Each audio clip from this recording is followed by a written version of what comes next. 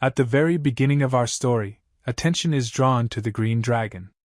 A group of people gathered around this majestic creature, the atmosphere filled with anxiety. They say that the guy has already been poisoned, and strongly recommend that he surrender, give something very valuable. At this moment, he takes in his hands a pink crystal, an object of considerable interest to those around him. His question is this what you need? Sounds like a challenge. He invites them to take the crystal if they are really up to the task. But people, for some unknown reason, comprehend a sudden insight, realizing that they must immediately leave here. After only a few seconds, the place where they just stood is engulfed in a powerful explosion.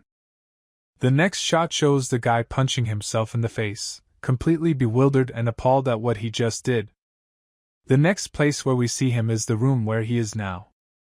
He is surprised that he managed to survive, and that he is still alive, despite all the catastrophe.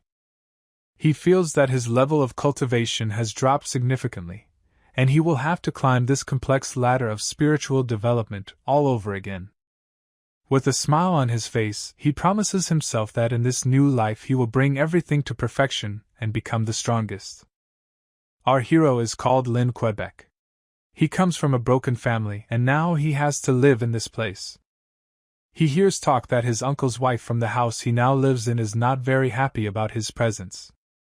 She is willing to give him shelter, but she thinks it's not normal to promise marriage to her niece Nina since it's an old contract. Lin K stands aside, listening to them arguing about this business matter. A thought arises in his mind: didn't I live 100 years in a past life so that I can stand with dignity here in this life? He does not understand why he has to live under someone else's roof.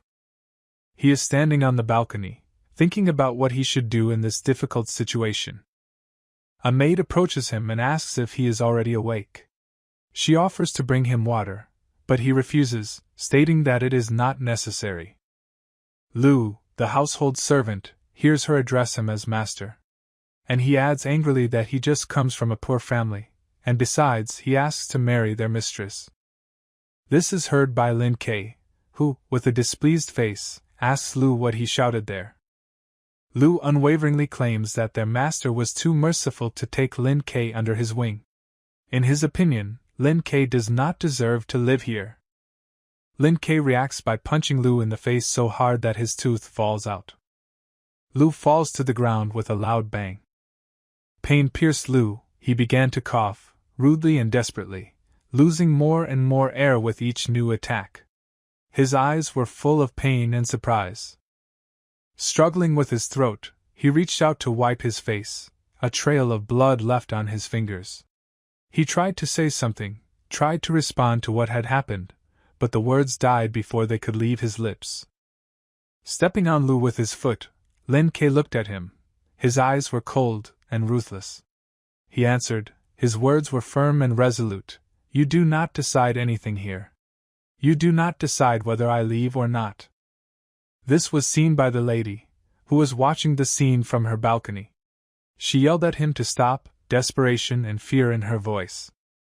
Lu, coming to his senses, began to complain to Mrs. His voice was weak and trembling, but there was an accusatory chord in it. The lady listened to him. She was shocked by what had happened. She couldn't understand why Lin K did this. She turned to Lin K with a question, looking for an answer in his eyes. "What did you tell him that you needed to hit him?" It was the annual meeting of the Lin family. And according to customs, every family and every courtyard will pay a visit to the Lin family. And this, she shook her head in displeasure, noticing that Lin K was overconfident. "You're not the boss here," she reminded him. "You can't just raise your hand against the servants of my house."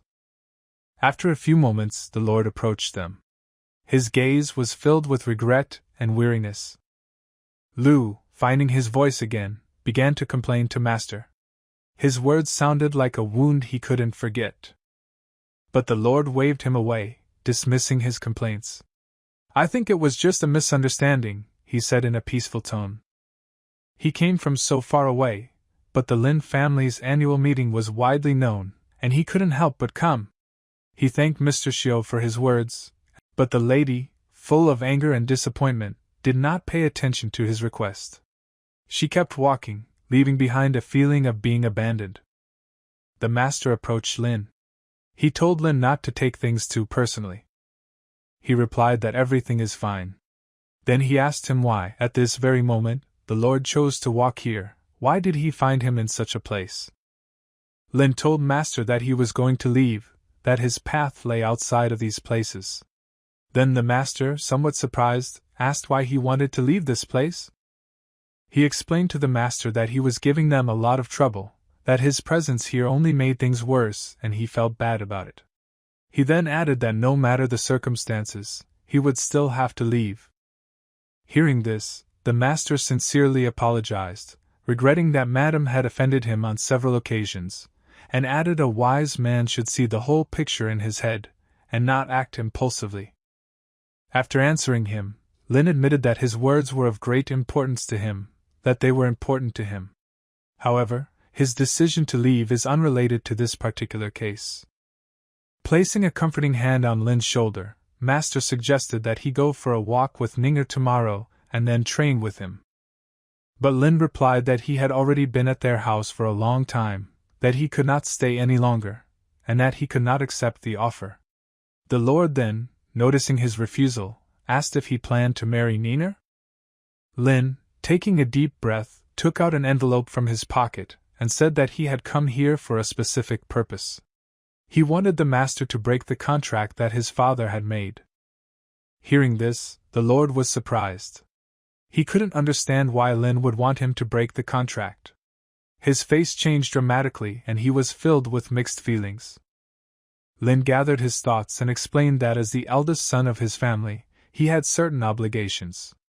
He must deal with all the problems of his family before getting married. The gentleman, still incredulous, offered to leave the contract, not to terminate it. He said that they still had nowhere to hurry, that there was still time for discussion. But Lin was stubborn. He had already made up his mind, he had already decided his fate, and he asked the Master to understand him. At this tense moment, the Master's daughter intervened. She suddenly snatched the contract from Lin's hands, causing everyone to flinch in surprise. And ignoring the shocking looks around, she said that she did not want to marry him, that she rejected him as a possible spouse. The father, with a note of irritation in his voice, abruptly told his daughter not to talk nonsense, to behave herself and calm down. He demanded restraint from her. The girl started crying. She begged her father, with desperation in her voice, so that she would not be forced to marry Lena. After only a few seconds, the girl's mother intervened in the conversation. She called her to her, trying to reduce the tension of the situation and calm her daughter. The girl turned to her mother, silently asked for help. She wanted her mother to become her ally. But instead of taking her side, the mother simply ordered her daughter to come with her. Before leaving, she gave Lin a look of displeasure and annoyance. Her eyes spoke of her dissatisfaction with what was happening. And then, only the two of them remained in the room, Lin and Master. There was a pause in the conversation, creating a noticeable tension in the air. In the end, Master sighed and explained to Lin that his wife spoiled their daughter too much. He apologized to him for her behavior. Lin, despite all the circumstances, once again thanked his uncle for all the kind and supportive words he addressed. Then he looked at him and said that it was time for him to go, that it was time to leave this place. The Master, albeit with regret, replied, "All right, go." After confirming his decision, Lin slowly got up and began to leave, leaving this house behind him. While he was leaving, Lin felt his strength leaving him. He understood that, having lost all his strength, his body becomes weak and vulnerable, his life is at risk. He stood on the street, alone with his thoughts, and thought about his future. He understood that he urgently needed to find a quiet place, a hiding place where he could recover and improve his cultivation level. In search of a suitable place, Lin came to the old temple, an ancient place that had been abandoned and forgotten by many. Looking around the space around him, he felt that this place suits him. With hope in his heart, he said that the temple would be his home, his refuge, at least for a while. But suddenly, unexpectedly for Lin, a piece fell off from the ancient statue in the temple. It was unexpected and sudden, adding even more stress and tension to his day. Suddenly, as if in warning of a bad idea, a piece of stone from an ancient statue in the temple began to separate. The fall of the stone was a clear sign that he was doing something wrong. The stone fragment fell right at Lin's feet and shattered into several small pieces, becoming fragments scattered around his feet. Lin, realizing that this might be the manifestation of the wrath of the Buddha, quickly asked for forgiveness. He assured that he did not intend to provoke the wrath of the deity, and promised to gild the body of the statue as a token of gratitude, as soon as he finished his practice. Then, after concentrating, he began to conduct a concentration technique that was perfect for cultivation practice. It was an important milestone in his spiritual journey. Closing his eyes, he fully concentrated on the cultivation process, forgetting everything else, finding inner peace and harmony. Lin spent all this process in an old abandoned temple, a place that was both his home and his training ground. After 24 hours of continuous practice, Lin finally reached the early stages of cultivation. This success made him feel a wave of joy and satisfaction. However, after 2 days of strict food abstinence, Lin felt his stomach protest with hunger. He decided it was time to find something to eat. Leaving the temple, Lin noticed a tree whose branches were covered with juicy berries. It seemed like the perfect solution to his problem. With a flick of his fingers, he activated his technique to pick the berries from the tree. It was an easy and convenient way to gather food. The goal was simple: make the berries fall from the tree, pick them up and eat them to satisfy your hunger. And now it worked. Berries, as if on cue, fell on the ground, creating a bright and juicy carpet. Lin quickly began picking berries, picking up whatever fell from the tree. His hands moved quickly and confidently, picking each berry. As a result, in his palms was a whole bunch of berries. It was a sufficient harvest to satisfy his hunger. With deep satisfaction, he ate the collected berries. The taste of the fresh and juicy fruit appeased his hunger, restoring his strength to continue his cultivation. Suddenly, a group of people appeared from around a bend in the road, heading straight for Lin. They were armed and looked determined. Ahead of the group was a man who was clearly their leader. He rudely called out to Lin, "Hey kid, what are you doing here?" Lin was surprised by this question and asked the ringleader with bewilderment on his face if he was talking to him. The ringleader confirmed that he was talking to Lin, since there was no one else here. In response, Lin said that before continuing the conversation, he wanted to clarify a couple of things. With a serious look, Lin said, "First, I have a name. Second, what I do here is my business, not yours." The leader was clearly offended by such a disrespectful attitude towards himself. He said that Lin should kneel down in front of him and stop being rude. Lin boldly replied that he would only do so if the ringleader made him. He didn't let the man intimidate him. Noticing that Lin was not going to obey, the leader drew his sword, preparing for battle. But at that moment another person from the group intervened. He apologized to Lin, introduced himself as an area inspector named Lin Zhou, and asked what Lin was doing here alone. Lin replied that he was just traveling and politely asked if there were any problems with this place.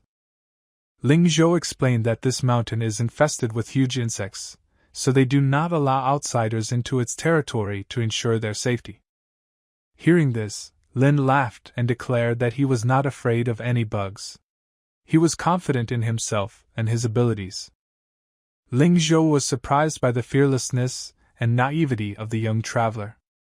However, after a few seconds he also laughed, assuming that Lin was just joking.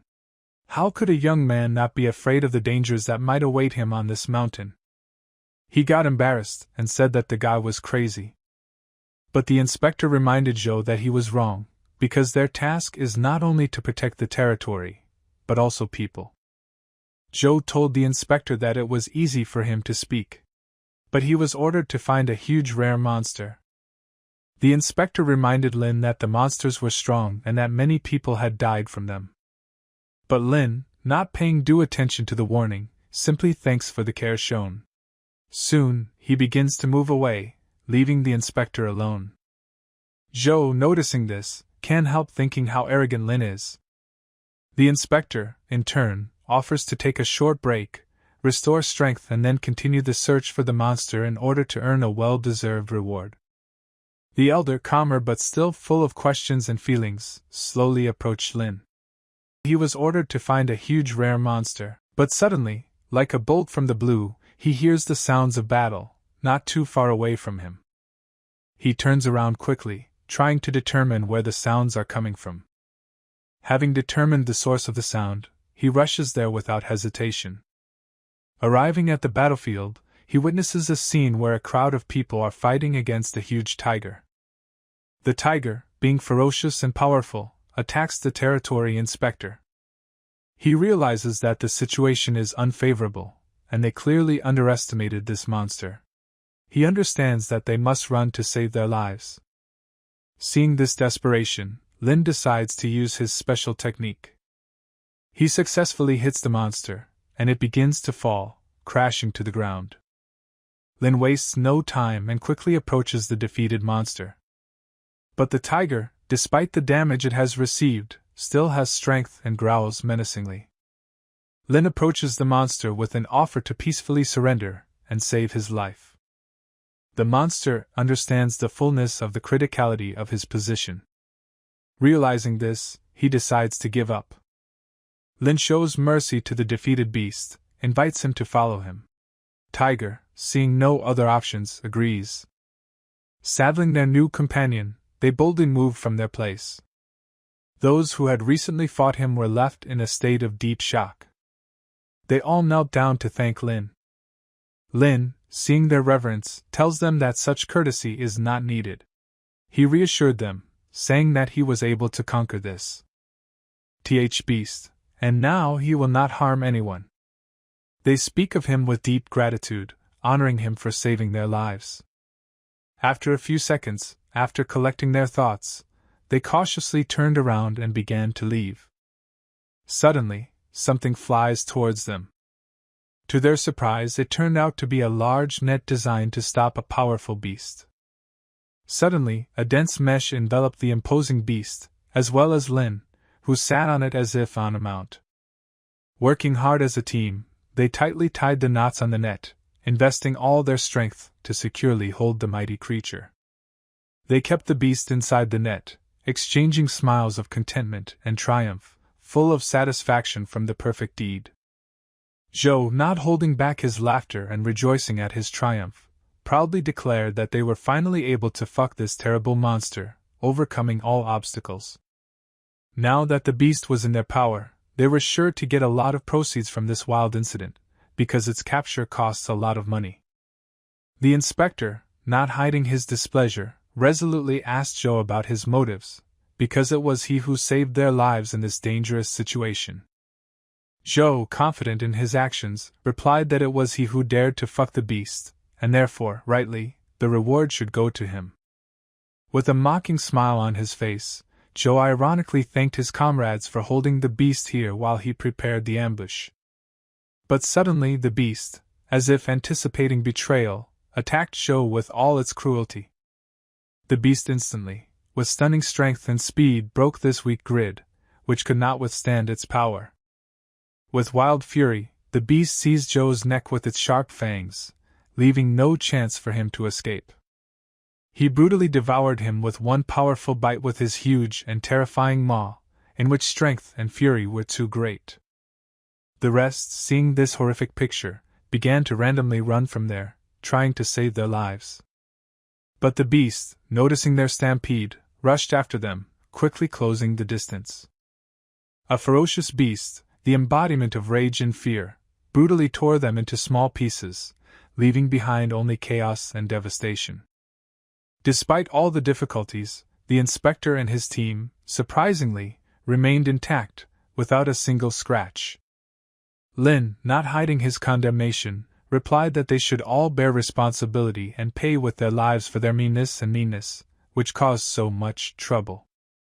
With raw gratitude in their hearts, they once again bowed to the master, kneeling before him in respect and recognition of his wisdom. Calmly and confidently, he addressed them, convincingly telling them not to worry, and also recommended that they go down the mountain and find a doctor to treat their wounds and restore their health. The inspector, feeling deep gratitude for the rescue, once again expressed his gratitude to Lin with a respectful nod of his head. After it was all over, Lin returned to the temple with calm relief, accompanied by his new surprise pet. After much deliberation, he decided to name it Shanjun, after the majestic mountain on the slope of which he found this mighty beast. A few days later, people came to him, as if confirming that calm after a storm is always short-lived. They slowly and carefully began to approach his temple, each step bringing uncertainty and a premonition of new trials. Seeing the strangers, Shanjun, like a defender of his territory, immediately rushed at them, ready to defend his master and his abode. People were afraid of meeting with the beast, because they did not have weapons, and they were not ready for such a collision, the fear of which made their hearts freeze. However, without allowing any conflict to arise, Lin immediately called the beast back to him, uttering its name in a calm but determined voice. And to his surprise, the huge creature obediently obeyed the order, turned and slowly returned to its owner, head down. The wanderer breathed a sigh of relief and admitted that he had come from the distant city of Lingzhou, with rumors of the existence of an immortal master. Hearing voices at the gate of his temple, Lin, with interest and some confusion, went outside to see what was going on.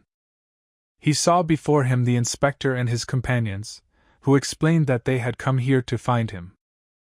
Calmly and confidently, Lin declared that he had tamed the king of the mountain himself, and now the beast would no longer pose a threat to people.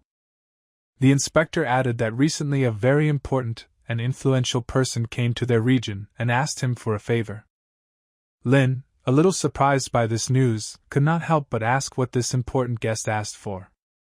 The inspector transparently explained that someone in their city was seriously ill and he urgently needed medical attention. And having learned about the legend of the immortal in the mountains, they decided to ask him for help. Lin, with a slight smile, asked if they expected him to become their doctor? The inspector, nodding, acknowledged that it was so. He then pointed to a basket full of shiny silver standing nearby. Saying modestly that he hoped Lin would accept this gift as a token of gratitude, and perhaps help them in their need. But Lin quietly explained that, despite all the respect for their treatment, he was not a doctor and did not have the necessary skills to do so. However, the inspector dropped to his knees and declared that he would be eternally grateful and appreciate his kindness, whether he could help or not. Lin replied that there was no need to beg him on his knees and promised to come back as soon as he could. Expressing his gratitude once more, the inspector nodded respectfully in acceptance of his decision. Meanwhile, Lin asked Shanjun, his faithful pet, to stay and wait for his return. The mighty beast roared back, indicating that it understood its master's order. Gathering his strength, Lin turned to the inspector and said that he was ready to go. The inspector accepted his decision and asked him to follow him, pointing the way towards the city. Meanwhile, Lin asked not to be called immortal, explaining that he was just a cultivator, a spiritual practitioner. He offered to call him Lin Ke, but the inspector replied that he would call him Master Lin as a sign of respect. After a long drive, they arrived at the house of Kong, the important guest mentioned by the inspector. There, Lin saw a sick man who needed his help. Wasting no time, Lin applied his unique healing technique. He gently touched the patient's hand, transferring his energy to it. Then he carefully watched the patient, waiting for changes. When Lin finished, he explained that the patient was in a coma due to circulation problems. He used his energy to clear her meridians and restore circulation so she would wake up soon. A grateful Kong thanked Master Lin for his help and invited him to rest in the courtyard of his house. And he strictly ordered his servants to fulfill all the requests of Master Lin during his stay. Uncle Yang, who was seeing Lin off, asked him to follow him. They arrived at the field where young people were training. The children worked hard to improve their skills by performing a variety of techniques. One of the guys, noticing the arrival of Uncle Yang, boasted of his progress in training and asked him to take a look. Uncle Yang, with a somewhat embarrassed smile, admitted that he could not appreciate his efforts, since at that moment he had to accompany the guest. The boy turned his attention to Lin, asking if he was the guest Uncle Yang was talking about. Yang confirmed that this was the case and added that the guest was Master Lin, who had been invited to treat the old woman. He asked the guy to treat him with respect. But the guy in response rudely objected that Lin did not look much older than him, and that he could be an ordinary charlatan. Uncle Yang sternly told him to behave, emphasizing that Master Lin was not like that.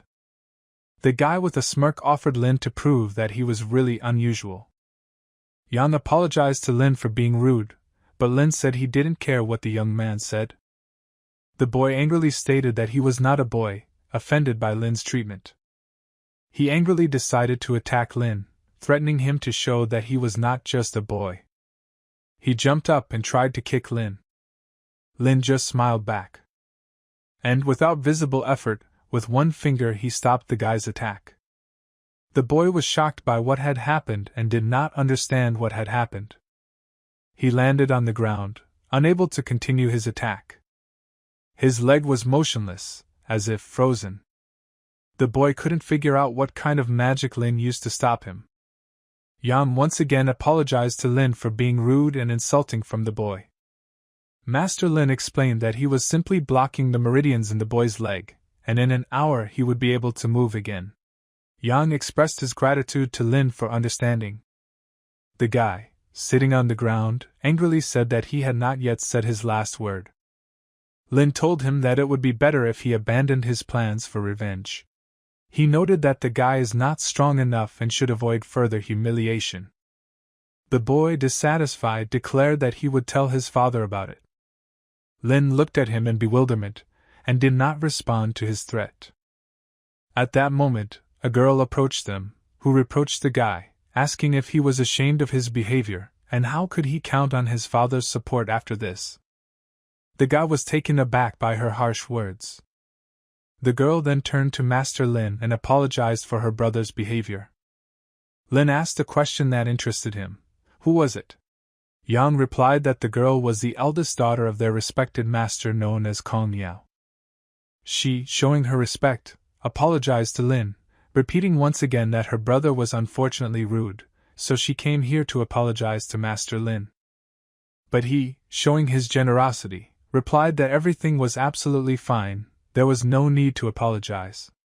And having translated the topic of conversation, he asked how their grandmother is doing?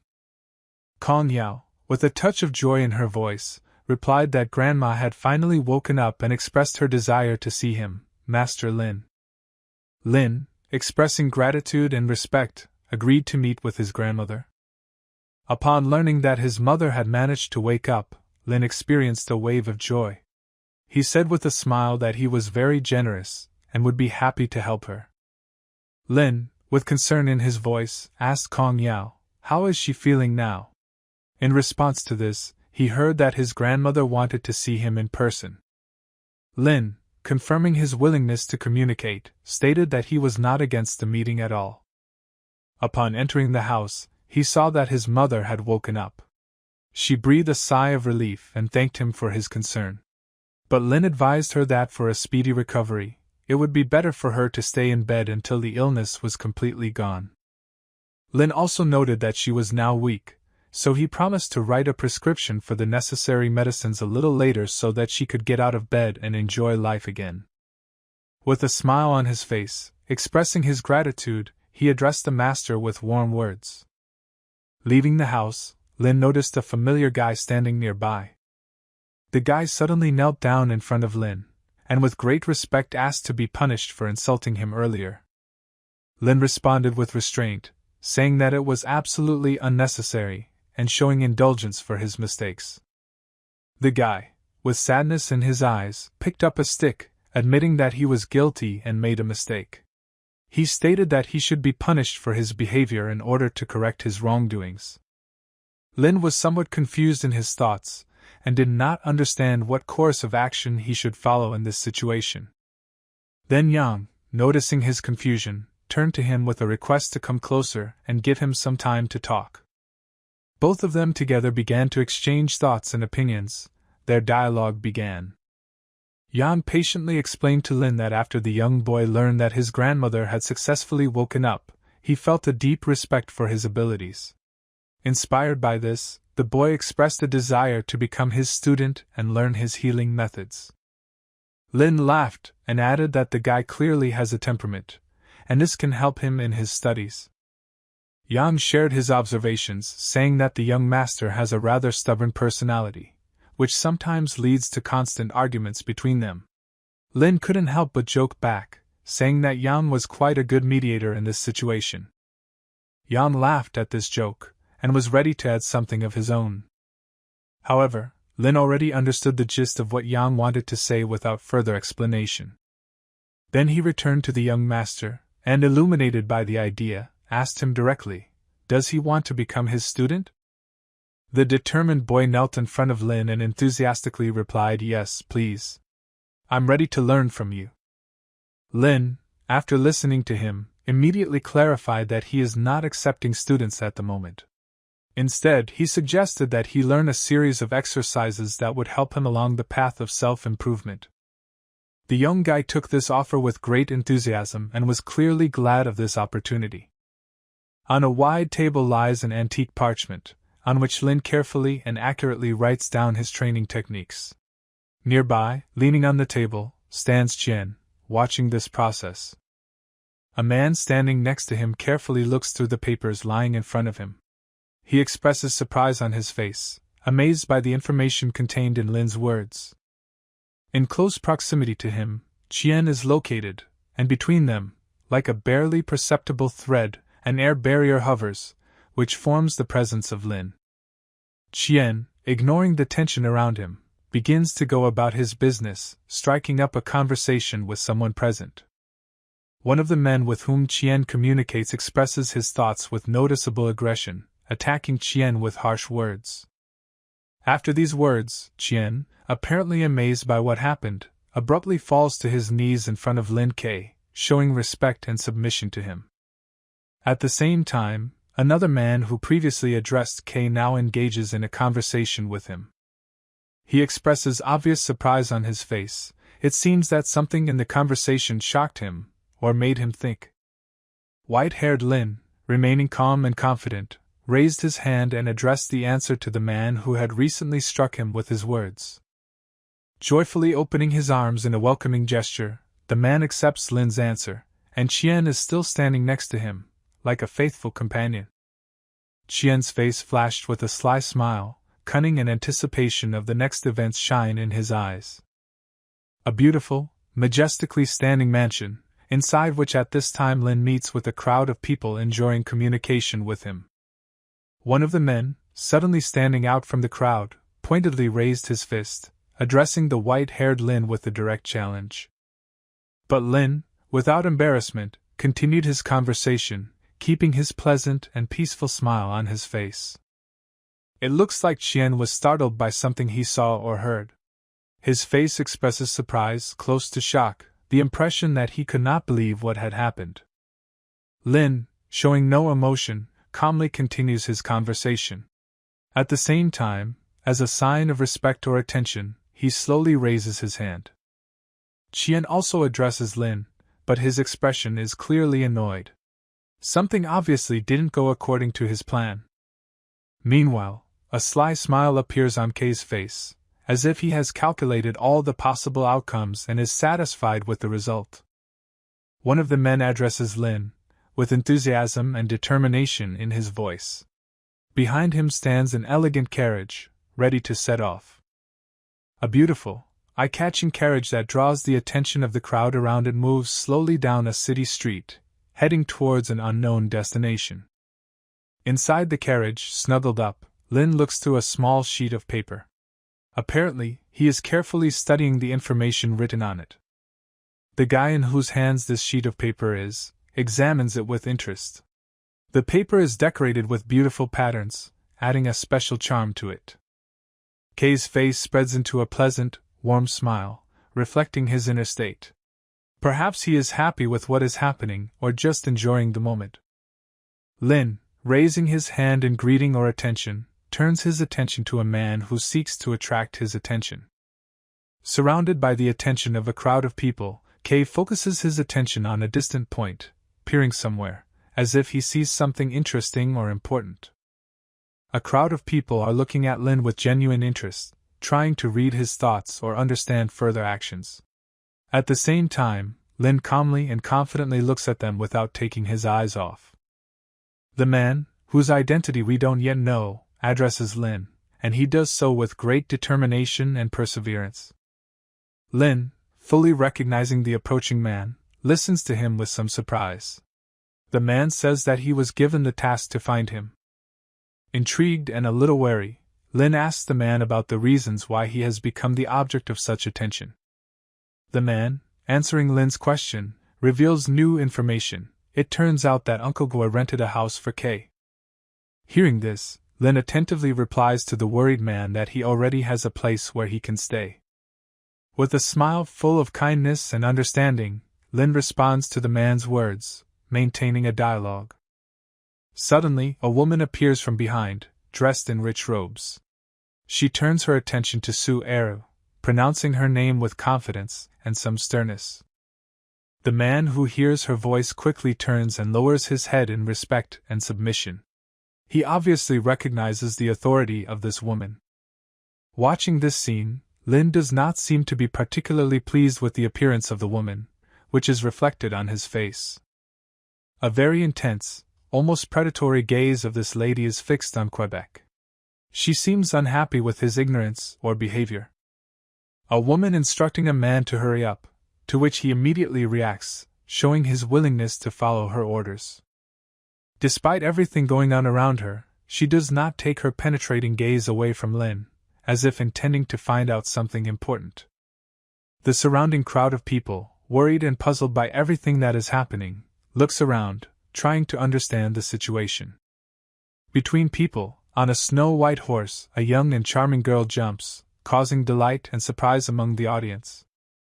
The horse on which this girl suddenly jumps past the woman we know, as if accidentally touching her, which adds dynamism and surprise to the scene. Without hiding her indignation, the woman shouts after the rider, who has disturbed the peace, and insultingly calls her ridden. The maiden in bright red robes, hearing the remark, dismounts from her white steed, preparing to respond to the provocation. Indignation and anger are noticeable in her eyes. The insult thrown at her is clearly not to her liking. The alarmed woman aggressively addresses the maiden, pointing out that horse riding is forbidden in this place, and demonstrating her dislike for the girl's actions.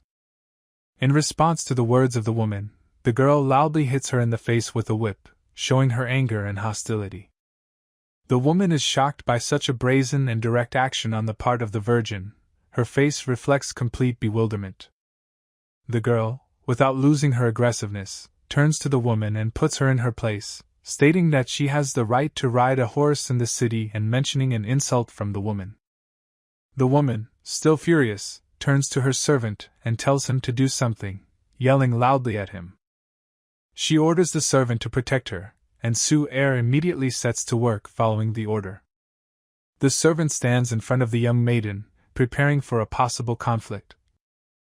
A perky smile appears on the girl's face, and she calls Shia courageous, as if challenging him to a duel. Su-er, anxious and wary, turns to the red-haired girl in an attempt to mediate the conflict. But the answer is a sharp blow to the face with a whip, which confirms his fears and causes even more tension in the situation. Angry because of the word slave, the girl, perplexed, attacks the man, ruthlessly beating him with a whip, despair and anger in every blow. Behind her, a voice is heard, preparing for a possible conflict on the girl's face, and she calls Shia courageous. All of a sudden, the girl's hand, which used to strike with such ruthlessness before, stopped. The man looked at her with a surprised look, disbelieving the sudden stop of the action. The girl seemed to be shocked by something unknown. Lin, not wanting to allow the man to suffer anymore, grabbed the whip from the girl's hands. He decided to stand up for himself, despite the possible consequences. Meanwhile, behind Kay, the injured man continued to make sounds of anguish while writhing in pain. The girl was clearly surprised by Kay's decisive action. She strongly demanded that he let go of the whip, as if it were a symbol of her power. Lin, unexpectedly for everyone, called the girl a small fry. He was ready to teach her a lesson, to show her that her actions were wrong and needed to be corrected. In response to Lin's insolence, the girl howled, full of bewilderment and indignation. She was shocked by his open insolence, having never met such resistance before. Lin, without losing his composure, focused his energy. A tiny ball of light slowly rose above his finger, shining brightly. In the next moment, this small ball of energy quickly flew towards the girl, and with a deafening thud hit her right on the shoulder. Tears began to break into the eyes of the girl, her hand cracked involuntarily. She asked Lin in horror and surprise how he could do it. With confidence, Lin pointed at the beaten man, imperiously demanding that the girl apologize to him. His face expressed inflexibility and self-righteousness. The girl was again shocked. She couldn't believe that now she was being ordered to apologize to someone. Her eyes sparkled with indignation and rejection. And again, another blow of energy, directed to the other shoulder, knocked the girl down. She looked back, staggering in pain and surprise. Watching the girl, it was obvious that she was in pain. Her whole body trembled with pain, as if every movement caused a new wave of torment. Lin repeated his demand again: the girl should apologize. His voice was firm and unyielding, never changing his mind one iota. Meanwhile, a group of riders appeared behind the servant and Quebec. They were rushing somewhere at incredible speed, piercing the air with their presence. Suddenly, the riders stopped. They dismounted from their horses, as if ending their sudden pursuit, and looked around. As it turned out, these people were the servants of the red-haired girl. They addressed her with deep respect, calling her mistress. The lady was clearly angry that her servants had left her for so long. She, not concealing her anger, ordered them to kill Lin. One of the servants slowly drew his katana from its scabbard. With a serious face, he invited Lin to kneel down and die without pain, without unnecessary torment. However, Lin continued to insist on his demand for an apology for the servant. Even when the servant tried to stop him, Lin remained adamant. The girl was clearly excited. She couldn't understand why Kay was so stubborn. His steadfastness surprised and frightened her. Impatiently, she turned to her servants, ordering them to hurry. Her voice sounded dissatisfied with their slowing down. The servants, obeying the order, raised their blades over Lin's head. They were ready to carry out the order, their faces were full of determination. But suddenly, in the middle of the street, a voice sounded calling for all this to stop. It was the sound of despair and hope, cutting through the silence. The girl we knew, raising her eyebrows, was heading towards Lin. Behind her walked a group of servants, their steps reeking of determination and authority. Alarmed, Lin, the servant, and the red-haired girl turned around to see the approaching people. However, the cry didn't seem to stop the red-haired people. The red-haired girl was startled by the presence of Miss Yen. She looked at her in surprise, trying to understand what was going on around her.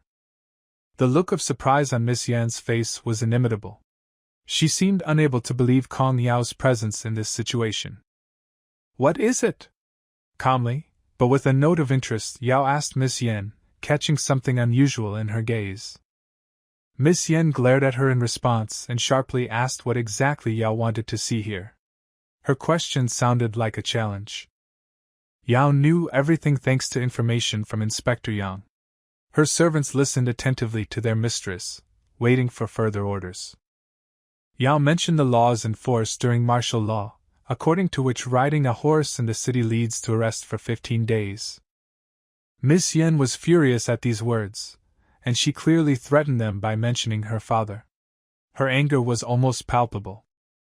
Yao talked about the equality of all before the law, and how Miss Yen will face the king in court. Her words were persuasive. "Aye." Young Miss Yen stuttered in confusion. She clearly did not expect this turn of events. Kong Yao continued to intimidate her with the trial, pointing out that due to Miss Yan's minor age, it would be Kong Yao who would represent her. Miss Yen clenched her teeth as her anger-filled face contorted into an animal grin. Her emotions were on edge. "We'll see," the girl exclaimed, already rapidly moving away from the place of conflict. Her voice sounded determined and menacing. With a gesture of an empress, Miss Yen withdraws her subjects and swiftly leaves, leaving only questions and bewilderment behind. Yao addressed Lin by introducing herself and giving her name. Her politeness contrasted with the general atmosphere of tension. Lin tells her that there is no need to be too polite. His words were simple and blunt, but respectful. Kay turns to Brother Yang, wondering what exactly happened. His question expressed a sincere curiosity about the events taking place. He begins his story by describing the moment he saw the writer. His story confirms the determination to ask Kong Yao to deal with this situation. Lin's questions about the girl sound interesting as, behind him, a bloodied servant lifts his mistress, supporting her to keep from falling. To Lin's question, Yang replies that Miss Yen is the daughter of the king himself, who was assigned to Linzhou. The information was a revelation. The woman previously lashed seems very surprised to learn that the girl is a member of the Yang royal family. The Yang family doesn't have much influence, but if you violate their honor or law, they can greatly affect your life. It was a warning. The bloodied man, terrified for Lin's fate, advises him to run. However, Lin dismisses it as nonsense. Kong Yao laughs softly, beautifully ladylike, and says, "Of course not." Her words sounded like music. Lin asks Kong Yao to solve Su Er's case while another man stands behind him. His request was serious and important. In response, Kong Yao reassures him, saying that there is no reason to worry. Her words sounded confident. Kay thanks Yao for resolving this difficult issue. His gratitude was sincere. Yao compliments Lin on his politeness. Her words sounded sincere and respectful. The woman expresses surprise at everything from the fact that this girl is from the Kong family to the fact that Lin lives on the mountain. Her surprise was palpable. Lin talks to Brother Yang. He doesn't want to burden him with travel, but Yang says not to worry. At this time, Su Er enters into a conversation, saying that it is convenient for him to get to the appointed place, because it is just on his way. Behind him is his mistress. She is watching closely. Lin thanks Su Er for the offer, responding positively. He also delicately invites him to clean up before the meeting, taking care of Su Er's appearance. Here the attention of everyone present switches to the carriage, which slowly moves away from Lin and the richly dressed woman, leaving them in silence on the street. The woman, left alone with Lin, is lost in her own thoughts. Scenarios run through her mind. She thinks Lin is here to humiliate her. She suspects that Lin is on good terms with Kong Yao, and this makes her vaguely suspicious. She understands that she still has a lot to learn. Meanwhile, near the large and prestigious Gua Manor, where a noble family lives, 3 people are gathering, holding documents in their hands. As the conversation continues, Lin expresses his gratitude to Brother Yang for his help and understanding. However, Yang brushes it off, saying he didn't do anything special. Gua himself also shows gratitude to Yang for his work. Yang replies that he shouldn't be so polite and says it's just part of his job. Lin, overhearing the conversation, tells Yang that he shouldn't refuse thanks, as his work is truly commendable. Kay then thanks Gua for his hospitality, and is already preparing to leave, but Gua remarks that it is too late and invites Kay to stay. Lin, in turn, says that he was about to return home, his eyes filled with sadness at the thought of the road ahead. But Gua, a loving uncle, can't help but worry about his nephew. Lin listens to his caring words while remaining calm and humble. Gua brings up the subject of his nephew's alleged resentment and doubts about his honor, further troubling Lin. Lin, however, replies to Gua that he should not blame himself for the circumstances. His words are permeated with confidence and calmness. Uncle Gua, flustered, says that no matter what happened, this place will always be his home. His words sound like a promise. Uncle Gua admits that his wife and daughter don't know Lin very well yet, they need time to discover his true nature. Lin, in response to this, reassures his uncle, saying that he is ready to wait and does not worry about it. Gua's face breaks into a gentle smile at Lin's words, and he makes a comment about his nephew's noble intentions. Gua's words sound like a compliment. The same gentle smile appears on Kei's face. He responds to his uncle's words about his seriousness, with reverence and respect for his wisdom. Gua hopes that the relationship between their families will always be great. Lin, in turn, shares his uncle's hopes, confirming that he is ready to work to strengthen their ties. Uncle Gua does not hide his joy at his nephew's words. This fills his soul with happiness and satisfaction. After the meeting, Lin is in his room near the cauldron. He realizes that in order to improve his level of cultivation, he must seriously study medical practices. Hanging in front of Kei is a ball of energy that floats above his finger, sparkling with soft light. Kei concentratedly launches this charge of energy under the bottom of the cauldron. As soon as he touched it, the entire cauldron instantly lit up, filling the room with warm light. Kei looks away wearily and excitedly, his eyes full of excitement and hope. His heart beats in anticipation of the next events. Lin looks at a certain white vial and remembers the night of cleansing, after which the medicine became more effective. In the background of his attention, like a slight echo of the presence, is Neinir. Her figure looms vaguely, like a ghost from the past, returning to his mind. Wanting to see Zhu off, Neinir plunges into the depths of his memories. Her mind fills with images of her brother, whom she still loves and remembers so much. Neinir thinks deeply about how her brother sees Lin Zhu. Various scenarios form in her mind as she tries to understand his thoughts and feelings for Zhu. Suddenly, she raises her head, and her gaze becomes distant, as if she is immersed in the contemplation of the sky. Her thoughts on Lin Zhu take her back to the past once again, when even her own mother had a change of heart about him. A scene from the past resurfaces. Her mother is seemingly hinting that Lin Zhu is not such a bad guy after all. Neinir's eyes suddenly become wet, and a tear rolls down her cheek. She does not want to marry Lin Zhu, and this longing intensifies to great grief and despair. Two purple-haired girls who look like fantasy creatures address Neinir by name. The two girls, who are named Xinger and Yenner, turn out to be Neinir's old friends. As Neinir makes his way towards them, Zhu watches the scene from his distant post. The girls begin the conversation by expressing their disappointment that they rarely see each other. A tall girl, Yang, jokes with Ruoning about her recent husband. Her eyes sparkle with mischief and amusement as she shares these memories. Everyone around is engulfed in merry laughter at Yenna's joke, and Neinir, puzzled, asks them to stop mocking her. Xinger, the other girl, claims that all her jokes are based on the truth, but does so with a warm smile on her face. All this time, Lin Zhu continues to watch them from a distance.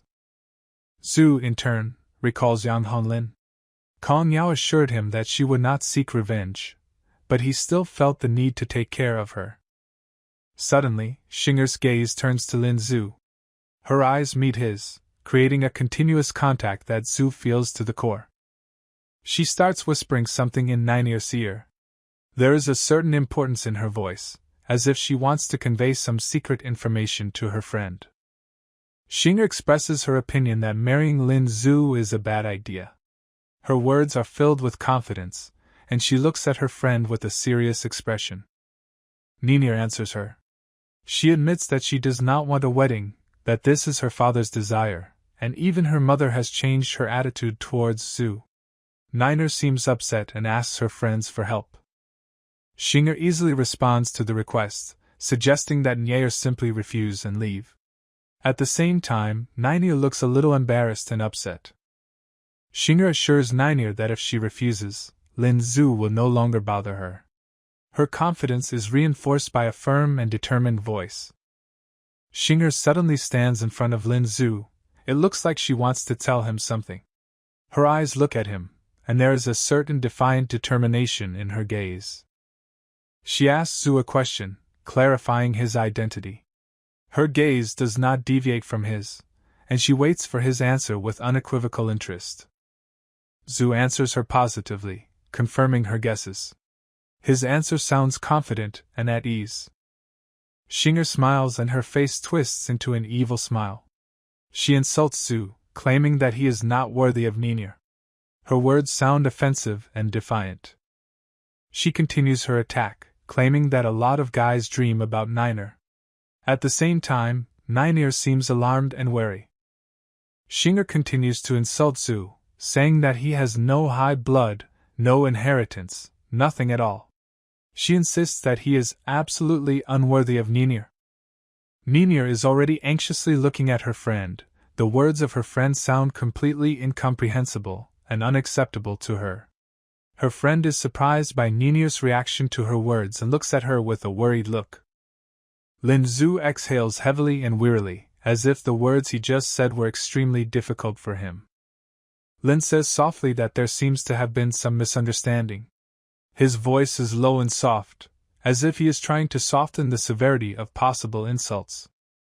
Kay claims that he is not interested in Ruaning at all, despite the fact that his father signed the marriage contract. The predatory look of the girl, as if she is ready to attack, is directed directly at Lin. Kay, with a deadpan, serious face, mentions that he was given back his marriage certificate, and emphasizes the complete absence of any romantic relationship with Ning. Ninier's friend's face is filled with anger. Her eyes are shining, and she calls Lin a liar, claiming that he is stalking Nin. Her words pierce the air, and their harshness is evident in her voice. Liam instantly tells her that Uncle Gua has assigned him to accompany and protect Nin. This answer has clearly alarmed the girls, and they seem noticeably restless. The girl snorts in disbelief and disdain, saying that Lin talks too much, her eyes flashing with defiance and disdain. Lin tries to calm the girls, assuring them that they have no reason to be worried. His voice sounds convincing, although his face shows some weariness.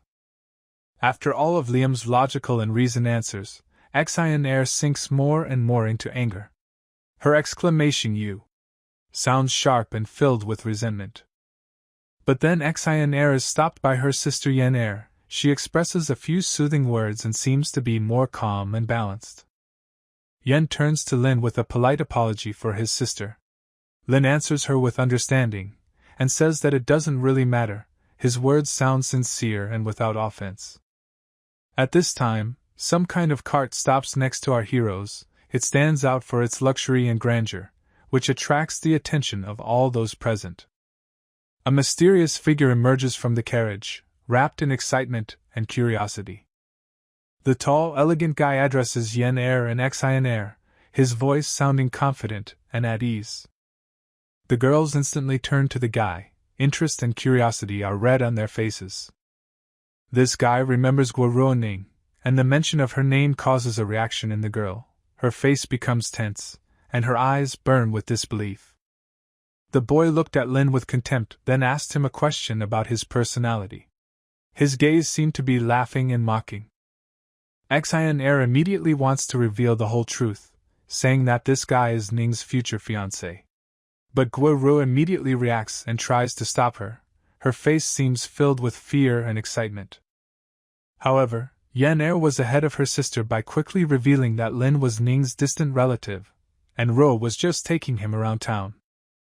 The guy's contemptuous gaze gradually fades, his face becomes calmer and softer, as if his suspicions about Lina have dissipated. This guy's name is Jun Qian, and he doesn't miss the opportunity to brag about owning half of the houses on this street. His voice sounds proud and a little smug. A sly smile appears on Qian's face. He expects that Lin, seeing his wealth, will not dare to say anything to him. Qian's gaze is full of confidence and contempt. Lin Zhu, however, simply breathes out easily, his face remaining impenetrable, and he doesn't seem overly alarmed by Qian's arrogance. After a short pause, Qian realizes that Kay is not as simple as it seems. He begins to look at Kay with new respect and caution. Jun Qian says with some disbelief that he thinks young Lin looks down on him. At Qian's words, Kei remains silent, maintaining his impenetrability. Here Xian enters the conversation, and says that Lin, apparently, does not understand the high status of his older brother, because he comes from a small town. Qian smiles and calmly replies that it looks like he was wrong about Lin. He also says something about fate. Xian asks his brother why he is laughing so happily. He replies that he will soon show them something interesting. All this time, Nin is watching from the sidelines. The girls are standing near the wagon. Xian tells Ning and Yen to get on the wagon. Qian, somewhat haughty and self-satisfied, turns to Lin with the notification that, unfortunately, there is no wagon left for him. However, he offers him an alternative to ride horses. Lin, in turn, remains calm and does not respond to Qian's words. He just silently looks at him, as if judging his words and actions. Their conversation is interrupted by Qian's servant, who arrives with 2 horses. Qian wastes no time and immediately mounts one of the horses. Lin continues to silently watch this without showing any emotion. While on horseback, Qian asks Lin to meet at the foot of Qingyuan Mountain. Without waiting for an answer, Qian quickly gallops off on his steed towards the mountain.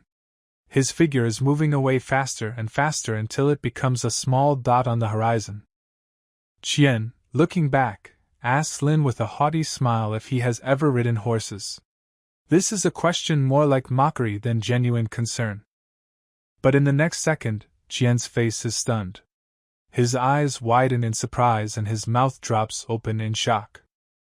It turns out that Lin rushed past Qian on his horse at breakneck speed.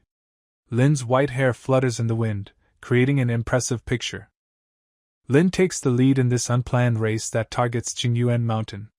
His mount runs so fast it leaves only a cloud of dust behind.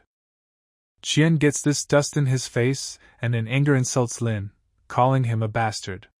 These words sound harsh and insulting, reflecting his anger. Qian's face is covered with anger, and he starts to wonder where this Lin came from. His eyes are trying to penetrate the mystery of the origin of this unexpected adversary. At the foot of the mountain, Linya meets a group of people. This meeting seems strange and unexpected to him, which makes him feel uncomfortable. Lin begins to reflect on the state of his tiger. He looks at his pet with a worried look, turning over different scenarios in his head. However, in the end, he comes to the conclusion that there is nothing to worry about. After all, his tiger is the king of animals on this mountain. Meanwhile, behind Lin, Qian approaches on his horse. His mount quickly closes the distance, and soon he will be close to Lin. From the crowd gathered at the foot of the mountain, 2 people emerge, addressing Qian. These people obviously know Qian and greet him with respect. Qian brushes off Lin, who is standing behind him, with a haughty smile. Qian then turns to the girls he just talked to. He sarcastically remarks that they haven't seen each other for a long time, as if joking about their situation. To Xian, this joke does not seem to be funny. She looks at Qian with a serious expression, as if she doesn't understand what the joke is. A dozen longbows are scattered on the ground at the foot of the mountain. They look menacing, as if waiting for their owners. Qian invites the whole company to hunt on this mountain. He says it with confidence, as if he knows this suggestion will lead to amusement. Xian and Yen are very surprised by the words about hunting. Their faces express bewilderment and surprise, while Nin simply remains silent. Qian, in turn, claims that this is just a game to allay their fears. Yen expresses his fears that hunting here can be dangerous, because giant monsters are rumored to live in these mountains. Xian, speaking to Yen, he says that the government has already attributed its role in the destruction of the monsters that terrified all the people. Qian says not to worry, because there are people among them who can kill these monsters. Yen, looking at Qian doubtfully, finds the courage to protest. With a smile, Yen says that many respected people have gathered with them today. A tense atmosphere envelopes the field, where a group of armed men is standing. Xian reaches for his quiver and draws out a bow, handing it to Ning. Ning, confused, refuses the bow. Despite Ning's refusal, Xian invites him to try, standing behind his older brother. Ning felt objections begin to swirl in his head. Here Lin joins their conversation and says that it is not safe here. He speaks with a serious expression on his face. Xian, turning to Kei, asks him if he is scared. Xian cheekily calls Kei a coward, chuckling at his fear. He claims that such a person is not even worthy to be with a girl, showing his disdain for Kei. Qian, who was nearby, noticed Xian provoking Kei, and he turns his attention to it, preparing for a possible conflict. Qian enters the discussion, saying that their main goal today is to have fun. If Lin does not like something in their plans, then, according to Qian, he can just leave. Lin listens to all these words with calmness, without showing any emotion. Not only Qian and Lin are included in the discussion. The people standing behind them also decide to join the conversation. They offer to drive Lin out of here, deeming him out of place in their plans. Xian begins to subtly manipulate Ning. Ninier, faced with Xian's manipulative tactics, feels lost. One of the girls, seeing the tense atmosphere, orders Kei to return home, announcing that she herself will go along with the rest of the group. All Lin can do in response to these events is to take a deep breath. The air that he releases seems to symbolize his despair and helplessness. He turns slowly, feigning his desire to get away from the scene. His movements indicate that he wants to be as far away from this place as possible. The quiet life of a young deer was brutally interrupted by a stray arrow that pierced his body without warning. The moment the deer cried out in pain, a second arrow pierced its neck, adding more suffering to the poor creature. The arrow was released by Qian, and his actions were greeted with applause from the crowd who stood behind him admiring his marksmanship. Each of the assembled gulp praises Qian and flatters him with pleasure, because killing a deer with one arrow is an achievement worthy of praise. Xian, admiring his older brother's actions, calls him a great shooter, to which Qian, pleased with the compliments, agrees. Yang remains standing over the deer's lifeless body, wondering how Lin would react to such a scene. He's sure Lin would be scared. A loud cry is heard from the depths of the forest. An unknown voice loudly declares that the killed deer belongs to him. In the place where Qian is standing, a certain guy comes out to meet him. His confident gait and longbow resting on his shoulder represent him as a hunter or warrior. Qian looks at him haughtily, and from behind one of the servants asks why this deer is his. The man, ignoring the words of the servant, approaches a deer lying nearby. The body of a deer that fell after the shot lies motionless, right on the road. He surveys the animal's body, seemingly measuring the accuracy of his shot. He claims to Qian that he was the one who first shot the deer. But Qian's servants, in response to his words, only laugh, frankly not believing in the man's statement. Their distrust of the hunter's words becomes more and more evident. The man, feeling anger from ridicule and contempt on the part of the servants, declares that he himself decides what he fancied or not. Suddenly, the man turns his attention to something. His gaze darts to the side where something catches his attention. And then suddenly, the man gets a knee in the stomach from one of Qian's servants. At the same time, there are rude insults directed at the man from the side of the servant. The man thinks with shock and indignation how dare the servant beat him. The question arises in his mind how he, a man of honor and dignity, can be treated in this way. But in the next second, a crowd of people nearby pounce on the man and start beating him. Among the insults they throw at him, they call him blind, due to his lack of understanding of the situation. Suddenly, another crowd of warriors comes out to help the man. They emerge from the shadows, their armor gleaming in the sun, their katanas gleaming in their hands. An old man in a bandage appears, surrounded by warriors with katanas. His appearance speaks of his experience and skill in combat. Qianyu's servants, seeing this new group of people, stopped and turned their attention to them. Their eyes are tense, and their hands are already reaching for their weapons.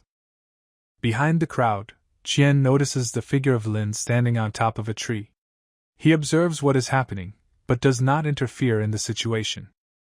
Entering the conversation, Lin declares that he is ready to compensate for the damage caused during the conflict, despite all the controversial points.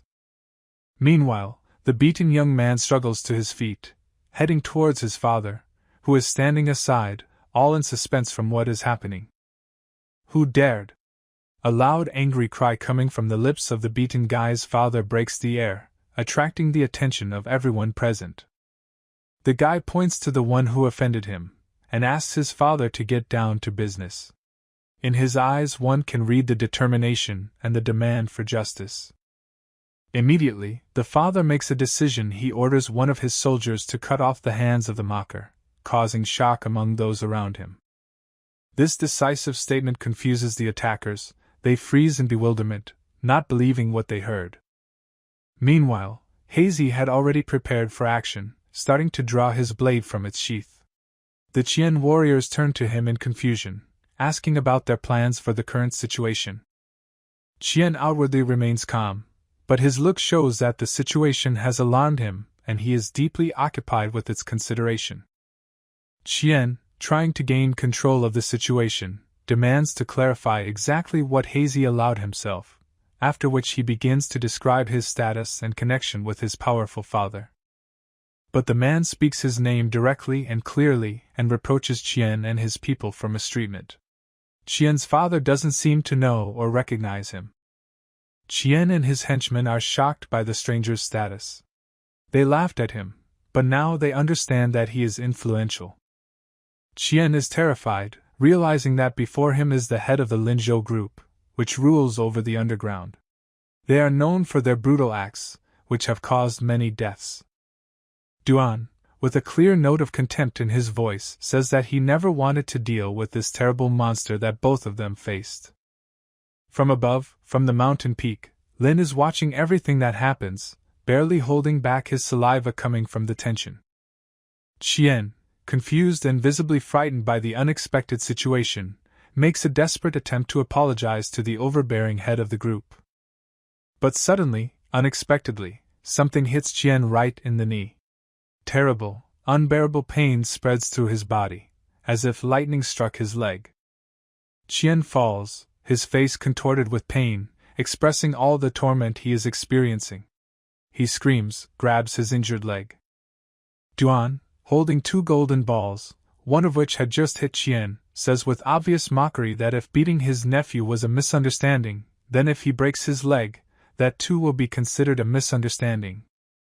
The servants stand in utter horror, unable to believe in their eyes, watching everything that happens. Qian, tormented by unbearable pain, begins to delirious, his speech becomes slurred, the words merge into nonsense. With a smirk on his face, Duan says, "Your father's face," and immediately asks Qian what those words mean. Qian, mustering all his strength, gets to his feet and confidently declares that if their boss spares him and his men, they will never let him down. Duan seems to be surprised by such audacity, his eyebrows rising in amazement. Duan agrees to Qian's proposal, but as expected, he has his own terms. With difficulty enduring this terrifying performance, the girls in bewilderment and fear watch everything that happens. Duan, stony-faced, says that he will let Qian go, but only on the condition that everyone else on the spot breaks their legs. At Duan's words, fear appears on all faces. Horror fills the eyes of everyone present, and even the most persistent cannot hold back tears. The girls are also terrified. Their eyes are wide open and they cannot even utter a word in response to these terrible conditions. Ning deeply regrets not leaving with Lin to avoid this nightmare. Her heart beats with fear, and her eyes reflect despair. Qian, feeling responsible for everyone present, turns to the boss asking for mercy for the girls. He claims that they are absolutely innocent in everything that happened. Duan seems to agree. He states that girls can keep their legs intact. This takes some pressure off the air. But then Duan says let the girls have fun with their brothers. These words fill the girls with fear again, their hearts beating like drums in horror. The boss calls out to let the fun begin. The warriors standing behind him smile sinister smiles as they wait for those words. They are already looking forward to the upcoming entertainment. Without further ado, these men rush at the frightened girls in anticipation of their fun. One of them had already almost reached Ning, his dirty fingers for a split second from her pale skin. But suddenly, a powerful blast of energy slams into the arm of one of the men, right before it touches Nin. He screams in excruciating pain, his face contorted in horror and anguish. Duan appears to be surprised by this intervention. He wants to know who this scoundrel is, who dares to interfere in his affairs. And then a leg appears above the ground, floating in the air, as if rejecting all the laws of physics. Only then will everyone see who came to the rescue. This is Lin Ke, who hovers above the earth with majestic calmness, like a deity saving victims from a terrible fate. Above the ground, Lin hovers. The wind plays with his clothes, creating an effect of lightness and grace. He makes a sign with his hand, giving the command to stop everyone who is below. Something strange and unknown flickers in his eyes. He says he has an offer, but his voice is cold and inscrutable. Duan, a strong and dominant leader, is perplexed and dismayed. He asks him with a challenge in his voice, "Who are you?" His gaze is full of disbelief and bewilderment. Lin replies with the certainty that his identity doesn't matter. The main thing is that Duan must fulfill his order. Duan is clearly outraged and has no intention of following the order. He shakes his head and looks at Lin with open disdain. Lin, without losing his composure, says that in case of non-compliance, no one will get out of Qingyuan Mountain. All the people present are shocked by Lin's words. Their faces are pale, and their eyes are full of fear and bewilderment.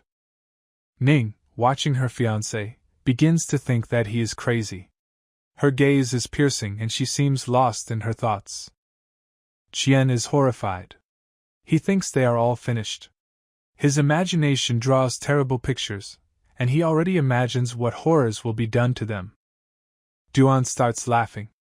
His laugh is loud and derisive. He is surprised that they talk to him like that. His face is contorted in mockery. Lin quietly listens to these phrases of the boss. His gaze is focused, but there is nothing in it except calmness and confidence. Duan loudly orders his men to kill Lin. His voice sounds merciless, and his face is contorted with rage. The servants of the boss with blades rush at Lin. Their movements are quick and determined, but there is doubt in their eyes. Lin easily dodges all blows. His body moves with incredible grace and speed, like the wind. Lin delivers energy strikes to each opponent. His movements are precise and powerful, each strike hits the target. Qian is shocked by Lin's strength. His face expresses deep regret, and he clearly regrets that he insulted him. Duan realizes that Lin is a cultivator. His gaze becomes serious, and he begins to assess the situation differently. But he is not scared, thinking that Lin will not be able to handle all of them. Behind him is a group of people who aim their bows at Lin. Duan smiles slyly. He raised his hand, preparing to give the fire order. His eyes sparkle and he says it himself without taking his eyes off Lin. But Lin is not afraid. His eyes are calm and he says, "Try it."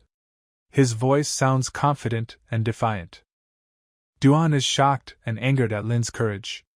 His face is red with rage, and his eyes sparkle with malice. Suddenly from the forest, and a terrible roar is heard. Everyone turns around, the fear in their eyes growing with every second. The archers are being attacked by the tiger. His eyes sparkle and his body moves with incredible speed and grace. Duan is just horrified by this. His face is contorted with fear, and his eyes are wide with horror. The tiger is already approaching Duan. Because of this, the latter is frightened. The tiger stopped and looks at its next victim, Duan. Luckily for Duan, the hint of imminent danger turns out to be false, and the tiger passes him casually. The huge beast instead heads towards its owner, Lin Ke. Lin Ke looks at his powerful pet, asking with a smile if he misses him. In response, the tiger, for his part, approaches his master and licks his face, expressing his affection. Lin, in turn, says that they can play later, now he has a case to solve. With those words, the smile disappears from Lin's face. He gets up and begins to move in a certain direction. His step is full of determination. Ning, watching this, can't contain her surprise. She slowly says he. When? Indeed, quite recently it seemed to her that Lin was an ordinary person, and now he communicates with the tiger, as with a pet. Duan, in turn, is shocked by everything he sees. It seems to him that all this is impossible. After all, Lin seems to him invincible on this mountain. Lin then turns to Duan, telling him to rethink his proposal. His voice is calm but confident. With these words, Duan begins to apologize to Lin. Sincere remorse can be heard in his voice. He noticeably softens in front of Lin. Qian, in turn, is shocked that Duan himself is saluting Lin. This event puts everything in a different light. He cannot believe it. Lin listens to Duan's apology without taking his eyes off his face. His gaze is filled with depth and calmness. Duan bows, a sign of respect and humility. He is very agitated and scared, feels that he has lost control of the situation. But Lin, seeing his condition, orders Duan to get up. His voice is again soft but determined. Duan continues to apologize, admitting his guilt. He says that he was wrong, that he should have respected Lin. Duan then asks Lin for his instructions, accepting his authority over him. In response, Lin Ke announces that he and Guer Ning are in a relationship, opening a new chapter in the story.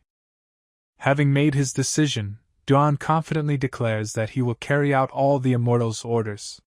His voice reflects respect and determination.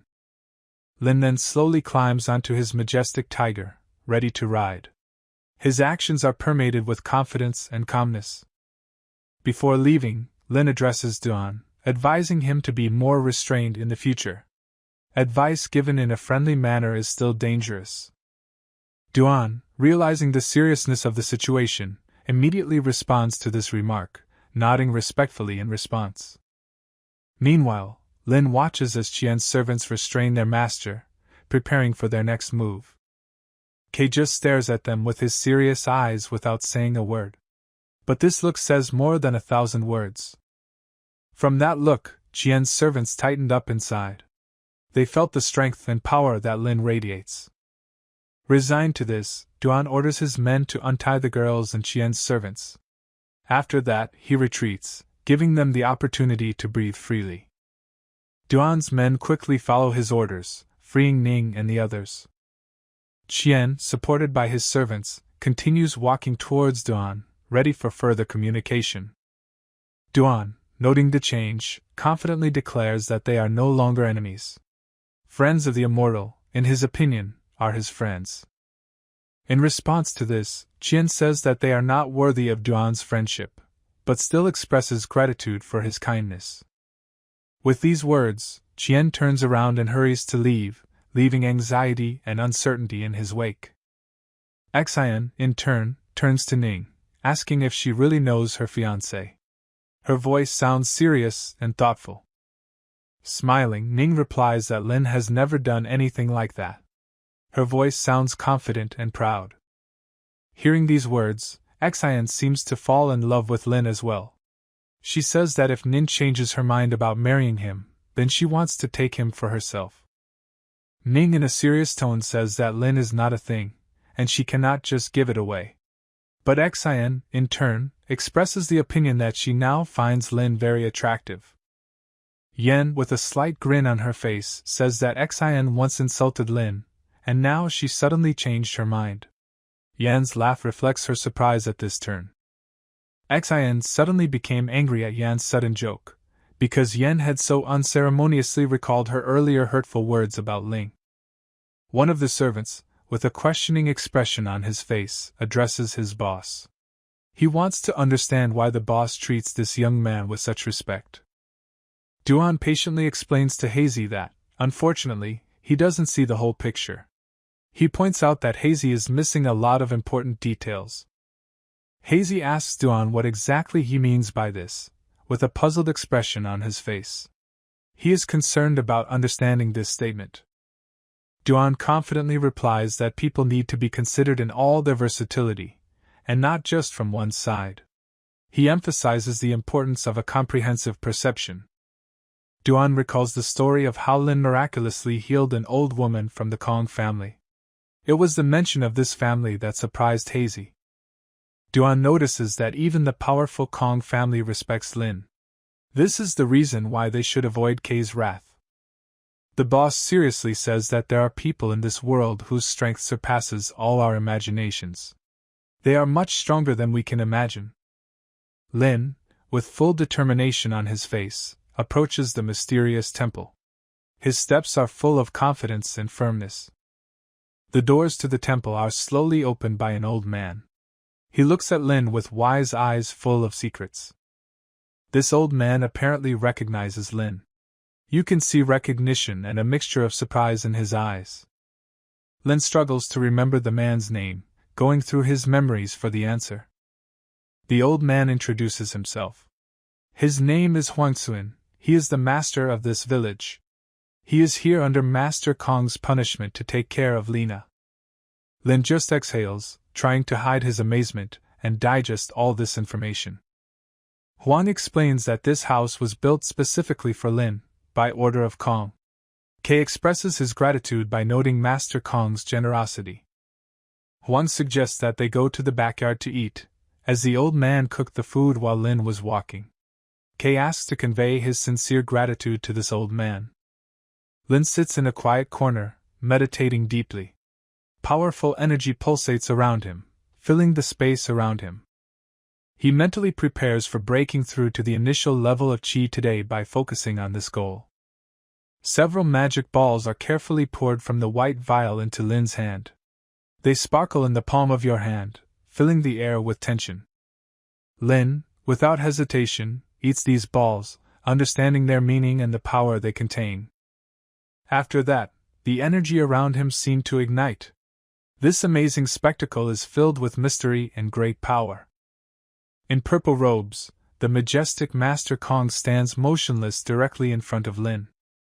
Lin asks Kong what is bothering him, but Kong himself does not know how to thank him. Lin asks about Qian's training, to which Kong says that thanks to this training, Qian will be accepted into any martial arts academy, and also that some official is not even an opponent to him. Grimacing in disbelief, Lin again asks about the details of the academy that his friend is talking about. And then Kong, with an enlightened smile, reveals that it was on this important issue that he came to Lin. K, anxious and waiting with interest, wants to know more details about all this. Kong, with deep admiration, explains that this country was founded with the culture of martial arts in mind, which is why there are so many martial arts academies. Each year, these academies organize a series of rigorous examinations, and those who successfully pass them inevitably rise to become leaders among their compatriots.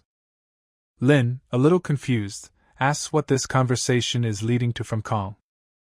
Kong, with conviction and perseverance, recommends that Lin apply to one of these academies in order to become even stronger and improve his skills. Lin, still hesitant, asks if Kong expects him to take part in one of those intense exams. Kong nods thoughtfully, fully aware that Lin has already reached the status of an expert, and perhaps studying at the academy will not be of much interest to him. But deep down, Kong is convinced that with Lin's participation, the academy will surely become more popular, and its students will become much stronger. Breathing heavily, Lin admits with mild disappointment in his voice that this is not the goal he sets for himself at the moment. Kong, with chagrin and mute reproach in his eyes, looks at Lin K, trying to understand his true desires. With a slight sigh, Kong struggles to force a smile through which one senses sadness. He nods, confidently stating that he understands Lin's reasons and fears despite his disappointment. Unwilling to give up, Kong begins to convince Lin, insistently and convincingly about the privileges and benefits that comes with being the patron of one of the academies.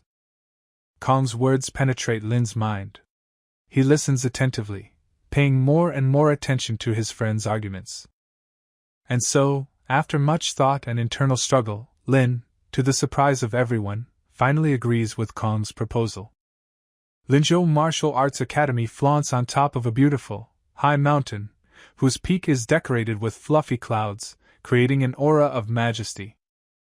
A long staircase leads to the academy, including more than 100 steps, which adds to the place an atmosphere of sacredness and majesty.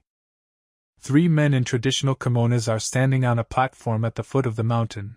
They seem to be waiting for someone, their eyes towards the wind are full of expectation. Examiner Li Chuan, in front of his deputies, addresses the assembled group of people. He inspires authority, and his voice spreads over the area. Chuan says the rules: candidates must last in combat against one of the 3 for a certain amount of time. The opponent for this test is chosen among these 3 teachers. Pausing for a moment, Chuan addresses the crowd with the question of who wishes to be the first test subject. The students, among whom there are certainly potential applicants, are clearly very excited. Suddenly, a heavily built man emerges from the crowd, ready to take on the challenge. He wants to be the first to accept this test and, perhaps, to become an example for the rest. Slightly away from this whole scene, Lin Ke watches what is happening, carefully analyzing every move and decision. Suddenly, unexpectedly, a strong blow with immeasurable force flies right into the face of a brave volunteer. The blow was so powerful that the volunteer who received it immediately passed out, his body falling lifeless to the ground, causing shock among the onlookers. Immediately thereafter, the examiner calls the next candidate with a loud cry, leaving no time to rest. Each subsequent student easily flew off from one blow of the examiner and his deputies. It was impossible to predict who would be next until all the students had fallen under the onslaught. On the faces of men, despite their destructive power, no strong emotions are visible. They are like bronze statues, with unchanged facial expressions. 3 men, like winners on the battlefield, stand over their defeated students. They look invincible. One of the teachers, with bitterness and disappointment in his voice, calls his students scum, emphasizing their inability to hold out in battle. Chuan, the famous examiner, sighs heavily, saying that the level of martial arts of these students is low, and that their abilities were clearly overestimated. Holding back his frustration, he asks the crowd if there is anyone left who wants to challenge and show off their skills. Suddenly, a girl steps out of the crowd. Her name is Yu Xiaojing, and she says she is ready to take the exam, causing mixed emotions among the onlookers. To his surprise, the examiner, after looking at her, says that she can immediately begin the test, without preliminary selection. The students, excited by this turn of events, are dumbfounded, but one of the crowd says that this girl is the best student in the academy, which causes even more surprise. The girl looks at the examiner and his assistants, analyzing the situation, but then an unusual, but decisive voice is heard from behind. Behind, a burly man addresses the girl. He doubts she can be the top student at the academy, his words adding more turmoil to the already tense atmosphere. Feeling the tension in the air, Chuan takes a deep breath and says that this guy has another chance to show his resilience and skills. Chuan announces the terms of the duel. If this man can last even a little while against the amazing Yu Xiaojing, he will automatically pass the test.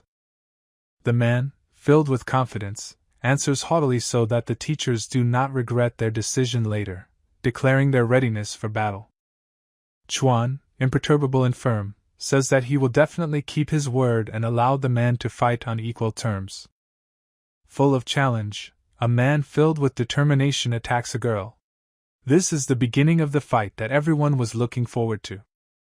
The man quickly tries to grab Yui, but she easily jumps to the side, showing her incredible agility and grace.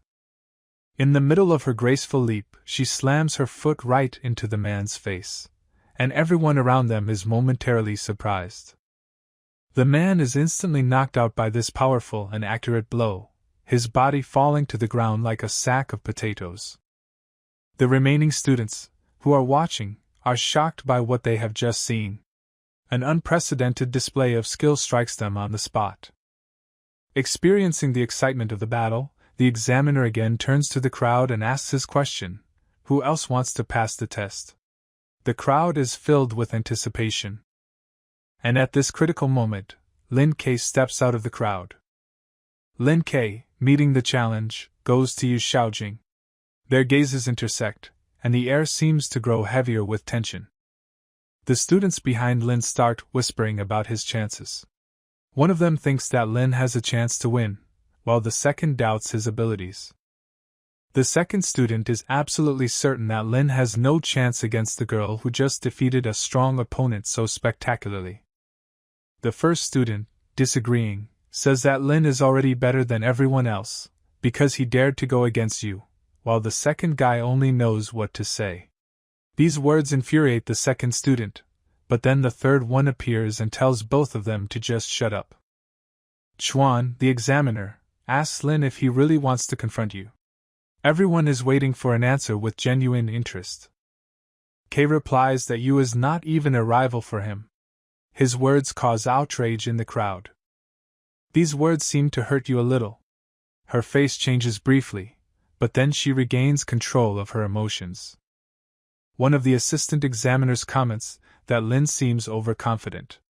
His words cause controversy in the crowd. This assistant continues to insult Lin, saying that he takes on too much and is not even worthy to serve you. All this he says with contempt and mockery. The assistant advises Lin to back off so as not to embarrass himself. His words shock the crowd. Yu comforts her brother Chu by saying that she has already seen people like Lin. Her words seem to be a comfort to everyone. Lin, however, does not respond to all of their words. His face appears impenetrable and he remains confident. Yu recommends that Chu ignore people like Lin and continue with his duties. One of the assistants supports Yu, agreeing with her in all her arguments. It lifts the spirit among the disciples. Yu states that despite everything, she still wants to participate in the next stage of the exam, so she is ready to accept Lin's challenge. The examiner nods, confirming Yu's words. His gaze is impenetrable, but he agrees with her decision. Yu quickly retreats, leaving the arena. Her eyes are filled with determination, and she is ready for the next stage of the exam. Chu, Yu's brother, tells Lin to get out of here. His voice is stern and unyielding. Lin asks if he can beat Chu, can he pass the exam? There is a challenge in his voice. These words infuriate Chu. He looks at Lin warily, his eyes flashing with anger. He is preparing to do something when he is stopped. This is Examiner Chuan. Chuan says that if Lin really has the skills, then he can pass the exam. His words are fair and peremptory. He warns Lin not to blame others for his failures. This is a challenge and a warning at the same time. Lin answers him with one word, good. His voice is full of confidence. K, despite everything, says that he is ready to fight. His eyes glow with battle fire. The examiner directs Lin to choose his opponent from among the three present. This is a common procedure that everyone knows. Lin responds to them by causing all three to attack at the same time. There is a challenge and confidence in his voice. These words shock Chuan. He looks at Lin in bewilderment, trying to understand how serious his intentions are. Those words also shock the rest of the students from behind. They look at Lin with genuine surprise and mute respect. The three of them, Chuan and his two assistants, decide to attack and sharply attack Lin. The air around them comes to life, and the arena fills with the energy of battle. Lin, confidently standing in his place, suddenly makes one incredibly powerful blow. This one superb and extremely powerful movement astounded and overpowered three experienced examiners who stood in front of him at once. As a result, the crowd of schoolchildren who watched this shocking moment from the sides simply could not hide their amazement and shock. One of these students could not believe what was happening. It seemed that it was just a dream. How is that possible? Thoughts swirled in his head. Defeat the three strongest examiners with just one blow. Unbelievable! After this unexpected and powerful blow, the trio of examiners felt as bad as they could. They were amazed. They lay on the ground, curled up from the piercing pain that this blow delivered to them. Above the amazed and suffering examiners, Lin towered royally, inspiring even greater fear with his appearance. He asks with bold confidence in his voice if it's time for him to go to the academy already. Chuan, obsessed with respect and fear, gives Lin the go-ahead to enter the academy, confirming his superiority. One of the disciples, frozen in amazement, watches Kay leave for the academy and in bewilderment suggests his friend to leave this place. Suddenly, Lin stops his steps, turns around and stares piercingly directly at the student who just spoke. This gaze, filled with power and confidence, was so strong that it went through the body of an electric shock on the body of a confused talker. Stunned by that look, he instantly falls to his knees in front of Lin, apologizing and asking for forgiveness for his words. In response, Lin simply remains silent, and this silence was even more terrible than any words that he could have uttered. Silence. Lin K's silence, which seemed like an eternity, makes this talker even more terrified. He lowers his head in submission and respect to Lin K, not having the strength to look up. K orders this unworthy gossip to make 100 self-punishing blows to his face and get out of here immediately. He tells him that it will be science for him in the future, that one should not discuss other people behind their backs. The gossiper, obeying K's order, immediately starts punching himself in the face. At this time, Lin, maintaining his calm and silence, begins to climb the stairs leading up to the academy. And at that moment, Lin K takes off from the ground into the air with inhuman ease. He begins to rise upward at incredible speed, as if relieved by a bird. It seems that Lin K is waiting for another test. On one of the platforms, to which the steps lead, a huge number of people have gathered. K, passing through the air with ease, climbed onto the platform, where many people were already waiting for him. Lin, maintaining his dignity, passes among the assembled people forward. He turns his attention to rumors about a certain big brother who first came to the academy. In the center of the gathered crowd stands a big, strong guy with a confident smile on his face, who seems to be waiting for something special. Dafa Jia, that's the name of that fat guy, respectfully addresses Lin, and before continuing the conversation, asks for his name.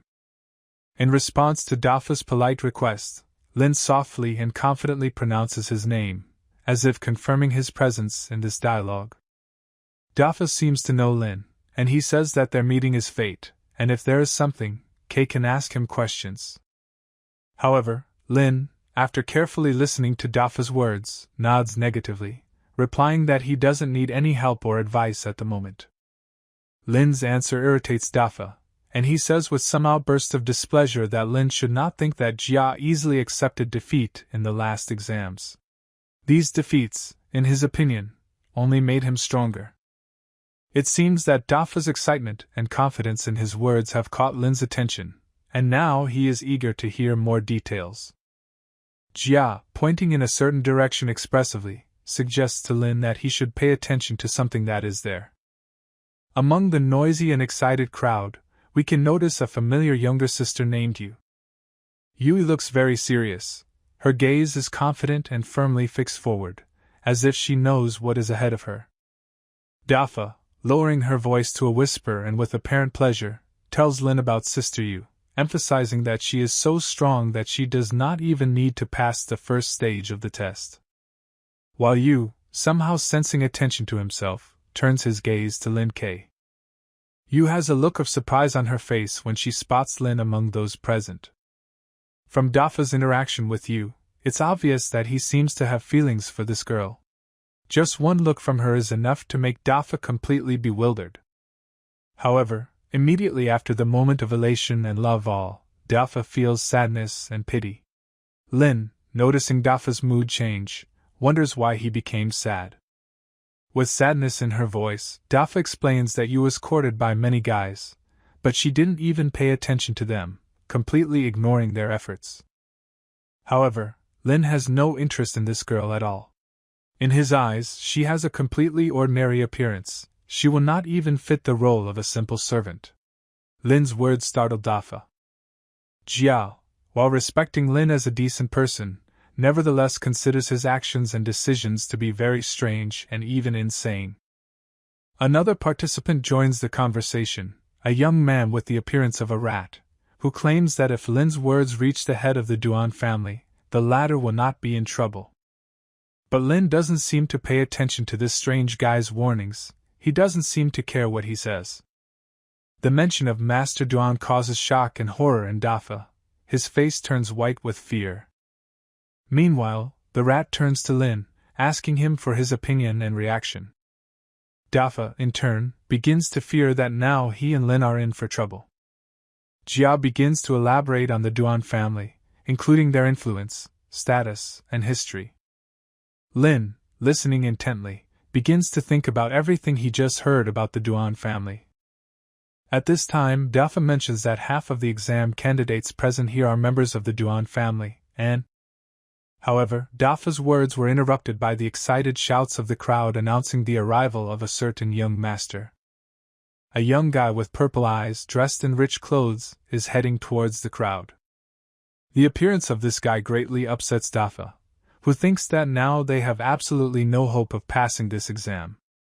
Meanwhile, this mysterious guy turns to a girl named Xiaojin, saying that he missed her. However, Xiaojin easily dismisses this rich youth, ignoring his attempts to gain attention. Xiaojin easily fends off the young master's pressure, turns around and walks away, leaving him confused. The actions of this adamant girl seem to anger the young guy, his face quivering with obvious indignation. He cannot contain his anger and tells the girl that she does not understand his true feelings for her. He also asks what she meant by saying that she was not happy to see him. She replies that her words express her hope that he will no longer bother her with his unwanted attention. Her words seem to have become a real blow to the young guy. He seems to feel their sharpness pierce him. Out of anger, he clenches his fist, stating that no girl has yet been able to escape him and his attention. Clearly annoyed by his impudence, the girl asks the guy what exactly he wants from her. The guy, threatening her, states that she may lose her qualifications for the exam. Then the young master turns around and shouts to his servants to block access to the mountain. At his order, they immediately rushed in the indicated direction, fulfilling the will of their master. They stood right in front of the stairs leading up, blocking the path of the other participants. A crowd of people watch as a group of the young master's subordinates block the way to the top. The young master loudly declares that this exam belongs only to the Duan family, and orders everyone else to get out.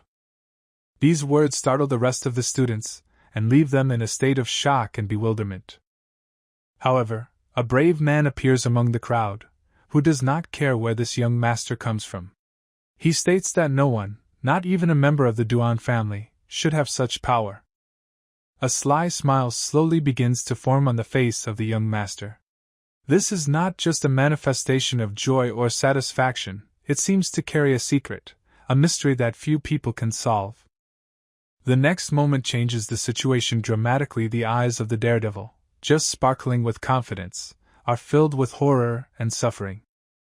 Suddenly, one of Duan's men, who was standing in the shadows, almost invisible, pierced the hero through with his blade. The cold metal tip pierced into his body. All present are seized with utter horror from what is happening.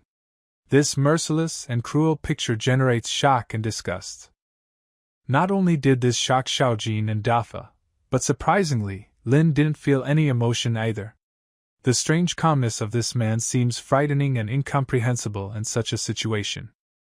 The young master tells you that if she takes his side, he will make sure that she can safely cross the border. He promises to lay down all obstacles in her path and ensure her safety. All emotions disappear from the girl's face.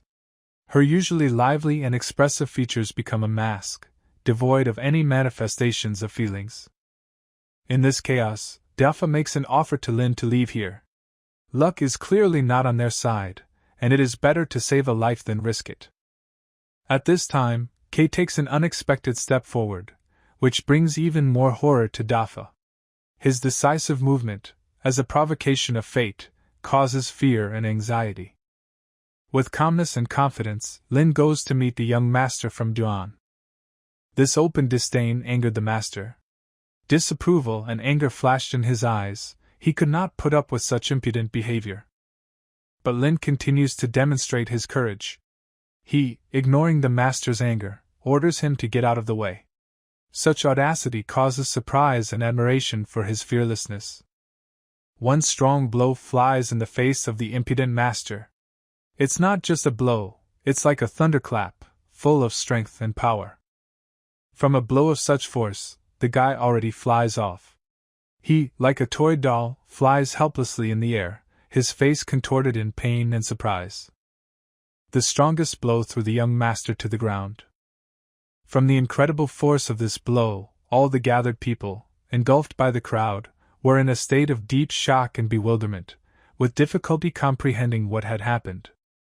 The young master, indignant at this impudent and shameless encroachment on his dignity, is overwhelmed with anger, which visibly breaks out. In his anger and desire for revenge, he orders his subordinates to immediately kill Lin Ke, whose insolence caused this situation. Lu, surprised and intrigued, wonders what it is. Ordered in pain and surprise.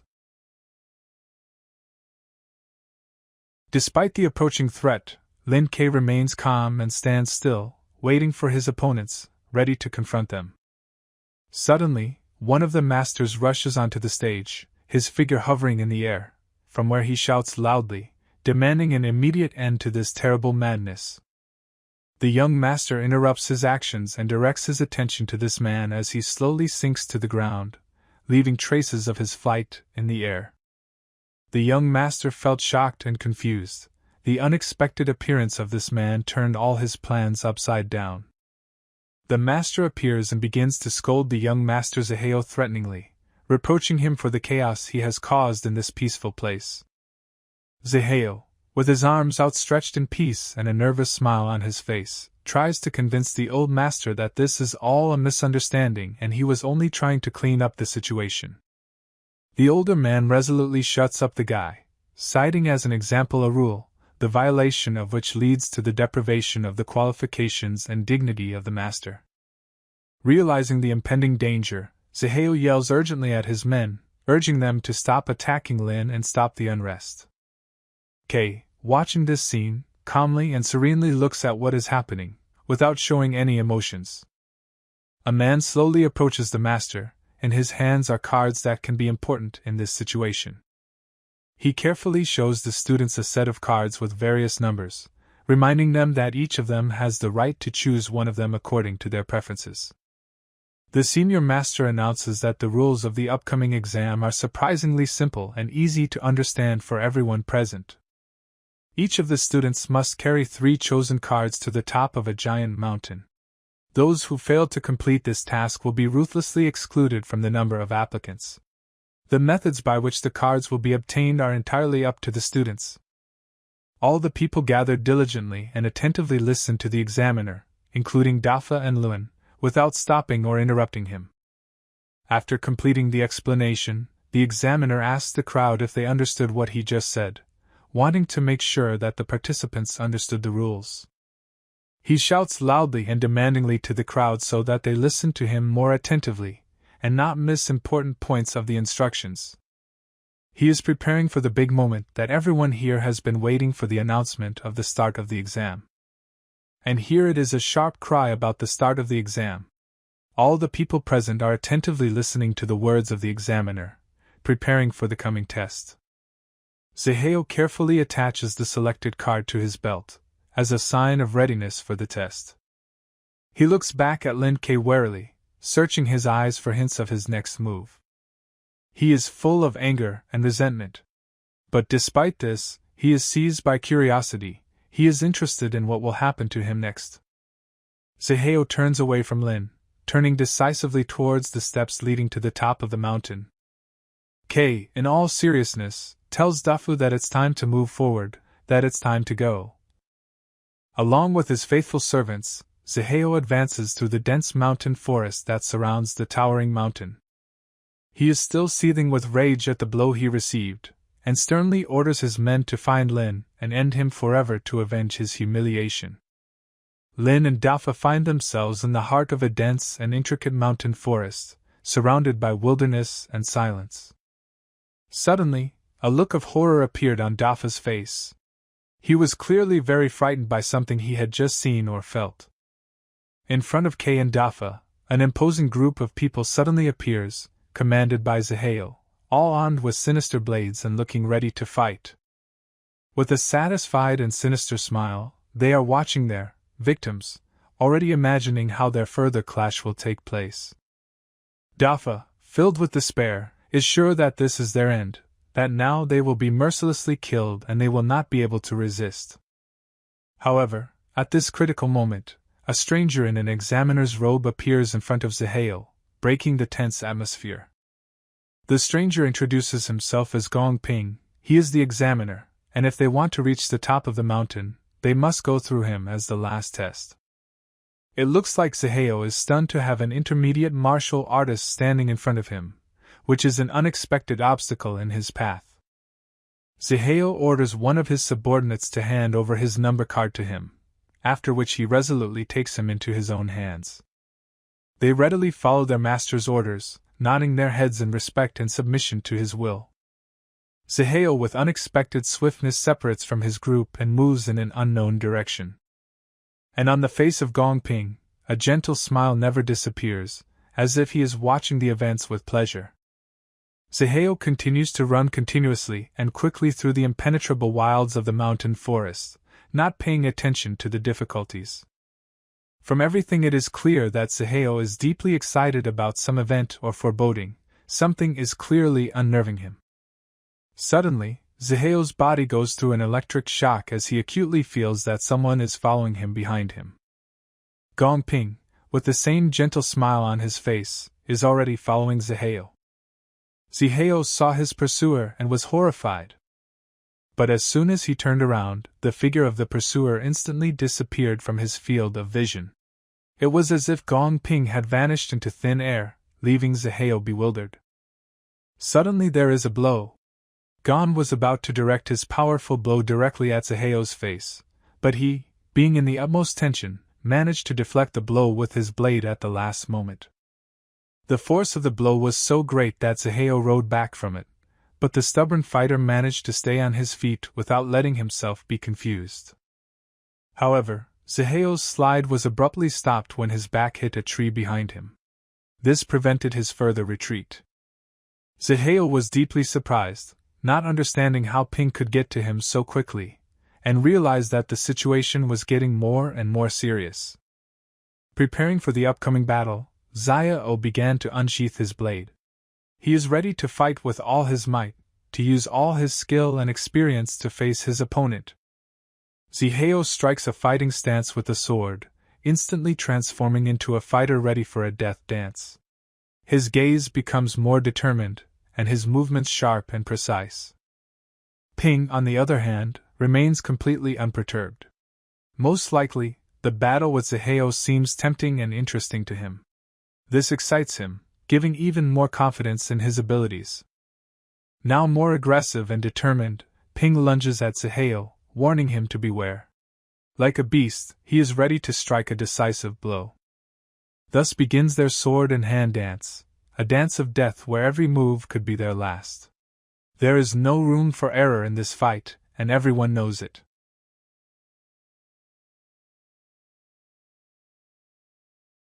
Skillful blows after blows. The whole fight between Gong Ping and Zaheo is more than just a fight, it's like a dance. A dance on the verge of life and death, where every wrong step can be the last. Zaheo was shocked by Gong Ping's level of skill. This internationally recognized martial artist is so skilled that Zaheo feels astonished. Meanwhile, in a completely different place, something very interesting is happening. Several people who clearly belonged to the Duan cult were suddenly thrown aside by the force of invisible blows. They fly through the air like rag dolls, with no power or ability to resist. Some of them hit trees, showing obvious signs of pain and suffering. The cause of all this chaos and pain was none other than Lin Kei, who was watching with a thoughtful and calm look. Dafa, accompanying Lin, is incredibly happy that he decided to go with Lin, because it was thanks to this that he escaped a terrible fate. One of the slain Duan cult guys had a card with a number on him seemingly simple, but at the same time of great importance in this fight. Dafa was delighted to find these cards from the beaten guys. This discovery promised him many interesting opportunities and prospects for the future. Dafa thanks Lin, because if not for him, he would have been eliminated. Kay asks about how he passed the first exam, to which he replies that it is, in particular, about money. Suddenly, Kay noticed something strange. His gaze fixed on one point, and an expression of surprise and attentiveness appeared on his face. One of the examiners stood motionless on one of the high branches of the tree. He carefully watched what was happening, not making the slightest movement. The examiner introduced himself by saying his name, Yuan Chao, and declared his status. He said that he had been waiting here for a long time, which added to the whole scene even more tension. Let's go back to the duel between Zihao and Ping. In this dramatic and tense sword dance, Ping finally managed to penetrate Zihao's defenses and land a blow directly on his opponent's chest. A great and terrifying pain instantly pierced through Zihao's body. It was like a current of electricity engulfing his entire body from head to toe. From the pain piercing his chest, Zihao flew off to the side, to where strong trees grew and several buildings stood, reminiscent of village huts. He fell right on the stone tiles, which were neatly laid out along these buildings. It was a hard blow, exacerbating the already existing pain. Gong Ping stood over the defeated and lying on the tiles Zihao. His figure, illuminated by the reflections of the sunset, looked majestic and intimidating. He smiled as he looked directly at Zihao and said, "You've done well, I think you're capable of more." His voice was calm, but there was strength in it. Though wounded, but still in good spirits, Zihao rose on his elbow and called out to Ping, warning him not to get any closer. In response, Ping only chuckled and told him that Zihao should not worry. "You have successfully passed the exam," he said, not hiding his satisfaction. Zihao struggled to contain the pain as he got to his feet and bowed to Ping, placing his hand on his chest as a token of respect and gratitude. But suddenly, from the depths of the forest, a gray-haired examiner flew in, his reddish eyes shining with effort and fatigue. Zihao was shocked by the appearance of this man. He did not expect that all these tests and fights were just part of a big exam. Wrinkled and tired, Yuan Chao asked the invisible opponent to stop. "I give up. The unknown passed the exam," he said with desperation in his voice. Suddenly, Lin Kei appeared from the depths of the forest. His appearance seemed completely unexpected, and Zihao felt the shock of everything that had happened. Ping was simply shocked by what had happened. What he had just seen completely refuted all his ideas about human capabilities. He was shocked by Brother Yuan's defeat. He was at a loss, and his heart was beating faster with excitement and anxiety. Yuan folded his hands in apology, his face full of sadness and disappointment. He looked at Ping with a piercing gaze full of weariness and disappointment. He silently turned around and hurried away, leaving behind only his bitter disappointment and sense of failure. Dafa, who was standing next to Lin, slowly turned his head towards Zihao. His eyes were full of interest and bewilderment. Zihao screamed, unable to understand how Lin could handle all this so easily. His voice was full of bitterness and despair. He turned to Lin with a question about what the latter had done to his people. His voice trembled with excitement.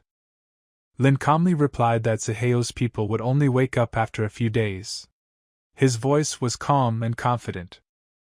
After finishing his speech, Lin calmly walked towards the buildings. His figure, fading into the shadows, was full of dignity and confidence. Ping was surprised by Lin's strength.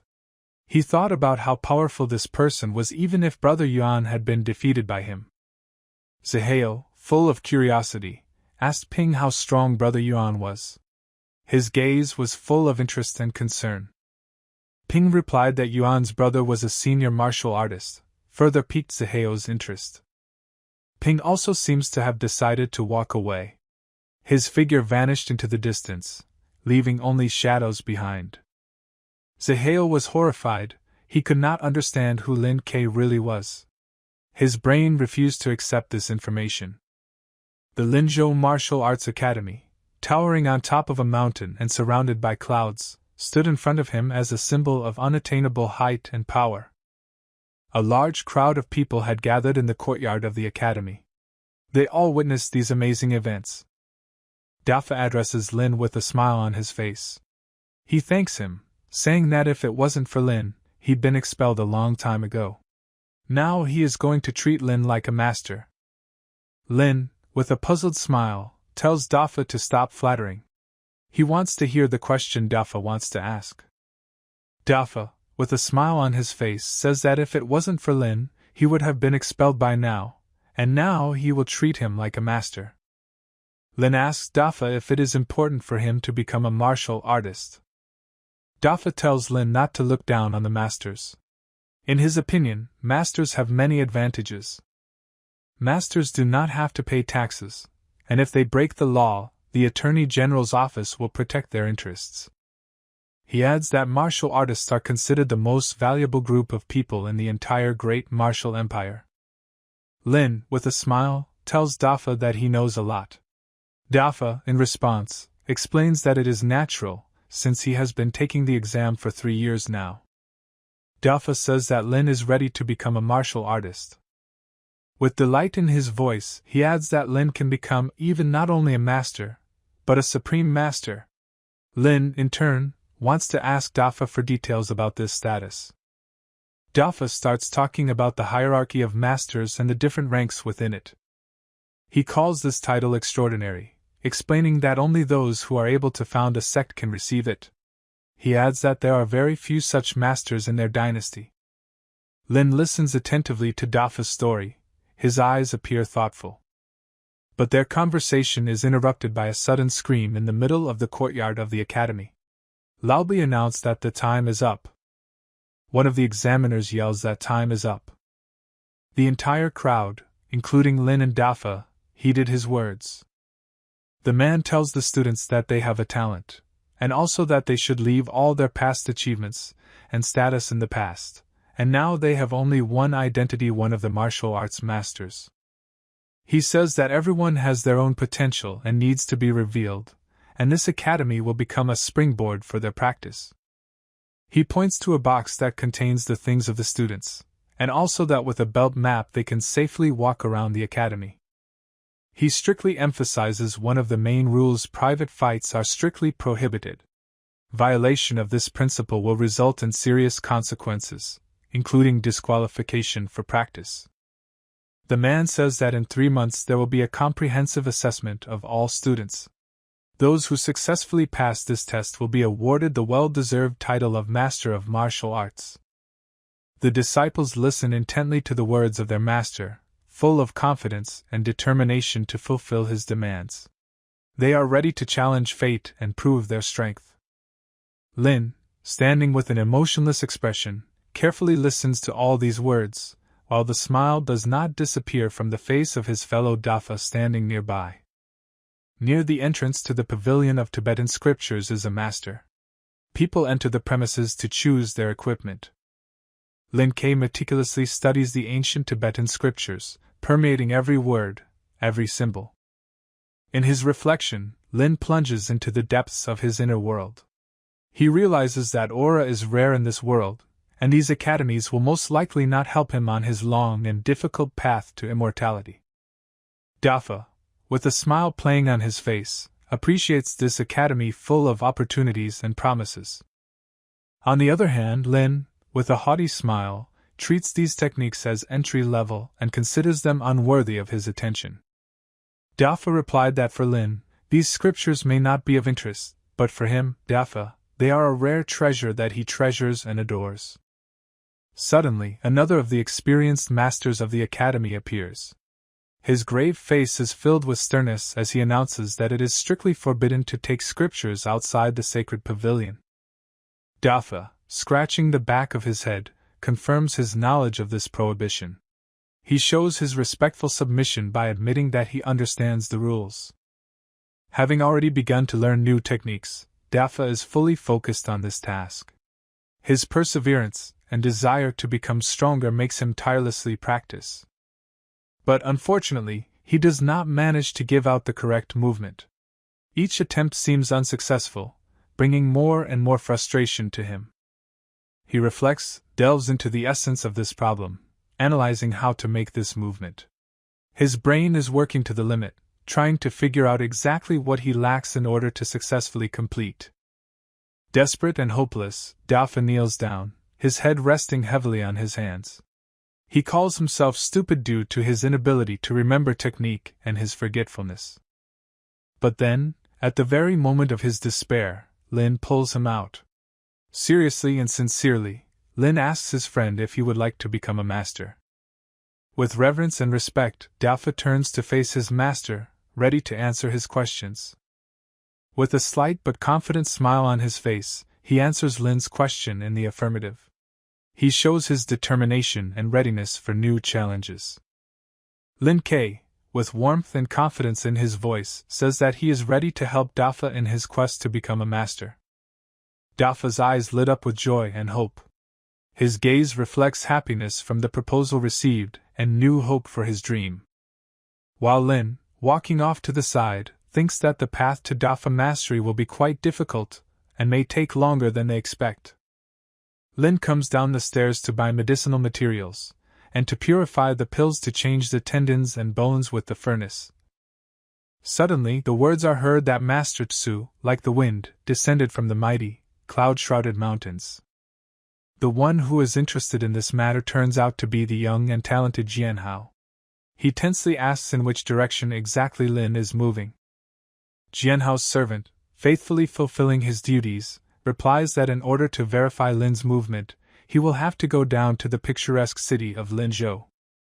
With confidence in his words, Jianhao announces that as soon as he receives a message about Lin's arrival in the city, he will arrive there with lightning speed. Behind Jianhao, one of his loyal retainers is worried, asking what his group should be doing at this time. The young master severely instructs his servants to stay on the mountain, continue to practice, and keep their minds at peace, so as not to bring humiliation to the great reputation of the Duan family. Meanwhile, Lin, as if stumbled into something in his thoughts, seemed to pay attention to something important. Suddenly, a group of people armed with sharp, shiny blades appears in Master K's path, blocking his path. And behind him, like the embodiment of a thunderstorm, Jianhao himself appears on a white horse. He is accompanied by another large group of warriors ready for battle. The young master is determined to take revenge on Lin for his previous insults and neglect. But K, as always, remains calm and calm. He asks Jian if he is tired of the relentless pursuit of him. Jianhao wants to make K suffer, because a simple and painless death would be too easy for him. With a loud cry that came out of his mouth, Jianhao announces the start of his assault on Lin. His warriors rushed into battle like a pack of wolves, determined to capture Lin for their master. However, just a few quick, lightning strikes from K, and a large crowd of warriors fell to the ground, devoid of consciousness and the ability to continue to fight. Suddenly, Lin's predatory gaze, sharp as a blade, turns to Jianhao. With just that piercing look, he terrifies the young master. Jianhao, in a panic, begs his servants to come help. But suddenly the battle is interrupted by a loud shot exploding in the sky, and a bright, fiery charge breaks the darkness, rushing into the sky. To meet Lin and Jianhao, a group of horse riders come into view, rushing in their direction. Among these riders, you can see a familiar figure. This is Hazy, whom we have already mentioned. Hazy addresses Jianhao like an old friend. The latter is stunned by his uncle's presence here and in a panic orders him to kill Lin. Lin, serenely, just looks at them, as if watching a theatrical performance. There is a look of surprise in Hazy's eyes. He seems to be surprised by the presence of this young man in here. Lin, in a calm voice, says that they have already met. Jiang looks around in confusion. He is surprised that the two know each other. A little embarrassed, Hazy suggests to the young master that he should not touch Lin and just leave quickly. Jianhao is shocked by his uncle's words. After all, this man just beat up his people, why can't he be touched? And suddenly, amid the tense silence, there is a loud cry for Jianhao to close his stupid mouth. And then the familiar head of the Duan family appears, which punishes Jianhao to shut up. Carefully observing what is happening, all the servants around immediately fold their hands respectfully in front of the master. Jianhao seems to be glad to have his father present. But the father does not even pay attention to his son, and passes by. This shocks Jiang. As Duan continues on his way, he approaches Lin, greeting him with respect. He bows respectfully, greeting him, as if paying him respect. From this unforeseen turn of events, Jian is in complete shock. The whole situation seems to him some kind of chaotic nightmare. He, confused and agitated, asks his father what he is doing at all. His words come out in a trembling and uncertain voice. The father, without comforting him and not giving support, insulting his son, even more confuses him, punishing him to pay for his sin before the immortal. Jian is so confused that he seems to be lost in the chaos. He absolutely does not understand what is happening, and what he should do. But then Tianqiu abruptly, with such force that Jian can barely stay on his feet, grabs him by the neck. He throws his son to the ground, telling him to hurry up. Strange, but his order sounds like a rebuke. The son is shocked by his father's actions. He is puzzled, frightened, and full of bewilderment. But then a strong kick arrives, which, like lightning, strikes right in the back of the guy's head. The pain deafens him. Tianqiu, with a deep regret on his face, asks for forgiveness from Lin, answering for his son, as if trying to correct his mistakes. He folds his hands respectfully, asking for mercy on his son. His body is tense and his voice is trembling.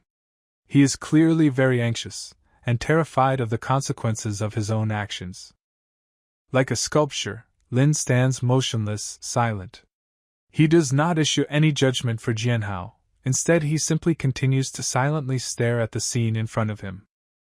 It seems that this drawn-out, tension-filled silence is even worse than any words for Tianqiu.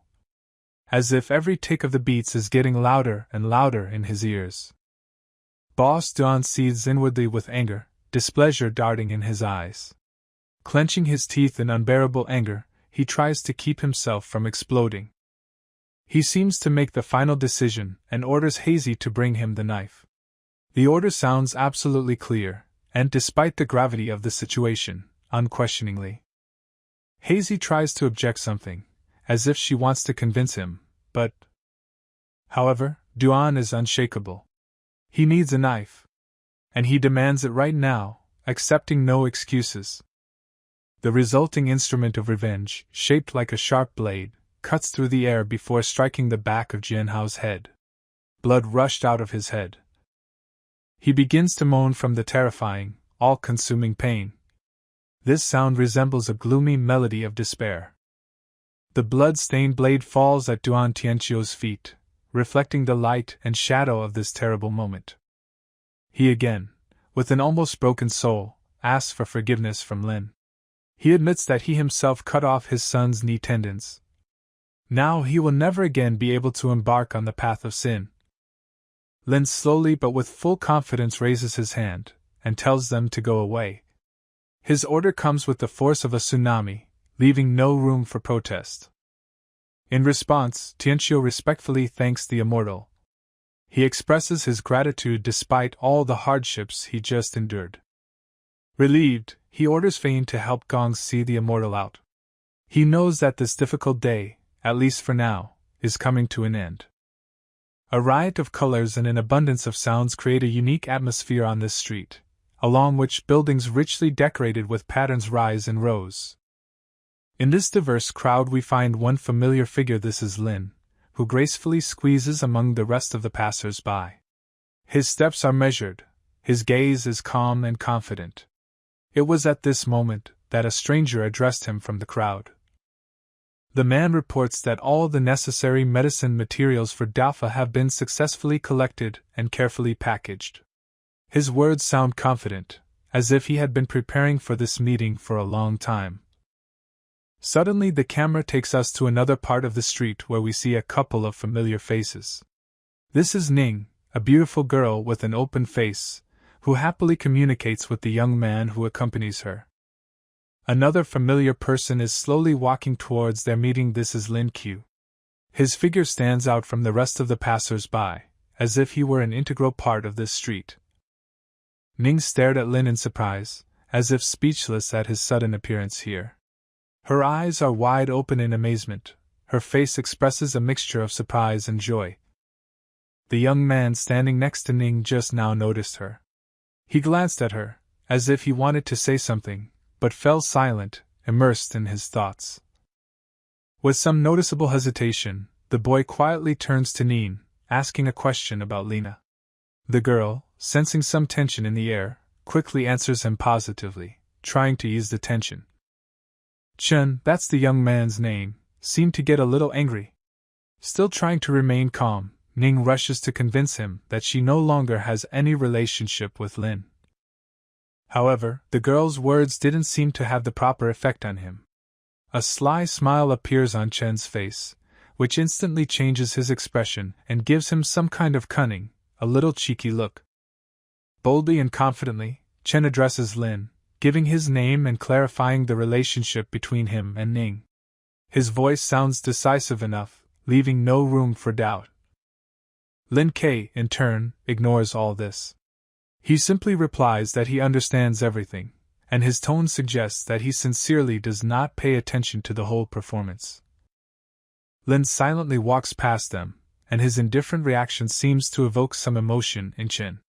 His face instantly changes as if he was surprised or disappointed by Lin's reaction. Ning turns to Tsu, asking where he has been all this time because they were actually starting to worry. Tsu answers her, asking her to tell Uncle Gua that he is all right. His voice sounds calm and confident, as if he really wants to convey this message.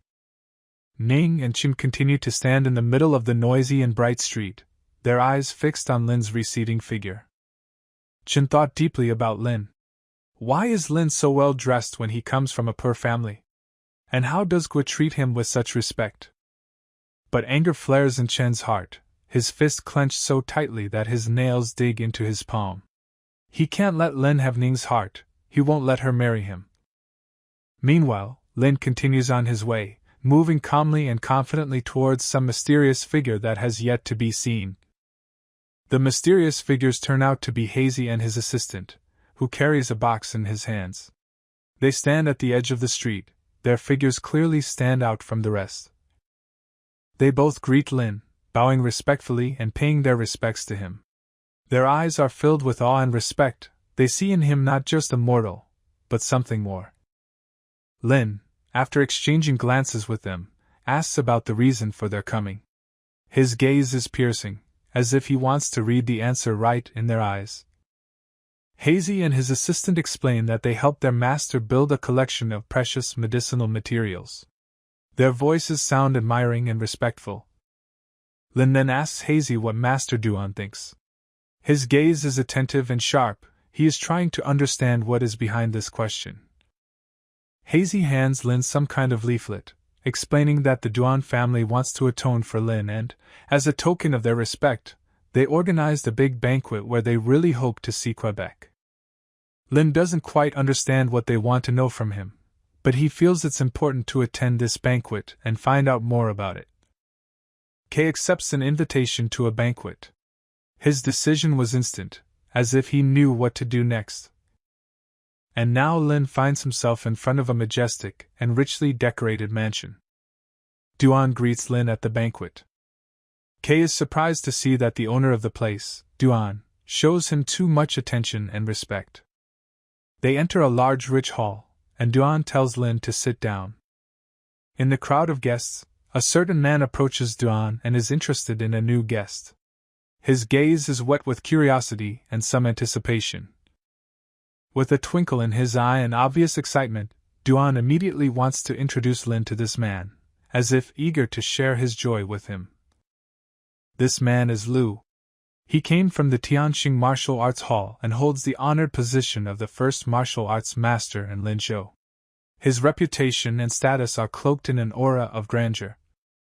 It is also with great pleasure that Duan introduces Kei with Qinshirbua, the head of the escort bureau and the master of throwing darts, and with Jin Xiaoxia, the owner of the unique technique of the origin of the sword. The moment has come when Duan introduces Lin himself in front of everyone present. He speaks of him with pride and respect, exaggerating his virtues. Lu, however, immediately shows dissatisfaction with Lin. In his opinion, Lin demonstrates a disrespectful attitude and inappropriate behavior, which causes him displeasure. Lu says that inviting Lin to the banquet could jeopardize Duan's status and reputation. These words cause astonishment and bewilderment among those present. However, Lin remains unfazed by Lu's words. There is not a drop of anxiety or anger on his face, as if these words mean nothing to him.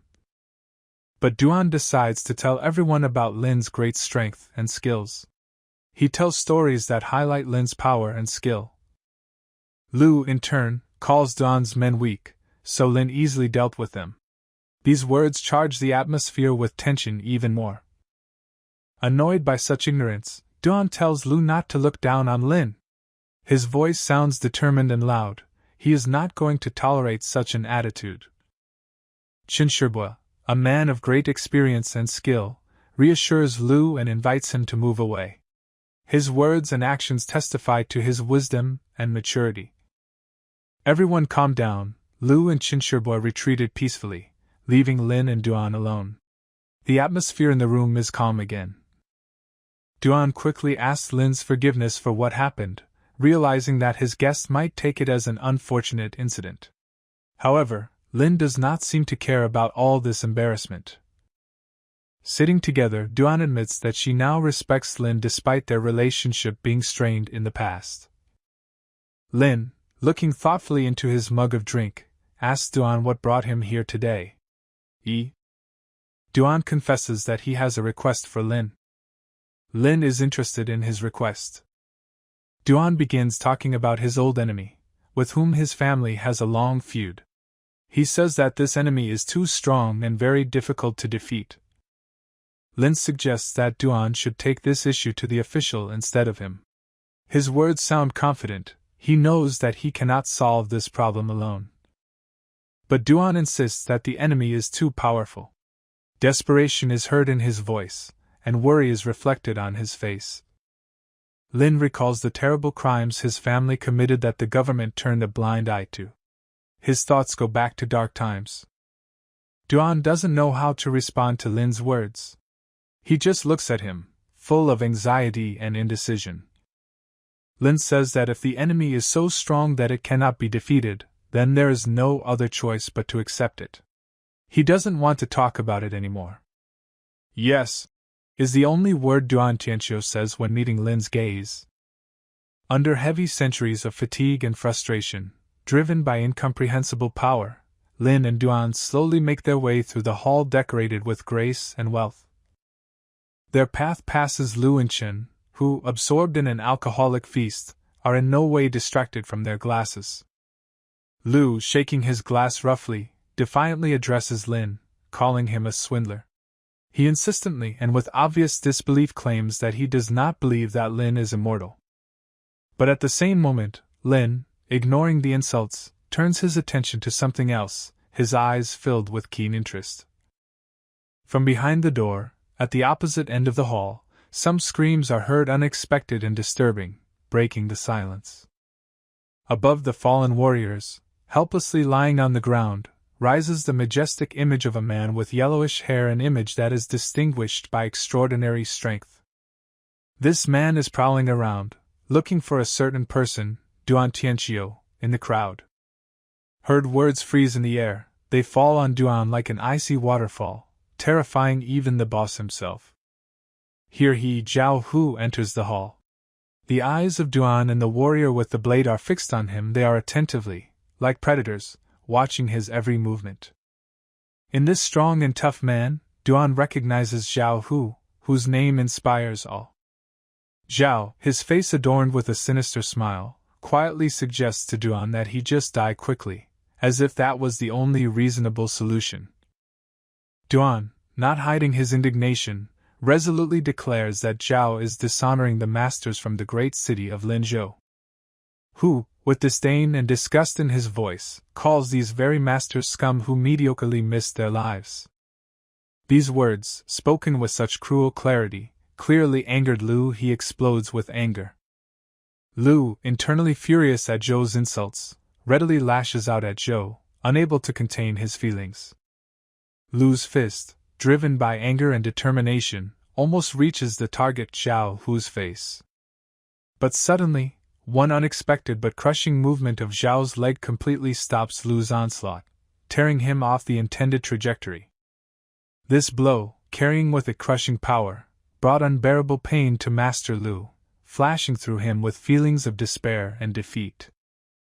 Chen, seeing the grief of his comrade, desperately tries to pick him up, provide support and help. Zhao, showing his fearless confidence, in turn contemptuously calls this master a weakling, ridiculing his attempts to resist. These words, like a powerful gust of wind, anger Lu even more. He, wiping sweat from his chin, invites everyone to unite and attack Zhao Hu. Altogether, as a group of warriors united in the struggle, they pounce on the unshakable Zhao Hu. Like hail, blows from different directions fall on the warrior, trying to break through his defenses. But Zhao, like an unhindered dance, masterfully dodges them all, dodging blows and maintaining control of the situation. Suddenly, like a flurry, a lot of coins, like furious bees, rush towards Zhao. They are about to reach him, ready to hit and inflict a wound. But Zhao, once again demonstrating his incomparable dexterity, easily dodges them, as if maneuvering between raindrops. And then, unexpectedly, like lightning from a clear sky, Jin attacks him from above with a dazzling blade. But at the decisive moment, Zhao, with incredible calmness and dexterity, grabs the blade with 2 fingers, blocking the attack. The smile hanging on Jin's face didn't disappear even though his sword was successfully grabbed. His face was like a mask, not reflecting the inner turmoil or insecurity that arose as a result of this turn of events. But Jin was fully prepared for this development. He tensed, and suddenly another blade burst from the edge of his sword, making it look like a new weapon was being pulled from its scabbard. It seems that this is exactly the sort of origin that Duan talked about so much, Lin whispered to himself, surprised and at the same time delighted with the performance.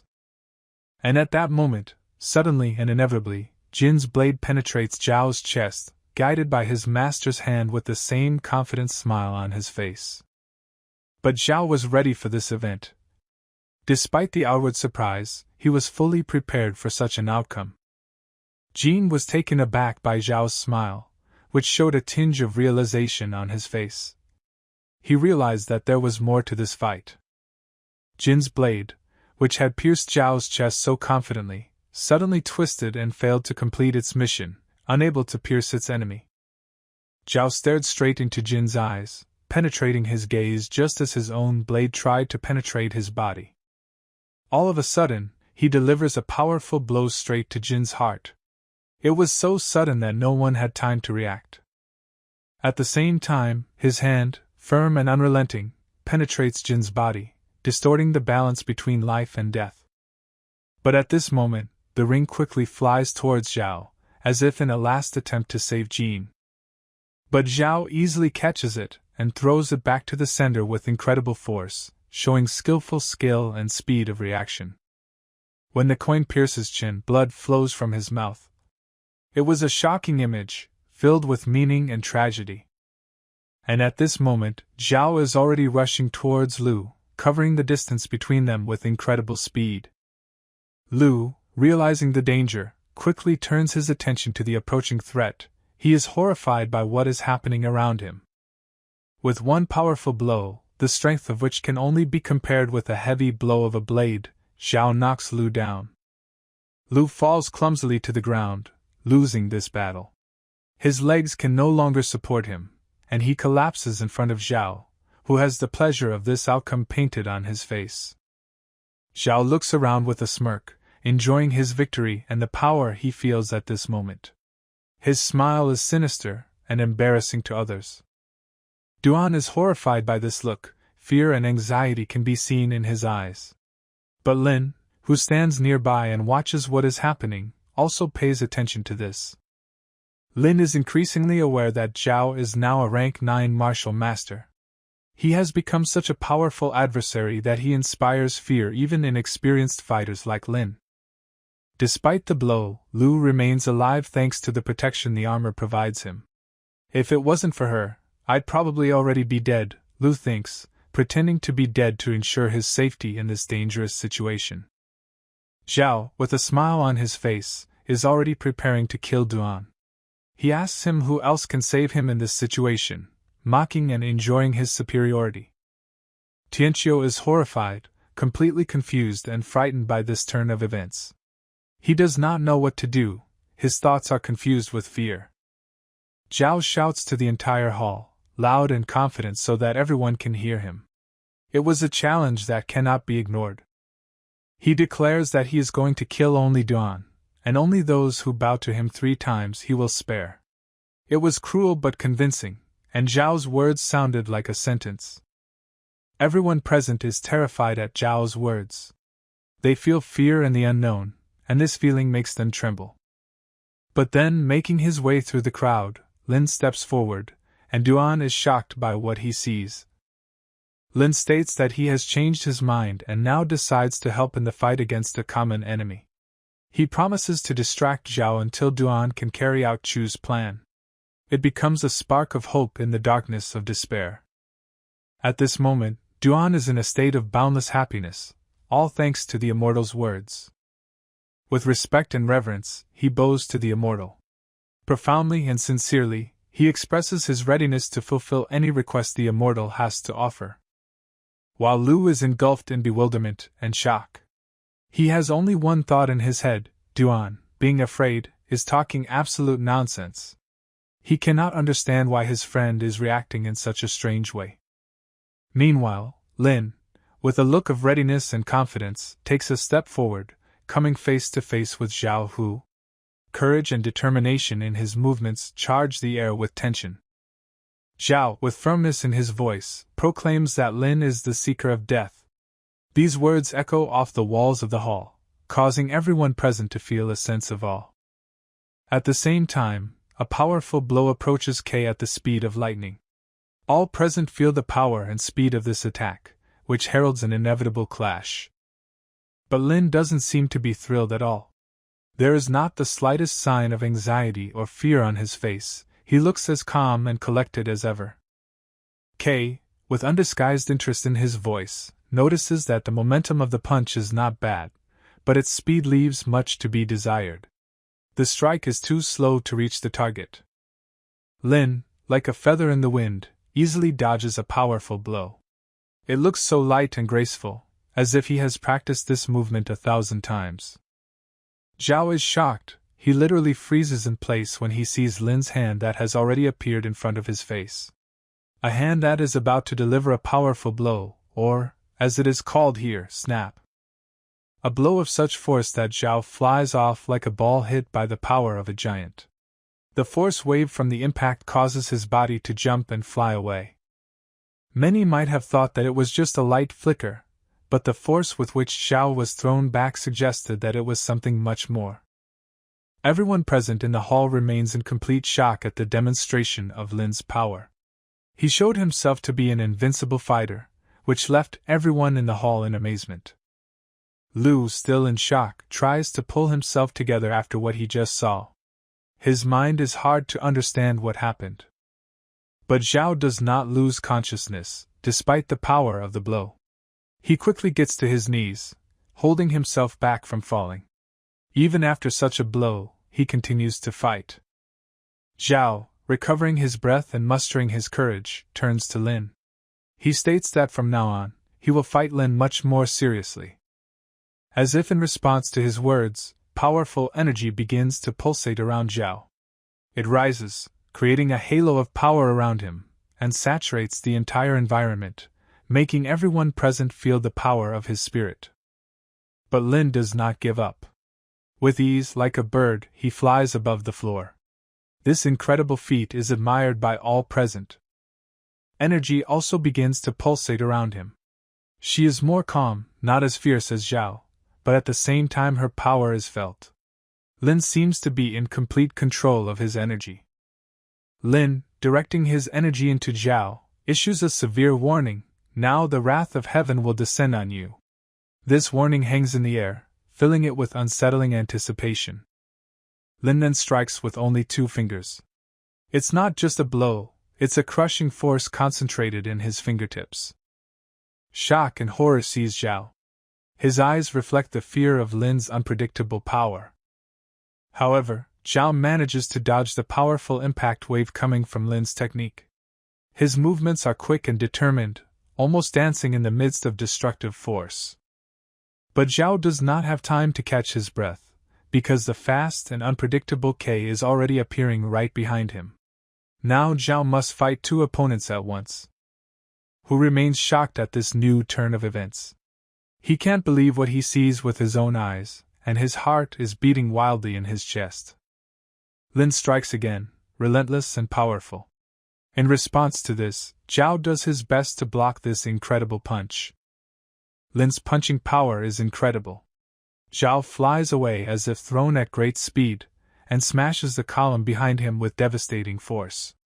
This moment captures all the senses, and everyone froze in bewilderment and awe. Lin, with undeniable self-confidence, towers over his subdued opponent. He embodies unsurpassed strength and unshakable authority. But Zhao is alive. Through pain and fatigue, he rises, confirming his unshakable will. He is ready to continue the fight, no matter what. This act of heroism deserves respect. Although he is tired and his body is covered with wounds, he does not back down. This is not just physical exhaustion, this is a mental struggle in which he participates to the end. Lin, respecting his tenacity, admits that Zhao is a good opponent. He understands that he should be more careful and serious. Then a powerful energy begins to concentrate in Lin's hand. His eyes sparkle with red fire, reflecting his infinite strength and determination. A dazzling dragon woven from pure energy appears on his palm. He is the embodiment of the power and strength wielded by Lin. With this energy dragon in hand, Lin towers over Zhao. A round cave freezes from the power of his energy, which only confirms his greatness. Zhao is utterly horrified in the face of Lin's overwhelming power. His eyes reflect fear and surprise. Realizing that he will not be able to win, Zhao tries to escape. He moves towards the exit like a hunted animal trying to escape a predator. Behind him, Lin continues to concentrate his powerful energy. The sense of danger only intensifies with each passing moment. Finally, K unleashes his energy dragon, which rushes straight towards Zhao. This majestic spectacle leaves everyone breathless. The dragon strikes the running Zhao. It's not just a blow, it's like a thunderbolt that tears apart his body. Zhao lets out a scream from the unbearable pain that Lin inflicted on him. It's not just physical pain, it's mental suffering. The flames devour Zhao, enveloping his body as he experiences unbearable pain and horror. This spectacle amazes everyone with its cruelty and ruthlessness. The charred body of Zhao, former rank 9 master, falls down, lifeless. This sight makes everyone freeze in horror and awe. Duan is completely shocked by what is happening. He is numb with horror, looking at Lin's victory. Lin calmly remarks that his skill is more like a fire snake than a fire dragon, easing the tension in the room. Everyone in the hall, from masters to students, bows to Lin, chanting him as an immortal. His title reminds everyone of his greatness and power. Lu is utterly horrified, realizing that Lin is indeed an immortal. Remembering your recent insult, he is afraid that he will be punished. Fear seizes Lu, because now he can be punished for his recent rudeness towards the immortal. Lu tries to slip away unnoticed to the exit, trying to remain unnoticed by Lin. Just as he is about to leave, Lin yells at him to stop. Lu shudders like a deer as he realizes he's been caught. Lin asks Lu if he is going to leave without a word. His voice sounds so accusatory that Lu is confused. Lu is confused and scared. He doesn't know how to even answer Lin's question. Lin is annoyed by Lu's lack of respect. Now this disrespectful student will be punished. Lin entrusts Duan with punishing Lu. Duan nods, accepting this task with seriousness and determination. Tianqiu bows and folds his hands respectfully, confirming that he will immediately complete the task. Tianqiu, armed with a blade, stands right in front of the frightened Lu. He looks adamant and determined, ready to carry out his task. Tianqiu states that he doesn't care that Lu insulted him, but insulting an immortal is a grave and unforgivable sin. Lu, horrified, tries to negotiate with Duan, but Duan does not listen to his pleas. While trying to say his last words, Lu suddenly stops when Duan abruptly slits his throat. Back at the academy, Lin finds Dafu beaten up. He was shocked by this discovery. Kei, worried about her comrade, wants to know what happened to Dafa. It turns out that Dafa was not beaten by anyone other than the bastards from the Duan family. This discovery makes Lin angry. Lin is surprised that these people still don't know what happened. Dafa, in turn, wants to know what Lin means. Kei tells Dafu to go rest while he takes care of business. Lin understands that now he has to solve this problem. In the gloomy abyss of the nameless box, there is an unknown root, which, like a treasure, is shrouded in mystery. This object of unknown origin beckons with its mystery, as if it contains the power of the ancient world. Lin, with great attention and care, prepares to create a brain purification potion. The most important ingredient in his experiment is millennial ginseng, a rare and extremely valuable herbal ingredient that is said to grant incredible powers. Sitting near a cauldron in which an unknown infusion is slowly brewing, Lin focuses his thoughts on the upcoming process. An unknown mixture is brewed in a cauldron, each element of which is added with a special calculation. A fire burns under the cauldron, the light of which disperses the darkness and gives a mystical atmosphere to the process.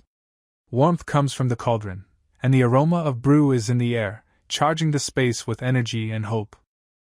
Dafa has Dafa pills in his hands, and he can't help but wonder if these small spheres can turn him into a martial artist. His heart is filled with excitement and hope, as when meeting with the unknown. Lin, in turn, believes that it all depends to a large extent on Dafa's luck. Fate is often capricious, and no potion or pill guarantees absolute success. Sincerely, Dafa folds his hands and thanks Lin for his wisdom and help. Lin, in turn, strongly advises Dafa to start cultivating without delay, because every minute is precious. Following this, Dafa begins his descent from the mountain along a long staircase, each step of which slowly removes him from his seclusion and brings him closer to the real world. At the bottom, 3 absurd types from Duan are already waiting for him, armed with bats. They stand there like harbingers of trouble, with evil intentions. Boldly standing in front of them, Dafa turns to one of them named Yun, asking what he wants. Dafa's voice sounds calm, but at the same time full of determination. The purpose of these ill-wishers is as clear as day. They want to beat Dafa again.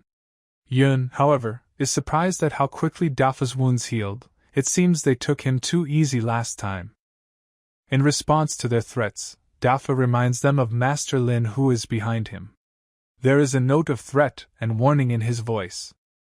Evil laughter responds to Dafa's words, because in their opinion, Lin is already under the control of their young master.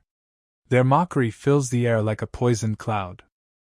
But then, from behind Dafa, a voice is heard that expresses surprise at the words of these bastards. This sound, unexpected and terrifying, pierces the air. This voice is so shocking that people from Duan are speechless for a moment, looking around fearfully. Down the stairs, Lin himself appears, surprising everyone present. This appearance was not expected by anyone, especially those who had just mocked his name. Yun, puzzled and frightened, says that Lin shouldn't be here. He appears to be in a panic, his voice trembling with fear. Lin, exhaling with difficulty, expresses surprise at their stupidity and ignorance. They are not even aware of what has already happened in their own Duan family. He emphatically declares that the Duan family is now under his control. He advises them to put up with it and bow to him as their new master. However, in response, they simply laugh, refusing to believe in his words. In their opinion, only Master Xiao's actions can be the reason for such meaningless statements. Dafa, clenching her fists tensely, turns to Lin, keeping her gaze on his face. Did you really say that? There is distrust and confusion in his voice. Many of those present are momentarily perplexed as they look at the scene that unfolds before them. Duan Tianqiu, a highly respected master, obeyed Lin, accepted his words as truth, and followed him. Therefore, the rest, without exception, should also follow his example and serve me as well as him. This is Lin's will, and this must be our path. At this, Yun, suddenly interrupting them, raises his voice. Shut up, Lin! He shouts, breaking the silence, exploding it like a bomb, animated by anger and distrust. The eyes of everyone present instantly switch to him. Yun's eyes are burning with indignation. He is angry, outraged by Lin's words, which excited him and caused such a storm of emotions. These words pierced him like arrows, driving the poison of doubt and bewilderment into his heart. One of Yun's closest comrades quietly remarks that it won't be easy to defeat Lin. This makes Yun even more indignant. But there are more of us, he counters, emphasizing their side's numerical advantage. That's why we will definitely win. Lin, watching this scene, listens to them with a slight smirk on his face. He seems completely unflappable, confident in his abilities despite the hostility that comes from Yun and his comrades. Here another figure appears on the horse Hazy. There is something solemn about his arrival. Everyone on the spot was frozen in anticipation. Hazy slowly descends from his majestic steed, and everyone around, with bated breath, watches his every movement.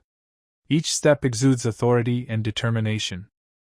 Yun and his comrades, alarmed and excited, greet the second master. They hope for his support, for his solidarity with them in this situation. But to their surprise, Hazy walks past them, ignoring them. This unexpected behavior adds even more confusion to the situation. Instead, Hazy bows with deep respect, greeting Master Lin. His act shocks everyone who did not expect it. Lin, surprised but calm, asks Hazy what he wants. His voice is confident and relentless. Yun's comrades, including Yun himself, are stunned by what they see. They froze, looking at Hazy as if struck by lightning. Hazy, ignoring their shock, slowly holds out the box for Lin. This is from Duan, he says, as if conveying a secret message. Inside this box lies a key that can unlock new possibilities, new paths. Kay, trying to collect his thoughts, turns to Hazy with a question. What does it mean? He asks, trying to understand the meaning of this key. Master Duan asked me to pass this on to Lin, Hazy replies, emphasizing the importance of his message. He found out that Lin didn't buy the house and decided to offer his help. This key opens the Xianchang mansion at Langhu Villa, Hazy continues, as if opening a veil of secrecy. The mention of this villa shocks Dafa. He seemed to be petrified, unable to believe what he was hearing. Lin, in turn, asks with interest about the location of Villa Langhu. His question sounds like a challenge, like an attracting magnet against which everything rests. Dafa says that the villa is located in Sito Lake. It is a feng shui place. This is one of the most luxurious residences in Lingzhou's city. Lin says Master Duan did a good job. Yun and his men are stunned by everything they see and hear. Their shock is caused both by the external environment and events, and by the words they hear. They may not even be able to fully comprehend or understand everything that is going on around them. Apparently, Yun doesn't understand anything of what's going on. Shaking off his confusion, he turns to Hazy for clarification, probably hoping that Hazy can help him figure out what exactly is going on. Hazy tells them that Lin is their family's savior, and the gang will follow him from now on, and orders them to show respect to Kay. From these words, they are probably even more shocked than before. Their inner world has turned upside down, their understanding of their position and role has changed so quickly and so unexpectedly that they may not yet fully realize what is happening. They look at each other, completely lost and not understanding how to react to everything that happens. Perhaps this is one of the most intense moments of their lives, as questions of personal identity, status, and power are at stake. Shocked and frightened, they drop their bats.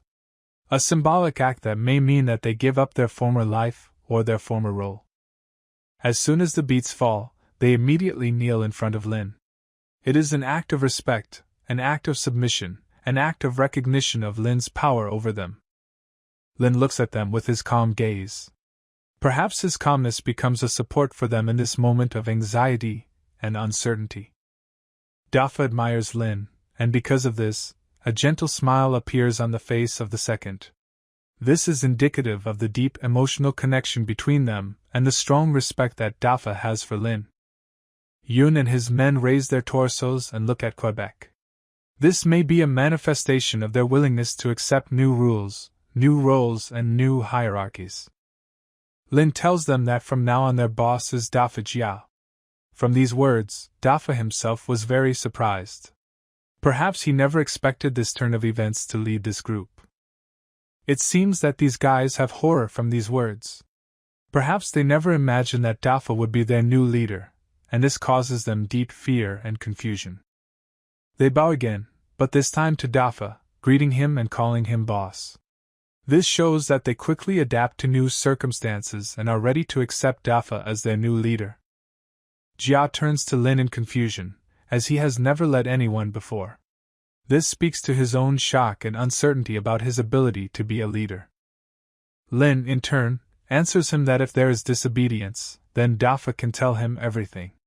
This perhaps gives Dafa confidence, emphasizing that Lin will be there to support him in his new position.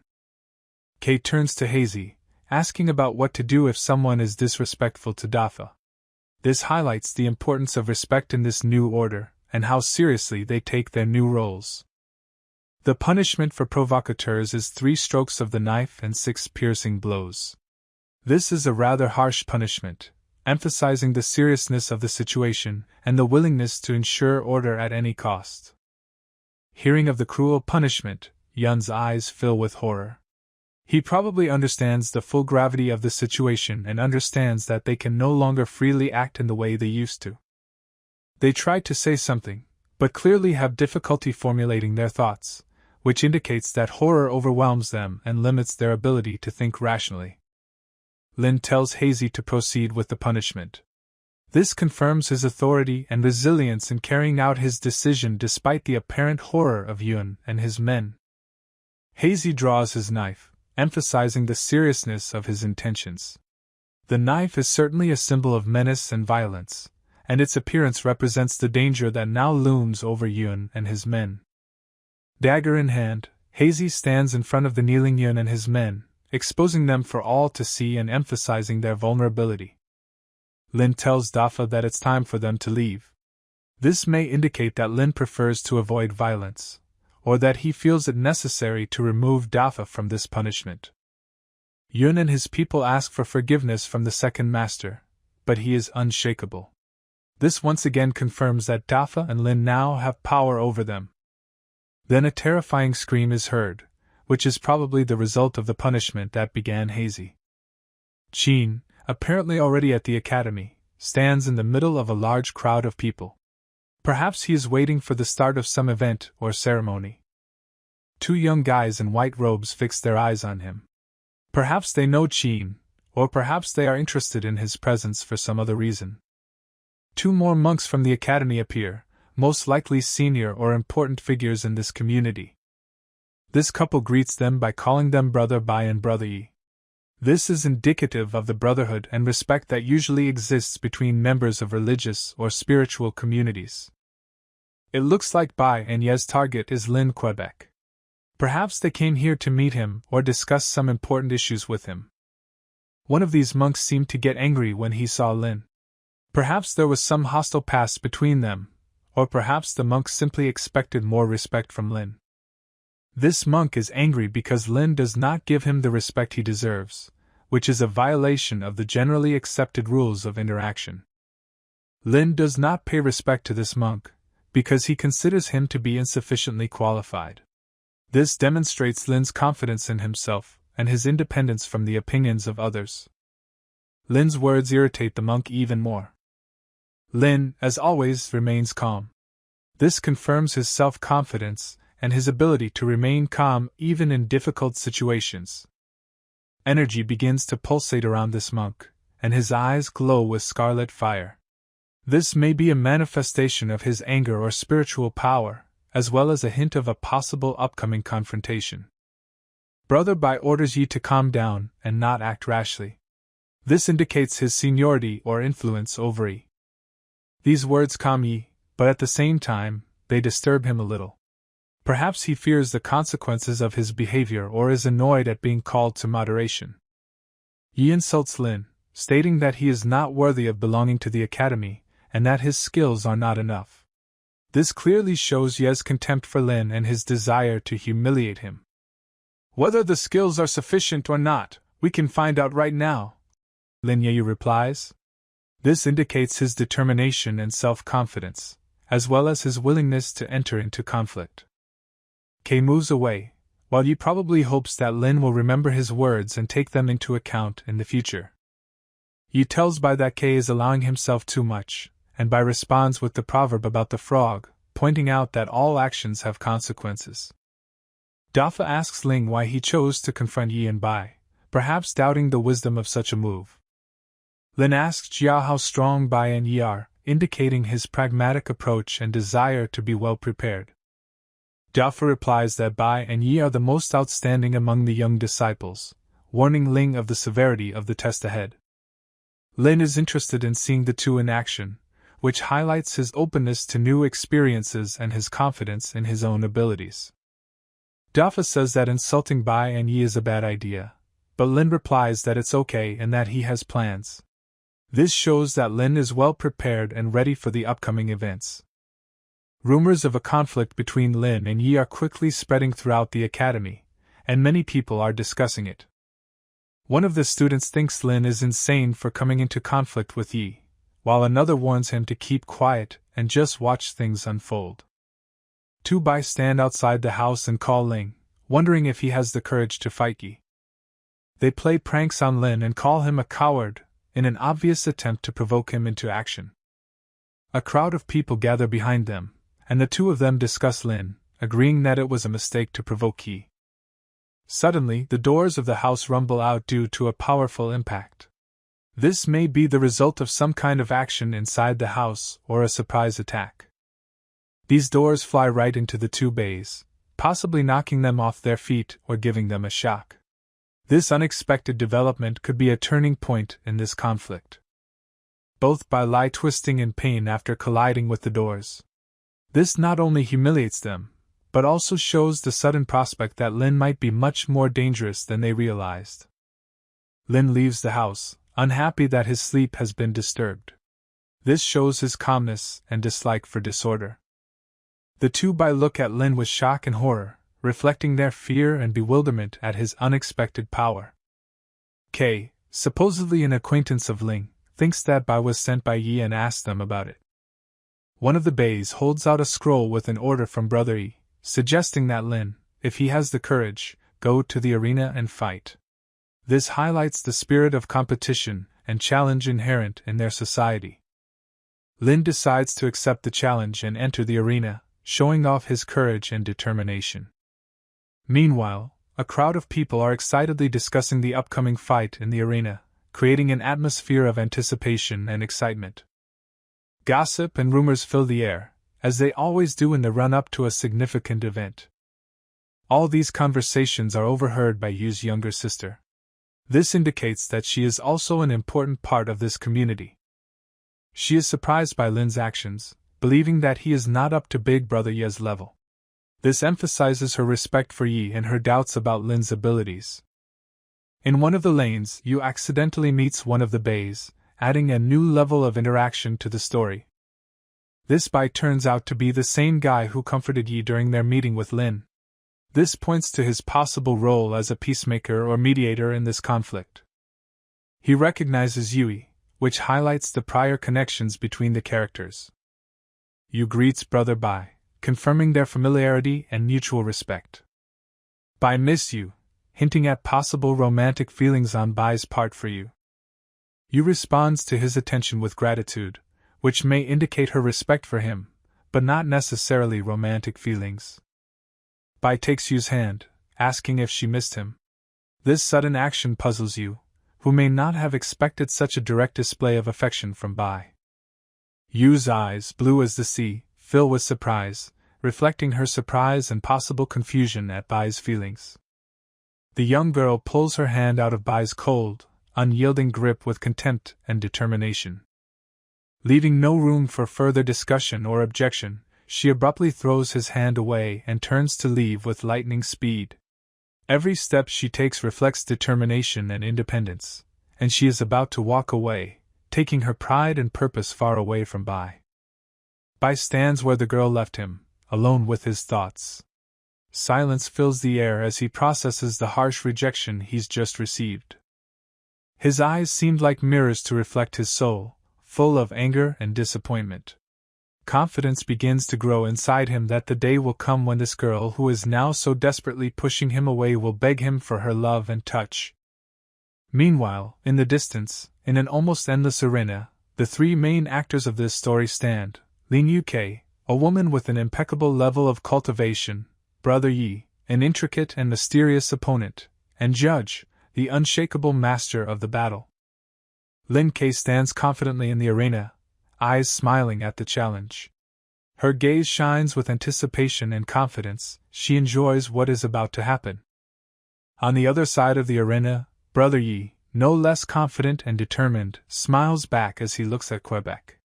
He is not afraid of the upcoming confrontation, and his confidence overflows. While this is happening, the judge explains the rules of the fight and the reason why this massive arena was built. His words reflect the spirit of honesty and competition that is embodied in this magnificent building. He promises all participants that the fight will be fair. The winner will receive points, which are an important indicator of their cultivation level, while the loser will lose the same amount. Losing these points can mean stagnation or even regression in their practice. Yeyu, from an observational point, wonders if Lin will follow the established rules. For all his hidden confidence, he knows that nothing is guaranteed in this fight. The answer to his doubts is the statement of Lin, who says that there is no need for rules for a real fight. His words provoke many reactions among the audience. Yu, watching the events in the arena, reflects on Lin's power. Interest and bewilderment flicker in her eyes as she tries to figure out what's going to happen next. But despite all these reflections, she still doubts Kei's victory. Her thoughts are occupied by the unsettling possibility that Kei might lose. Moreover, she thinks that if Kei dies in this battle, no one will really care about his fate. This thought scares her. Suddenly, one of the students offers to bet on the outcome of the fight. This proposal seems to charge the atmosphere with a new expectation. The idea quickly captures the attention of others, and many of them rush to approach him and place their bets. This adds even more drama and excitement to an already tense setting. The student accepts the money, watching this kaleidoscope of events with satisfaction. Among all these people, Dafa, one of Lin's disciples, bets his money on his master. His confidence and belief in his master is much talked about. People think he's crazy, betting on Lin. However, his equanimity and firmness only add to the urgency of this momentary situation. And so, to the loud applause of the crowd, Brother Yi appears in the arena, joining the battle. The atmosphere of tension and expectation reaches its climax. Lin Kei boldly meets his opponent, waving his hand and inviting him to start. His actions seem almost casual, as if he is enjoying his superiority over Brother Yi. Brother Yi is perplexed, not understanding exactly what Lin means. His face is contorted with anger, and the anger that has accumulated in him is about to overflow. Perhaps it is Brother Ye's anger that causes Lin's equanimity. Kei says that he only needs one hand to fight, which only adds to Ye's bewilderment. Such an arrogant statement angers Yi even more. He looks at Lin with disbelief, not believing that his opponent can really get by with one hand. But Lin continues his provocations, claiming that just one hand is enough for him to smear Brother Yi in the arena. His words evoke thoughts about the upcoming battle, which seems to be getting closer and closer. Many of Bai's supporters are also outraged by Lin and his arrogance. They look at Kei with disgust, which only makes things worse. And then Brother Yi, without warning, rushed to the attack, rushing at Lin. His movements seem charged with anger, determined to destroy his rival. Kei deftly dodges each blow. His movements resemble a dance, as he plays with Brother Yi, dodging his attacks. But then, all of a sudden, Brother Yi makes a powerful blow that seems to be about to reach Lin. This moment freezes, as if time is slowing down. However, Kei still seems unperturbed. He easily grabs Brother Yi's hand, stopping his powerful blow as if by magic. Suddenly, energy begins to pulse around them. This shocks Yi, his eyes widening in surprise. He looks at Lin in fear. Brother Yi's eyes fill with horror.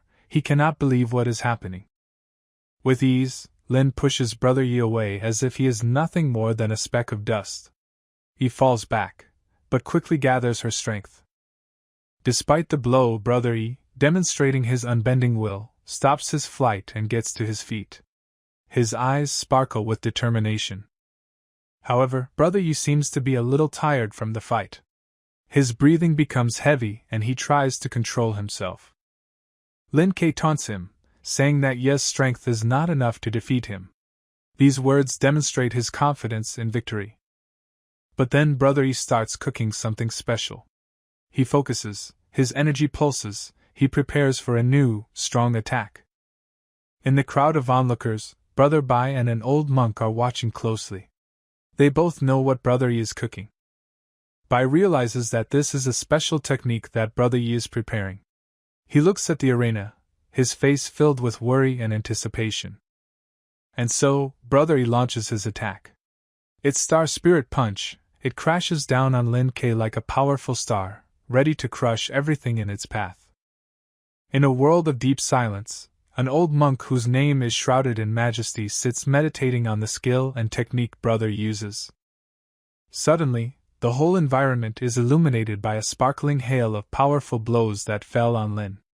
It is like rain, where each drop is a fatal blow that can destroy rocks and cut through steel. With respect and a solemn gleam in his eyes, Brother Yi praises Lin. He appreciates that Lin forced him to reveal the depth of his skill and use a technique that he reserves only for special occasions. However, Lin, who has a serene calmness and steely will, swings his fist with his characteristic calmness. His movement is perfect, every step is worked out to the smallest detail. With a force comparable to that of a falling meteor, Lin strikes directly at Brother Ye's chest. This is the kind of blow that can smash mountains and destroy castles, and it rains down on the opponent with violent force. A stream of blood comes out of Brother Yi's mouth. This blow, full of power and determination, was insanely strong, capable of destroying everything in its path. Brother Yi, in shock from the blow received, limply falls outside the ring. This place, which usually witnesses great battles, has now witnessed his defeat. From this sight, the old monk and Brother Bai are in complete shock. Their emotions are confused, and their views are filled with bewilderment and horror. Silently, people look at this whole picture, their faces are distorted by grimaces of shock and horror. They cannot believe what they see with their own eyes. And then, along with Dafa, other people begin to rejoice, applauding loudly and praising Lin's victory. They rise like a wave, raising the air with their cries of joy and triumph. Kei seems to be a little distressed.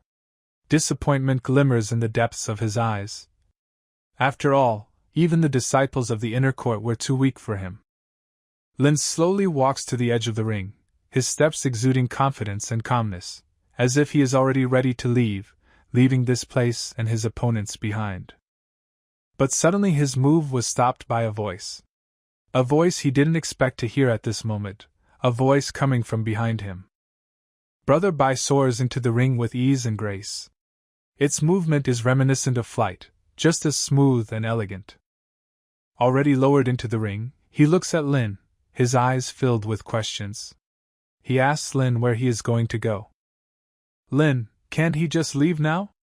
Perhaps he is not yet ready to leave this place without leaving a more visible trace behind him? Bai thinks that Lin, through his words and actions, insulted the disciples of the inner court. Kay, in turn, does not even try to refute this. His silence speaks more than words. For this insult, Brother Bai wants to teach Lin Kay a lesson. He is not going to just stand there and watch his students become the object of contempt and humiliation. Lin Kay, his face full of confidence, is ready for battle. He doesn't care when he starts. He is ready at any moment to subjugate the rhythm of the battle and get down to business. Brother Bai, whose swordsmanship is known far beyond their community, proposes to Lin. He invites him to choose a weapon, ensuring equal conditions for both fighters. However, Lin is ready to fight even with his bare hands. He does not need a weapon to prove his strength and skill.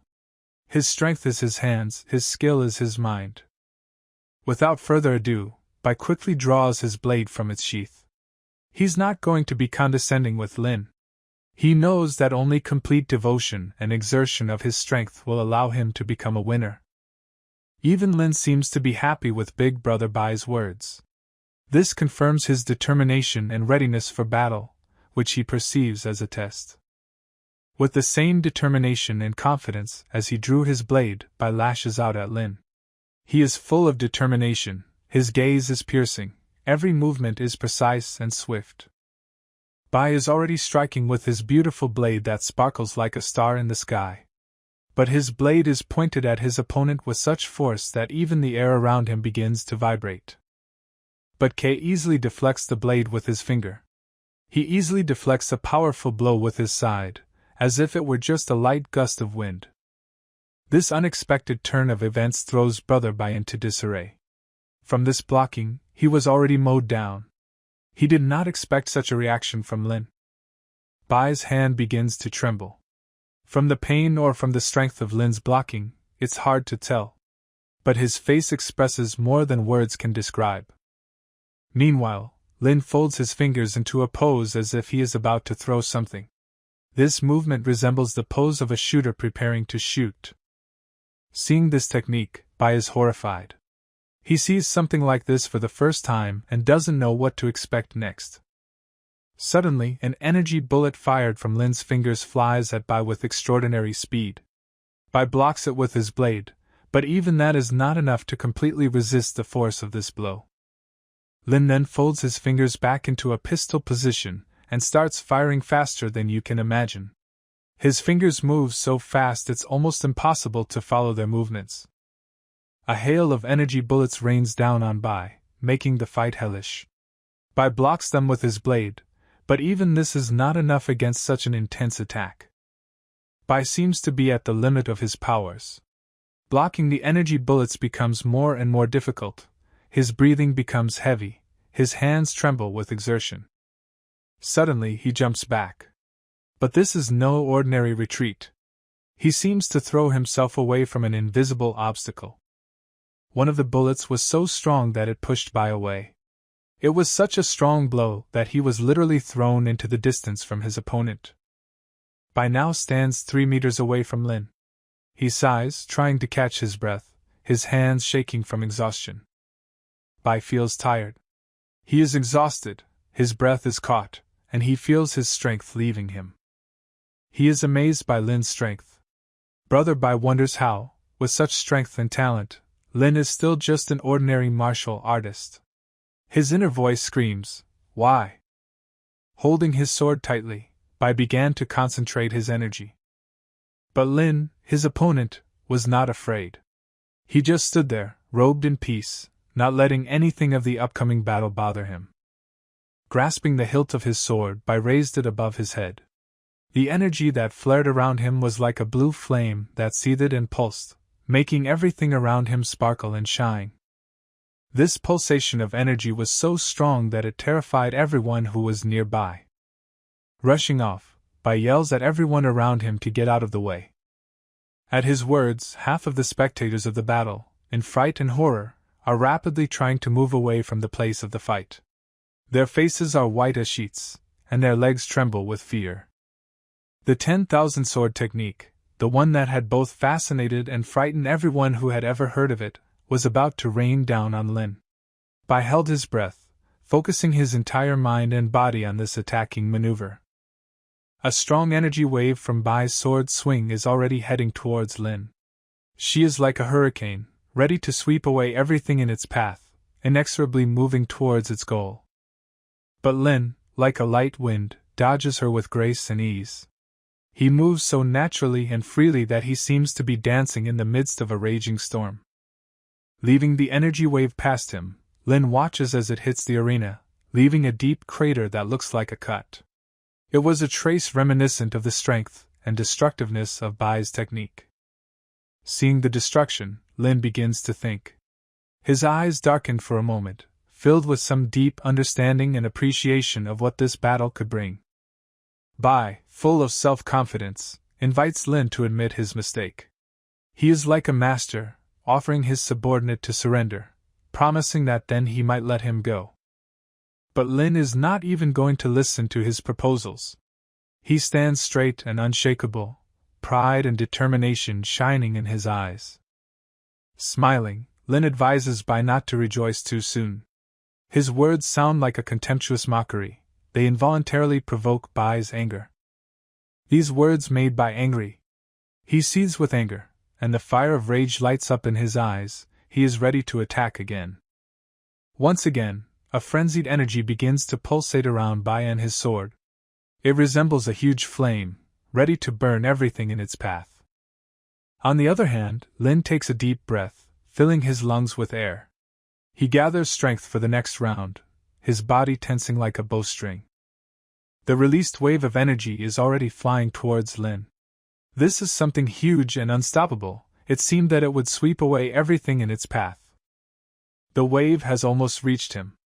Everyone in the vicinity froze in anticipation, as if time had slowed down, and every second felt like an eternity. But Lin, with full determination in his eyes, prepares to meet this attack.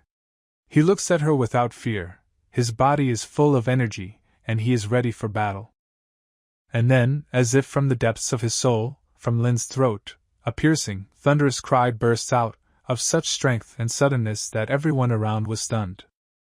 His next action was to create an incredible power of flame that seemed to flow from his mouth, filling the space around him. The firestorm that Lin had just created was moving towards the wave of energy launched by Bai. Their clash was inevitable, and it foreshadowed incredible consequences. At the moment of the collision, huge energy began to pulsate from both of them, creating waves of air that spread throughout the arena. A terrible sight was reflected in Bai's eyes. He could only watch helplessly as the huge wave of flame moved in his direction, giving him no chance of escape. This wave of fire, like an invincible beast, gradually engulfed him. Bai could only watch as his own body was covered in bright flames. It was like a slow-motion spectacle as Bai was consumed by flames like a dragon's tongue, and he seemed smaller and smaller in front of this huge, all-consuming beast. Everyone who watched this fight was horrified by what they saw. Their faces turned pale and their eyes widened in fear and disbelief. This spectacle was so cruel and spectacular that it seemed unreal. But despite the fact that his clothes were burned to ashes and his body was exposed for all to see, Bai himself remained unharmed. The flames seemed to consume only his clothes, leaving his skin intact. However, despite his physical integrity, Bai was filled with terror and shame. His face turned red, and his eyes were filled with despair and shame. The girls watching the fight started blushing and whispering compliments to each other about Bai's body. This caused them embarrassment and confusion, and they tried to hide their faces from shame. Younger sister Yu was so embarrassed by this sight that she quickly closed her eyes as if trying to protect herself from the shame. Her cheeks were red and her eyes filled with tears. Lin watched Bai's reaction with interest. His eyes sparkled with satisfaction and he was curious about what Bai would say in response to his annihilating attack. Stunned and blushed with shame, Bai remained silent. He was so confused and worried that he couldn't even find the words to reply to Lin. Covering his private parts with his hands, he hurriedly stepped back, looking at Lin with a pleading look in his eyes. Bai muttered something unintelligible and started looking for cover, leaving Lin confused. At that time, a group of people, among whom was Daff, rejoiced with joy and triumph. They shout and jump for joy, congratulating their master Lin on his majestic victory. The entire academy campus is seething with rumors and discussions about Lin's victory. His name resounds from the outer court to the innermost corners, emphasizing his victory over his elder brothers Yi and Bai. People start calling Bai the heavenly child of the academy, while others taunt him after his defeat. This becomes an occasion for discussions and disputes. Discussions about Lin continue, with many speculating that he will be given the title of heavenly. His name becomes the subject of reverence and discussion. And then, among this crowd of people, Bai himself appears. His appearance instantly silences all voices, and the air is filled with tension and anticipation. In the middle of a dense bamboo forest, accompanied by the singing of birds and the whistle of the wind, stands a young girl Yu. She trains with the blade, executing every move with the utmost concentration. All these sword trainings are like a graceful dance, which she diligently works out under the supervision of a mentor. But Yui seems to be starting to look tired. Her gaze, usually full of determination, becomes distant and anxious. Suddenly, old woman Bai comes out into the field, with a worried look, wondering about the reason for this anxiety, which is reflected in the eyes of her younger sister. Yui starts talking, trying to explain his feelings, but doesn't have time. She is interrupted by her mentor, who thinks that the girl is still preoccupied with what happened during the last battle. However, the reason for Yu's deepest thoughts is her shame that she judged Lin by his appearance. She talks about it, her voice quivering with guilt. The teacher, trying to calm her down, notes that many elders also believe that Lin was just looking for glory. Their judgments were similar, and they too were wrong. Yu is about to say something back, her eyes filling with new emotions, but the words die on her lips. The teacher continues the conversation, saying that Lin's power has become incomprehensible to them. In the academy, which is the center of martial arts, no one can become his opponent. Suddenly, Yu asks his master, is she an opponent for Kei? This question carries not only curiosity, but also anxiety about the future. The mentor, who seemed so confident before, slows down the rhythm for a moment and admits that she, too, is too weak by Lin's standards. This confession becomes a new blow for Yui. The words of his old mentor unsettle Yui. She never thought that their power gap was so great. Master continues to speak, stating that it is rare for a person to achieve such strength at such a young age as Lin. She mentions Long Kongmin, whose name inspires awe in all who are familiar with the martial arts. The mention of Long Kongming, the first great martial arts warrior and the current owner of the old ones, completely shocks you. The mentor, seeing such a reaction, nods her head in approval, understanding shines in her eyes. She continues by saying that Jiner has always been self-sufficient and proud, but there are many strange and strong people in the world that it would be difficult for her to deal with. At this time, Dafa and Lin, who are far away, look very surprised. They can't believe that anyone would want to bow down to Kei as a teacher. It turns out that the person who wants to become Kei's disciple is Yu. Lin, who hasn't planned to have disciples until now, is stunned by the offer. However, he remembers that he lacks a maid. These unexpected words of Lin bring new excitement to Yu's heart. She does not know how to react, and her fate hung in the balance over the abyss of uncertainty. In her memories, the image of the mentor flashes, that the teacher in the form of Lin is a great idea. She recalls the moments of training, when he was there, helping and supporting, like a real big brother. The girl greets Lin, calling him elder. Her eyes reflect awe and recognition, and her words sound sincere and warm. Dafa is in complete shock and cannot believe that Xiao Jin has become a maid. His mind refuses to accept such an unexpected change. Lin says he doesn't need any titles, just brother. He always puts friendship and relationships ahead of formal titles. The girl folds her hands respectfully, calling Lin brother. This word for her is more than just a title, it is a symbol of their long-standing friendship and mutual support. One of the monks says that today is a kung fu test, and encourages students to go on stage in the order of their number. The air is filled with anticipation and excitement. Brother Bai is quietly watching all this action. Determination and some sinister secret are read in his eyes. He seems to want revenge on Lin for his defeat, and he seems willing to do anything to achieve his goal. Bai quietly looks at his opponent and sees in him not only a rival, but also a target for revenge. His heart beats with the desire to administer justice. With a smile, he wants Lin to look down at him to show that the situation has now turned in his favor. Today, Lin's examiner is Bai, and he decides whether Kay will pass the test. All those present are surprised by this appointment, and are looking forward to an interesting event. Lin stands in the middle of the crowd, watching everything that happens with a focused look. His soul is full of determination and strength. The beautiful blade dance is performed by Xiao Jin, and the students look at the skill of Yu's younger sister in amazement. Her movements are harmonious and magical. The guys are simply shocked by the skill of the younger sister Yu, and they have no words before such perfection. These words about Yu seem to anger Bai, who himself is in love with this mysterious and beautiful girl. He feels his heart overflow with jealousy. Yu walks somewhere among the crowd, not paying attention to the opinions of others. She has always been her own, independent and courageous. The girl is walking somewhere while Bai is watching her, whose thoughts boil with unpredictability and internal contradiction. He wants to change fate, and his election can lead to this. Bai thinks that he decides the fate, and the academy will be his only again. His mind is full of plans and dreams of power and recognition.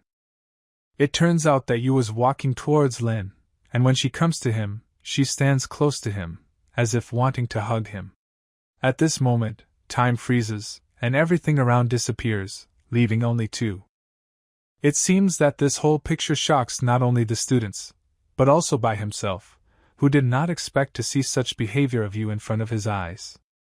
Yu asks Lin what he thinks about the sword dance he taught her. Kei seems to be a little confused. It seems to him that they have begun to see each other too often. The girl answers him that she just decided to use her brother as a shield from some annoying people. Her words sound humorous, but beneath them lies a sincere reason. Smiling, Kei asks the girl if she is afraid of gossip, and also that he can become a target for everyone. He shows care and concern for his girlfriend. The girl compliments him, saying that with his skills he has nothing to fear. She expresses confidence in his abilities and strength. Lin exhales heavily. His thoughts boil and he feels mixed emotions, but tries to remain calm.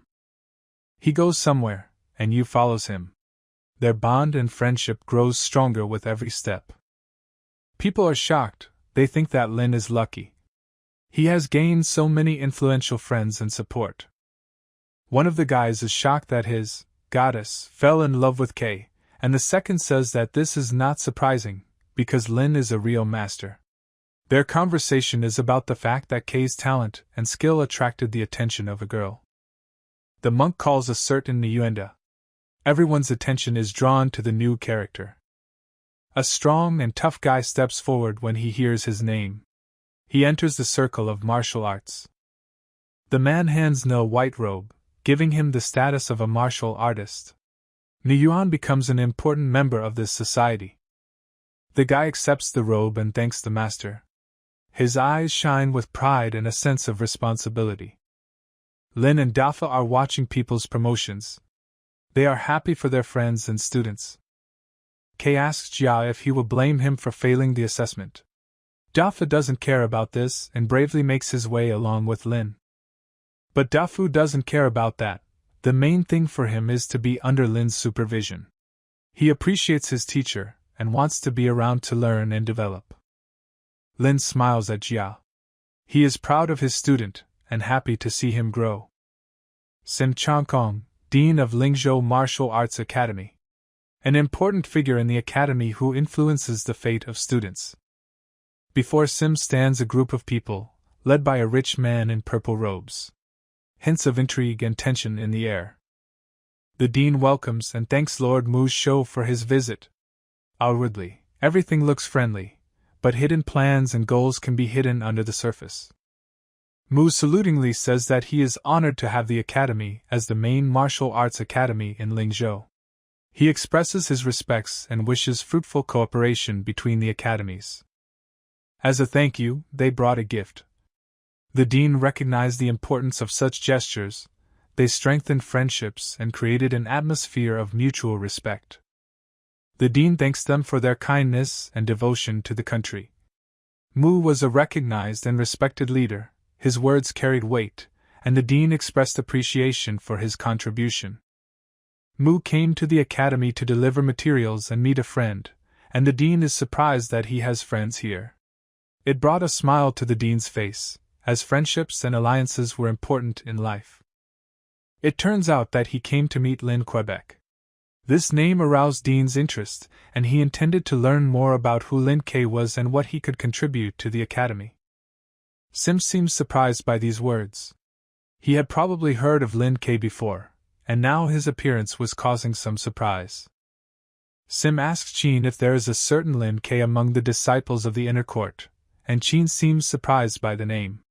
He quickly scans his notes, and comes across a familiar name. Qin says that there is such a student, but he is in the outer court, and recently he failed the test in the inner court. Mu is shocked by these words, because Ke could not fail, for he wields the power of the gods. Such a failure seemed inexplicable, and it raised questions about possible causes.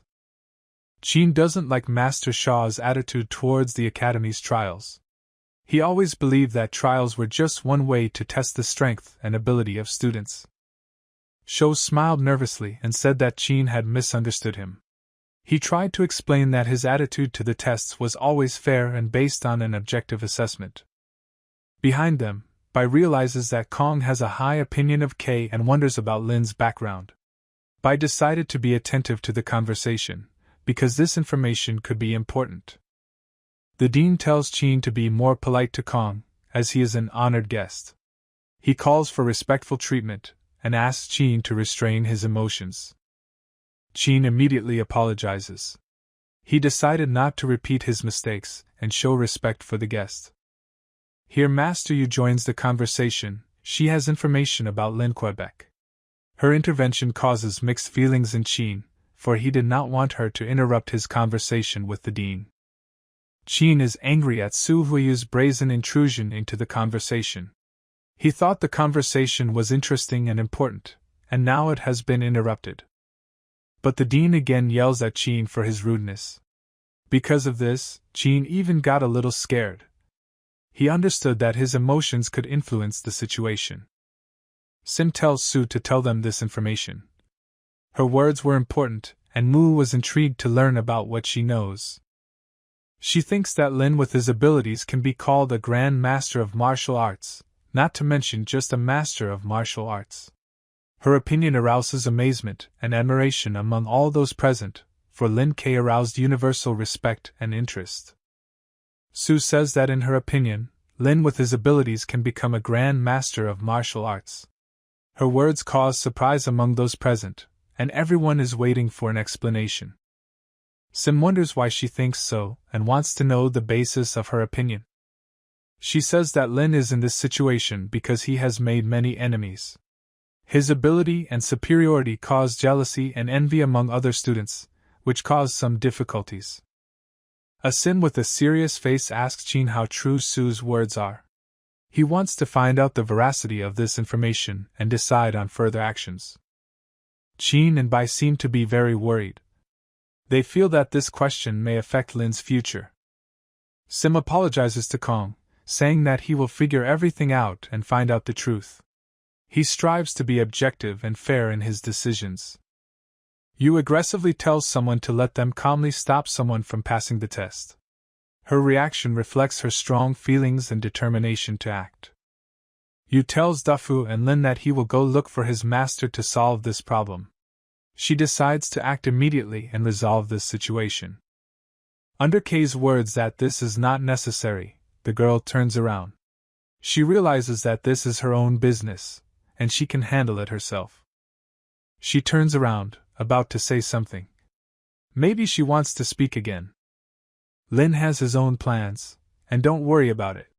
He decided to trust his strength and skills. But then one of the men who led the test appears, and he turns to Lin Quebec. His words grab the attention of everyone present. He says that the dean wants to see Lin Quebec. This statement comes as a bit of a surprise, and everyone is waiting for an explanation. Because of the mention of Dean, Dafa and Yu were surprised. This indicated that the situation had become serious and might require senior management intervention. The dean is surrounded by a crowd, among which are Bai, Qin and Su. His presence gives the atmosphere an official character. Right in front of them, Lin is showing off his strength, agility and grace. He decides to demonstrate his skills in front of the dean.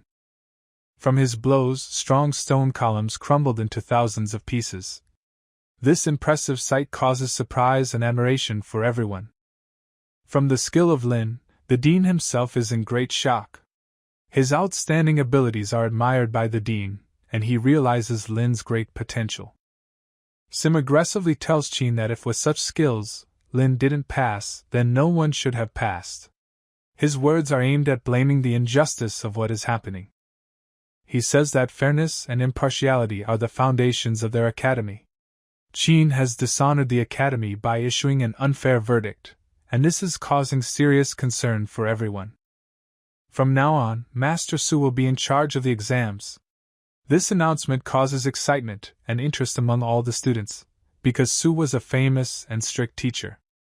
Qin tries to say something while a worried Bai stands behind him. Their concern is understandable, as the new changes could affect the entire academy. But Sim, not even listening to them, quickly seeks to get away from here. His attitude to what is happening shows that the situation requires his immediate intervention. Out of anger, Qin lashes out at Bai, blaming him for everything. Qin is unable to contain his emotions and holds Bai responsible for what happened. Bai kneels down and asks the master not to get angry.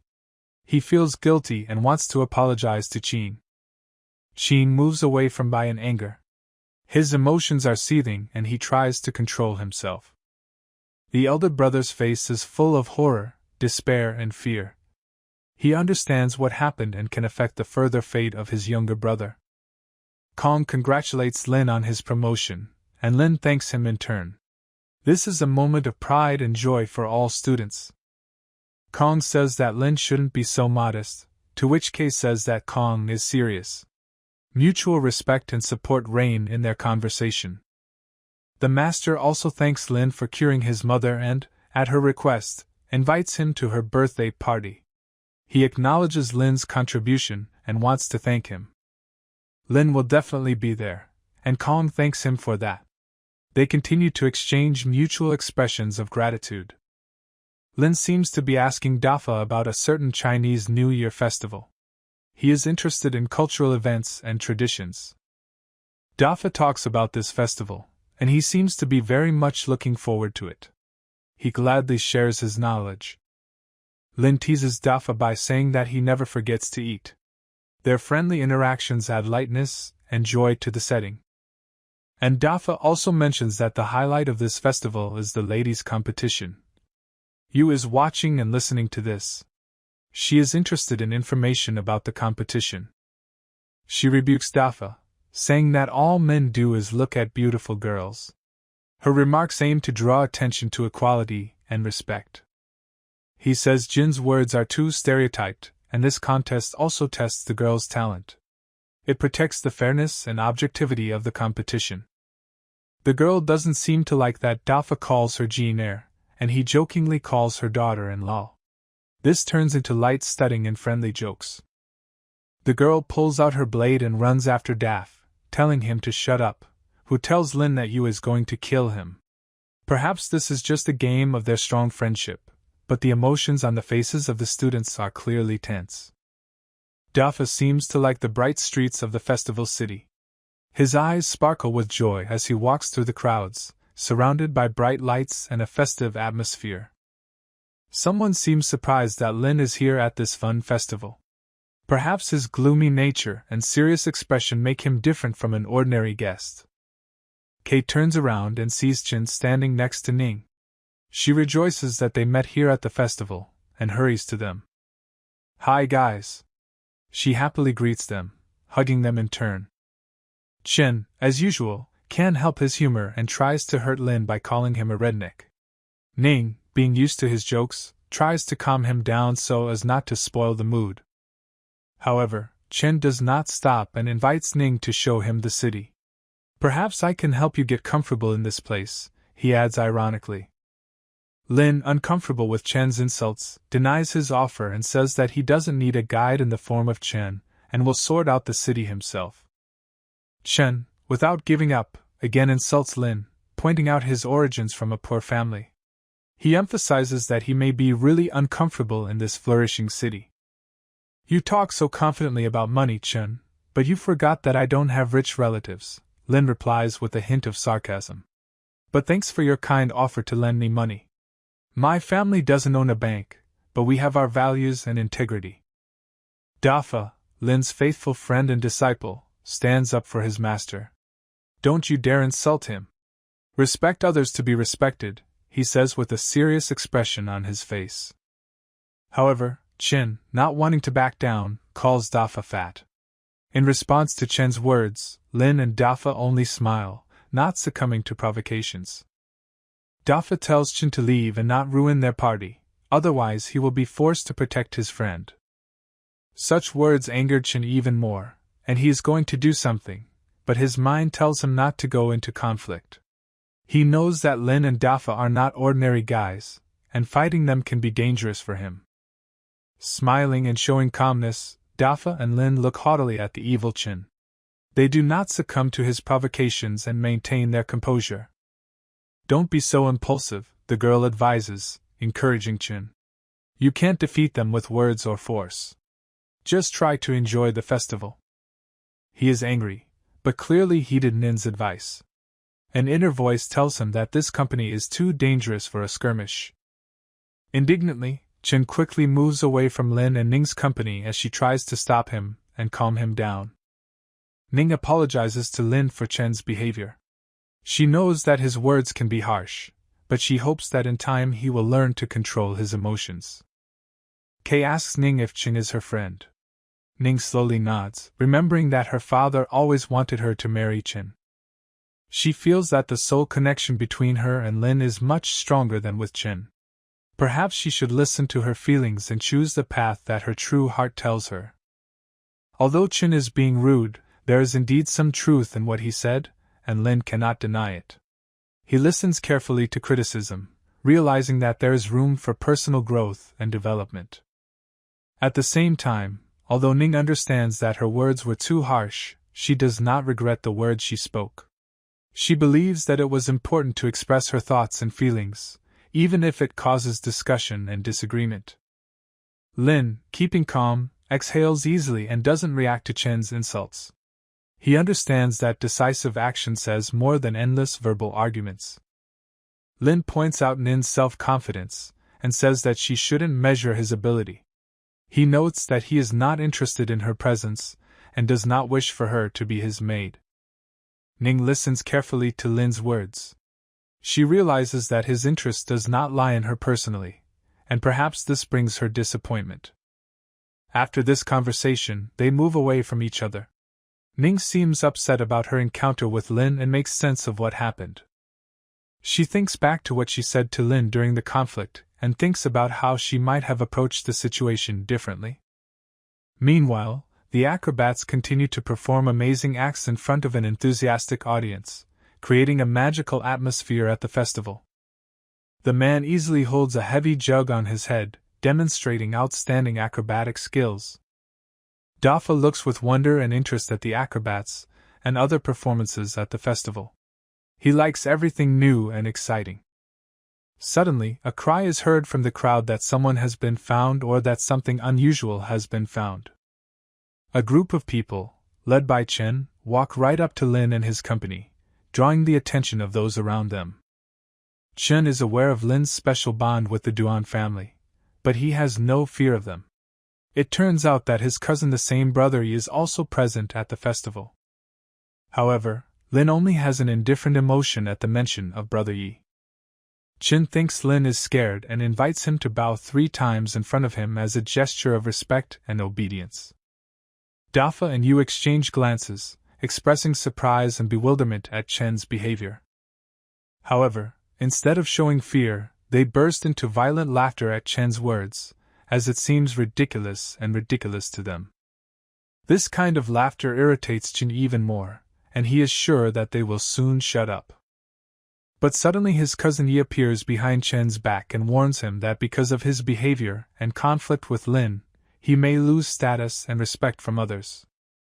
But then his cousin Yi appears behind Chen. He says that because of Chen, he may lose the status he has long sought to maintain in his social environment. Chen seems to be glad to see his cousin, because he knows that Yi usually handles situations like this and always comes out victorious. However, when he hears Lin's angry words, his mood changes dramatically. He feels that something is not right, and he has a feeling of anxiety. Stepping closer, Yi realizes that Lin is laughing at him. This is a prank usually played on him by his friends. Yi begins to get angry, but he understands that he should not be distracted by trifles at such an important moment. Seeing Kei, Ye's face contorts in a grimace of horror.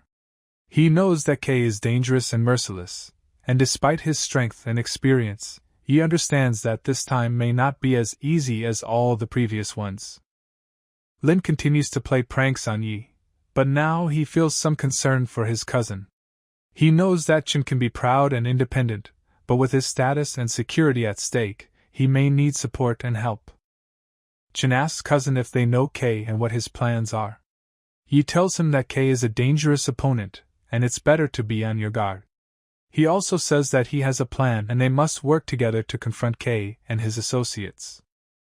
Dafa also makes fun of Chen's words, but it is done with benevolence and understanding.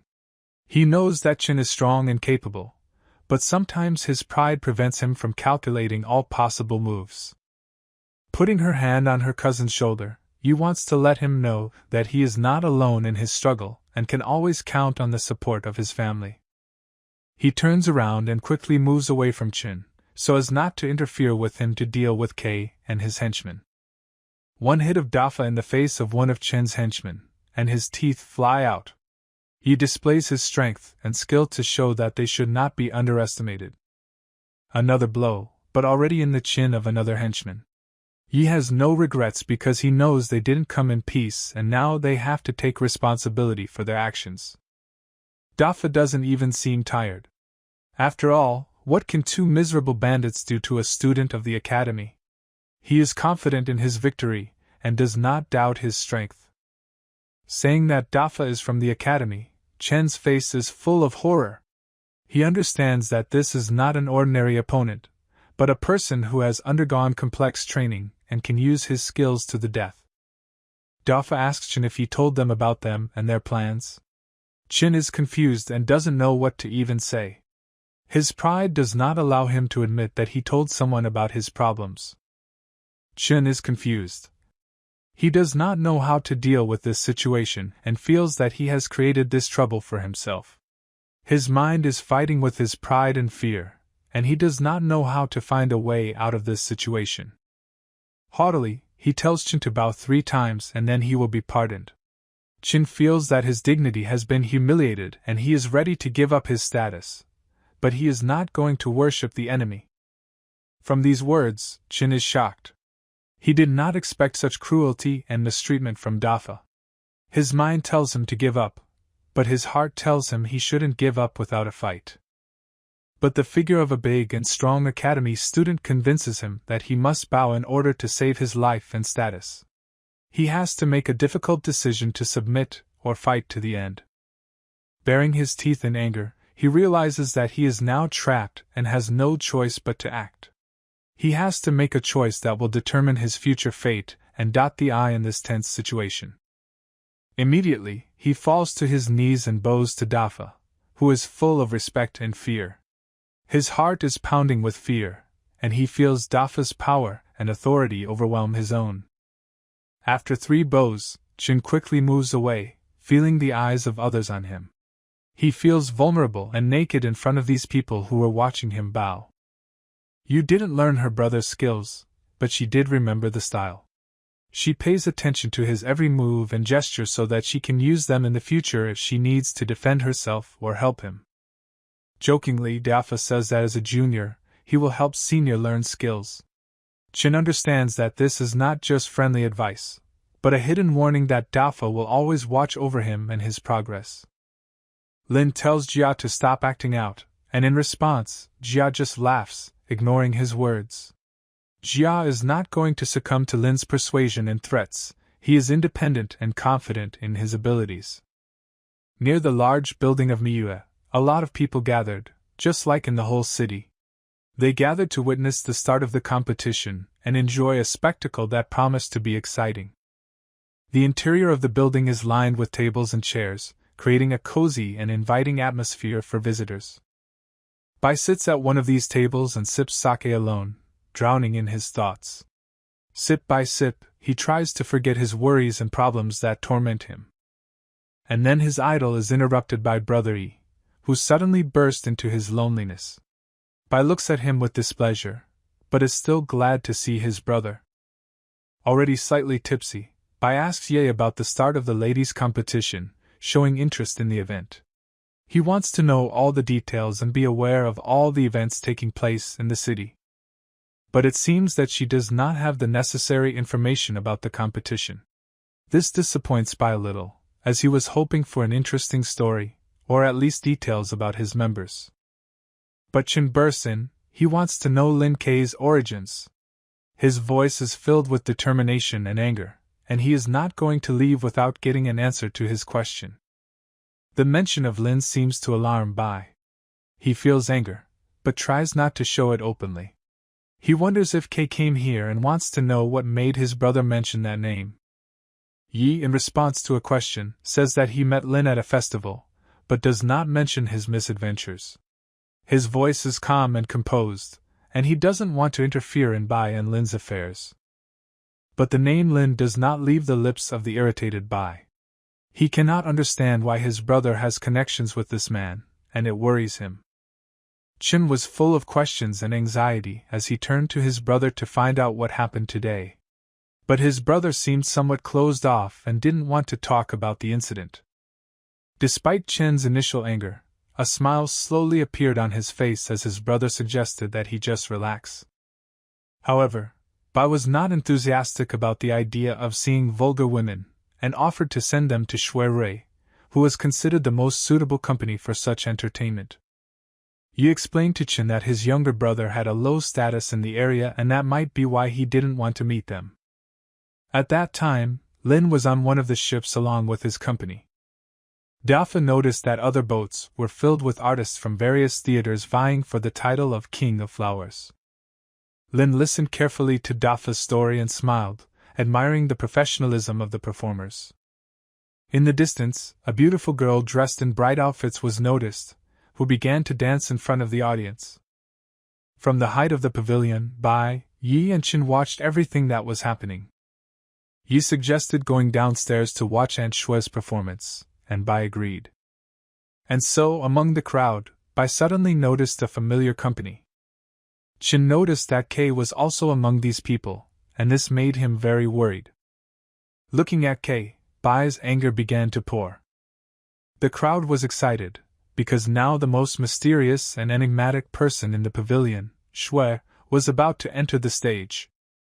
Dafa couldn't help but rejoice at the prospect of seeing Shui perform. Lin was interested and asked Dafa about Aunt Shue's identity. Dafa told him that Shui Ruo was the most beautiful girl in the entire Tingfen pavilion and had served as the flower maiden for many years. Dafa was confident that Shue's performance would be the grand finale of this amazing show. And so, a beautiful girl appeared on the stage in pink clothes, with her face hidden behind a veil. She began to play a beautiful melody on the guqing, mesmerizing the entire audience with her art. A beautiful melody resounded throughout the hall, captivating the audience with its magnificence. The crowd admired and praised the girl for her ability to play the guqing. She clearly mastered this art with skill. After some time, the girl was covered with a cloak as she quietly moved away from the spotlight. The audience ardently asked for another song. They did not want to interrupt this magical moment. However, her departure caused sad exclamations of disappointment from the crowd, and they were eager to hear more. Then a certain man, perhaps the organizer of the event, addressed the audience. He revealed that the Mingyu Tower gave Shui great support so that she could perform here. However, now he began to complain about the difficulties and obstacles they faced. The man continued to speak, but the crowd continued to be inept at his words. They just yearned to hear Shui again and again. However, the man was persistent and wanted to convey something important to everyone present. The crowd waited, watching him intently, waiting for what else he had to say. Suddenly, he announced the existence of a unique opportunity for all who are now present. People perked up and showed interest, eager to learn about such an interesting opportunity. If someone from the crowd proves his sincerity and pleases Auntie Shui, then he will have a chance to meet her alone. It seems that this fat man does not pay attention to sincerity and seeks to buy a passage to the girl, and it seems that people do not like this attitude. At the auction, everyone present raises their hands with money, offering insane sums for the opportunity to meet the mysterious Shui. Then such an insane amount sounded that it is terrifying an auction in the amount of 100,000 melts. It turns out that the author of these words is the mysterious Chen, who knows what he wants. With a haughty smile on his face, Chen reiterates that they are willing to pay as much as 100,000 for the opportunity to meet the mysterious Shui. And then Chen turns his attention to Lin and his company, who are also present at this auction. Chen realizes that even though Lin is a martial arts master, everything in this world depends on money and power. A man acting as an auctioneer asks the crowd if everyone has something to give in return for the welcome they want. Dafa, Lin's faithful companion, invites his friend to take part in this tempting game. And the attention of the man again turns to the guys, wondering if they have worthy gifts for the auction. Chen strongly advises Lu not to waste any time and immediately report his intention to Aunt Shui. Meanwhile, Chen thinks that probably no one will ever choose an ordinary hillbilly like Lin in this peaceful battle for attention. Lin, despite some doubts, is sure that he has a gift that can attract the attention of the mysterious Shui. Lu, surprised and intrigued, wonders what it is. Lin decides to play a piece of music as a token of appreciation to the mysterious woman who caught his attention. Approaching the ancient guqing, Lin gently touches with his fingers the thin strings of the instrument. He recalls his past lives and what talent he possessed: magical music that can touch souls. It seems funny to Chen that a simple village boy, Lin, wants to learn how to play such an exquisite instrument as the guqing. Chen doesn't want to make a fool of himself. There is a heated discussion and debate among the audience about what made Lin offer his unique gift. But then Lin begins to perform a piece of music, enveloping everyone present with an atmosphere of enchanting harmony. Lin's beautiful melody suddenly surprises Dafa and Yu, as if they were magically in the middle of a picturesque flower garden, surrounded by colorful buds. Even the mysterious Aunt Shui, as if sensing the magic in the sounds, turns her attention to the place where the beautiful melody comes from. The mysterious woman understands something, her interest awakens, and she wonders who is performing such a magical melody. Shui instructs his devoted maid to find out who is behind this amazing music. After completing the melody, Lin seems to be a little tired after the kind of art he gave to those around him. The crowd is in awe. The melody is just amazing. It was music, as if originally born in heaven. Chen is angry, because even now Lin shows his best side, and his talent undoubtedly amazes others. The maid can't contain her curiosity, and asks Lin if it really was him who played the guqing. Dafa confirms the girl's words with a smile, proudly saying that his boss, Lin, sang the melody. Lu asks the maid if she came from Shui to gather information, and gets confirmation of her guesses. The mysterious maid introduces herself, revealing her high status and announcing that she came for a reason. She brings an invitation from Shui. Chen is stunned by her words, as events unfold so unexpectedly and excitingly. These unexpected words also alarm Bai and Yi as the situation becomes more and more mysterious. Chen's annoyance just boils. It is unforgivably hard for him to understand how it is possible that Lin, this guy, was invited to the party by Aunt Shui.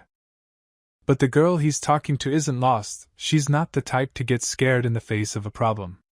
In all seriousness, she tells him that Lin's invitation is a mandate from Shui herself. Dazzlingly embarrassed by these words, the guy is confused. He simply does not know how and what to say now in response. As a result, the man decides to submit to circumstances. He says that if Aunt Shui agreed to this meeting, then he, as the youngest, must obey her will, despite all his doubts and discontent. The maid, deftly mastering the situation, leads Lin after her, straight to Shui's chambers. He follows her like he's a chess piece that she moves at will. All this time, Bai stood aside, observing the situation. However, now his irritation has reached the limit. He turns abruptly and, without saying a word, walks away into the darkness. The surrounding buildings and houses, illuminated by the soft light of lanterns, look beautiful and majestic in the dark. Next to them, the water quietly splashes in a small reservoir, where there are several boats swaying on the waves. Yu, watching this scene, says that men cannot do without the presence of beautiful women. It's like a certain law of the world that cannot be broken. At this moment, Dafa, with a sarcastic smile, asks Yu if she is jealous of their beauties. He provokes her, pushing her to an honest answer. The girl, at first embarrassed by his direct question, and then began to get confused in trying to find a suitable answer. Her heart is beating, her face is red, and her thoughts are racing. But when she saw that even Lin, the man who seemed unapproachable, could not resist such beauty, she mentally resigned herself to the fact that maybe Dafa was right.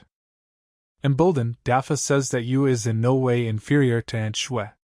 It's just that she always looks like she rejects everyone around her. But he's sure she can always change things if she wants to. Intrigued by his words, Yu asks a question about a certain probability that Dafa mentioned earlier. Dafa continues her game, playing tricks on her again. He says that Yu has a great chance of becoming a daughter-in-law. His words light up the air around them with sparkling laughter. These joking words, just like last time, irritate Yu again. Her eyes sparkle with displeasure, and her heart beats faster with indignation. And at that moment, Lin returns by boat to his people. His figure is clearly visible in the light of the lanterns, and his return brings relief to all who have been waiting for him. Dafa is especially happy about the return of his boss. His eyes sparkle with admiration and respect for Lin, who managed to overcome all obstacles. The first thing Dafa asks Lin is how beautiful Shui is. He, as if childishly, longs to hear the details about her in order to imagine the whole picture. Lin, surrounded by his friends and servants, is already standing in the middle of his villa, as if the ruler of the world, his gaze covering the entire territory of his possession. He likes this place, he feels at home here. And Dafa is absolutely delighted with this place. This is the perfect place for them, and they are ready to enjoy every moment of their stay here. Lin's voice is heard in the distance. He addresses the crowd, pointing to the inn in front of them. We'll stay here. Then turns to his people, pick a room for us. Then Lin decides to retire to his spacious villa, where he can calmly devote time to reflection. He realizes that the time has come to form his dharmas, to prepare his teachings and ideas for transmission to others. Wasting no time, Lin prepares an envelope containing valuable goods for Tianqiu. He hands it to his attendants, telling them exactly where they should deliver it. Having received an order, they bow to him as a sign of respect and consent, expressing their readiness to carry out his instructions. They were accustomed to follow all his orders, and this case was no exception. Then, sitting in his office, Lin is lost in thought about the upcoming birthday banquet for old Lady Kong. In his mind, the thought arises that it would be worth buying a gift for her. Meanwhile, a crowd of people had already gathered outside Kong's sumptuous home. They buzz, discussing upcoming events and looking at all the new faces. Master Kong and Lin greet each other, exchange greetings and smile delicately, as is customary in high society. Behind, many of those present begin to whisper about Lin, wondering who this young man is who communicates so freely with Master Kong. Chin is also seen among the guests, approaching a group of curious people and answering their questions about Ling, referring to him with a smile as just a village boy who became a martial artist. This causes a new wave of questions among the men, who begin to discuss how Kong would feel about Lin if he was not a martial artist. Chen looks at Lin intently and then replies, "Maybe Kong is mistaken in underestimating him," which sparks even more curiosity among those present. Lin, meanwhile, continues his journey among the assembled rich people, chatting with them and smiling at their jokes. In the crowd, he notices a familiar face. It's Aunt Shui. He approaches her and greets her. Despite their past, Lin appears calm and even, feeling no emotion from the meeting. Aunt Shui, on the other hand, greets him with joy, talking about how she missed him and sharing her progress in the music he once showed her. She also expresses her joy at this meeting and asks him for advice on her musical pursuits. Lin believes that Aunt Shui, like him, came to old Kong's birthday party. She confirms his guess and they continue their conversation. Meanwhile, other nobles begin to take an interest in Lin, wondering about his personality and relationship with Aunt Shui. The neighbor on the table cannot answer their questions, only shrugs his shoulders, since he himself does not know the answer. Chen reappears. He remembers how Lin was a guest at Aunt Shui's a few days ago, and how it aroused everyone's interest. Listening to his words, people are even more interested in Lin, but Chen evasively answers their questions, clearly not wanting to think about it anymore. One of the guys in blue robes, watching Lin, thinks that failure awaits him ahead, but he does not seem to suspect anything. Chen stares at Lu, trying to figure out what made him say those words. Intrigue appears in his eyes as he enthusiastically tries to understand the subtext in his brother's words. Lu opens his mouth again. He explains that among those present today is Lord Qin, a man who was fascinated by Shui in the past but could never truly understand her. The mention of Qin's name makes Chen nervous. He quickly asks Lu if he is talking about Qin Muji, the commander-in-chief of the entire Lingzhou army, this world-famous and respected general. Lu confirms his suspicions, adding that an insult to Qin, or even a hint of it, invariably entails a death penalty. A wide grin appears on Chen's face, his eyes light up with delight at the mention of it. He seems to be really happy about this information. The two men greet Qin, presenting him with all the respect that is due to his high status. Lord Qin is a powerful and courageous man, handsome and imposing, the same person who commands the entire Lingzhou army. Shui and Lin stroll peacefully through the crowded courtyard of Kong's house, enjoying the festive atmosphere. Suddenly, their path is blocked by Qin. He was looking for Shui, and now that he has found her, his face lights up with satisfaction.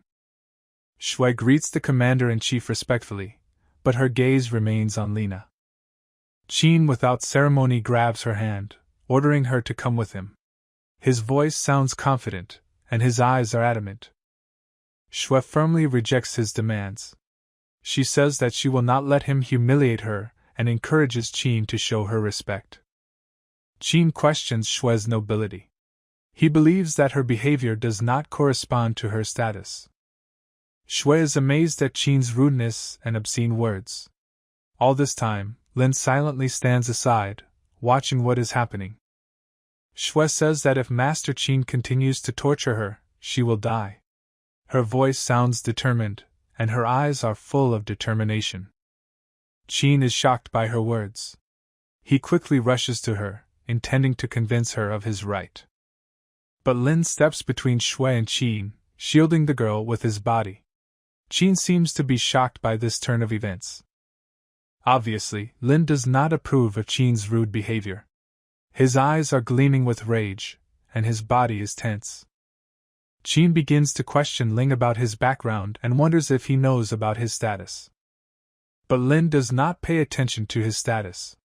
Shui rejected Qin, and that's all that matters to him. Those who witness what is happening are in a state of deep shock. They can't believe their ears and eyes that Kei really dares to confront Qin so directly and openly. Qin watches it all with satisfaction, his eyes sparkling with joy and delight. For him, all this is a real show, a spectacle that is just beginning, and he cannot wait to see what happens next. Qin, flushed with anger and indignation, is about to stab Lin. His fist has already swung, his face is contorted with anger, and he is ready to unleash all his indignation on a laughing opponent. But at that moment, a piercing scream is heard. The voice sounds stern and authoritative, urging everyone to stop, freeze in place, and stop their actions. This unexpected intervention forces everyone to shut up and turn their attention to its source. The majestic Kong appears, accompanied by his mother and maids. They come out of the shadows, where until now they have gone unnoticed, and enter into the spotlight. Seeing Kong's mother, Qin respectfully folds his hands in front of her, feeling deep reverence and respect for this old woman. Madame Kong addresses Qin, her voice stern and unyielding. She asks him why he is here to congratulate her or destroy everything with his own hands. Qin tries to argue something, but his words sound incoherent and unconvincing.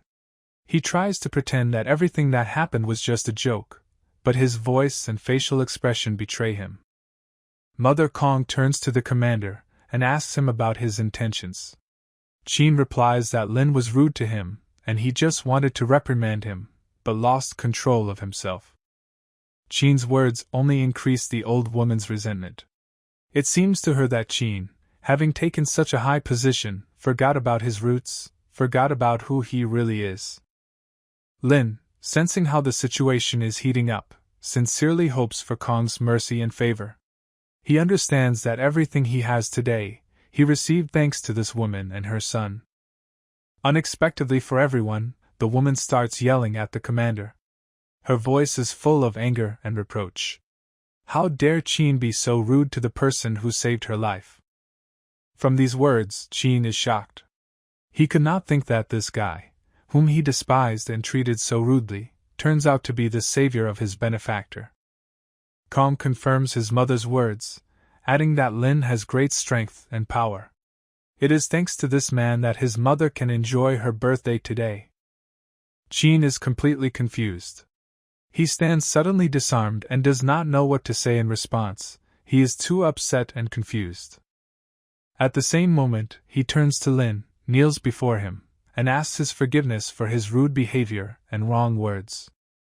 Calmness is a typical emotion for Lin. He remains as unperturbed as ever, not letting the slightest expression of emotion on his face come out. Master Kong also apologizes to Lin for this situation. In the background of this scene, in the shadows, Qin was hiding. His face was sad and preoccupied, full of awareness of his situation. He understood that for his behavior, for the way he treated Lin, he should have been killed. But today luck seemed to favor him. Kei, his older brother, used his authority to save him. He told Qin to get up and go, and Qin, feeling great relief, bowed to him in gratitude. At this time, Lin stepped forward. In his hands was a parchment with a sentence. Everyone watched his movements closely, waiting for what he would say. Qin now has no right to harass Shui. Qin, though frustrated and embarrassed by this turn of events, agreed. He couldn't deny that this was the only correct decision. He retreated, resigned to his new position. All this drama playing out in front of Chen's eyes was too much for him. From everything he saw and heard, he was in complete shock. Chen, like everyone present, was shocked by the unexpectedness of this outcome. But Chen was a man with an indomitable spirit. He understood that there was no way to deal with this Lin. Everything was so complicated and confusing, and yet Chen did not lose hope. He knew there was still a chance to fix the situation. As Chen struggled with his feelings, Les Hall began to fill with people. There were so many people that they filled the entire hall, creating a booming echo of their voices. In the midst of all this chaos, an old woman was sitting in the corner of the hall. She was calm and happy, despite everything going on around her. It was the grandmother, the owner of Les Hall. Her servant knelt before her, who carefully listed all the gifts that her guests had brought. He reported on each gift, conveying emotions and joy from everyone present. The servant had not yet finished his list, as the grandmother had already begun to thank everyone who came to this event. She spoke to each name, giving her gratitude and respect. Suddenly, a man appeared in front of the grandmother. He was well dressed, with a gift in his hands. And behind him, standing back slightly, was Chen. Suddenly, Chen's gaze fell on Lin. This was the moment Chen had been waiting for. His gaze, full of determination, focused on Lina. However, Kei's presence at the event annoyed Chen as always. His presence was like a sip of bitter wine that cannot be swallowed. Meanwhile, the servant continued his list. He loudly announced that Yi Yunwei had brought a gift, the Golden Buddha. Everyone in the hall was shocked at Yunwei's generosity. All eyes were on Chen as he removed the cloth from the gift. Suddenly, the hall was filled with admiring sighs and whispers. On Chen's arms was the figure of the Golden Buddha. It was majestic and beautiful, its shiny surface reflecting the light, illuminating the hall. One of the guests took the floor and remarked that Yunwei was by far the richest man in Linzhou. He was impressed by his generosity and gift. Another guest started in surprise and remarked that no other gift could surpass this one. Everyone in the hall was amazed at Yunwei's generosity. Finally, Chen turned to Lin. He mockingly asked him if he had brought songs and poems as a gift, to which everyone in the hall laughed. But underneath Chen's mockery, there was something more. He was determined to show that he was capable of more. Lin is enveloped in silence. He, apparently, is not yet ready to issue answers to the challenge thrown by Chen, who is distinguished by boundless arrogance. Chen hopes that Lin's luck will run out right before his eyes. He looks forward to the moment when he will finally stop being an object of luck. But suddenly Lin gets up and walks over to the old lady. From the depths of his robe, he holds out a gift that was specially prepared for her. Finally, he takes out a gift, and it turns out to be nothing more than an ordinary peach pit. This incredible and humble gift leaves everyone present speechless. The people in the hall cannot hide their surprise. And behind Lin, a crowd begins to boil, mixed up with gossip that is trying to split the air around. Even if he could not have a worthy gift, could he not just announce everyone with a peach pit? The phrase flickers and disappears in Chen's thoughts like a spark in the night. Lin asks a servant to bring a pot of colored earth and a pot of water. The servant seemed to be a little taken aback by this unexpected demand. The servant seems a bit taken aback by this unusual request. His face expresses bewilderment and slight embarrassment. But Madame Kong, an old lady with authority, insists that the servant do what Kei ordered despite his bewilderment. Chen is already looking forward to the incomparable spectacle that Lin is about to present to him. And here are two servants, each carrying a pot on their shoulders. They head towards where Lin is standing. Lin looks inside the pot. His eyes scan the contents carefully. He then places the peach pit on the ground, watching closely as it falls to the ground. With his breath on his finger, he amplifies the energy, which is like a flame and begins to pulsate around him. This energy, like a living flame, rushes straight into the pot. And then, as if exploding, the peach tree begins to grow out of the pot at an incredible speed. All the guests in the hall are in complete shock. They look at this incredible scene in disbelief. In a matter of seconds, juicy peaches begin to appear on the branches of a young tree. Right in the middle of the hall, in a pot, a peach tree adorned with fresh fruits majestically flaunts. Lin gently plucks one incredibly beautiful and juicy peach, its skin slightly deformed under the pressure of his fingers, hinting at the richness of flavors inside. Carefully but surely, he holds out the peach towards Granny Kong, holding it up like a treasured artifact before her eyes. The woman expresses her gratitude. Her eyes fill with brilliance and surprise, because in her old age to see such a miracle, to experience this magic becomes just a wonderful gift of fate. One of the distinguished guests freezes in admiration near a young tree, and with a loud exclamation announces this as a miracle. His words reflect the general admiration of those present. Stunned by this phenomenon of magic, even Chen, always confident in his abilities, is in a state of shock. He cannot believe that such a spectacle is being played out in front of him. Lin again extends this magical fruit to the woman, offering it as a sacred gift created by nature and magic. Her faithful servant reverently says that eating this fruit, saturated with magic and living energy, will certainly lead to a long and healthy life. With reverence and delight, Grandma Kong eats this amazingly juicy peach.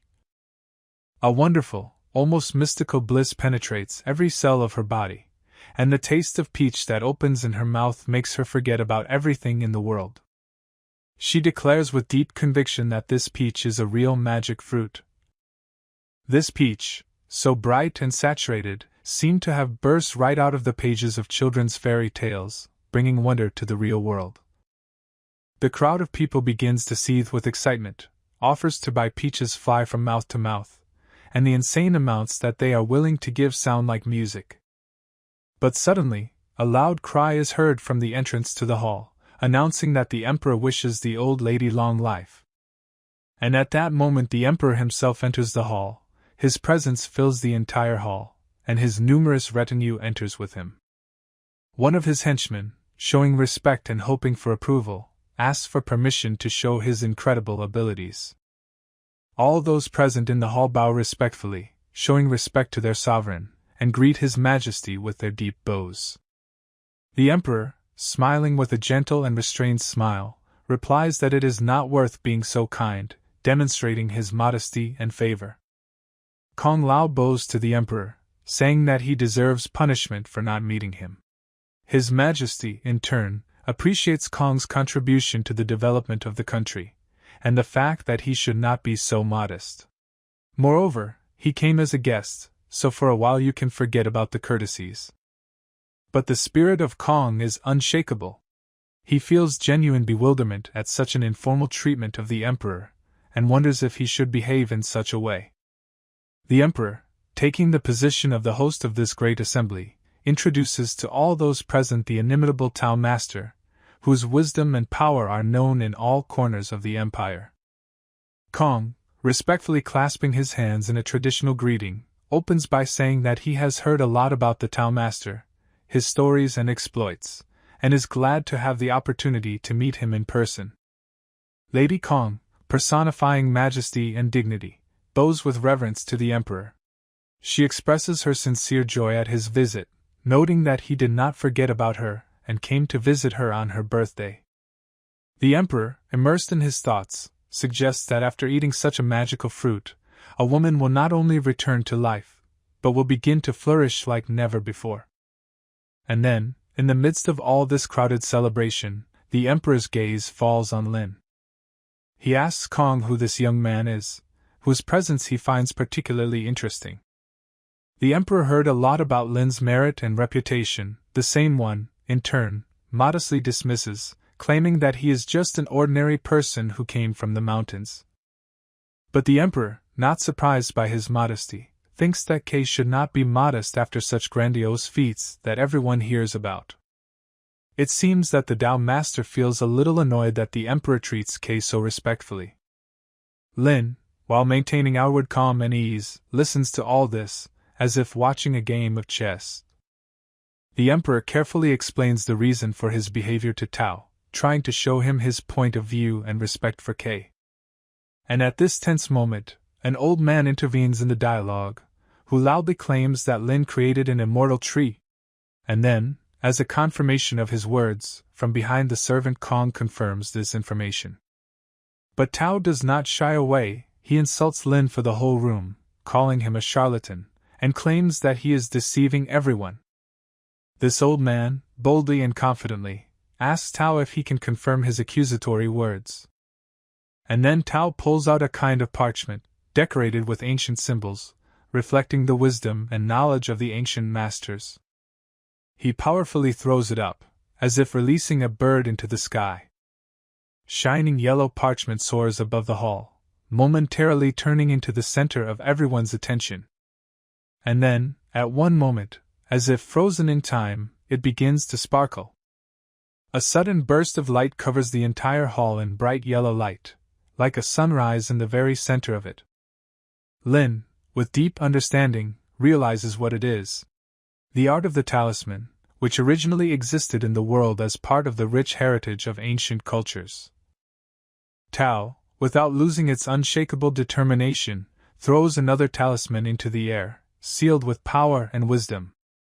This parchment seems to be alive, spinning and flying straight towards the peach tree, as if driven by an invisible force. And at one moment, like a flash of anger of the celestials, the tree begins to blaze with an all-consuming, furious fire, as if it itself had become part of the sun. It seems that this defiant act of the Tao, this exorbitant arrogance, angers Lin a little, awakening in him a sense of struggle. And then, as if sunlight starts to break through the clouds, the light from the explosion begins to slowly dissipate. The Emperor, with obvious curiosity in his eyes, asks the Tao what exactly he is doing, causing such strange and powerful phenomena. Tao proudly explains that he used the sacred golden talisman, an ancient relic, to open people's eyes so they can see the true face of the world. The whole room is in shock. That magical, luminous peach tree that seemed to be the symbol of a miracle has vanished as if it never existed. The Tao firmly states that this tree was just a beautiful illusion created to deceive the onlookers. Lin is the deceiver. Tao shouts, pointing an accusatory finger at him. He claims that Lin only learned a couple of magic techniques and created an illusion. But Tao, like a true master, dispelled this illusion. The same old man who previously claimed about the magical nature of the tree stands embarrassed, as if at a loss for words, not knowing what to say. Tao used a powerful golden glow to blind everyone and destroy the illusion of a tree. This becomes clear to Lin, and he, imbued with determination, is not afraid to strike at Tao. Tao claims that the reason for Lin's anger is the exposure of his deceit. That all this anger is just a reaction to the fact that his secret was exposed. The Emperor is trying to ease the tension by reminding everyone that today is the lady's birthday, and this holiday should be full of joy and respect. But Tao persistently tries to explain to the Emperor that he cannot allow those who deceive others to be among the guests at such a solemn feast. The Emperor repeats, even more irritably, that today is the mistress's birthday, and this is a time for fun, not conflict. And suddenly Mrs. Kong enters this heated discussion. She is from a great dynasty based on the art of war, and she herself is a worthy descendant of a heroic general. She invites these two, burning with rage, to resolve their conflict in a specially designated place, promising that it will be just entertainment for all the assembled guests. She gives her blessing to Lin, allowing him not to hold back during this upcoming fight. A crowd of people, full of anticipation and excitement, gathered in the courtyard, waiting for the exciting show that they will soon see. The Tao crashes to the ground as if it was hit by a mighty whirlwind. The ground beneath him shakes from the impact. Towering over him, Lin looks out, the source of his sudden fall. His face radiates confidence and contempt. Tao angry. He tries to get up, obviously underestimating his young opponent, a guy with a sudden discovery of strength. And then, like lightning in the night sky, the master takes out a blue talisman that flickers with a cold light. The electric talisman is already moving towards Lin like an arrow, leaving a glowing trail behind it. He is about to overtake K. Every second the talisman approaches, inexorably moving towards its goal. Lin seems alarmed, his eyes widen. He knows this talisman. This is the Thunder Talisman known for its mighty energy. Tao, confident in his victory, is already looking forward to the moment when this talisman will kill Lin. But then something unexpected happens. One wave of Lin's hand, and energy begins to pulsate around him, like a protective sphere. This energy seems to grab the Thunder Talisman, slowing down its progress, causing it to vibrate and shimmer. Gradually, with every moment, Lin's strength, like a magnet, absorbs the talisman, disarming its power. Dao's shocked. He can't believe his eyes. How is Lin capable of such a thing? Lin seems offended that Dao used such a weak talisman against him. It's time to show your true abilities. Thunder and lightning begin to pulse around Lin's arm. They curl and sparkle like snakes in battle. He rises above the ground, towering over the Dao. Lightning flashes around him, making his power even more impressive. Dao's eyes are filled with terror, his confidence crumbling as if he is facing a power he could not imagine. And realizing that there is no way out, that his strength cannot be compared with this new power, Tao tries to escape from this relentless enemy. An attempt to escape through running becomes absolutely useless. The lightning that Lin summoned hits Dao at a frightening speed, literally outpacing the wind with terrifying pain like he had never experienced before. It becomes too much for Tao. He lets out a piercing scream of horror and pain, his voice echoing off the walls of the surrounding buildings, creating an unpleasant resonance that momentarily freezes everyone. At this time, the Emperor, who has been watching the battle all this time from the high balcony of his palace, addresses Lin, with apprehension in his voice and hope in his eyes. He begs him for mercy, hoping that the powerful warrior will not go through with it and spare his servant. Lin, not distracted from the Tao, listens attentively to the Emperor. He perceives every word, every shade in the monarch's voice, assessing how sincere his request is.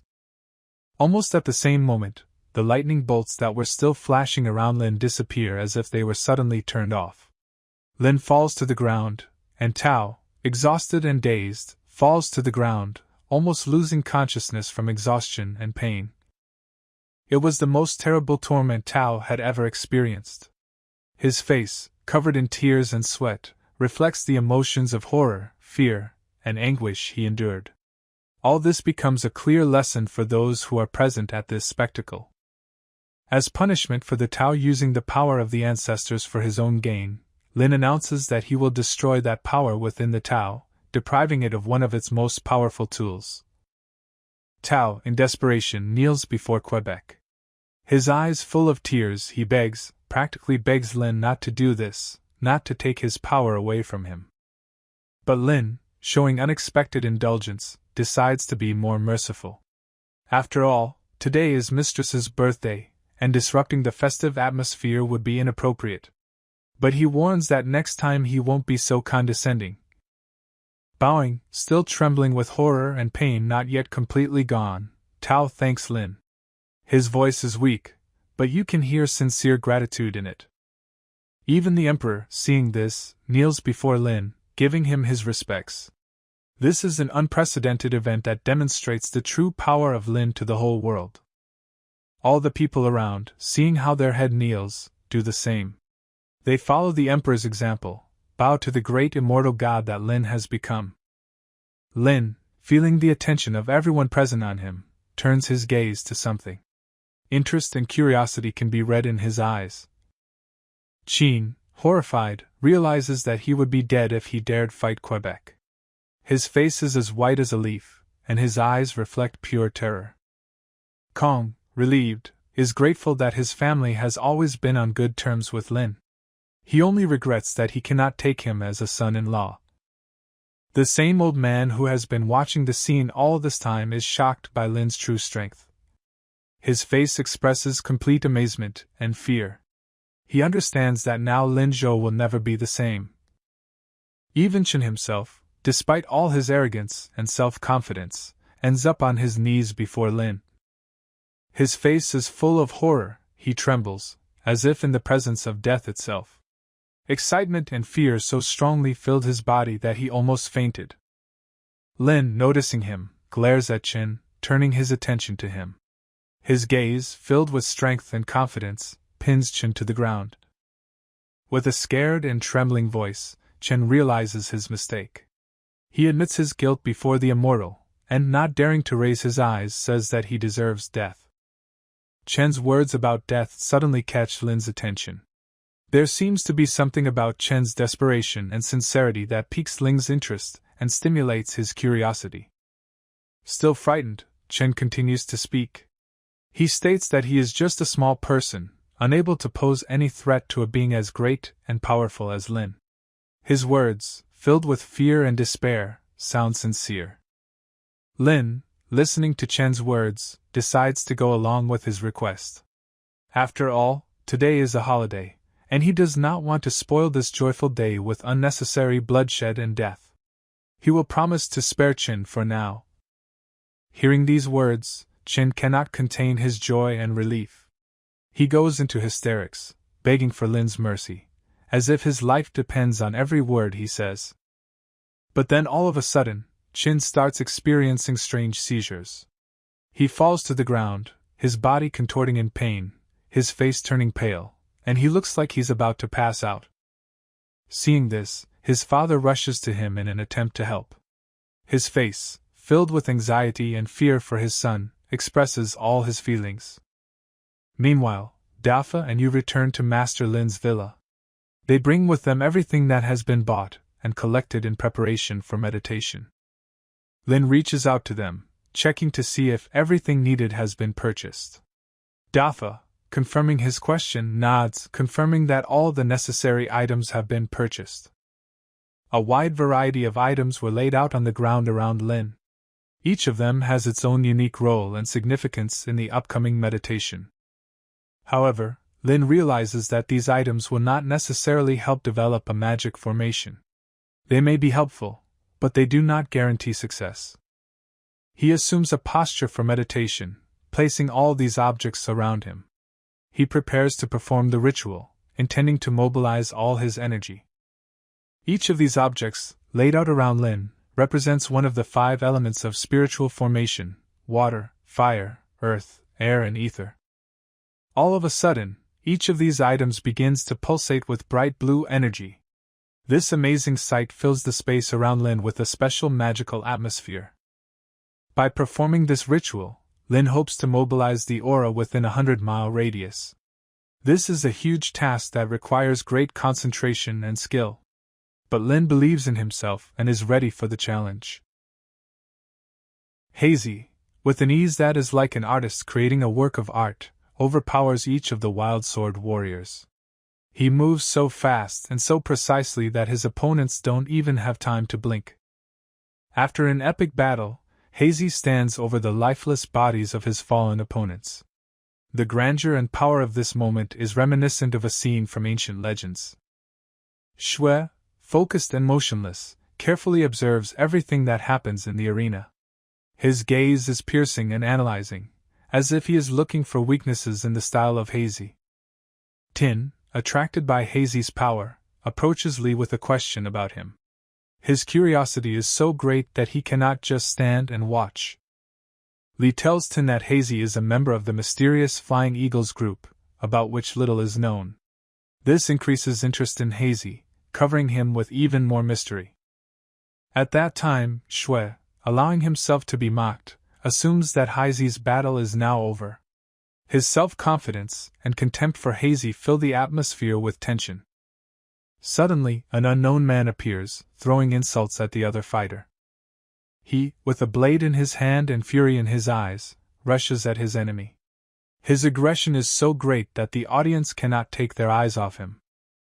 The serious look of the man is aimed directly at Hazy. He looks at him with such confidence and determination that Hazy can't ignore the threat. One of the man's servants, seeing the tension of the situation, suggests that he be careful and not give in to emotions. But the man, paying no attention to the servant, rudely pushes him away and orders him to get out of sight. Then the man, full of determination and rage, rushes at Hazy with a sword in his hands. But Hazy, showing incredible dexterity and speed, blocks this strong blow. However, blocking this strong punch seems quite difficult for Hazy. It looks like he's putting in a lot of effort to keep up. Meanwhile, the man, tensing up to the full extent, starts screaming. His scream is filled with rage and determination. and the next moment, he's cleaving Hazy's sword with his blade. It happens so fast that everyone present flinches in surprise. At this time, Duan, worried about Hazy, shouts something after him. His anxiety is felt in every word. Hazy is seriously injured. Men in medical uniforms hurriedly approach him and carefully place him on a stretcher. Duan, motionless in shock, stands next to his wounded friend. His eyes are filled with worry and guilt. And then Lin appears. He, with a strong expression of concern on his face, asks Duan about Hazy's condition. Duan, shocked by what just happened, remains silent. His words seem to have forgotten how to get out. He doesn't even know what he should say in response to Lin. Lin, at the time, cautiously looks at the wounded Hazy.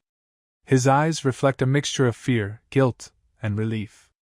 His gaze is attentive, like that of a physician checking the condition of his patient. And suddenly, around Lin's finger, energy begins to pulsate, bright and alive, like a flame.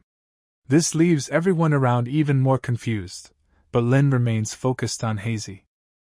He, as if in a trance, carefully touches Hazy's wound with his fingers several times. Each touch is filled with care and confidence that he can help his friend. All this time, Duan, as if chained, is watching what is happening. His gaze flickers from Lin's face to Hazy's and back again, hoping for any sign of improvement. After a long silence, Lin turns to Duan, saying that Hazy will live. He asks Duan to stay with him and keep an eye on him while Kay takes care of the tournament. Duan, relieved and full of gratitude, folds his hands in gratitude to Lin. As if a heavy weight has been lifted from his shoulders, he thanks Lin for saving Hazy's life. After leaving Duan and Hazy, Lin Kay heads to the stands where the spectators are seated. Suddenly, among the crowded crowd, one person recognizes him. It's Xian. She, noticing him, exclaims with surprise and joy. Lin seemed to remember her too. His eyes glow with recognition as he looks at her. Xian, glad that Lin remembers her, asks with interest if he came to watch the tournament. Her eyes glow with joy and curiosity.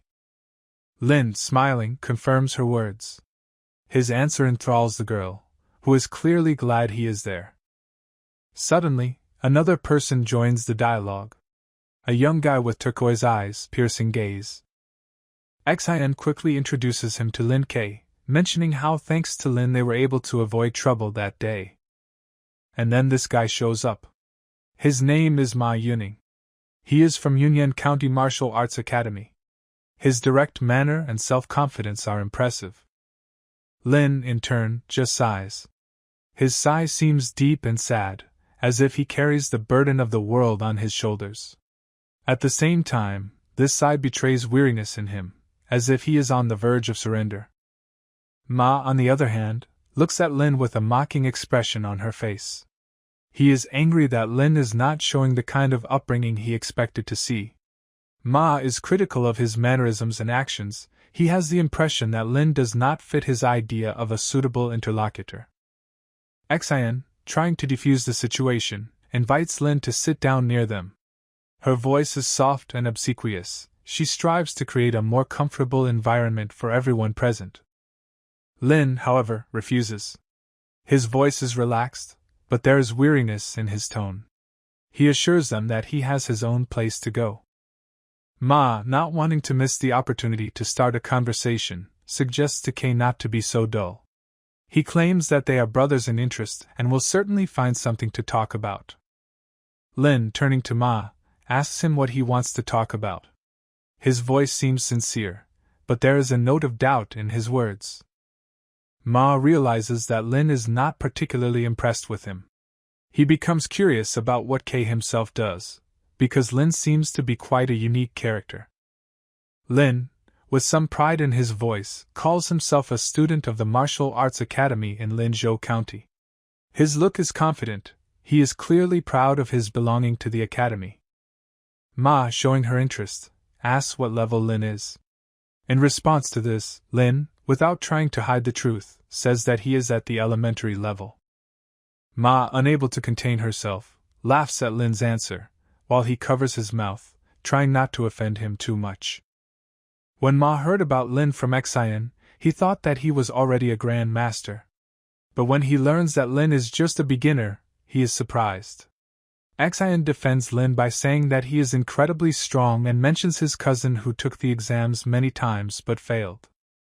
Ma tells her that for an ordinary person it is very difficult. He adds that this is a challenge even for many of those who are already in the academy. His words have a touch of condescension, as if he understands the difficulties that beginners face. Xian, trying to change the topic of the conversation, asks Ma what level he is at. Her question sounds curious, but also a bit naive. Ma proudly announces that he is already a martial artist. Xian, surprised, wonders how strong such masters are. Ma confirms her words, saying that one master is worth 10 fighters. His voice is full of confidence, as if he leaves no room for doubt in his strength. Ma then turns to Lin, asking him what he thinks about it. His question sounds direct and frank, but some provocation is also heard in it. Lin, in turn, remains silently listening to him. His silence speaks more than any words. He makes it clear to Ma that he is not going to get into an argument. Ma, not hiding her arrogance, says that since Lin is Xian's friend, he can be with him. He adds that Kei would benefit from hearing some advice from him for the future. Lin, however, is sure that this is not necessary. His voice is full of confidence. He makes it clear that he intends to stay here. The warrior who severely injured Hazy stands to the side, towering over the mountain of bodies of his opponents. Its silhouette looming against the sky creates an unsettling picture. Taking a deep breath, he suddenly bursts into a scream, asking with a menace in his voice who else from those present would dare to go against him in open battle. In response, only depressing silence, reflecting the fear and confusion of those present. In this pause, when everyone listens to the silence, it becomes clear that no one dares to answer this challenge. From Ma's harsh words, it becomes clear that the warrior who insulted them with his words and challenge is Lu Weiqi, the martial artist of Guangdao. Xian, in turn, asks Ma if he could fight Lu with dignity and save face if he loses. Ma, unable to hide his contempt, calls the Guangdao people savages. He claims that these people cannot compare with the disciples of his sect. They are not sufficiently trained and disciplined. They cannot constitute proper competition. However, Ma admits that Lu is a worthy opponent. He has serious fighting skills. In a fight with him, Ma would have about a 70% chance of winning considerable confidence, but leaving room for the possibility of defeat. But Lu, full of fearlessness and stubbornness, again challenges. He yells out loud to the entire arena, calling for anyone to come out and fight him again. But the answer is silence again. Not a single soul in the crowd is brave enough to answer his challenge. Silence fills the arena again, drowning out his loud voice. Ting, with some anxiety in his voice, calls Lu crazy. He believes that only the strong and desperate people of the Li sect are capable of ending this madness. But despite this, Ting claims that there are people in the Ting sect who are able to defeat Lu. He believes in their power, and this act of faith adds a new note of tension to an already tense setting. Xue, sighing, admits that he is surprised by the power of the Guangdao sect. Apparently, he previously neglected their power, but now, in the face of their power, he realizes his mistake. But here something unexpected happens. The ground under Lu's feet suddenly begins to tremble. It's not just shaking, it feels like the ground below them is torn apart. Everyone present is shocked. Is this an earthquake? Mass panic threatens to grip the crowd as they realize what is happening. And then, quite unexpectedly, the strongest explosion rolled. The sound of thunder reverberates off the walls of the arena, deafening everyone present, and leaving them in a state of shock. Everyone notices a group of people who are pushing through the crowd, carrying something on the platform. They move quickly and decisively, as if they know what to do next. On the platform, as a monument of strength and intimidation, stands a man dressed in battle armor. His beard inspires respect, and his eyes burn with determination. And suddenly, As if gaining incredible strength, the warrior standing on the platform makes a jump. His actions leave the audience breathless. After all, few people are able to rise so high. His body, picking up speed, rushes straight at Lu. It is pointed exactly like an arrow shot from a bow, and all present are anxiously watching its flight. Landing, the warrior does not just touch the ground, he breaks it with his fist, like a beating hammer. An explosive sound that echoes throughout the arena accompanies his actions. From this powerful wave generated by his power, Lu flies away as if he was blown away by the wind. He suddenly finds himself literally thrown aside. Shards of earth thrown into the air by this sudden explosion fly straight into his face, obstructing visibility and causing additional inconvenience. Ma is completely shocked by the strength of this new opponent. The impression of his actions is such that Ma, even for a moment, loses his voice. This monster was unpredictable. But after all this, the warrior stands in front of Lu's armed blade, not showing the slightest fear or doubt. His resilience at this critical moment is truly mesmerizing. Lu, in turn, is serious. Despite being literally knocked back, he gathers all his strength and stubbornly prepares for the next round of combat. Gritting his teeth, clenching his fists, he prepares to attack. There is rage and unwavering determination in his eyes, and everyone understands that he is ready for a fierce fight. And then he, like lightning, uses his most powerful technique. This action is performed so quickly that the eye of a simple person does not have time to follow it. This technique, like a hurricane, instantly surrounds the warrior, creating a whirlwind of energy and strength around him. This extraordinary spectacle leaves the enthusiastic audience in amazement. Lu Weiqi's assassin's movements are so precise and brutal that even the self-confident Xiuqi might not be able to handle him. This is a show of strength that alarmed everyone in the arena. Tin's face, consumed by fear and horror, expresses complete shock. Not a single person in the arena, even the most experienced, was left indifferent by these actions. And at this critical moment, when Lu is about to reach the throat of this monster with his blade, the air around freezes. Everyone is waiting for the outcome, the fateful blow. But the warrior, as if playing lightly, stops this attack by taking the blade straight into his hand. His action was so incredibly fast and confident that everyone present is left in shock.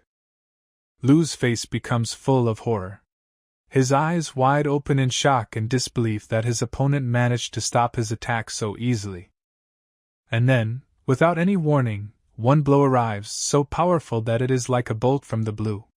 He directly hits Lu in the chest. This blow shatters his ribs to smithereens, as if they were made of brittle glass. The enemy's fist, like a bullet, pierces Lu's body through and through, causing horror and surprise in all spectators. With such a powerful blow, Lu flies back like a ball when thrown with force. Blood literally flows from his mouth in a stream, painting the arena in a bright red color. All spectators of the battle, regardless of their personal attitude to what is happening, remain in deep shock. It was one of the most amazing and incredible fights they have ever seen. Shui and Tina, who are watching the arena intently, are deeply horrified. Their faces reflect extreme anxiety and stunnedness at the unfolding spectacle. The name of the winner in this terribly intense and furious battle is Gong Sun Tai, messenger of the sacred fire. In this place, on this earth, he appeared to meet the greatest heroes of the southeast, creating an epic atmosphere. From his powerful, impressive body, a wave of energy erupts, so strong that it pierces the air around him, leaving a ringing silence in his wake. This wave does not bypass even Ma and Xian, practically knocks them off their feet, forcing both of them to make an effort to stand on their feet under the pressure of this powerful energy. Goon, despite all the chaos and violence that is happening around him, stands in the middle of the battlefield, as unshakable as if he were a rock in the stormy ocean. Ma, looking at him, experiences a feeling of horror such that his face contorts into an expression of deep fear. His eyes widen, staring at Goon, trying to absorb the reality of what is happening. Lin, trying to concentrate on the situation, begins to think. Thoughts race through his mind, trying to connect the dots. Is this Gong Song Tai, Zhao Biao's brother, who is also known for his strength? And suddenly, almost unexpectedly, Shue's servant appears behind Gong. His appearance adds a new element of intrigue to an already tense setting. Wang Shu does not seem to be afraid of this powerful warrior. He turns to Gun, asking him to spar, upping the ante for this already extreme event. Shu makes an unexpected proposal. He invites the Black Dragons to unite. Gun, after all, would be too tedious to kill them one by one. This unexpected proposal opens up new possibilities for this conflict. Shu is shocked by Gong Song Tai's arrogance. His words and actions make Shu reconsider his attitude towards him and the situation in general. In response to this, Shu begins to use his most powerful technique against Gong.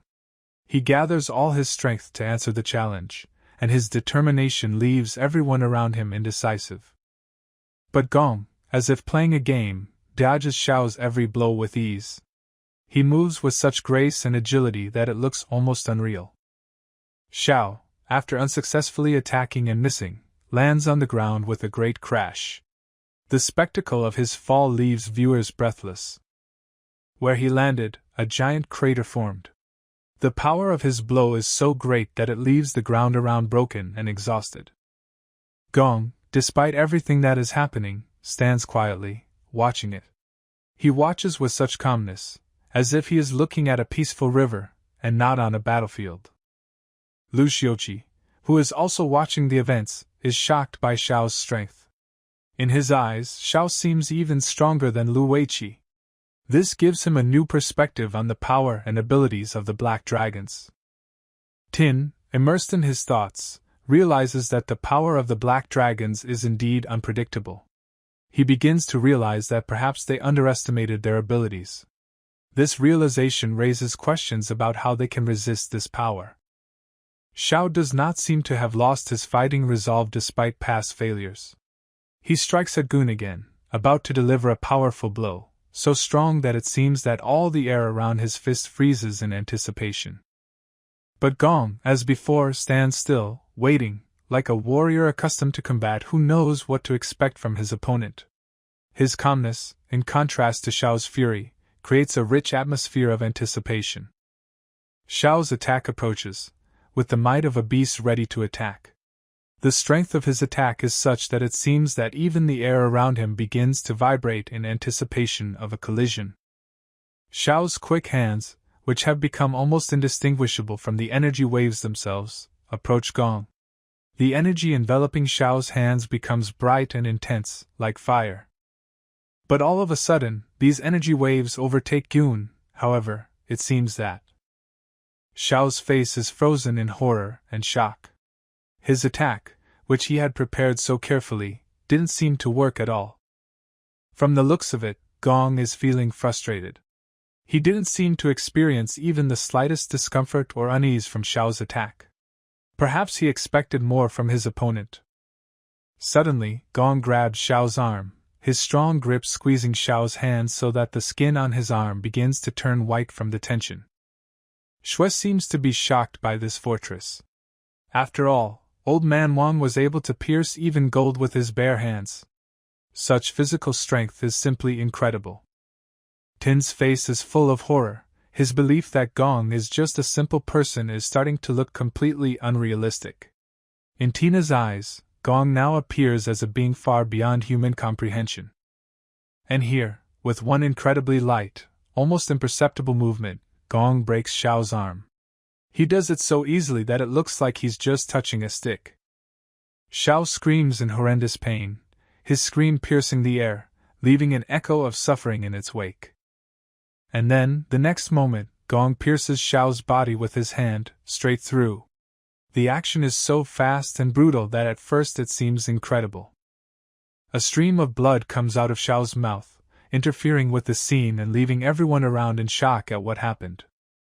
Shui, seeing this, becomes overwhelmed with fear for his friend, who seems to be on the verge of death. Horror fills Ma's face. Grandmaster. This is exactly what he least expected to see the world of grandmasters. Once again, A loud challenge from Goon echoes across the battlefield. Is there really no one in the southeast who can defeat him? This causes awe and distrust among the audience. Those who follow all this are left in complete shock. Among them, Shui and Ting, who look at all this, as if paralyzed with horror and unable to look away. But Gong, ignoring the shocking reactions of those around him, is about to bleed everything here. He decided to greet the holy fire and declare himself to the whole world. He orders his subordinates to kill everyone present. This decision not only tests the faith and resilience of all those who are here, but also confirms his uncompromising desire for power and victory. Strong and fearsome warriors, whose faces resemble legendary monsters from ancient myths and legends, are preparing for battle. Their rough features reflect strength and brutality. Their musculature speaks of many years spent in battle. They don't just go into battle, they run, about to wreak unimaginable carnage, a genocide unparalleled in history. This will be a battle that will be remembered for centuries. They don't know friend and foe, they attack everyone they see. Terrible cries of pain and desperate pleas for mercy are heard all around, creating an atmosphere of pure horror and despair. Shui is angered. He can no longer endure this senseless, bloody slaughter. His heart is full of rage and resentment. He calls on the masters to unite, to combine their strengths and skills to protect everyone who faces this unthinkable threat. He understands that only together they can face this danger. The masters listen carefully to Shui's words, sensing how serious the situation is. They understand that their unity may be the only hope for those who are under threat. Lu Suqi seems to fully support this idea. He nods his head, confirming his readiness for battle. His determination is read in every movement. Yu and Xie Ting also agree with this and are determined to fight to the end. Their gazes speak of their unyielding resolve. Together they resolutely enter the battle against Gong's son Tai, joining their forces in the hope of victory. Goon stands below them, waiting for the fight to begin. He looks down on them, as if measuring their strength. But even in the face of such powerful opponents, Gong does not show fear. He is also bold and determined, ready to meet their resistance. Shui, in turn, uses his powerful fire dragon technique. This is one of his strongest attacks, which he decides to use right now. He launches an attack by aiming his power at Goon. Everyone around seems to freeze in anticipation. But Gong dodges the dragon with incredible ease, while behind him, Lu is already preparing his spear for a new blow. He uses his powerful technique, directing all of his rage and fighting energy towards Goon. It looks like a hurricane of power that is ready to fall on the enemy. Goon stands right in the middle of this hurricane, standing right in front of its unstoppable might. The blades of the hurricane are getting closer and closer to Goon. It seems that they are about to reach it. But Gong, remaining unperturbed, raises his hand forward in preparation for a retaliatory attack. He seems to be inviting a hurricane of power to hit him. And now, his hand is already in front of Lu's neck, ready to strike. A crushing blow strikes Lu's neck, causing him to cough up blood. This is a powerful and decisive blow that sends Lu into a difficult state. Shui, ignoring his comrade's fall, once again uses his fire technique, turning all his strength against Gong. The fire dragon moves towards Goon again, remaining his main target despite everything that has happened before. But Goon, still looking at it all with imperturbable calmness, offers his hand, ready to take the blow, determined to survive this deadly test. The fire dragon clashes with his hand, causing a deafening explosion that crashes into the battlefield with furious power. This spectacle amazes everyone present with its power and beauty. Lin, with no small amount of admiration and dismay, realizes that Shui also has a power that should not be underestimated. He realizes that Shui is a dangerous opponent, capable of offering substantial resistance. And then, out of nowhere, Gong is attacked by Yu and Ting from the upper level. They fight together, taking the enemy in tweezers to give them less chance to dodge. Yu, with the agility and precision of a snake, throws a series of thin needles towards the enemy. This attack is nimble and deadly, and every needle he throws carries a deadly threat. Each of these needles, moving at the speed of a bullet, mercilessly overtakes him, piercing his defenses and hitting his body. Here, still alive but badly injured, Lu gathers all his strength to shout to the others that the time has come for decisive action. His voice, although weakened, sounds confident and determined. In response to this call, they all together, as one, pounce on Gong Sun Tai, creating a single wave of attack. However, Gong, showing no signs of fatigue or weakness, continues to move at an astounding speed, avoiding their attacks and counterattacking. Yu, trying to hold his position, receives a powerful blow from Gong. A blow with such force that he cannot suppress a cry of pain. Shui, who is trying to dodge the enemy, also gets hit. A punch so powerful that he almost loses his balance. Ting, trying to stay on his feet and keep fighting, is also wounded by Gun. Each of his blows brings only pain and suffering. Once again, Lu, already weakened and exhausted, gets hit. His body, already covered in wounds, trembles in pain. Gong, like a beast, wounds each of the masters. From the strongest blows of Gong, each of them flies away, unable to resist his strength. Blood spatters pour out of Shui's mouth, an impressive and terrifying sight that shows the extent of his injuries. Blood, dark and terrible, spreads over Tin's body, staining his clothes and skin, leaving traces of his suffering. Once again, blood begins to flow from Lu's mouth. These are streams of blood that paint a picture of his torment and horrifying condition. From Yu's mouth, a whole river of blood flows out like a fountain that brightly paints the ground around him. Gong Sun Tai, looking at their suffering, seems disappointed by their weakness. His face expresses contempt and displeasure, his look speaks of his dislike for them. But then, suddenly, Shui notices something. His face reflects horror and anxiety, and he seems to be unable to believe what he is seeing. Gong, noticing his reaction, also turns his gaze in the same direction. His eyes skim over the landscape, trying to figure out what could have caused such a reaction. He claims that they, and only they, could be the reason why his brother Zhao Biao has not been in contact for a long time. His words sound accusing and full of reproach. If something happened to Gong's brother, Zhao Biao, then all the masters involved in this would only face inevitable death. A death that will come quickly and ruthlessly, as Gong will not forgive anyone who would harm his own brother. If Gong is so powerful and relentless in his desire for revenge, then his brother must be no worse. Shui thinks about this and comes to the gloomy conclusion that none of the masters, even with all their strength, will be able to harm brother Gong. Fear and anxiety seize him. All the masters, bloody, exhausted and deprived of their last strength, are on their knees. They are almost unable to stand on their feet, their bodies succumb to fatigue and pain from their injuries. And at this critical moment, when the hope of salvation disappears, Lin begins to act. His actions seem unexpected and strange, but he seems confident in his actions.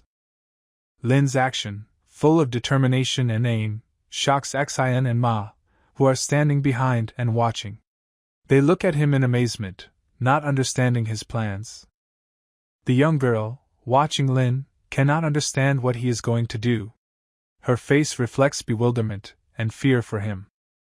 Lin has serious intentions. He is determined to stop Gong despite all the risks and dangers. This is not a simple desire, it is a deep desire to save your friends. Ma tries to stop him by telling him about the risks and dangers, but it seems that Lin's convictions are unshakable. He stands straight, his eyes shining with determination. He had already killed Zhao Biao, and now it seems the time has come to kill his brother as well. This terrible confession sounds like a sentence in the air. These words, full of determination and defiance, make Ma a little angry.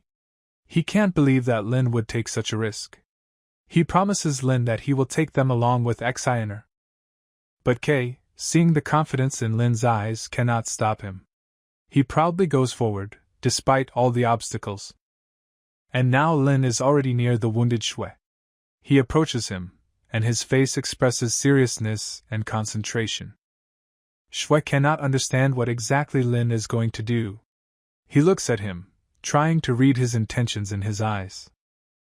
And then Lin opens his cards and says that he is exactly who Gong was looking for. His words sound like a bolt from the blue, striking everyone with their openness. Shui doesn't understand why Lin is saying this. His eyes are wide open in surprise, and he can't figure out what Lin's motives are. Lin, looking directly into Gong's eyes, announces that he is the killer of Zhao Biao. If Gong wants revenge, then let him act. His words sound like a challenge, and his gaze does not reflect any fear. Gong, hearing his words, asks Lin about his personality. He wants to know more about this man who so openly challenges him. K, without stopping, says his name. His voice sounds firm and confident. He is not afraid of the consequences of his words. Shui continues to try to convince Lin to get out of here. He knows what dangers may await him if he stays. It seems that Gong is already about to kill Lin. He tenses in preparation for the attack, his eyes glowing with malice and vengeance. When Lin killed Zhao, he did not need much strength then, but despite this, he was no weaker than Gong. This gives Lin hope that he can stand up to Gong. Ma is in a state of shock at Lin's words. You can see confusion and despair in his eyes. Is Lin really so arrogant and confident in his abilities that he is ready to challenge Gong himself, risking his life? Apparently, Gong's son Tai is no less determined and is already going to finish off Lin. In his eyes you can see the thirst for revenge and the determination not to back down. With every second, Gong draws closer to Lin, his muscular body tensing, and his fist, swinging, has already almost reached the goal. Gong's fist is literally inches from Lin's head, but Lin doesn't move or try to dodge. He stands still, as if nailed to the ground. Shui can't bear to watch Lin, his sister's loved one, die right in front of his eyes. He turns away and closes his eyes, not wanting to see the horrifying sight. Ting also believes that right now, right at this moment, Lin will die. His heart clenched in pain and despair. Meanwhile, the arena, the site of a fierce battle, is illuminated by the gentle, golden rays of the sun. They penetrate the fog that shrouds the battlefield and illuminate the faces of the fighters. Shui suddenly notices something that completely shocked him. He looks at it with surprise, not believing his eyes. Lin, quite unexpectedly for everyone, easily stops Gong's blow. His actions were so fast and accurate that Goon failed to hit him. Ma is in complete shock from what he saw. His face is contorted with bewilderment and fear. How is this even possible? Lin, confident in his abilities, with a haughty smirk, asks Gong if he now believes that Lin is the one who killed Zhao. His voice sounds defiant and casual. And at that moment, Sun understands everything. He realizes his mistake and underestimation of the enemy's strength. Gong realizes that he is too weak to take revenge on Lin. His power is not enough to defeat him. But despite everything, Gong remains confident. This is only the beginning of the battle, and he intends to fight to the end. They bounce off each other, creating a distance between them. Their bodies are tense, ready for a new attack. Gong flexes his arms as if preparing a new technique. His eyes sparkle with determination and confidence. Frantic energy begins to pulsate around Goon. It envelopes him, sparkles and distorts the air around him. It recoils, aiming somewhere, as if preparing for a new, more powerful blow. Lin, seeing this, seems to be fully prepared for the next Gong action. He stands straight and motionless, as if waiting for a blow. Gong delivers a powerful blow full of determination and anger, but K blocks it. His actions were so fast and accurate that Goon failed to hit him. Lin jumps back, his whole body tense, ready for the next action. Gong's blow only managed to break his glove, leaving Lin's hand intact. Lin glances down at his hand, only taking a quick look at the glove before turning his attention back to Goon. And then, as if the heavens had collapsed to the ground, Gong was already preparing to attack Lin from above. He is like a hawk, rushing at his prey with stunning speed and determination. Gong unleashes a powerful energy wave of force directed directly at Lin. This wave, full of aggression and thirst for victory, is rapidly flying towards Kei, leaving a trail of light in its wake. In the place where Lin had just stood, only dust remains.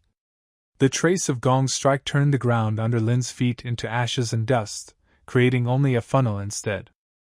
It seems that Gong, seeing Lin's disappearance, begins to think that he has already won. His face is contorted with satisfaction, and there is a gleam of victory in his eyes. But suddenly, at the heart of the funnel, he sees a certain silhouette. A silhouette that slowly rises from the dust and smoke, returning to this world. If not for Lin's strength and perseverance, or rather his cultivation of the great Taoist body, then he would have been over long ago.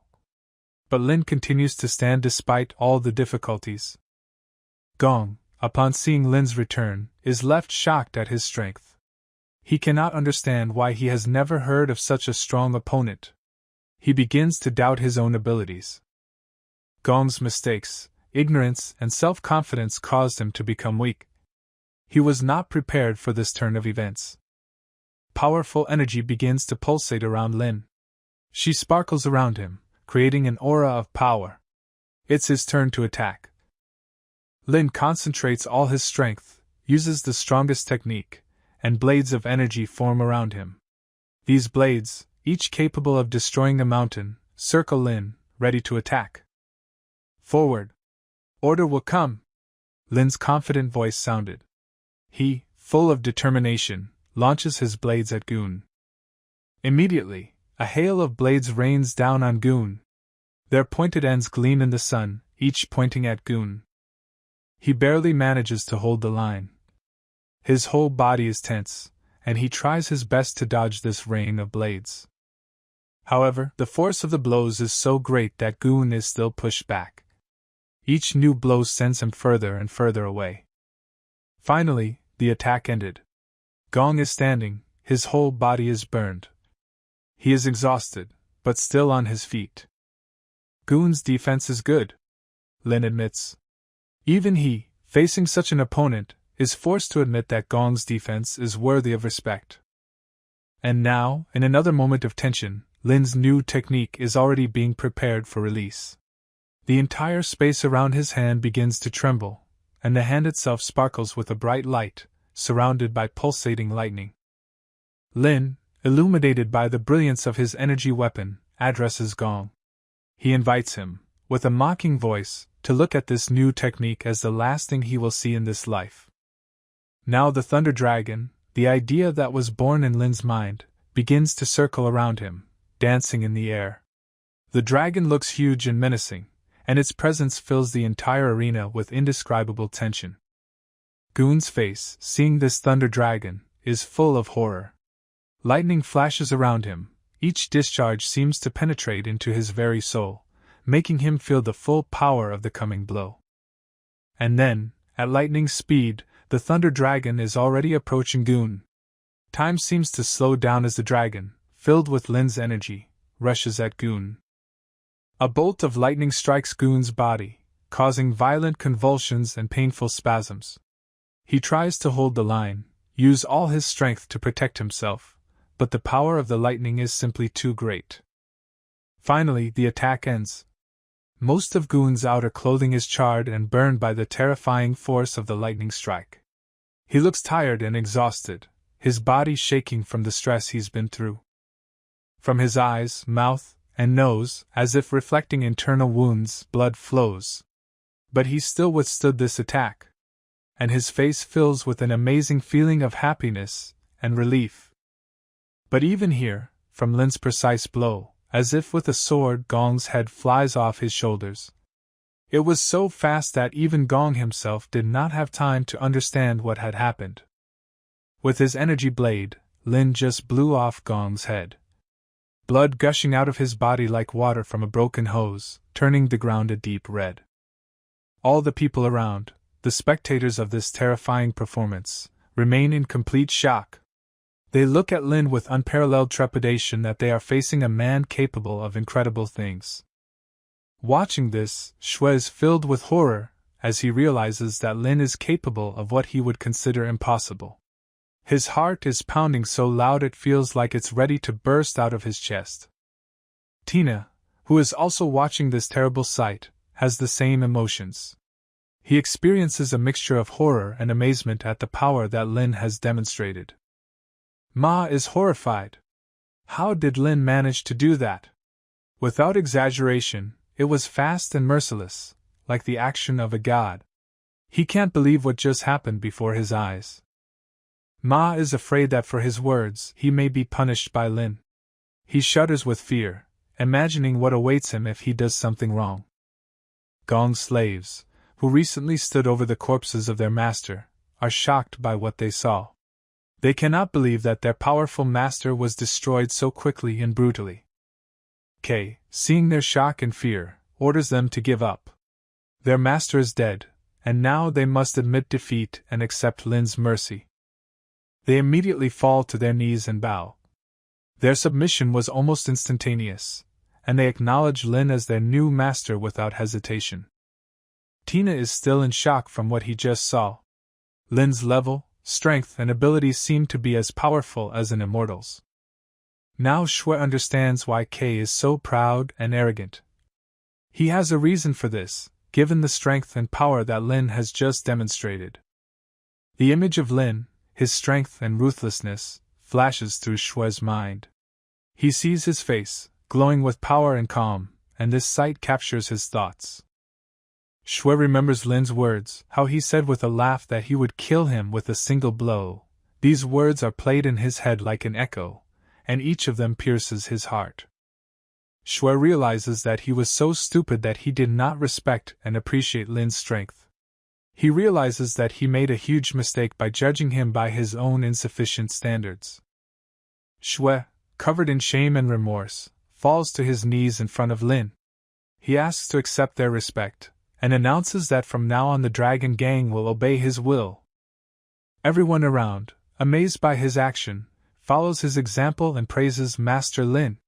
Their voices rise in one majestic chord, filling the air around. Hard but determined, Shui rises to his feet. He asks Lin to punish him for his rudeness and ignorance, and this act of humility enhances his status in the eyes of everyone present. Lin stands in silence, listening to him. His face shows neither anger nor regret, and only deep and unshakable confidence is visible in his eyes. The arena also falls silent, and everyone present waits to hear what Lin has to say. The air is filled with anticipation, and the whole world seems to freeze in anticipation of his words. Lin rises above all. He stands like a god among his followers. He looks somewhere in the distance, into the future, which he began to form. Xian walks up to him, with awe and reverence in his eyes, and behind her stands Ma, who watches her every move. With great trepidation, she asks Lin to return home for Shui. She recognizes his right to lead and asks him to show mercy. He looks her over, and then, exhaling lightly, says what he thinks. His words hang in the air, filling him with tense expectation. Confused, not knowing what to do next, Ma turns to Xian. His eyes are full of hope and fear, and he doesn't know what to expect from her. She sternly rebukes Ma, blaming him for his bad opinion of Lin. Her words tear the air, and they clearly show her contempt for his lack of respect for Lin. He bitterly apologizes to Lin for everything he said. His apology sounds sincere and he fully understands that he made a mistake. He asks Ma if he really considers himself worthy of Lin. His voice sounds contemptuous, and his words are menacing. Ma's eyes fill with terror. He understands that his place and status are under threat, and that he may not be able to withstand this test. Ma falls to his knees, his face white as a sheet, and he begs for mercy with a pleading voice and despair in his eyes. His body is shaking in fear, and he knows that his life depends on Lin's decision. Xian also falls to his knees, glaring at Lin. Her voice trembles with pain and fear as she begs him to spare Ma, the person she loves, this time. Her eyes are filled with tears, and you can see in them how she anxiously awaits his answer. Lin seems to be supportive today. There is a light of understanding in his eyes, and he seems to accept their plea. He raises his hand and releases Ma, letting him know that his life will be spared this time. Ma, stunned and relieved, thanks Lin at the top of his voice. His voice resounds throughout the square, and everyone hears him thank him with all his might for his mercy. At this time, a sunny day, with rare clouds, fills their environment with fresh and bright light. The air pulsates with warmth, and everything around seems so peaceful and beautiful. The tench gradually recedes, its figure shrinking in size until it becomes almost indistinguishable in the sunlight. His steps are firm and sure, and each of them speaks of his unwavering determination. Ma, still utterly horrified, realizes that just now he nearly lost his life. A storm of emotions beats in his heart, and he is grateful to Lin for his mercy. The surrounding scene transitions to a beautiful building that shines under the rays of the sun. This place seems to be an oasis of beauty and tranquility in this world. Suddenly, Lin turns his attention to someone. His gaze is sharp and penetrating, and he scans this person with the same precision as before. A large number of girls surrounded Lin. They flatter him, whisper compliments, and beg for his attention. Kay, standing nearby, seems to be a little confused by this turn of events. Suddenly, in the midst of all these faces, Lin calls out to one person, Dafa. His voice is clear and loud and has a sense of authority. Dafa quickly aims for its master, trying to get through the crowd of girls. His face is tense, and he feels that his master is demanding his presence. When Dafa approaches, Lin wonders what's going on. His voice is calm, but there is an undercurrent of curiosity in it. Dafa is clearly flustered by this unexpected attention and tension that he is experiencing in front of Lin. He feels he needs to tell the truth, but he doesn't know how to tell it. Lin turns to Dafa and wonders why King Ning sent so many women. His question sounds innocent, but there is confidence in his eyes. Dafa tries to remain calm, but he doesn't know the exact answer. He explains that after Lin left, Ning sent these girls to him, and a bunch of gold, silver, and valuables, saying it was a gift for them. Lin seemed to be interested in the words about the gift. He looks at Dafa thoughtfully, his eyes glowing with interest. Also, as Dafa adds, Ning sent a letter, which he will now bring. His voice trembles a bit when he talks about it. Dafa and Lin stand in the middle of a beautiful canopy surrounded by gorgeous flowers and lush greenery. The air is filled with the scents and sounds of nature. The note reads, "Congratulations on your move. I would like to ask you to accept that humble gift of 10 pretty maids and 500 gold. Lin carefully reads this, carefully considering each word, trying to understand the true intentions of King Ning. He wonders why the king made such a gift. He considers the unique gift and wonders about the king's possible motives. Lin asks Dafa about Gina's location. They discuss the location of this mysterious place, which seems to be of particular importance to Dafa. Dafa frantically tries to answer. His face is embarrassed, as if he wants to say something important, but can't find the right words. Yuan is in the middle of a beautiful garden. Her eyes are shining, she enjoys the beauty of nature around. But her thoughts drift off somewhere, as if she is weighing something important. Behind her, a voice is heard. She sees her master, Lin Quebec. Her eyes fill with joy at the sight of her faithful teacher. She is strongly attached to Lin, and is always ready to follow him. She is very happy to see him. The smile never leaves her face. Perhaps she even forgets about the maids, so happy to see Lin. But the joy quickly disappears from her face. After all, with this number of new maids, Lin no longer needs her. Sadness darkens her eyes, and she begins to think about her future. Lin pleases the girl, saying that he was not aware of the arrival of the maids, and could not refuse. Tomorrow they will return home. The girl seems to be happy about this news, but something in her voice and manner makes Lin doubt the sincerity of her joy. Does the girl not believe Lin's words? She shows restraint, and does not immediately believe in Lin's explanations. Maybe she senses something else is lurking. She says she wouldn't dare. Her voice is trembling slightly. She looks determined, but at the same time scared. Perhaps Yu is afraid of losing his master. She thinks that Lin is not sincere, because how can he let go of so many beauties? Her thoughts about Lina become more complex and conflicting. She tries to unravel his true intentions. A bunch of vulgar maidens are no match for Jinger. Yu's thoughts return to the mysterious place of Jinga once again. She believes that this place is unique and superior to all others. Those words seem to ignite a fire in Yu's soul. Her eyes burn with the desire to learn more about Jinger and resist the attraction to new maids. She tries to say something to Lin. Her lips move, but the words seem to get stuck in her throat. She wants to express her feelings and thoughts, but is having difficulty. Lin Zhou. Bai Yinguan. Loud insults are coming from this building. It's like the world is starting to fall apart. The sounds of insults carry through the air, and Lin senses that something is wrong. The Tao we know is praying to his brother for help. The mysterious Tao asked his brother for help.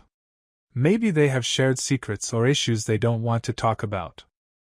He is afraid that if the owner finds out about such a failure, then he will be thrown out of the gate. Brother Tao is anxious, fearing the consequences of his actions. He wants to avoid punishment and keep his position. Brother Tao mentions a 100-year-old plan, and that for this he had to go to the house of King Ning. Brother Tao's cryptic words grab attention, and Lin begins to realize that something really serious might be behind the plan. Manor of King Ning. Lin remembers the place where it all happened. He thinks about the past and what led to the current events. Lin asks Yu if she now believes in the veracity of his words about the return of the maids. He looks at Yui with concern, hoping that she is beginning to understand his sincerity. Ning asks Lin what he has in mind. King Ning, who gave Lin such a mysterious gift, shows his curiosity. He wants to unravel Lin's thoughts and intentions. Lin replies that he does not need so many maids. He appreciates his kindness. His answer rings true, and he feels that Yu is beginning to understand his true feelings and good intentions.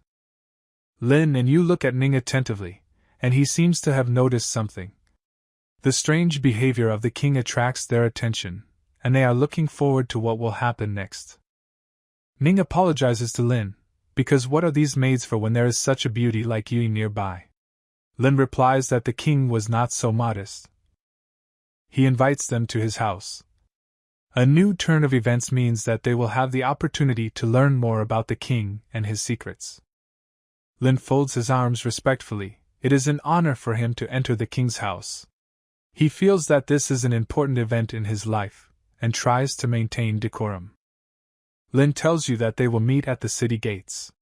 They agree on a meeting place where they will wait for each other before going to the king. Looking at the beautiful fish, Ning talks about the rule of the dynasty. No foreign vassal was allowed to enter the palace. The king calls himself a prisoner in Linzhou, but he still wants to be loyal to his country. Lin tells him that he is just a cultivator, he is not a politician.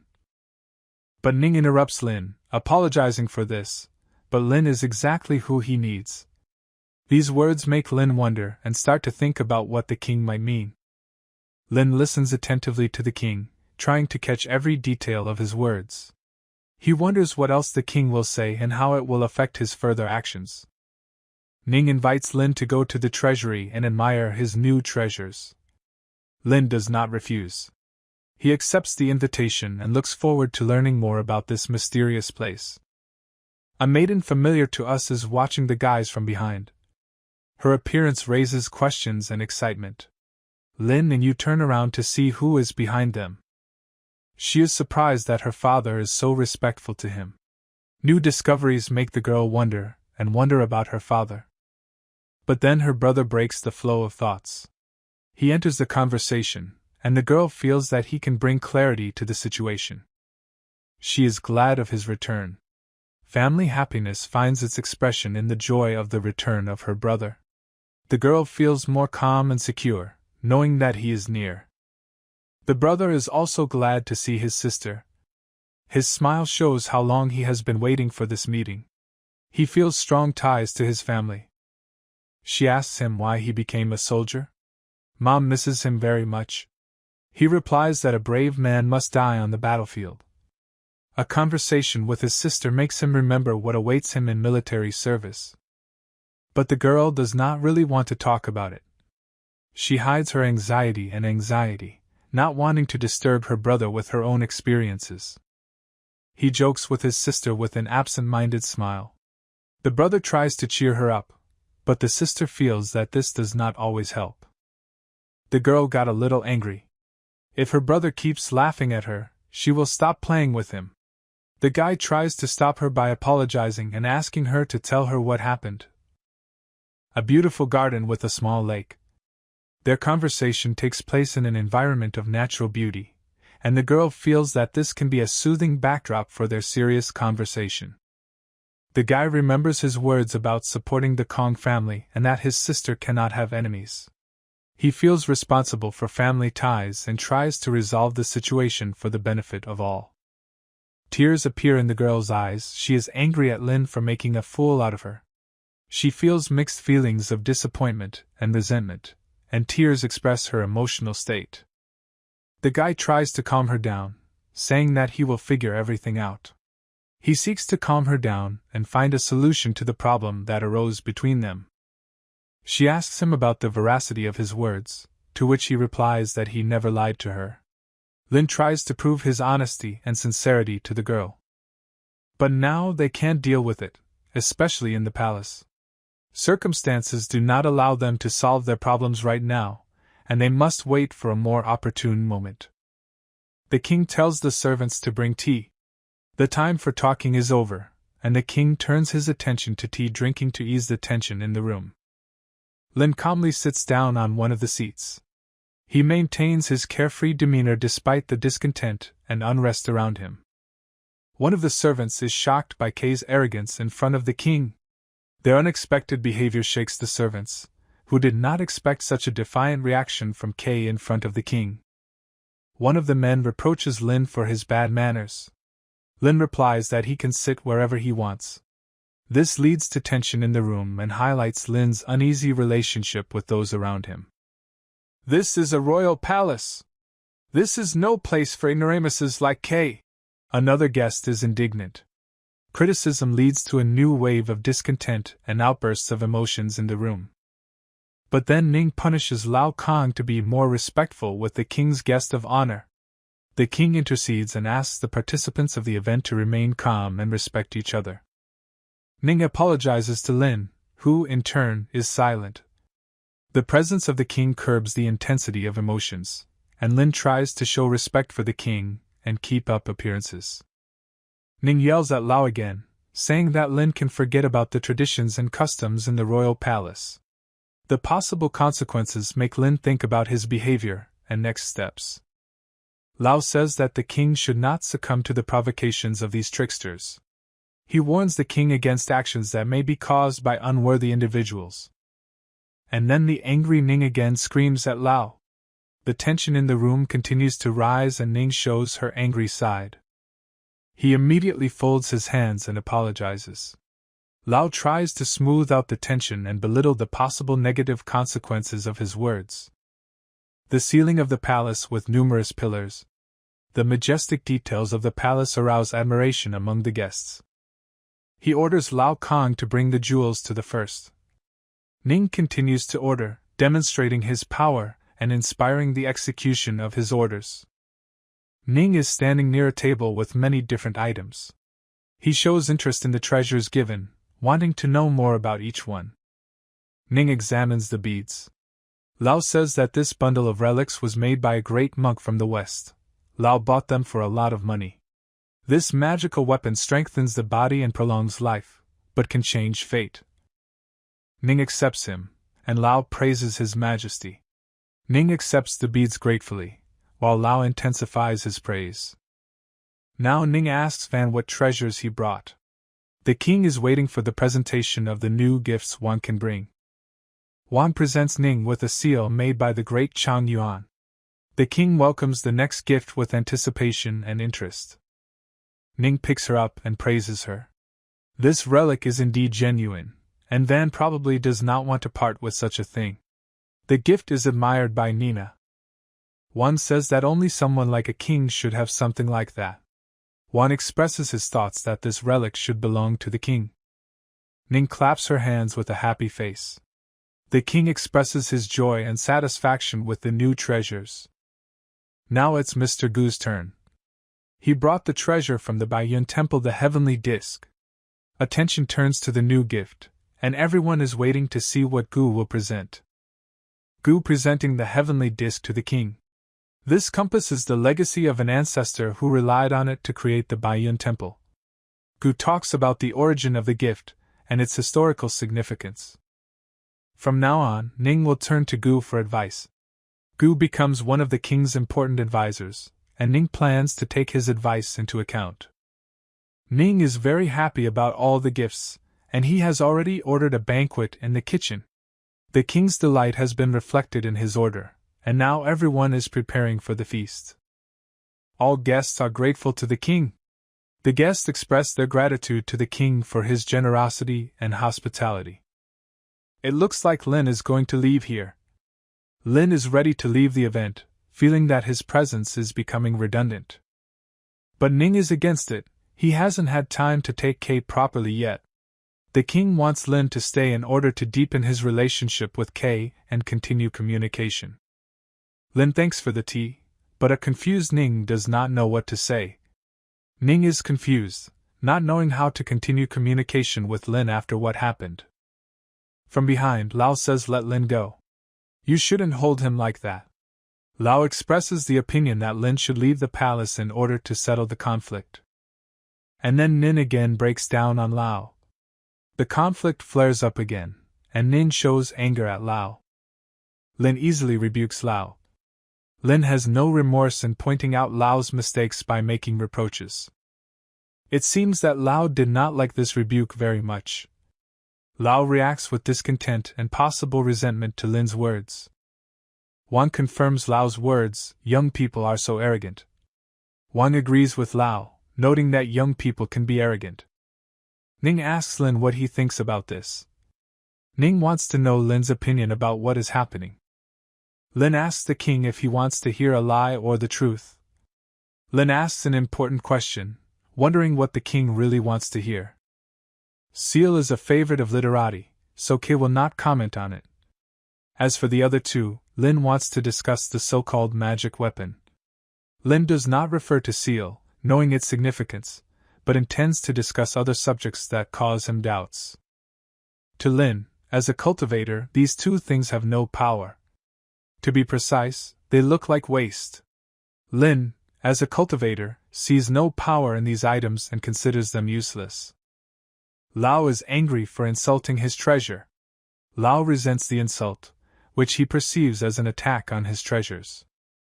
Wang is shocked by Lin's words. Lao is Boss Don's friend. And Gu Jing is very experienced. They are both narrow-minded and vindictive. It looks like Lin will end badly. Wang is taken aback by Lin's words, realizing that Lin has offended their important friends, Lao and Gu. Gu is angry. How can this fool dare to say that the relic of his temple is rubbish? Lin is not a bit flustered. Gu reacts violently to the insult while Lin remains calm. Gu is about to attack Kay. Gu is ready to start a conflict with Kay because of his unacceptable words. But Ning stops him just in time. Ning intervenes to prevent a physical confrontation between Gu and Lin. He asks them not to disturb the peace. Nin begs them to remain calm and not disturb the peaceful event. Gu bows to Ning, asking for forgiveness. Gu apologizes to the king for his behavior. Ning stands in the courtyard with Lin, the latter folds his arms respectfully.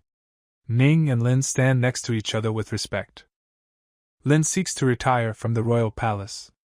Lin realizes that his stay is no longer appropriate and is ready to leave. Lao is still angry. He does not understand if they will let him go so easily. Lao continues to experience anger and bewilderment, not believing that Lin can leave without consequences. Of course not. They will meet him on the road. He can neither live nor die. These eerie words come from Gu's mouth. Gu threatens Lin, hinting at possible consequences in the future. Lin, completely calm and imperturbable, peacefully walks along the street. Nothing portends trouble. The stone-paved street resonantly reflects the steps of his hard boots. But this threateningly calm course of events is disturbed by the sudden appearance of a group of warriors who are led by the beautiful and proud daughter of the emperor himself and her brother, a brave and self-confident young man. Lin stops, giving them an appraising look. He assesses their strength, determines their intentions, but outwardly remains just as unperturbed. In the middle of the silence, the question of the brother addressed to the sister is heard, "Is this him?" The sister confirms this, with a hint of embarrassment and fear in her voice. Their eyes become even more tense, and the atmosphere is saturated with expectation. The brother directly asks Lin if he is the one who offended his sister. The question sounds defiant, and there is a threat in the voice. But Lin, remaining completely calm, simply confirms his words. Interestingly, the brother felt some joy at Lin's confirmation. After all, Lin is the first in many years who dared to disturb the peace of their Yan family, to introduce dissonance into their ideal world. There is a story about how, at one time, a girl, the daughter of an emperor, violated the ban on riding a horse inside the city walls and, full of pride and self-confidence, beat an innocent person. Lin had just taught her a little lesson, a little science that there were consequences for breaking the law. But the brother absolutely does not care about all these arguments. In his opinion, his sister cannot be compared to a simple servant. The words sound with contempt and rejection. He believes that he and his family are above all. Apparently, this brother is one of those people who believes that the strong have the right to mock the weak. His opinion, his convictions are such that he has every right to do so. But if this is so, then by the same logic, Lin has every right to punish his sister, because he is clearly stronger. This simple truth sounds in his words, causing shock and distrust in his brother. The brother seems to be caught on the live bait, and his face is contorted with anger. His eyes sparkled with bewildered anger. He feels bitter that his beliefs have turned against him. But a brother does not care about all these words, all these arguments. He is here as his sister's protector and supporter, and he will seek justice for her no matter what. The brother orders his soldiers to just wait. They must encircle Lin, forming an impenetrable wall, and prevent him from escaping. The brother officially introduces himself. Yan Jingyao, he is the leader of the cavalry unit of Linzhou soldiers, and he is here to avenge the wrong done to his sister. Lin seems surprised and asks Yan Jingyao if he is going to fight him alone. There is irony and defiance in his voice. But Yan Jingyao, not listening to Lin, rushes at him without any warning. But Lin, with his characteristic grace and speed, easily dodges the attack. The next moment, Lin trips Yan Jingyao, and he falls to the ground with a clumsy and humiliating fall. A moment later, and the emperor's brother lies at Lin's feet. Yan Jingyao, trying to get up, praises Lin for his bluff. He cannot believe what has happened, and in his heart he resists admitting defeat. And now the next blow is moving towards Lin. The brother is again trying to attack, but his intentions are so obvious that Lin is already ready for the next step. Suddenly, Lin, decisively and quickly, grabs Yan Jingyao by the collar. The fight continues, but the outcome already seems a foregone conclusion. Suddenly, unexpectedly for everyone, he slaps him in the face. Let this be a good lesson for someone whom his father apparently failed to raise properly. Since the older parent is unable or unwilling to exercise his right to physical punishment, he himself will teach him a good lesson, a lesson that he will never forget. Slaps hit Yan's face like hail, knocking against his skin, causing redness on it, making his eyes fill with tears from pain and humiliation. His sister, immobilized by horror, cannot take her eyes off this picture. This whole situation is completely incomprehensible to her, so her shock and bewilderment only intensify. Despite her condition, she decides to take a desperate step. Having overcome her fear, she goes to Lin, calling him, ordering him to let Yang go. Her heart is beating so hard that it seems ready to burst out of her chest. Lin turns around at her voice and says menacingly, Let the girl look carefully. If she takes one more step forward, Kay will forget her manners. This warning makes her heart skip a few beats. The girl, hearing these words, again finds herself in the grip of horror. Her breath becomes ragged, fear flickers in her eyes. It's hard for her to imagine what might happen if she keeps moving. The warriors standing nearby are also confused. They do not understand what to do in this ambiguous situation, because their actions can have unpredictable consequences. If they continue to just stand and watch, the captain may decide that they are not doing their job. Their failure to make a decision can cause them to fall in the eyes of their commander. Meanwhile, Lin turns to Yan, beaten and helpless. He asks if Yanxia convinced him of his words. Yan, in response, only remains silent, not knowing what to say. Sister Yana, no longer able to contain her feelings, falls to her knees. With tears streaming down her cheeks, she begs Lin to let her brother go. Her voice sounds desperate, and her every word reflects immense pain. Yan, seeing the suffering of his sister, appeals to her with a request to stop these pleas. He admits that he could not avenge her, thus becoming insufficiently strong and capable. However, his sister does not listen to him. She continues to pray for his release, and asks her brother not to say such words. There is stubbornness and desperation in her voice. She is ready to admit her mistakes, if only it would help her brother.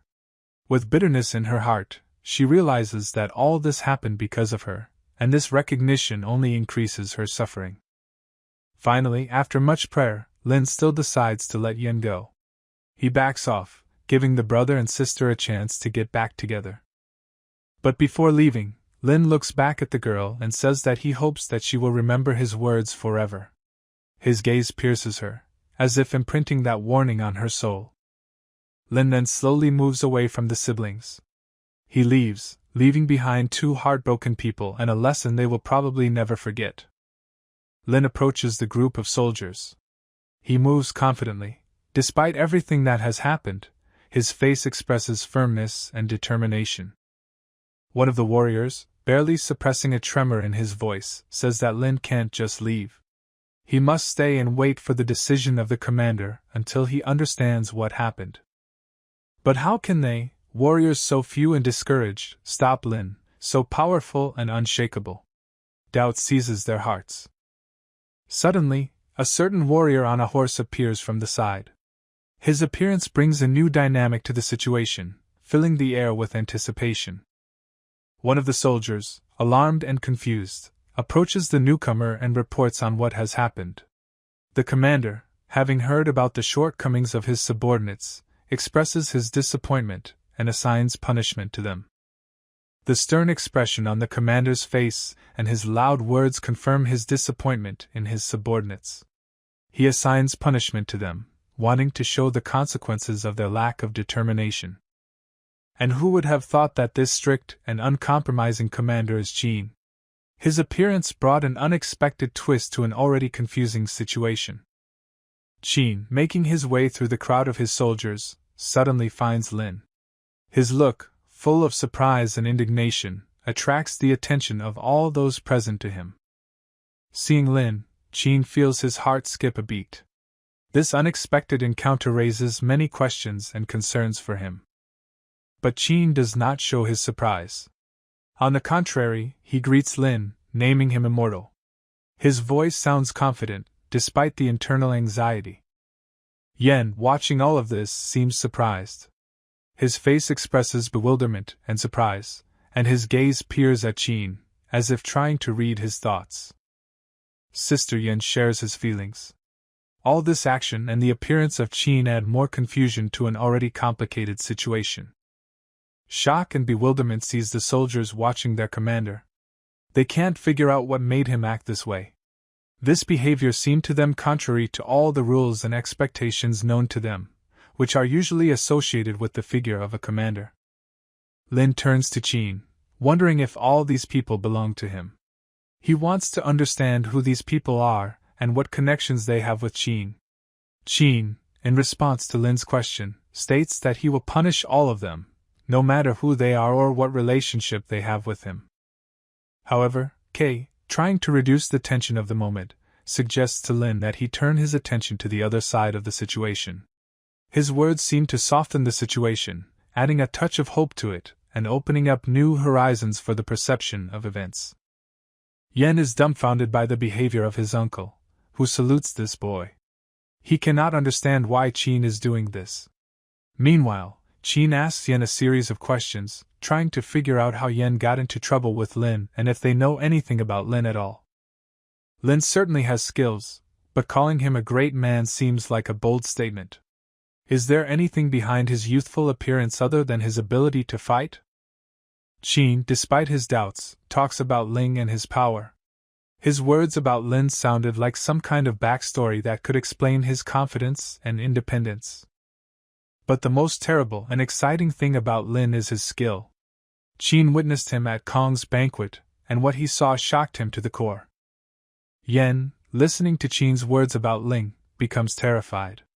Every word Qin utters intensifies this unsettling atmosphere, eclipsing all his previous notions.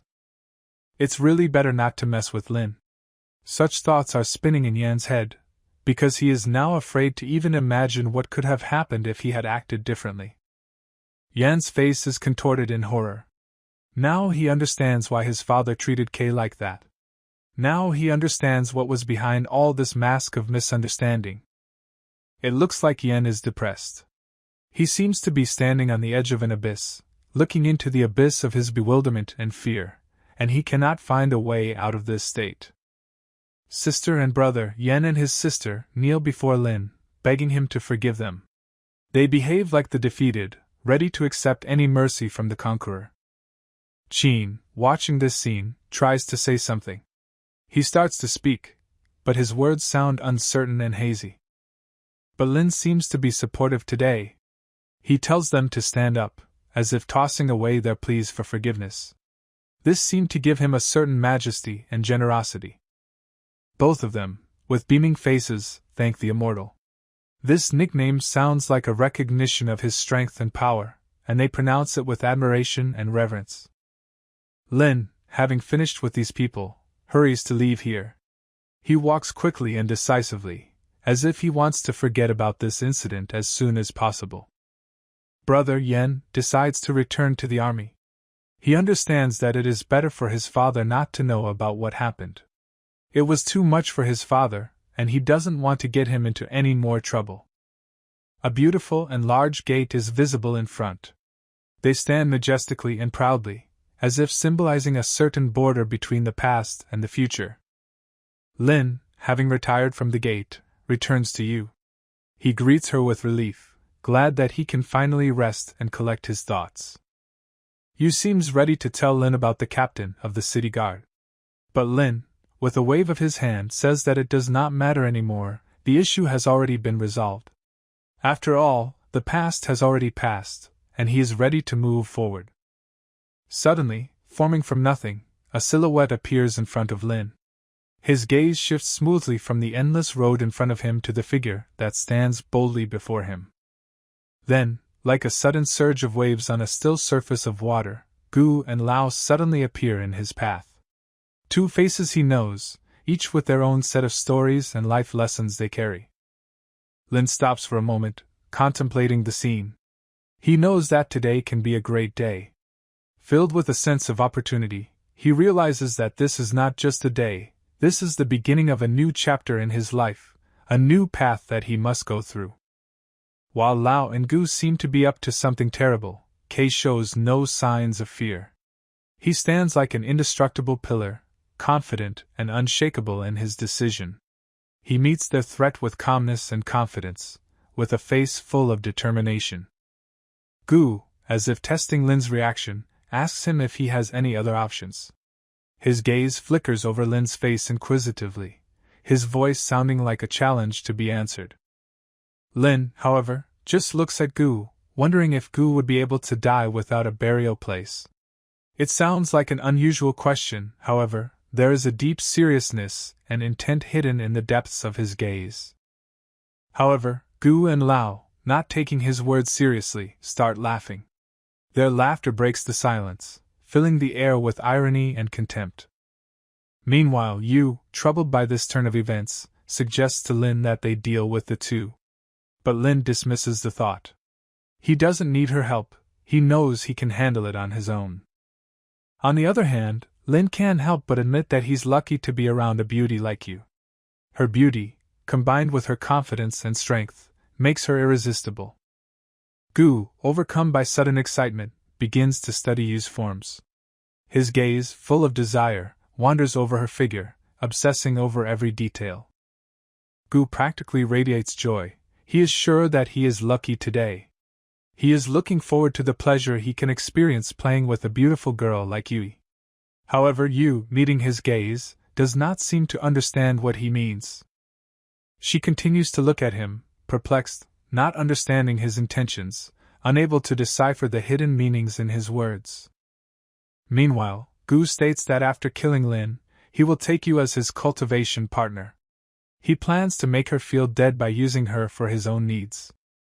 These words clearly do not please Yui. Her gaze becomes cold, her face contorts with indignation, and her body tenses, as if she is ready for a fight. At that moment, the clatter of hooves is heard from behind Lao. A group of riders are approaching, their silhouettes looming on the horizon, creating an impressive picture. And then Master Duan appears. If he helps Gu with Lin, Gu promises him any treasure from Wang Bao Lu. This is a tempting offer, promising not only wealth, but also power. However, Lin, hearing this, cannot help but laugh. He finds it funny and ironic that Gu thinks that Duan is on his side, when in fact Duan is serving him. While Lao continues to laugh, not yet realizing what has happened. His laughter sounds more and more stupid and meaningless, because he does not understand the danger he is in. Duan, wanting to clarify the situation, checks with Lao if he is talking about this young guy. Khan confirms his words, increasing the tension of the moment. And at that moment, like lightning, the blade pierces right into Lao's back, piercing him through and through. Everything freezes. Ken is horrified. He looks at the impaled Lao in disbelief, and the horror reflected in his eyes only emphasizes the brutality of this moment. Gu is completely stunned by what is happening. He cannot understand what exactly happened, and how it became possible. His mind refuses to accept the reality into which he has suddenly fallen. This is not just a shock, this is complete despair and a lack of understanding of what to do next.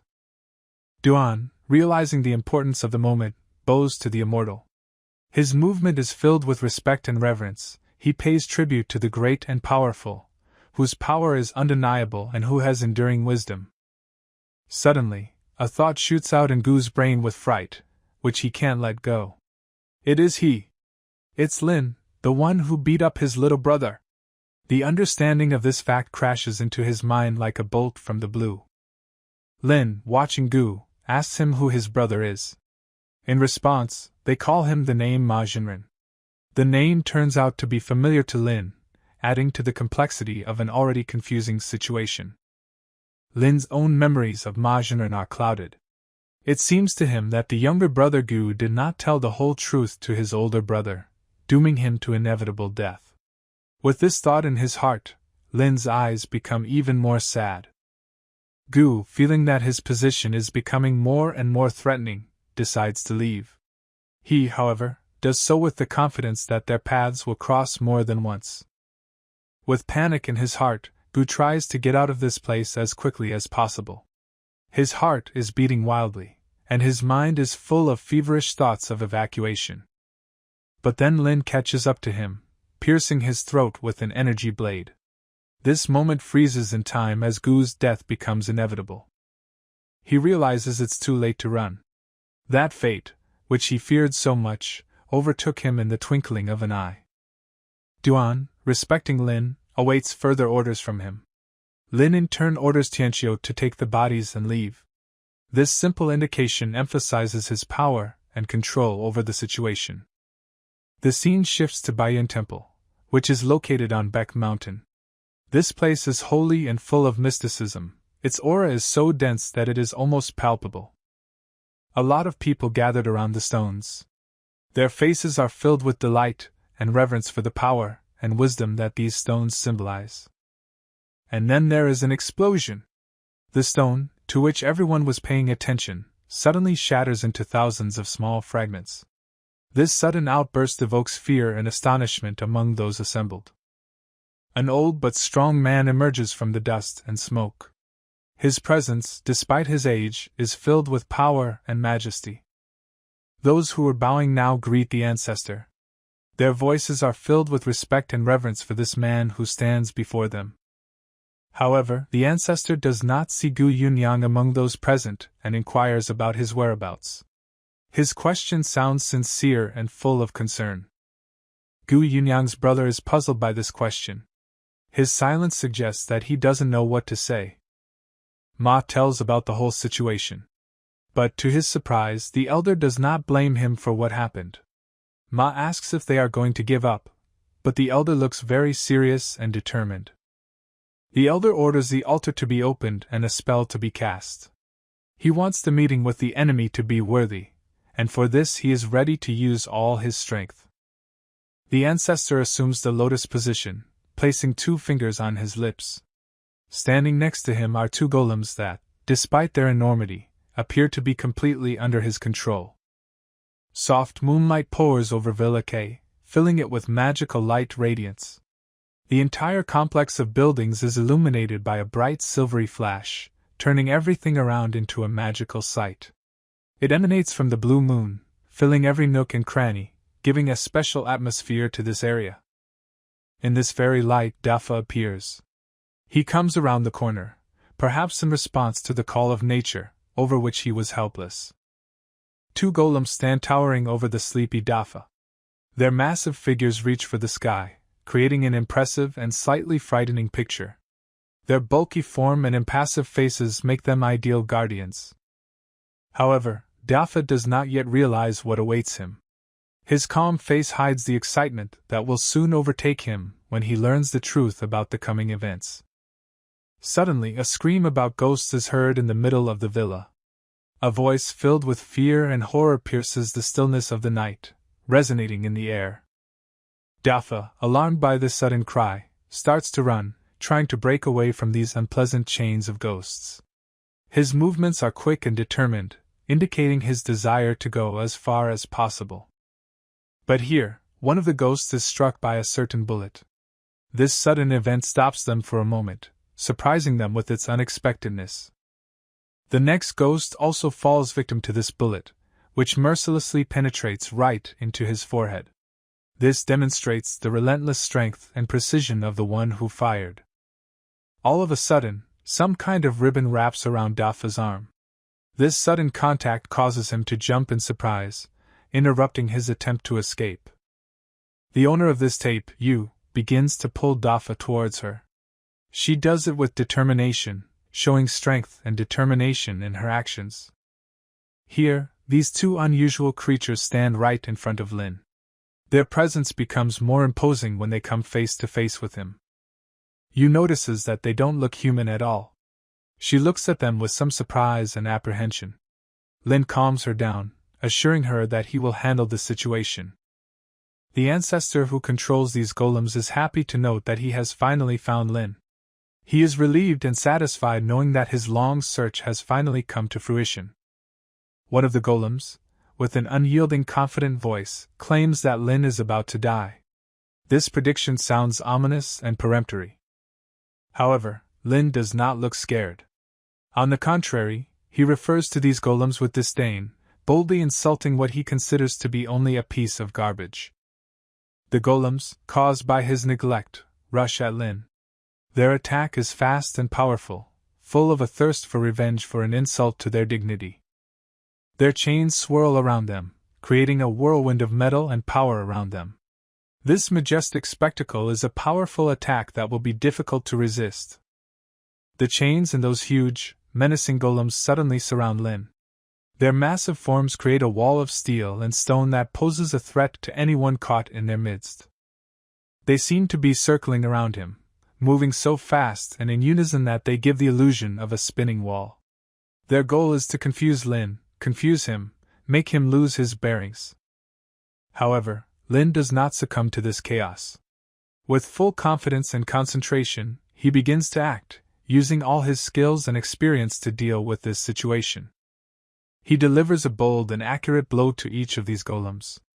The strength of each blow and its inflexibility cause respect and fear. One of the golems suddenly begins to pulsate with a powerful energy that grows stronger every moment.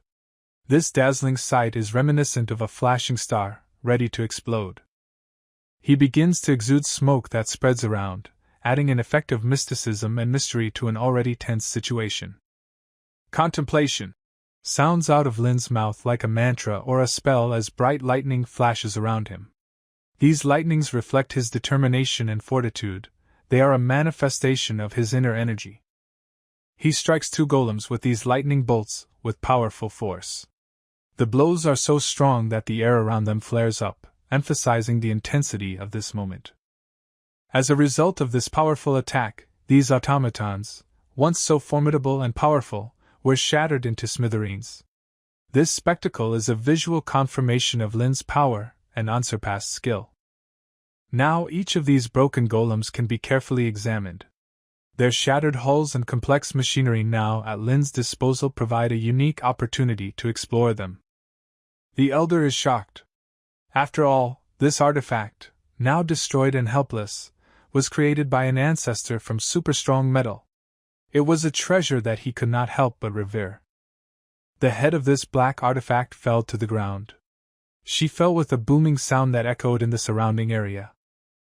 A ball of energy comes out of their mouths.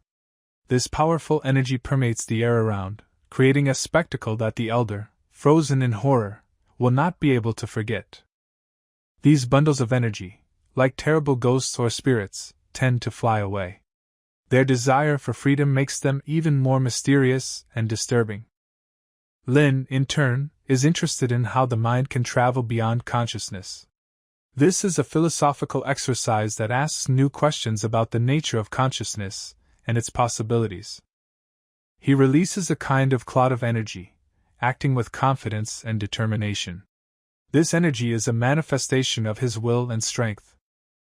This energy rushes behind the streams of consciousness, like an arrow shot at a target. She seeks to penetrate into the very depths of this universe in order to explore its secrets. And then the Elder starts screaming terribly. This sudden and piercing scream wreaks havoc on this situation, causing everyone around them to tense up. His people, alarmed and confused, cannot understand what is the matter. They look at the Elder with bewilderment and fear, not knowing how to help. Trembling with fear and horror, the Elder says that 2 of his souls have been destroyed. And the black and white artifact, one of his most valuable treasures, was also destroyed. These words, which hit like a bolt from the blue, make his people freeze in shock.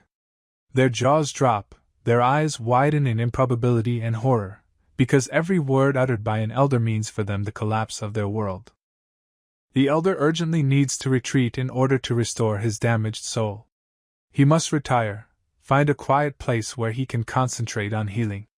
He knows the enemy is coming soon and his time is limited. From these words, also heavy and gloomy, Tao is shocked. He cannot believe what he hears. His heart is beating wildly in his chest with horror and despair. He asks his faithful servants to take him away from here. They must leave this place quickly. You can't stay here long, it's too dangerous, too much risk. Helping his Elder, Tao leads people somewhere. He acts as a guide, leading them through uncertainty and fear, towards safety and tranquility. But suddenly a voice is heard from above. This voice, familiar and at the same time unfamiliar, fills the space around with an echo and a harbinger of change. Lin is already here. He appears unexpectedly, like a ghost, and his presence changes everything around. The Elder and all his people are looking at him. Their eyes are filled with horror and admiration, and they silently watch him rise above them. Lin K towers over them. His figure, powerful and majestic, is outlined in the sky, and he seems to them almost divine. Dao is horrified. He looks at Lin with an almost suppressed horror, unable to contain his excitement. He feels panic and fear, and he already wants to run away from here. His heart is beating wildly in his chest, and his legs are ready to run. But then the energy bullet pierces right through him. This happens with such speed and surprise that he does not even have time to move. And here comes the order from Lin's mouth. Everyone must stop. If they keep moving, they will be swept away like leaves in the wind. All the people watching and listening to Kay's words are terrified. They understand the seriousness of the situation, and how much is at stake for them. He goes straight to the elder. His movements are smooth and confident, and the old man seems to be frightened by his approach. The ancestor and all his people kneel before Lin. The elder asks for forgiveness, realizing that his actions were wrong and deserve punishment. The ancestor is aware of his sins, and death will not atone for them. He realizes that his crimes are too great for simple forgiveness, but he still begs for mercy. Lin seems surprised. He cannot believe that the elder, unable to defend himself, dared to stand up for others. The elder pleads for Lin to be merciful to everyone else. They, according to him, did not know about the sins of Tao and Gu, and did not deserve punishment. He is even ready to give up the whole temple, if only it will help save his people. But Lin claims that he doesn't want anything from Ancestor. He can get whatever he wants with the snap of his fingers. Therefore, the Ancestor has no right to ask for mercy. With deafening power, accompanied by a piercing sound, lightning bolts burst from Lin's hands and strike the elder. Discharges that sparkle and sparkle, focusing all the power and wrath of Kay, fall on the old husband. The elder lets out a desperate scream as the electrical energy rips through his body. The pain cry reflects the unbearable pain that he has to endure. It is a cry of desperation and suffering, reflecting all the suffering that he endured from these discharges. Of course, the elder understands that everything that is happening to him now, he deserved. In the end, he, by acting incorrectly, provoked Immortal Kay's wrath. For insulting Lin, the incarnation of the immortal, the elder must be punished. EK is determined to destroy his soul. Not just to kill, but to destroy the very foundation of his existence, so that no traces of his atrocities remain. The elder, kneeling down in respect and submission, acknowledges Lin's judgment. He realizes that in this situation, he can't even object to Kay's fair trial. Kay asks a question, knowing the answer in advance. If he destroys the elder's apprentice and destroys the cultivation base, will the ancestor go along with it? It is like a test to see if an old man is ready to accept the most severe punishment for his sins. And again, against all odds, agreement comes out of the old man's mouth. He knows he has no choice. All that was left for him to do was accept the punishment and wait for his fate. Lin, confident in his power, slowly turns around, leaving the elder behind. While he decides to spare him, leaving the elder's soul alone. But the old man knows that at any moment Lin can change his mind and take his soul. The elder and his men, filled with gratitude, thank Lin for his mercy. This is their last chance for redemption, and they are ready to take full advantage of it. All around them, the buildings glow, bathed in the morning sun. Golden highlights reflect off their majestic structures, enhancing their beauty even more. Lin expresses surprise to find that the Centennial Sect, which is the center of cultivation, does not have a single elixir. This is unusual for such a powerful organization. But Lin understands that elixirs are rare in this world. Their scarcity in every corner of the world puts them in the category of almost mythical substances. Suddenly, one of the elders says that he knows a place where many useful herbs grow. This information catches Lin's attention and he starts asking questions about the place. The old man begins to talk about his youth when he and his brothers found a nook full of rare and exotic herbs. Memories flash through his mind like pictures, filling his face with melancholy. However, his memories are interrupted, and the old man's face becomes filled with despair. He recalls the tragic events that took place after their discovery. The image of a giant snake that guarded this place flickers in his memory. It was the monster that filled his worst nightmares. The tragic death of his older brother, which was due to this snake, left him with deep wounds. Only he managed to escape from this hell, despite the best efforts of his brother. After this terrible incident, the old man went into seclusion in an attempt to improve his cultivation and wash away the shame of his family. He has prepared an artifact that will help him capture this giant python. The old man suggests that if rare creatures like this snake live in this place, then rare herbs probably also grow there. He tells Kay that with his skills, he can easily handle the snake. Kay takes an interest in the location of this mysterious place. The old man remembers how to get to this place, and he is ready to help Quebec. His desire to help the immortal is so great that he is ready to do anything. Several carriages, beautifully painted and decorated, move slowly along the winding path. They sway in time with the steps of the horses, and the noise of the wheels and the slapping of hooves create a monotonous rhythm in which a certain calmness is felt. The old man sitting across from Lin struggles to his feet, supporting himself on a cane. He addresses Lin, saying that they will stop at a nearby town for an overnight stay before continuing their journey the next day. The Yongzhou city gate, powerful and majestic, towers high above all who approach it. The streets of Huirenton are bustling with life. Merchants shout for their wares, and children play in the shadows of the numerous buildings. The smells of various foods and spices mix in the air, creating the city's unique flavor. The merchant looks at Lin with surprise and admiration, praising him for his vigilance. In his hands, the ancient Ganoderma lucidum is a real treasure in their store. This rare and valuable herb with many beneficial properties is the pride of his range. The merchant claims that Ganoderma not only has a deep history, but also has healing properties. He says that although she is obviously not 100 years old, she is considered a panacea that heals all ailments, and has been serving people for thousands of years. Lin thanks the seller and asks him to pack the Ganoderma carefully. His attentive gaze and hands carefully took this valuable elixir, as if he were holding a piece of history in his hands. And at that moment a man appears. His attire indicates his high position, and his face shows irritation. He's spotted the Ganoderma, and he doesn't seem pleased that such a rare and valuable elixir has fallen into the hands of the first person. A man named Lu, seeing Li Guancher, expresses his hope for Li's leniency. Li categorically states that Ganoderma must be his, and his determination leaves no room for questions. However, the merchant explains that he has already sold the Ganoderma to Lin, and he has already paid for it. The deal has been made and the merchant has no right to break it. But Li does not let up and is even ready to double the price for this elixir. His desire for Ganoderma is so great that he is willing to pay any price. But the merchant stands his ground. He explains that it's not about the money. Ganoderma has already been sold and belongs to Lin, and nothing can change that fact. Confused, Li turns to Lin, looking at him questioningly, but Lin refuses to sell the Ganoderma. Li seemed completely unprepared for this turn of events.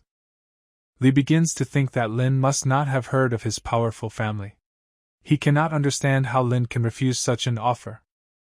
Li makes one last attempt and offers triple the payout for this elixir. His voice becomes more and more tense, and signs of desperation sparkle in his eyes. But Lin is not going to give up. He has no intention of selling Ganoderma, regardless of Li's offer. He declares that no threats or promises can sway him, and Ganoderma will remain with him. This statement infuriates Li. He can't believe that Lin is refusing his offer. Li knows that if his family wants something, they always get it. Lin listens to him carefully, his face remaining calm. Li warns Lin to give him the Ganoderma or else. And at that moment, the unexpected happens. One powerful blow flies right into Li's face. It was so unexpected that Li did not have time to do anything. This blow was delivered by Lin. His movement was swift and determined. His hand moved at lightning speed and hit Li. It seemed that Lin didn't really care about the Li family. His actions clearly showed that he is not afraid of Li or his family. Li, lying underneath, seems completely stunned. His eyes are filled with horror, and his face reflects the complete bewilderment and shock of what happened. Furrowing his brows slightly and clenching his fists in annoyance, he said with a displeased expression that reflected determination and dislike that this was not the end, and they would definitely meet again. He asked why he was doing this since he could find other herbs, and there was no need to provoke the Li family. Lin was surprised. What kind of Li family is this? He began to talk about the past of this family, which was filled with restlessness and adventure. This family used to be known as pirates who terrorized the seas, but over time they changed their ways and became the richest and most powerful family in the region. Thoughts began to flash through Lin's mind about how he could continue selling medicinal herbs in this city with such a powerful family. He expressed his bewilderment by mentioning that the old patriarch of the Li family was rumored to be suffering from a serious illness, and was looking for herbs to heal himself. Lin dampened his enthusiasm by stating that the use of such herbs was useless for those already on the verge of death. The salesperson was taken aback by this insensitive statement, and felt ashamed of his behavior. Lin, without further ado, turned away and walked in the opposite direction, leaving the salesman confused and bewildered. On the way, Lin noticed a large crowd of people gathered nearby. Their interested looks and noisy conversations caught his attention. As he got closer, his gaze met the gaze of one of the crowd members. Their eyes met for a moment, and in that moment they both knew something was wrong. They immediately recognized Lin. Recognition appeared in their eyes and their gazes became more intense. They realized that this was exactly the person they were looking for. One of the men, obviously young and insecure, turned to Lin. His voice sounded alarmed. "Are you the one who beat our man?" Lin, without trying to avoid responsibility or make excuses, confessed that he was the one who hit their man. His confession was direct and confident. The young man, hearing Lin's confession, was outraged by his fearlessness and audacity. "How dare you touch a member of the Li family?" he exclaimed, his voice trembling with anger. Lin, looking at him in bewilderment, answered the question with a question. "Why should I listen to you?"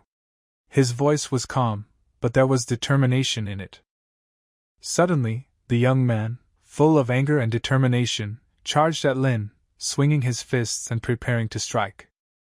But before he even got close to Lin, he suddenly stopped when he heard a loud scream coming from behind him. A sharp voice came from a nearby carriage, ordering everyone to stop.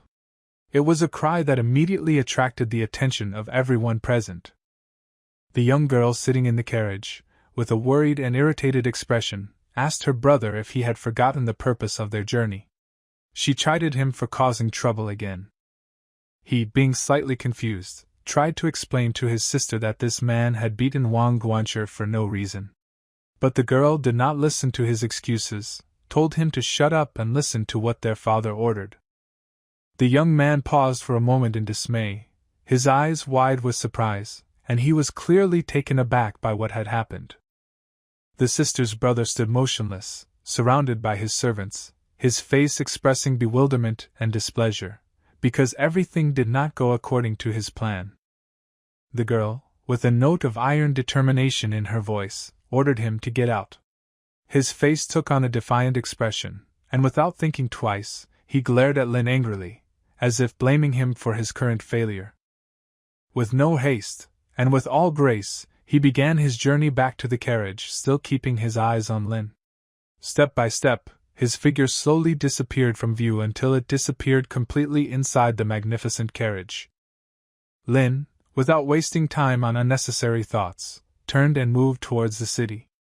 He plunged into the hustle and bustle of city life, allowing him to temporarily forget about threats and promises.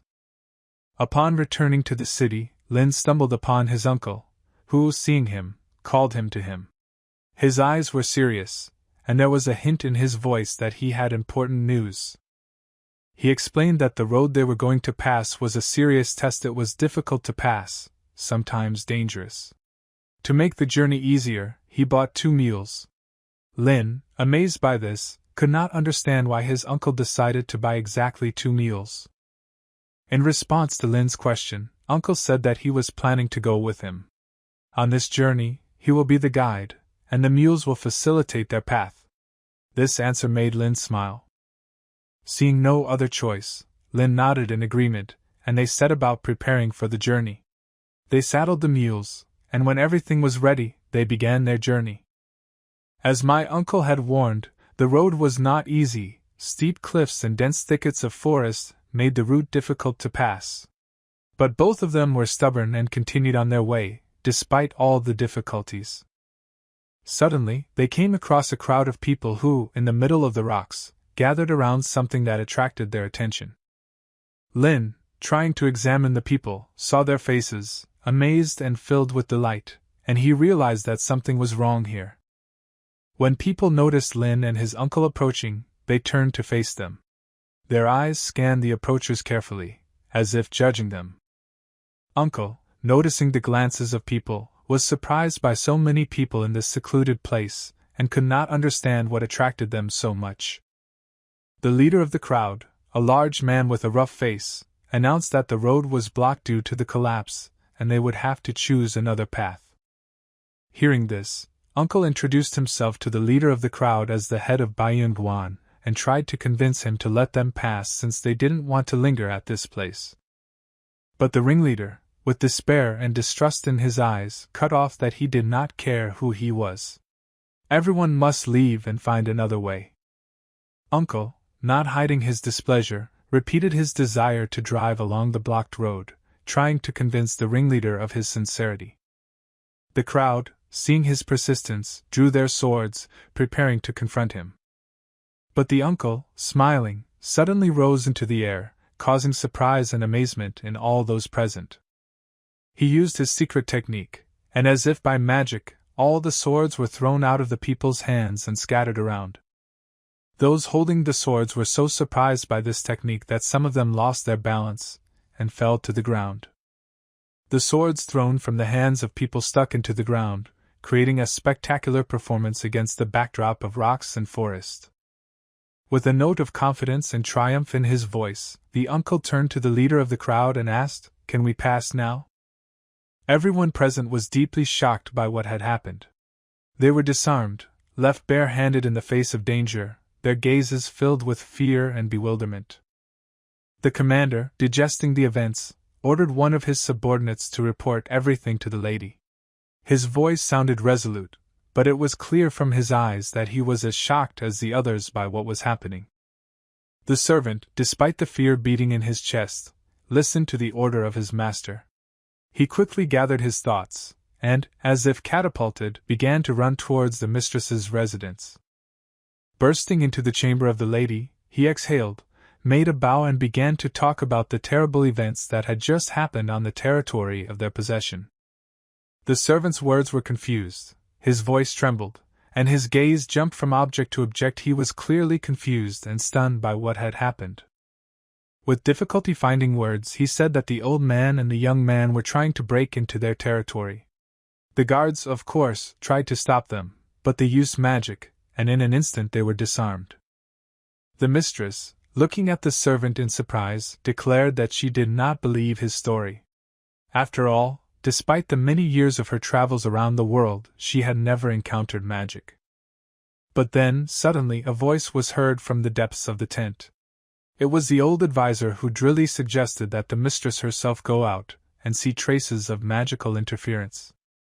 The mistress, despite her initial skepticism about the words of the servant, decided to listen to the advisor. She stood up and began to follow him to the scene of the incident. When she arrived, she was surprised by what she saw. She was especially struck by the fact that among those who tried to break in, there was a person whom she had already encountered before. Lin, recognizing her, could not help but ask with irony in his voice, "Haven't you learned your lesson yet?" The mistress, hearing his words, felt her anger break through her. She glared at him, her eyes like lightning. She, flaring up in anger, ordered her subordinates to immediately deal with him, expecting them to immediately follow her orders.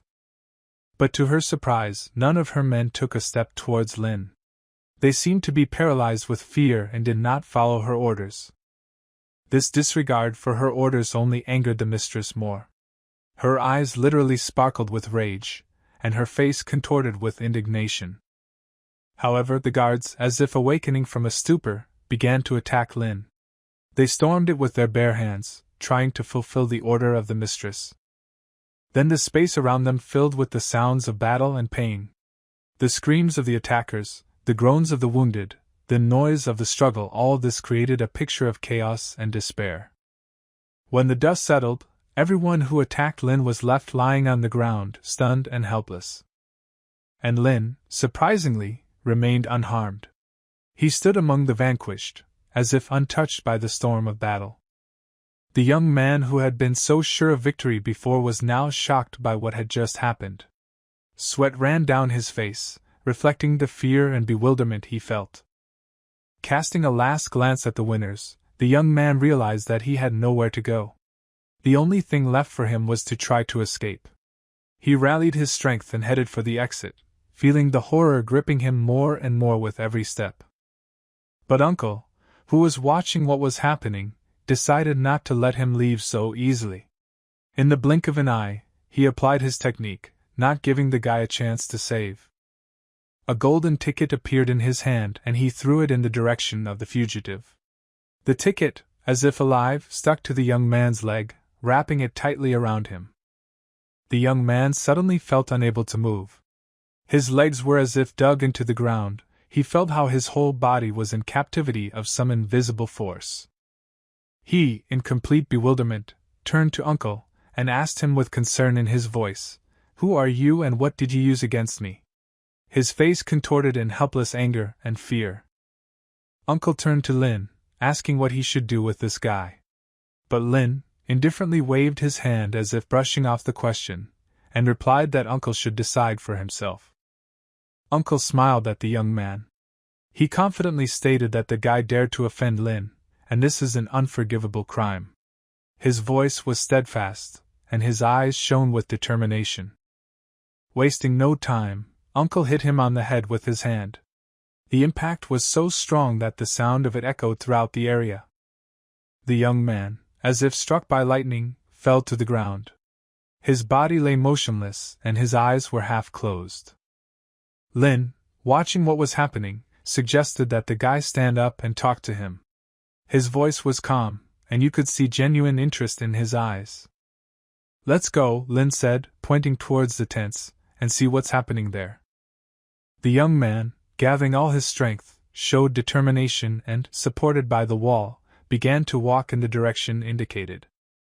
They got to the place and saw tents located a few steps away from them. In this place there was a whole camp, where there were many people from young to old, from women to men. All of them were busy with their own affairs, not paying attention to the newcomers. There was a man on a rock high above the camp. His figure stood out against the sky, creating an impressive picture. Everyone present in the camp, noticing their arrival, turned around and began to look at them. There were many emotions in their eyes, from surprise to fear. The man on the rock sat at a table with chairs arranged around it.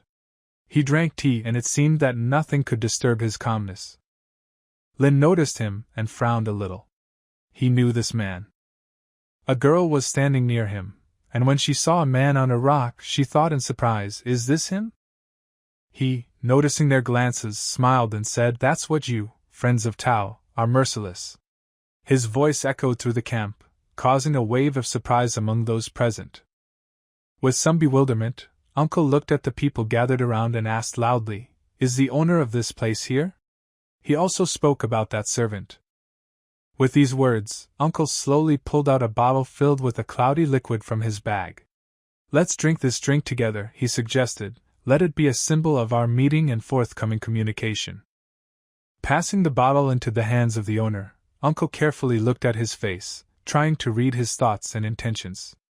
He noticed that the master was carefully examining the bottle and suddenly realized that he had to be very careful. Suddenly, Uncle rose into the air like a bird with a sharp flutter of wings. His face was tense, and his eyes were focused on the Lord. Then he began to apply his technique, raising his hands and describing complex signs in the air. Sparks suddenly danced around him, growing stronger with every movement he made.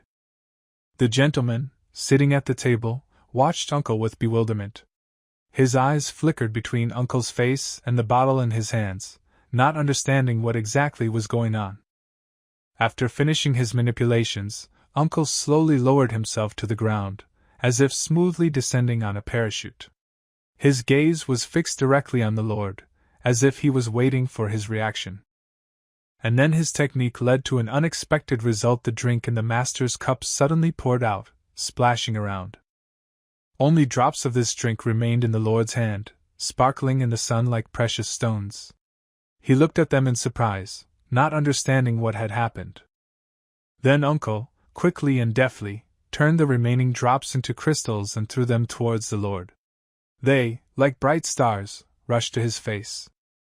The crystals, rapidly spinning in the air, began to tightly surround the Lord's face, like insects rushing towards the light. But the Lord was ready for this. He managed to repel this blow, protecting his face with his hand. The crystals bounced off, disappearing into thin air. In one quick moment, he gathered the bouncing crystals into his cup. His actions were so fast and precise that it seemed almost impossible. It only took a couple of seconds, and the crystals lying at the bottom of the cup turned back into water. He looked at them with some surprise, but no fear. Raising the bowl, he looked at Uncle and said with an ironic smile, "I dare not resist your kind invitation." His voice was calm, but his eyes sparkled with defiance. With that, he drank the drink without taking his eyes off Uncle. You could see the cautious curiosity in his eyes now. "It was just a misunderstanding," he said as his voice broke the silence that fell, "and unfortunately my servant is to blame."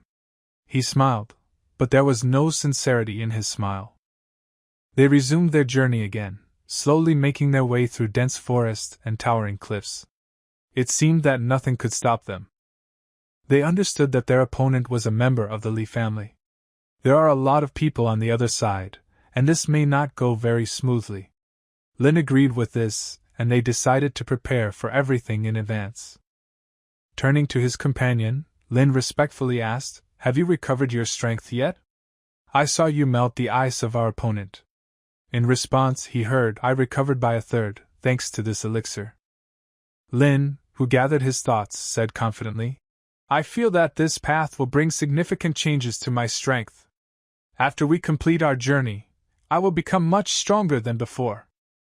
With deep respect in his voice, he addressed the Lord, "Your nobility and wisdom support me on this path. I am ready to overcome any difficulties and go through all trials so as not to disappoint you." The young girl, looking at them with curiosity, asked the question, "But how did you get here? I heard that this place is secret and inaccessible to most." Lin replied with a smile, "We discovered this place more than 20 years ago. It was a difficult and dangerous journey, but we managed it." The girl was confused. "But how did you survive all this time?" The seller said that everyone who tried to get here died. To which he replied, "These are just rumors and not true. We were smart and strong enough to survive." They also realized that they needed careful preparation for the upcoming tests. "We need to find a reliable ally," Lin remarked, "a person who can help us destroy the monsters that live in this valley." With respect in his voice, he addressed the girl, "You are right, and your father is incredibly lucky to have a daughter like you. Your courage and determination are admirable." She replied, with hope in her voice, "All I want is to find a magic cure that can heal my father. It will make me the happiest person in the world." Lin was a little depressed. Apparently, something was troubling him. There was a hint of concern in his eyes, but he tried to hide his feelings. In the meantime, the travelers set up camp, and the people settled down for the night in tents. Silence reigned around, broken only by the distant whisper of the wind and the quiet noise of nature. One of the guys seemed to be unable to sleep. He got up and walked towards one of the tents. His movements were determined and he seemed determined. However, his path was blocked by a servant. "Your sister is resting, sir," he said, trying to be as polite as possible. The lad kicked him in annoyance, as if trying to pour out his indignation on the servant.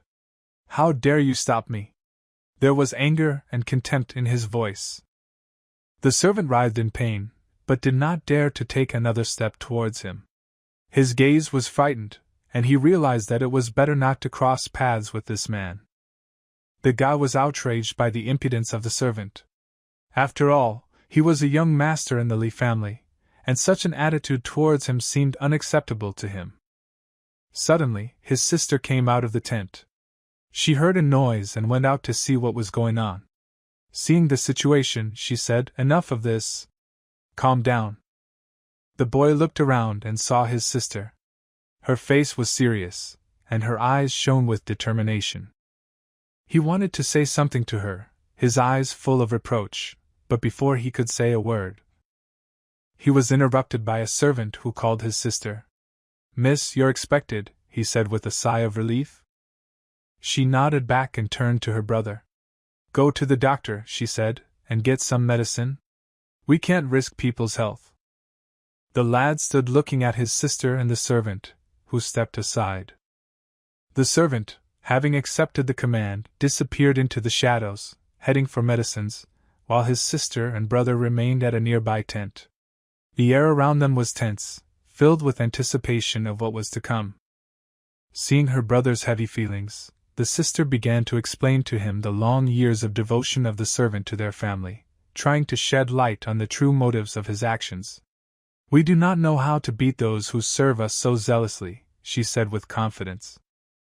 Her voice took on a firmer and more confident tone as she continued, "A person who has power must do what is right.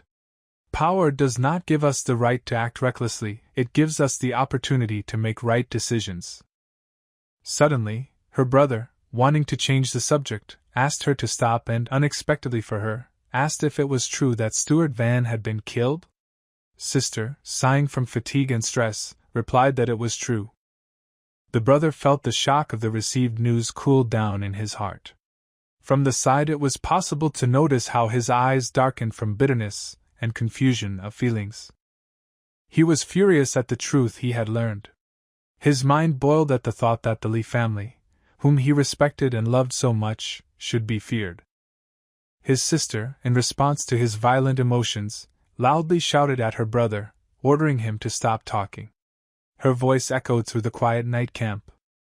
She confidently stated that she had her own plans for this, and that her fatigue from this situation had reached its peak. She demanded that her brother rest, leaving her alone with her thoughts. Her decision to leave him was a shock to him. His anger intensified when he saw her leave. She quietly returned to her tent, exhausted from this intense conversation, leaving her brother completely at a loss. Soon, he also decided to leave. He chose one of the tents and, opening its door, went inside. Anger seized him inside, and out of control he broke a nearby vase. In the midst of his anger, he began to shout into the void that the old man in their family was too old to rule the family, and that he should be the head of the family. The servant, who heard his cries, calmly replied that before leaving, the master entrusted all the affairs to his elder sister. The brother, still full of bitterness, said that he thought the old man had done wrong and that a woman should not be in charge of such a large and important business as their family business. The servant, smiling, gently reminded him that he was the rightful heir, because he was the only son in their family. He advised him not to rush, remembering those many years when his sister helped the family, achieving significant success. "Now it's time for the young master to make his presence known," the servant said, his eyes full of confidence. The brother, embarrassed by these words, did not understand what he was leading to. In response to his bewilderment, the servant said that he could take advantage of Stuart Wang's assassination, as it was a rare opportunity. The guy, excited, asked what he meant. The servant confidently stated that since Stuart Wang had been killed and the sister hadn't even moved, there were probably two reasons for this. 1, she doesn't want to create a problem, and 2, she's afraid of the power of the other side. He told him to keep talking. The servant with deep seriousness explained that the killer was Lu Tong, who was known as a great temple master and possessed the strength of a high cultivator. Due to the elder sister's order, none of the servants dared to confront him, refraining from retaliating. After he heard the servant's words, he couldn't just pass by. His thoughts hit him like a hurricane, forcing him to pause and consider everything he had heard. He liked this idea. She opened up new horizons for him and presented an opportunity to act. However, he realized that the enemy is very powerful, and it will not be so easy to destroy him. Of this he was absolutely certain. As if trying to look even deeper into the ideas of the servant, he asked to continue. The servant, catching his thoughts, suggested not to fight Lu Tong directly, but instead concentrate on his surroundings. After all, the servant knew that Lu Tong had another ally, a young man who was always nearby. So the strategy was simple: lure Lu Tong out, kill the young man, and then leave the scene under cover of night. In this scenario, two results will be achieved. First of all, Lu Tong will seek revenge, which will likely lead him into a fight with Old Man Gu that he cannot win. Suddenly, the brother wondered if this action would be too cruel. However, the servant reassured him, assuring him that it was all just part of the strategy. The second possible outcome is that after seeing how large and powerful the Li family is, Lu Tong will decide that he is not strong enough to fight it. For some time, the brother was in thought, weighing all the pros and cons before making a decision. In the end, with a serious expression on his face, he declared that he was ready to fulfill his plan. He was determined and ready for action. Meanwhile, Lin and Uncle were enthusiastically roasting food on a fire set in the depths of the forest. Then, a servant approached them at the camp, saying that their mistress, Ms. Li, would like to speak with them. The uncle was surprised at this turn of events, and somewhat puzzled, asked what the lady would like to talk about. The servant, with some hesitation, replied that he did not know the details, but he had heard something about herbs from the valley. Lin decided that it would be best to send Uncle to the mistress. Agreeing with the proposal, Uncle left with the servant. Now that Lin was alone in the camp, several people hidden in the bushes began to move. Lin heard rustling from the bushes and, suspecting that they might be intruders, asked them to come out into the open. In response to his call, a large group of people appeared from the bushes. In the crowd one could also notice the young master, whose gaze was filled with determination. After a group of people emerged from the bushes, they slowly but surely began to move in the direction of Lin. Each of them had a weapon in their hands were ready at any moment to bring it down on the young man's head. Realizing that their intentions were most likely far from peaceful, Lin was ready for the development of events. His thoughts scrolled quickly, trying to predict the enemy's future moves and how best to respond to them. One of the people seemed to be particularly pleased with this meeting. He called out to Lin as if laughing at the fate that they met again. His voice sounded confident and determined. In response to his words, Lin expressed surprise at why some people are so drawn to danger and always end up on the verge of death. He didn't understand why they put themselves in danger without a second thought. The opponent chuckled, stating that they couldn't even match his master. With every word, his voice grew more and more menacing. He was certain that Lin would be destroyed. Lin was surprised to hear about this man claiming to be his master's disciple. Through the surprise in his eyes, you could see a note of interest. But Lin immediately corrected him, explaining that he had misunderstood.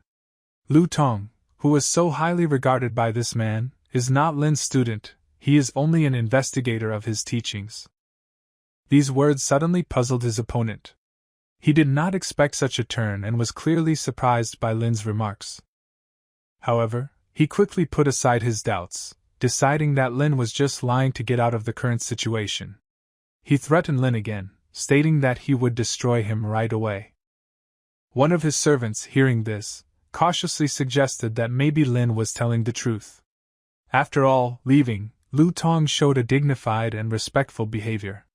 However, this remark only angered his master, who accused him of being cowardly and avoiding battle. In anger, he ordered his servants to kill Lin. The crowd instantly rushed at Lin, a wave overtaking him with their swords, ready to cut him to pieces. But at that very moment, Lin suddenly rose into the air, dodging the attack like a circle thrown upwards by the force of the wind. This behavior shocked his enemy. He couldn't understand how Lin was able to fly so high into the air, as if he had supernatural strength. While in the air, Lin began to use his unique fighting technique, which he had perfected over the years. And he delivered a decisive blow, aimed directly at the group of servants who had just attacked him. With one single move, he was able to impress them all using all of his skills and knowledge he had accumulated over years of training. The blow that he dealt was so strong that each of the opponents felt it on his own skin. They all fell to the ground, surprised and shocked by what had just happened. Only the same person who started this battle remained around. All the servants, without exception, were killed by Lin's single but powerful blow, demonstrating his exceptional fighting ability.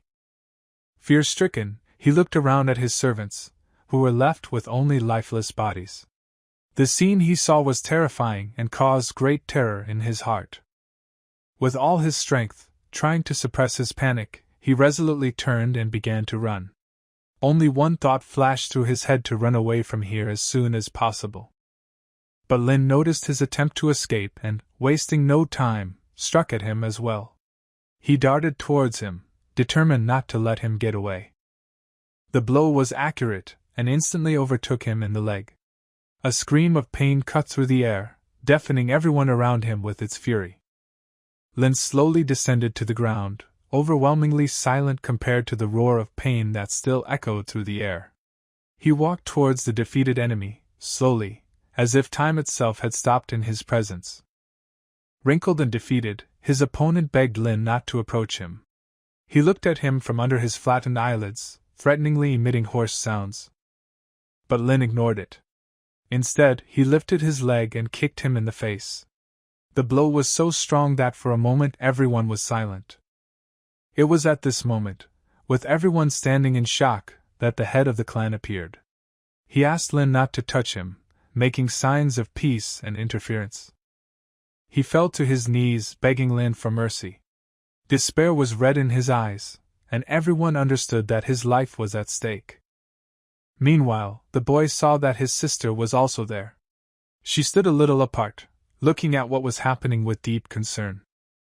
She said that she saw his outburst of anger today, and realized that he would not listen to her advice.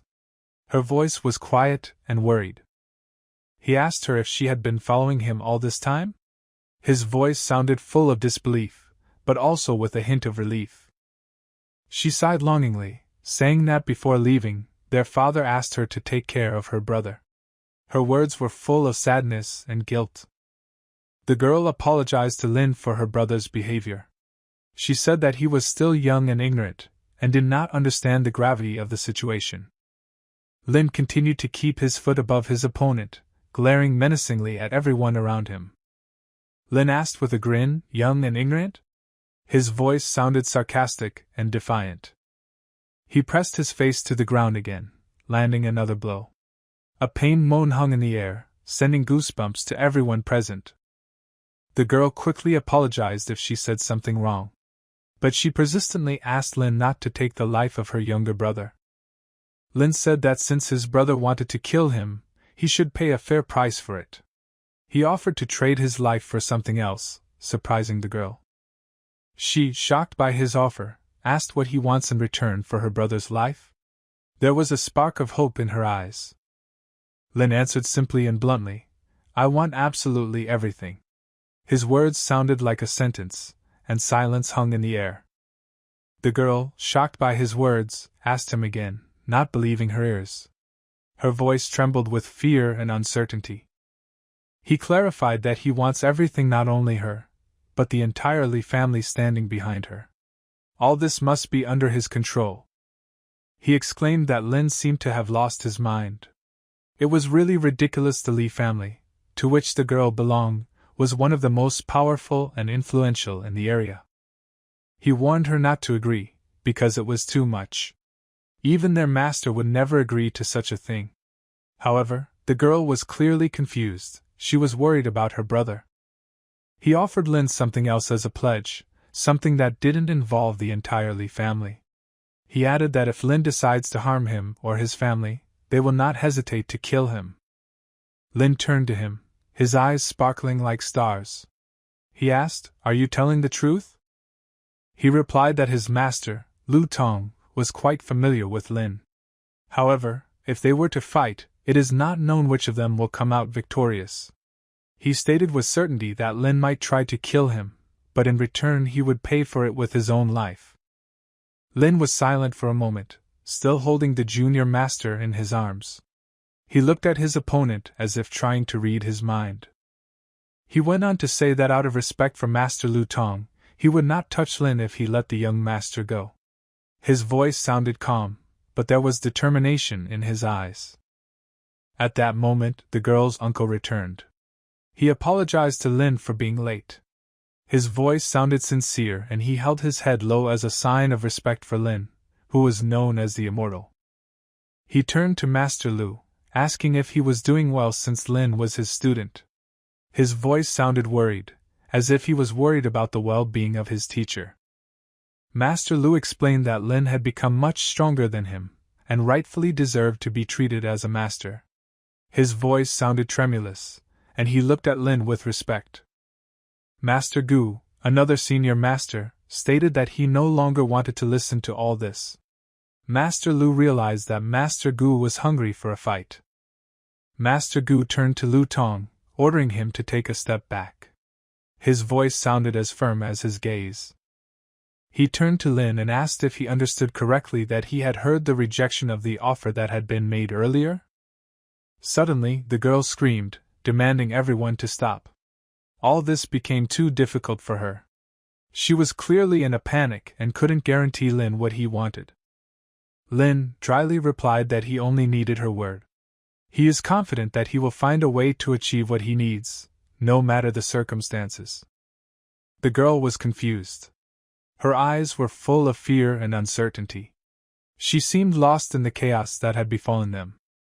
Lin turned to her, demanding an answer, yes or no? His voice sounded menacing. The girl, in desperation, shouted yes. Her voice was filled with desperation, but also with determination. Suddenly, the young master was thrown aside as if he was being hit by an invisible wall. Lin released him by kicking his leg. This whole scene was so sudden that everyone who was present froze in surprise. Suddenly, the air shuddered with a thunderous impact crashing into the ruthless hardness of the earth. The sound was so loud that it seemed as if it blew up the silence, crashing into the surrounding world with all its might. Suddenly, he fell right next to his sister, his body hitting the ground like a heavy bag. As he fell, he created a cloud of dust that slowly descended around him like smoke after an explosion. The sister screamed in horror, calling for help. "Doctor! We need a doctor!" She screamed piercingly, her voice sounding anxious and tense. At that moment, Lin turned to the girl, reminding her of what she promised earlier. "Do you remember the word you gave today?" he asked, with hope in his voice. She stood all night on the street, under the open sky. It was already late at night, the streets were empty and quiet, only the distant sounds of the city sometimes penetrated to her. The master, worried by her presence, approached and asked her why she was here at such a late hour. After all, she needs to rest after a hard day. She replied that she was worried about the situation that was developing around them. However, the girl realized that their real problem might not be Lu Tong, but that young guy who looked even more dangerous. She was sure that he was underestimating Lin, even though Lin had annihilated an entire squad of soldiers with one blow. The guy also noticed this, and came to the conclusion that Lin must have some kind of secret an artifact or a special weapon. He thought that this secret weapon could only be effective against ordinary soldiers, while he, being an elite class fighter, considered such things to be mere toys. However, the girl insisted that they did not need to provoke him again. She passionately urged him to leave things as they were and not cause unnecessary problems. Continuing their conversations and disputes, they reached the river, which flowed at the foot of a huge rock. It was quite a strange and at the same time beautiful place. It was a truly unusual place, shrouded in a mysterious atmosphere. Nature itself seemed somehow different here, as if it had come out of a fairy tale. The grass on the riverbank glowed with a bright light, like bioluminescent creatures from the depths of the ocean. It was so unusual that it made them stop and look at this miracle of nature. Such a phenomenon could not but surprise them. Master and Lin exchanged looks full of surprise and bewilderment. In one of the ancient books, it was said that ice bluegrass is a grass with blue flowers and arrow-shaped leaves. She was cold by nature, hence the name. And it was known that it is an excellent remedy for the treatment of many diseases. As soon as they stopped, there was a loud scream. A man stood on a rock and shouted inquiringly at them, "What are you doing here? Who are you?" They were armed and dressed like Vikings. Their soldiers were majestic and formidable. Each of them was ready for battle. The master, without showing fear, answered them with a question, "And who are you, and what are you doing here?" The Viking-like soldiers realized that the aliens had come to collect herbs. They said that they were the first to come here, and now all these herbs belonged to them. The master disagreed with their statement, denying that they had come first. This irritated the Vikings, and they began to threaten them, demanding that they leave immediately. The Vikings warned them that if they did not leave, they would become victims of their water god. The master, tired of their rudeness, said that he wanted to teach these boors a lesson. But Lit intervened and said that it no longer mattered, because new guests had already arrived at the place. To their surprise, they saw the Li family arrive at the scene. The Li family was well known in the region. Seeing the master and Lin next to him, they moved closer to understand what was going on here. Master and Lin found themselves in the spotlight when the Li family, a group of familiar faces, approached them. They were not in a hurry, there was confidence in their steps, their eyes were direct and focused. Apparently they had a girl with them. At first glance, it was clear that she did not just come to chat. Need burned in her eyes, and she looked at them pleadingly. She tenderly asked to pass, explaining that she and her family needed herbal medicines for her sick father. For a while, the answer was only silence. Master and Lin looked at the girl as if trying to read the truth in her eyes. While everyone around was frozen in anticipation, 2 guards broke away from the group and ran towards Lao Gu. They greeted him, their faces showed their respect and devotion. He thanked them for a job well done and gave the order. Lao Gu smiled and looked at Master and Lin, asking if he needed anything else. He explained that he was interested in the object at the bottom of the pond and that he needed help to get it. The master was a little shocked by this request. He did not expect that the Li family would decide to seek help from the Shuangsha praying mantises. It was unusual and sudden. Master had already heard about the Li family. They were famous in Shinho for their skill with giant scythes. They were criminals who committed many crimes, and they were constantly pursued, but no one could ever catch them. Many mercenaries tried to kill them, but they were all injured and some even killed. None of them received a reward for the destruction of this crime family. Lin noticed that the Li family had apparently invested a lot of money in these mercenaries. He assumed there was some reason why they were trying so hard to destroy them and promised to look into the situation. When they asked Lao Gu if the 2 guards needed to be removed, he replied that they didn't. At the moment, he was more interested in the business than in the people who stood in his way. Suddenly, several soldiers brought a large pig to them. They dragged her together, each trying not to fall under the weight of the carcass. The pig was placed on the table and they began to slaughter it. You could see how they worked together as a team, each doing their part. Blood began to flow from the pig's carcass, dripping profusely on the ground under the table. Every drop was loud in the silence, breaking the peace of this place. Streams of blood spilled onto the ground, and then began to flow to the nearest river, staining it with a grape hue. Blood flooded the water, turning it dark red. The water in the river became muddy, creating an image of a gloomy and terrible picture. Suddenly, from under the surface of the water, where the blood had diluted it to a reddish color, a huge snake crawled out. Panic spread among the soldiers, and they began to scatter indiscriminately, screaming in horror and amazement. The master watched this and thought it was the same giant python they had heard about. It looks like it has grown to an incredible size. In fear, the soldiers ran towards their large crossbow.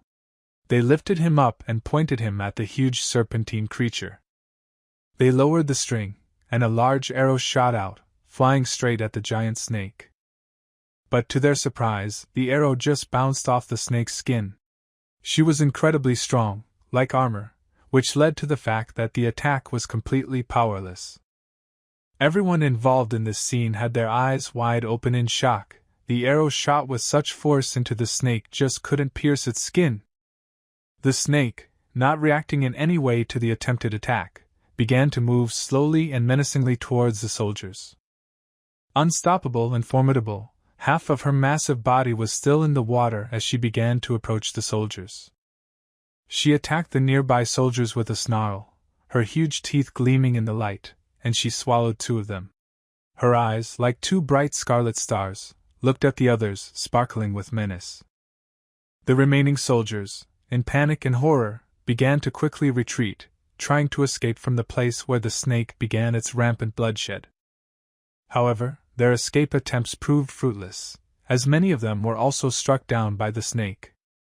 At this moment, as if enjoying its dominance, the snake produced a loud hiss. She turned her head towards the girl, apparently intending to pounce on her next. The sight of the snake horrified the girl. Her eyes widened in fear and she froze, unsure of what to do. Gwe, noticing the danger, reacted quickly.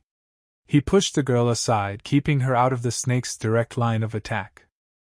At this time, the praying mantises, as a whole, began to attack the snake. The first of them quickly moved forward, striking with his weapon. The second also joined the attack and struck the snake, but, as with the first strike, it did not harm it. They continued to strike blow after blow, but the snake seemed to be immune to their attacks. While they continued their offensive, they tried to find a place where the snake would be vulnerable.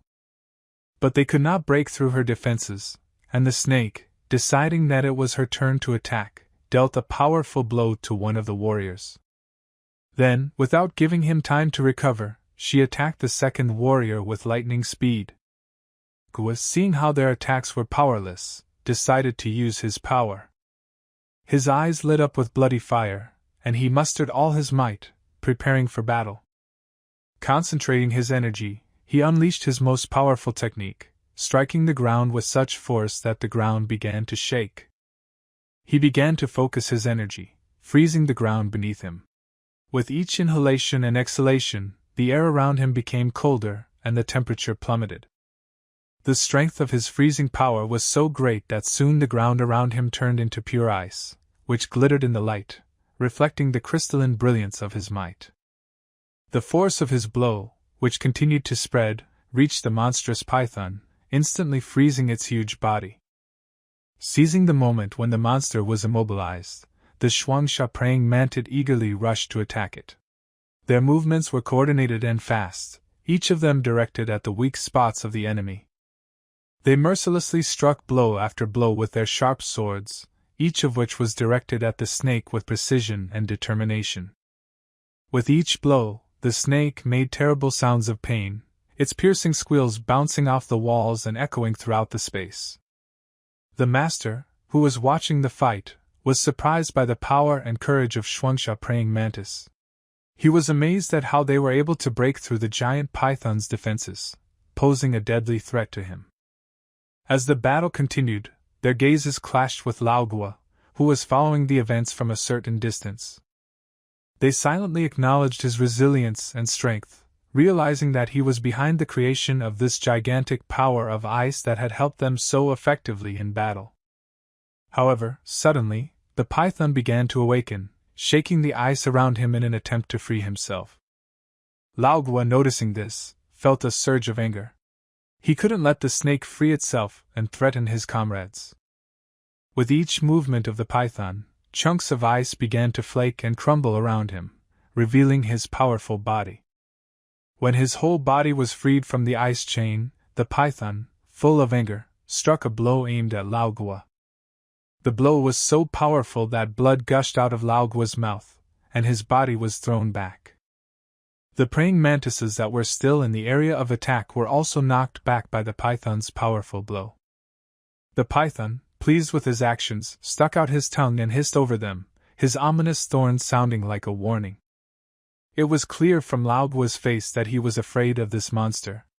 The gleam in his eyes spoke of fear, and his body trembled slightly. At this moment, Lin turned to the master, confidently declaring that now it was time for them to join the battle. Laogua, sitting on the ground, watched Lin head towards the monster. He looked at his calm and confident steps, and felt excitement in his heart. He asked Lin what he was going to do. Lin, without taking his eyes off the python, replied that his goal was to destroy this monster, freeing them all from its threat forever. He was surprised that he was walking alone. After all, he saw how many monsters defeated enemies. And he can't do it alone. He offered to wait for him to recover so that Lin would help him, and in return he would share the herbs. "Shut up," Lin said suddenly and sharply, stopping his words. His tone was cold and impeccably clear, not a bit unquestioned. Bridging the distance between himself and the monster, Lin approached him, and his voice sounded loud and clear. "Go to hell." It was a statement filled with determination and power. The python fixed its eyes on Lin in response, looking at him like a predator at its prey, saturating its eyes with the image of the one it considered its next victim. With the onset of a silent moment, the python, confident in its victory, suddenly rushed forward. It opened its huge mouth as wide as possible, ready to attack Lin. Laogua, standing at a distance, had already begun to prepare for the worst. In his mind, the terrible picture of Lin's death became more and more real. The snake darted forward at breakneck speed, its gigantic body moving with terrifying grace. Lin, however, reacted faster than expected. He jumped into the air and stabbed with his sword, pointing directly at the monster. His punch was so powerful that the giant monster began to fall into the water, its huge body awakening huge waves. Despite this, the master continued to deliver his cold-blooded blows, each of which increased his dominance over the monster. Seconds later, he hacked his way into the monster's head, ready to deliver the final blow.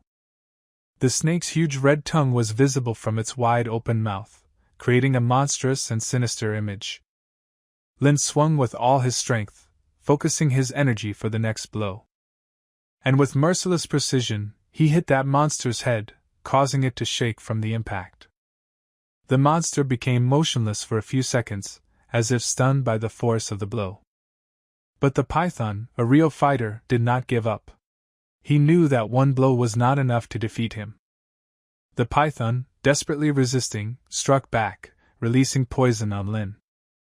Lin, seeing the approaching danger, quickly saw this poisonous attack. He quickly and deftly dodged, avoiding a drop of poison. However, the poison continued on its way and headed for the soldiers who were behind. They were caught unawares and turned into skeletal skeletons in a matter of moments, the poison turning their flesh to ash. Seeing this, Lin rose even higher as he said heartily, "It is rare for beasts to develop to this level. If they continue to evolve, they will become a threat to even more people." So saying, he began to gather energy for his next attack. He activated his lightning technique, causing lightning around him. His face became serious, as if he was preparing for a decisive battle. The lightning around him grew brighter and brighter, filling the air with electricity. He declared with unshakable certainty, "This monster's life will now end right here." He was ready to finally destroy this monster. Suddenly, a mysterious blue glow began to form around the huge monster figure. It enveloped his body, radiating a soft and calm light, which, nevertheless, created a contrast with the wild and dangerous image of the creature.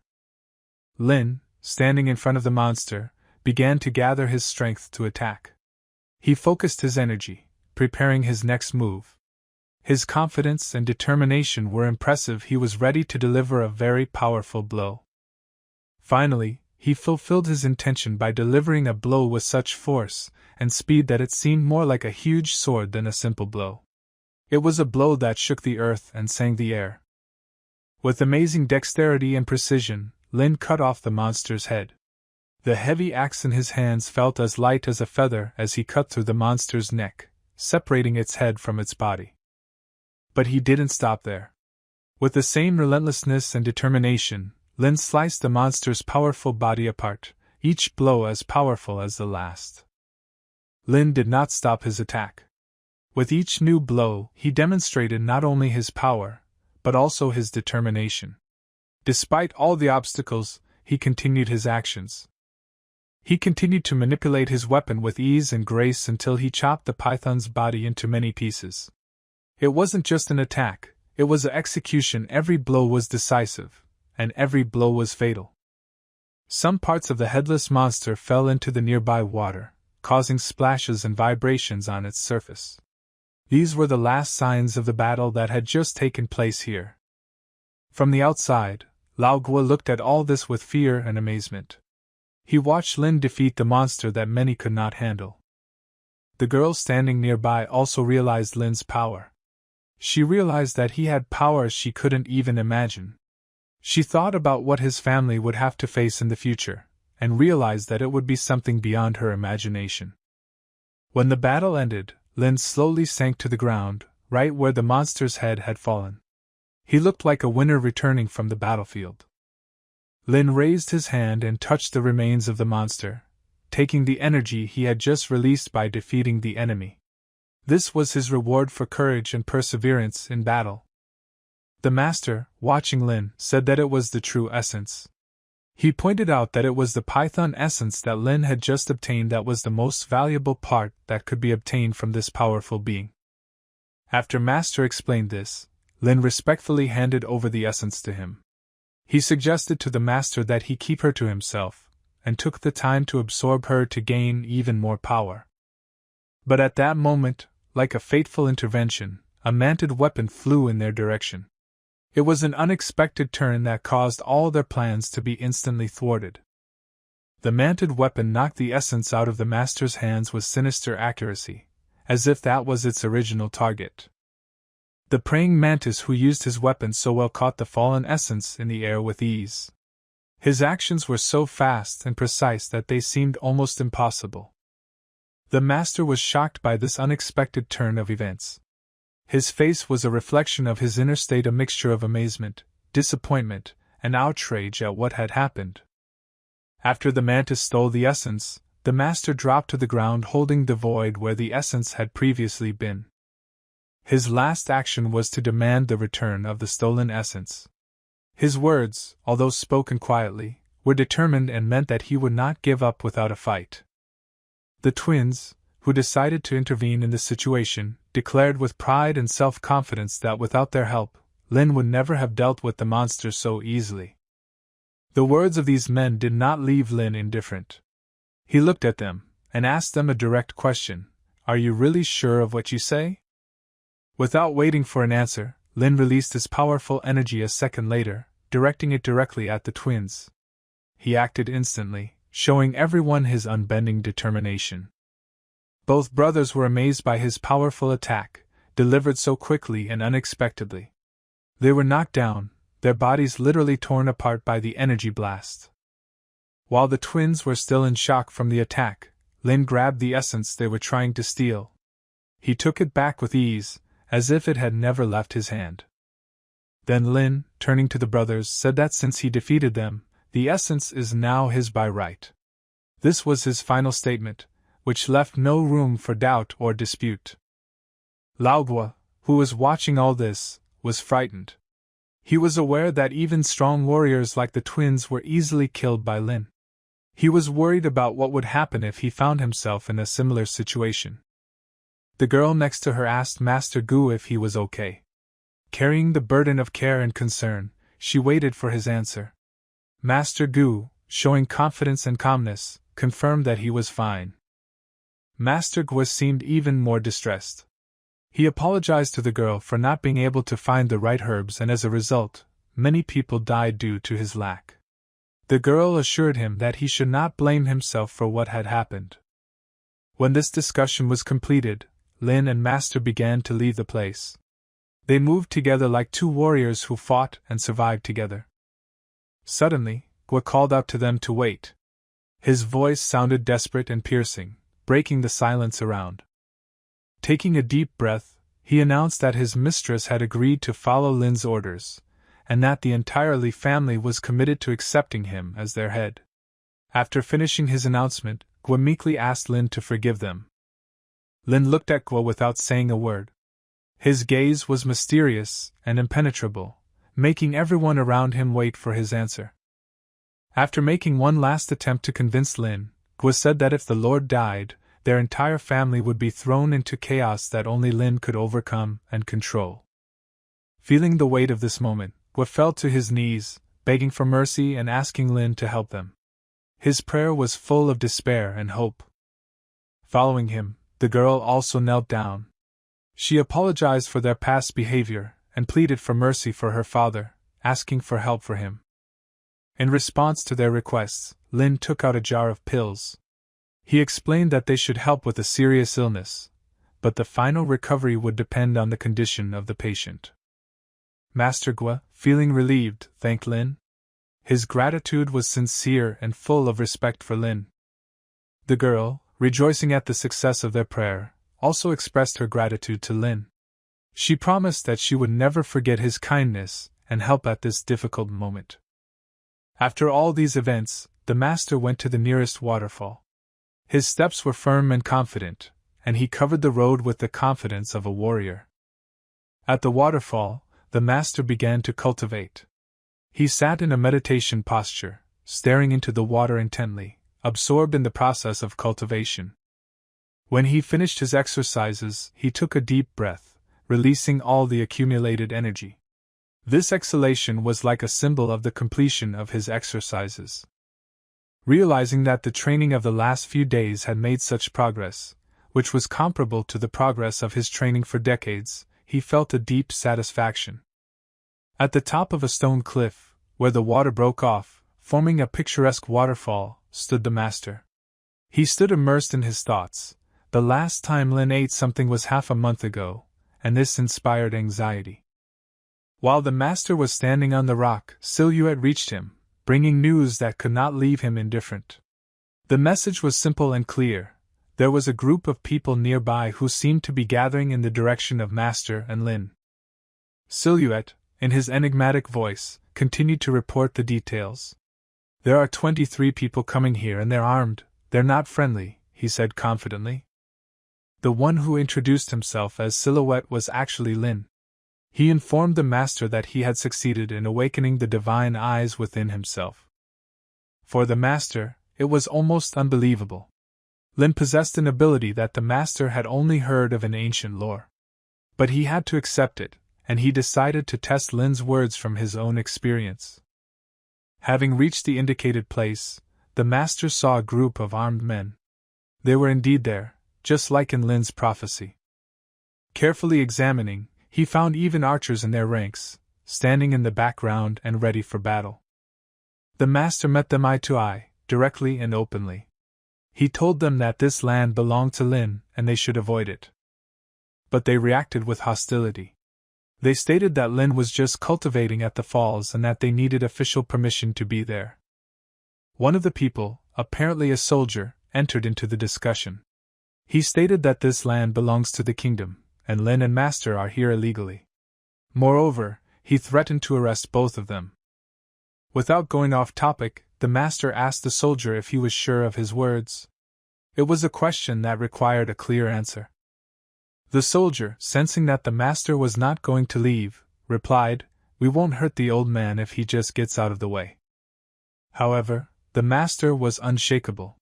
He stated that this place is closed to outsiders and no one can enter here without permission. This angered the soldiers. They felt that the Master was interfering with their duty. One of the soldiers seemed to be offended more than the others by the words of the Master. He decided to punish the old man, thinking that he was weak and defenseless. But the Master did not move. He stood quietly waiting for the advance of the soldier. The soldier, confident in his victory, rushed at the Master with a sword, determined to punish him. He quickly approached the Master, but he still did not move. However, at the last moment, when the soldier was already within striking distance, the Master, with incredible speed and agility, managed to stop the attacking soldier's hand with his hand. From surprise and defeat, the soldier lost his balance and fell to the ground. The Master remained standing in his place while the other soldiers watched the scene with astonishment and horror. The old master looked at the remaining soldiers, still stunned by what had just happened, and with a firmness in his voice, asked who else among them wanted to try their luck and attack him. The leader of the soldiers, with obvious surprise on his face, admitted that he had underestimated the old master. He began to draw his sword before turning to the master, asking him to tell him where the praying mantis fighters were. The master met his gaze and told him that the mantis fighters were already dead. His voice was as firm as his confidence in his words. The lead soldier obviously thought it was a lie. Looking incredulously at the master, he gave the order to his warriors to prepare for the attack.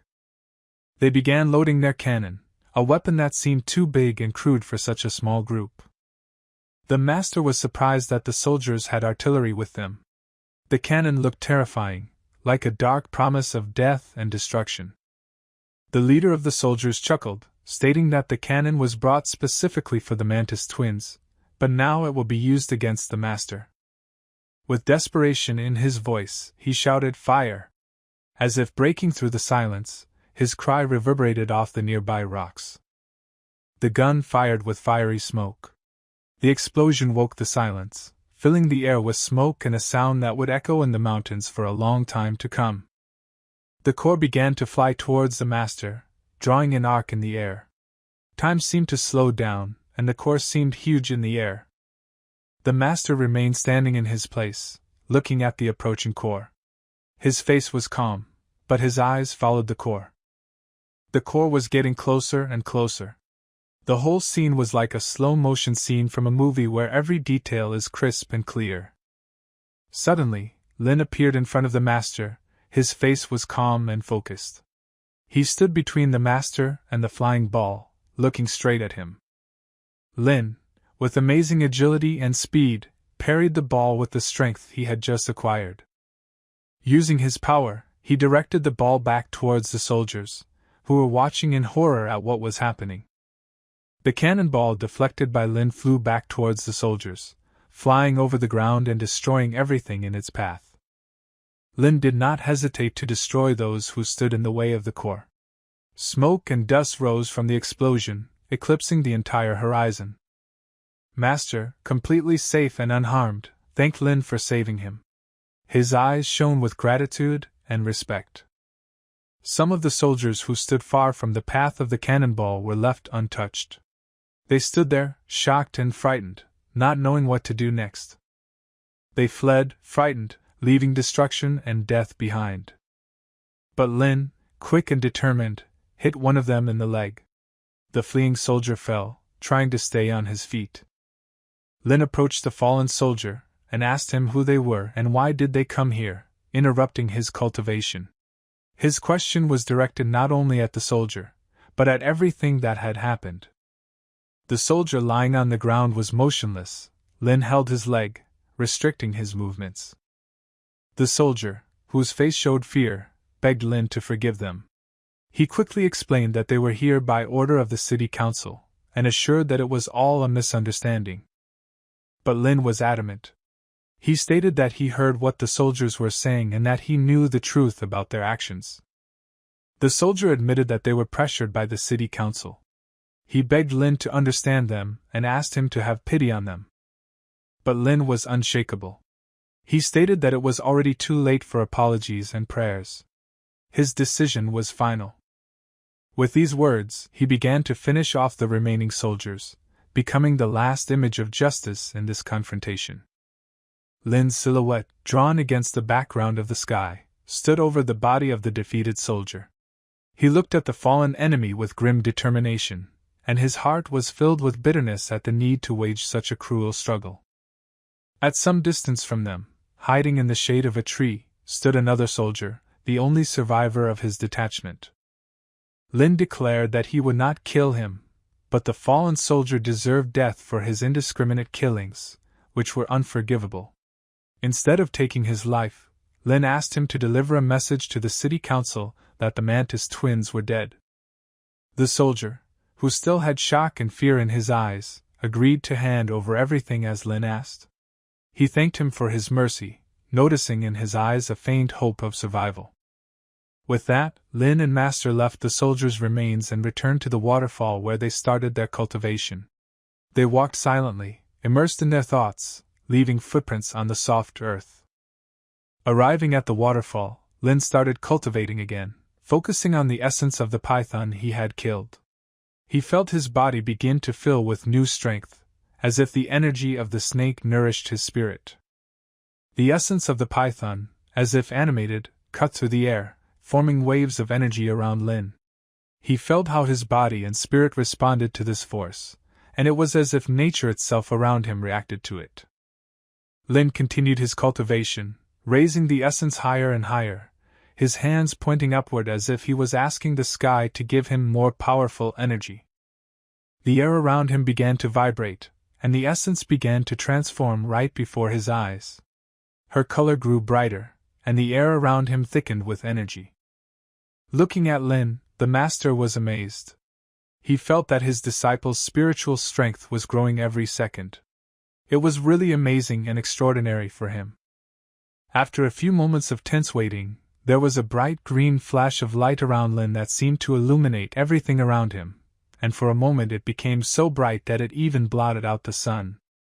Lin's body began to emit blue light that sparkled around him, giving the impression that he was surrounded by stars.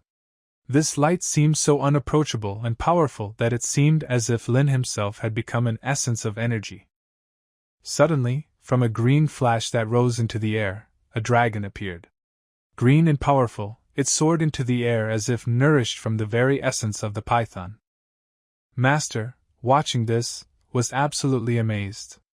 He had never seen anything like it. How impressive it was to see a real green dragon that appeared right in front of his eyes. This dragon was magnificent and awe-inspiring. He was huge, and his body was painted in a rich green, reflecting the rays of light and creating an unforgettable sight. Lin, standing at the foot of the waterfall and looking at the flying dragon, stated that he killed the python and revived it into a dragon, making it a real dragon, not a monster. It was his statement of power, and it was also a symbol of his own power. Away from the waterfall, at the foot of some rocks, a large crowd of people could be seen. They looked towards the dragon, their eyes wide with surprise and fear. Among this crowd was the head of the city. His gaze was fixed on the green dragon in the sky. His face was gloomy and thoughtful, as he understood that this question could not remain unanswered. The crowd of people, including the head of the city, stared at the green dragon hovering in the sky above them. They continued to stare at the dragon in disbelief. The green dragon hovering above them was a symbol of power and majesty they had never seen before. This man had a face full of surprise and admiration. It was a legendary dragon, a creature from ancient legends and myths, and he never even imagined that he would see him in real life. He turned to his soldiers and shouted for them to hurry. This sign could mean something important. Perhaps it is connected with the craftsman from the valley. His voice was insistent and decisive. He understood that the situation required immediate action. The soldiers quickly gathered and began to move in the direction indicated by their commander. They walked quickly, each step was firm and resolute, because they understood that they had an important mission ahead of them. When they arrived, the master was surprised by their arrival. He had already told them that they should not come here uninvited, but still they brought with them baskets of food, wine, and medicinal plants. The master was puzzled. He did not understand why these people came and brought him all these gifts. He looked at them carefully, trying to understand their motives. The group leader stepped forward and explained to the master that their visit was a kind of blessing for their district, and they would like the master to take it seriously. The master, in turn, simply told them to leave the supplies here and come back. But it was clear from his expression that he was expecting a different answer. His face expressed bewilderment and some confusion, as if he expected to hear another explanation. The master finally asked what had really happened. What prompted such a sudden trip, and why did they bring him all these gifts? He was particularly interested in the details of the death of the Mantis twins. It was a strange and unusual story that he wanted to understand to the end.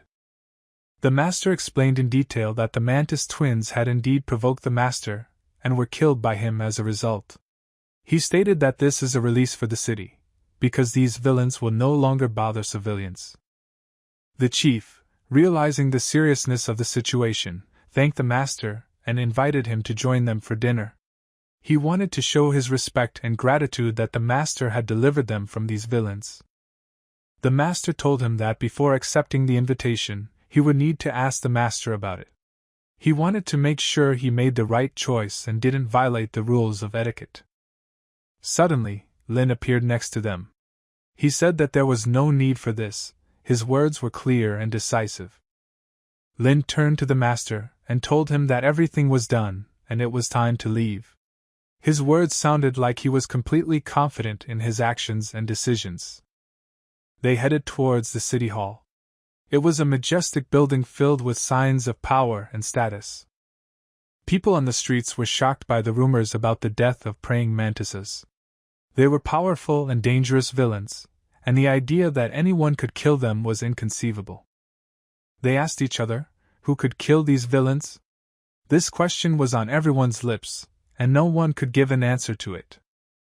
The head of the city returned back to the city. His appearance caused even more excitement and discussion among the residents. Very soon, as soon as he showed up, people started bombarding him with questions about what had happened. Everyone wanted to know the truth. The head reassured the people, saying that everything was fine, and confirmed that the Mantis twins had indeed been killed. He openly stated that the master is the one who dealt with them. One young guy asked, "What is the name of this hero, this savior?" But the head replied that it was inappropriate to call his name in public. Suddenly, the blue-robed boy intervened, stating that the head's words were not complete and objective enough. The head turned to Su Guanping and asked him why did he leave his county. This question was unexpected and made Su Guanping think. Su Guanping replied that he was instructed by the provincial head to unite the efforts of different regions to deal with these villains. His words sounded convincing and decisive. He reminded everyone that the Mantis twins were dangerous criminals who had been tried many times to kill. He expressed doubt that they could have died in the area. He, with full confidence in his words, stated that it was all true that two famous martial artists arrived in Ping'an City, and yet were mercilessly killed by the inhabitants of the city. Hearing this, he burst into loud laughter, unable to believe what he was hearing. With a grin on his face, he asked, not without mockery, where then were the bodies of the murdered masters? The head of the city with a heavy sigh replied that nothing was left of the bodies but dust. However, he quickly objected that without the body it was impossible to convince the people of the truth of his words. Then he turned to Su Guanping, asking him a sharp question, how can he doubt the immortal master? The thought popped into his mind that Guanping had hired a person to act as a master. However, the head, with obvious anguish in his voice, declared that he could not accuse Guanping of such baseness, since such a move could destroy his career, and he would not have dared to take such a daring step. He, tired of the disputes, said that the head of the province himself would sort out this hitch. With these words, he invited his master to catch the dangerous Mantis twins. The master's name was Mr. Yu. As a practitioner of the Jianyan Mountain martial art for the 32nd generation, Mr. Yu was known for his prowess and had a wide variety of martial arts. The head of the city, with a stern look, told him not to waste his time, since the Mantis twins were already dead, and the message to the head of the province had already been sent. Out of the blue, Lin and his master arrived. The head of the city raised his eyebrows in surprise and asked Lin what brought him here. Lin, in turn, replied that they had already completed their business, and were now ready to move on. Then he said that the head of the province would soon arrive here, and Lin could receive his well-deserved reward. He advised him to stay a couple of days, but Lin asked the head of the city to wait with the reward, as he would return for it later. The head of the city, albeit with some hesitation, agreed with his request. Seeing Lin in front of him, Su Guanping asked with disbelief in his eyes if this person was the same master? The head of the city, with confidence in his voice, replied that yes, this is the same master. Laughing at this, He stated that he had a hard time believing that Lin was a true master. He warned Gualping to be careful with his words when addressing Lin. But instead of shutting up, Gualping laughed even more, and declared that he was betting his house on the fact that this was all just a hoax. If this turns out to be true, then his house will become the property of the head of the city. The head of the city asked if he was sure of his rate. Suddenly, the thought flashed through Gualping's mind that perhaps he was too hasty in his statements. With complete confidence in his words, he replied that he was ready to go for it, although they could not determine at the moment whether Lin was a true master. Then the head of the city asked the question, if they cannot determine this, then who is able to do it? He, with confidence in his voice, replied that only a professional, a person who has fully dedicated himself to the art of fighting, can determine whether Lin is a true master. He then turned everyone's attention to Mr. Yu and asked him to show everyone what he was capable of. Mr. Yu turned to the people around him and asked them to keep a close eye on his actions. With those words, he wasted no time in applying his martial techniques, demonstrating his prowess to the entire assembly. With amazing agility and coordination, he launched a bright red fireball in one direction, so powerful that its glow blotted out the sun. The fireball, rushing at breakneck speed, hit directly on the pillar of a tree standing nearby. From the force of the blow, the tree, like a weakened warrior, fell to the ground, laying a new strip into the ground. All those present who witnessed this demonstration battle were amazed and surprised by this unique technique displayed by Mr. Yu. However, there were those among the spectators who recognized the Jinyan Mountain's secret cultivation technique in this spectacle. This technique was known as burning hands. Mr. Yu was surprised that people recognized this technique, and he praised the guy in the crowd who was able to identify it. The boy, with some embarrassment but pride in his voice, thanked Mr. Yu for his praise. Mr. Yu then turned his gaze to Lin and asked him if he was the same master who had managed to kill the Mantis twins. Lin answered yes without hesitation. He said with a grin on his face that Lin was skillfully lying instead of developing his martial skills. Lin, not succumbing to provocation, preferred to remain silent on his words. However, Mr. Yu insisted that he would not allow Lin to mislead those present.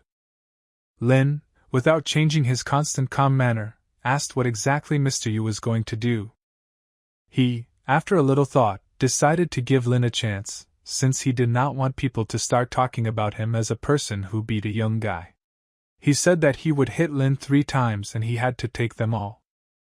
Lin, keeping his calm, continued to listen carefully to Mr. Yu. However, if Lin does not withstand these blows, then he will cause his own death, which he himself provoked. Mr. Yu added seriously. All the people gathered, fading with indignation and distrust, talked among themselves about Lord Yu. They discussed his reckless desire to fight Lin, considering him an unscrupulous person who did not think about the consequences of his actions, even ready to kill the boy. Lin, ignoring the convulsive conversations of those around him, looked at Mr. Yu with confidence, and said that he had the right to do whatever he wanted. Without a shadow of hesitation, Lord Yu began to use his technique, famous in this world for its uniqueness and strength. With incredible ease and confidence in every movement, he flew into the air then, like a luminous arrow, rushed at Lin. But Lin, with great concentration and control of his abilities, managed to stop him in time. Mr. Yu, suddenly losing strength and control over his movements, fell to the ground. A hole was now proudly etched on his forehead, the mark of his collision with Lin. Lin, allowing himself some humor in such a tense moment, said with a smile on his face, 3 strikes are too many. Those present, not believing their eyes, could not understand how he managed to defeat such a powerful opponent. One of the spectators, throwing up his hands in despair, declared that this was definitely witchcraft. But the head of the city, Su Gualping, interrupted him, demanding that he stop lying. He recalled that Lin initially told the whole truth about his actions. In response to this, an indignant spectator said that Lin boldly killed a man in public, and the head of the city did not even arrest him. The viewer added that he would complain about him to the head of the province. At that moment, as luck would have it, the provincial chief appeared behind him. The arrived head walked, with a serious and inscrutable expression on his face, surrounded by his personal guard. The assembled people, sensing his presence, began to greet the head of the province, following all formalities as usual. Su Gualpin and an outraged spectator both started trying to get the attention of the provincial chief. Su Gualpin was faster and spoke first, insistently asking the head to do justice. He accused Lin of killing with sorcery as if it were the ultimate atrocity. However, the head of the city, defending Lin's interests, objected that all these accusations were lies. He claimed that Lin only eliminated the danger in the face of the twins, and Master Yu himself attacked him, forcing him to defend himself. At these words, the head of the province was silent for a few seconds, weighing the information. One of the men, clearly overjoyed at the arrival of the head, said that he was glad to see the master at such a moment. Seeing him, the head of the province immediately asked to tell all the details of this unpleasant incident. He wanted to know every detail in order to form a more complete and objective picture of what had happened. Evening came on, and the street plunged into darkness. But that didn't stop them from continuing the conversation. In turn, the provincial head introduced Mr. Sun, the government advisor. It was he who was sent here when the news of the execution of the Mantis twins reached the capital. Su Gualping felt the bitter taste of fear in his mouth. He was frightened, realizing the importance and gravity of the moment. Turning to him, the head increased the pressure, asking if he had anything to add. This question was like a sword, ready to fall on him at any moment. Then the head, addressing everyone, said that Su Gualping, representing the interests of the empire, accused his colleagues of falsification. He asked the question, how, in his opinion, should such a person be punished? Su Gualping, realizing that he could no longer avoid responsibility, fell to his knees, admitting his guilt. He begged that his punishment was not so severe. The head, showing no mercy, ordered his men to seize Su Gualping and give him 50 blows. He was then to be tied up and taken to a government office, where further investigation awaited him. The servants obeyed the order without question, and Su Gualping, still terrified, begged for their mercy. The provincial head then turned to Lin, expressing his admiration for his actions. He admitted that he began to respect him when he first heard about him from Mr. Kong, and considered it a great honor to meet him today. This turn of events left the assembled people in confusion. They didn't understand why the provincial chief was giving such an honor to this young man.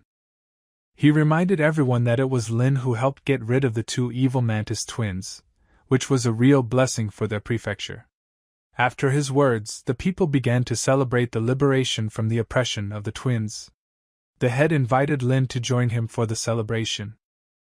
However, Lin politely declined the invitation. He explained that he did not like large gatherings and noisy events, and killed the twins not out of a desire to become a hero, but by coincidence. In addition, he added that the journey took him a lot of time and energy, and it was time for him to go. He wanted to rest a bit and collect his thoughts. The head of the province, respecting his decision, asked Lord Immortal to be careful in his path.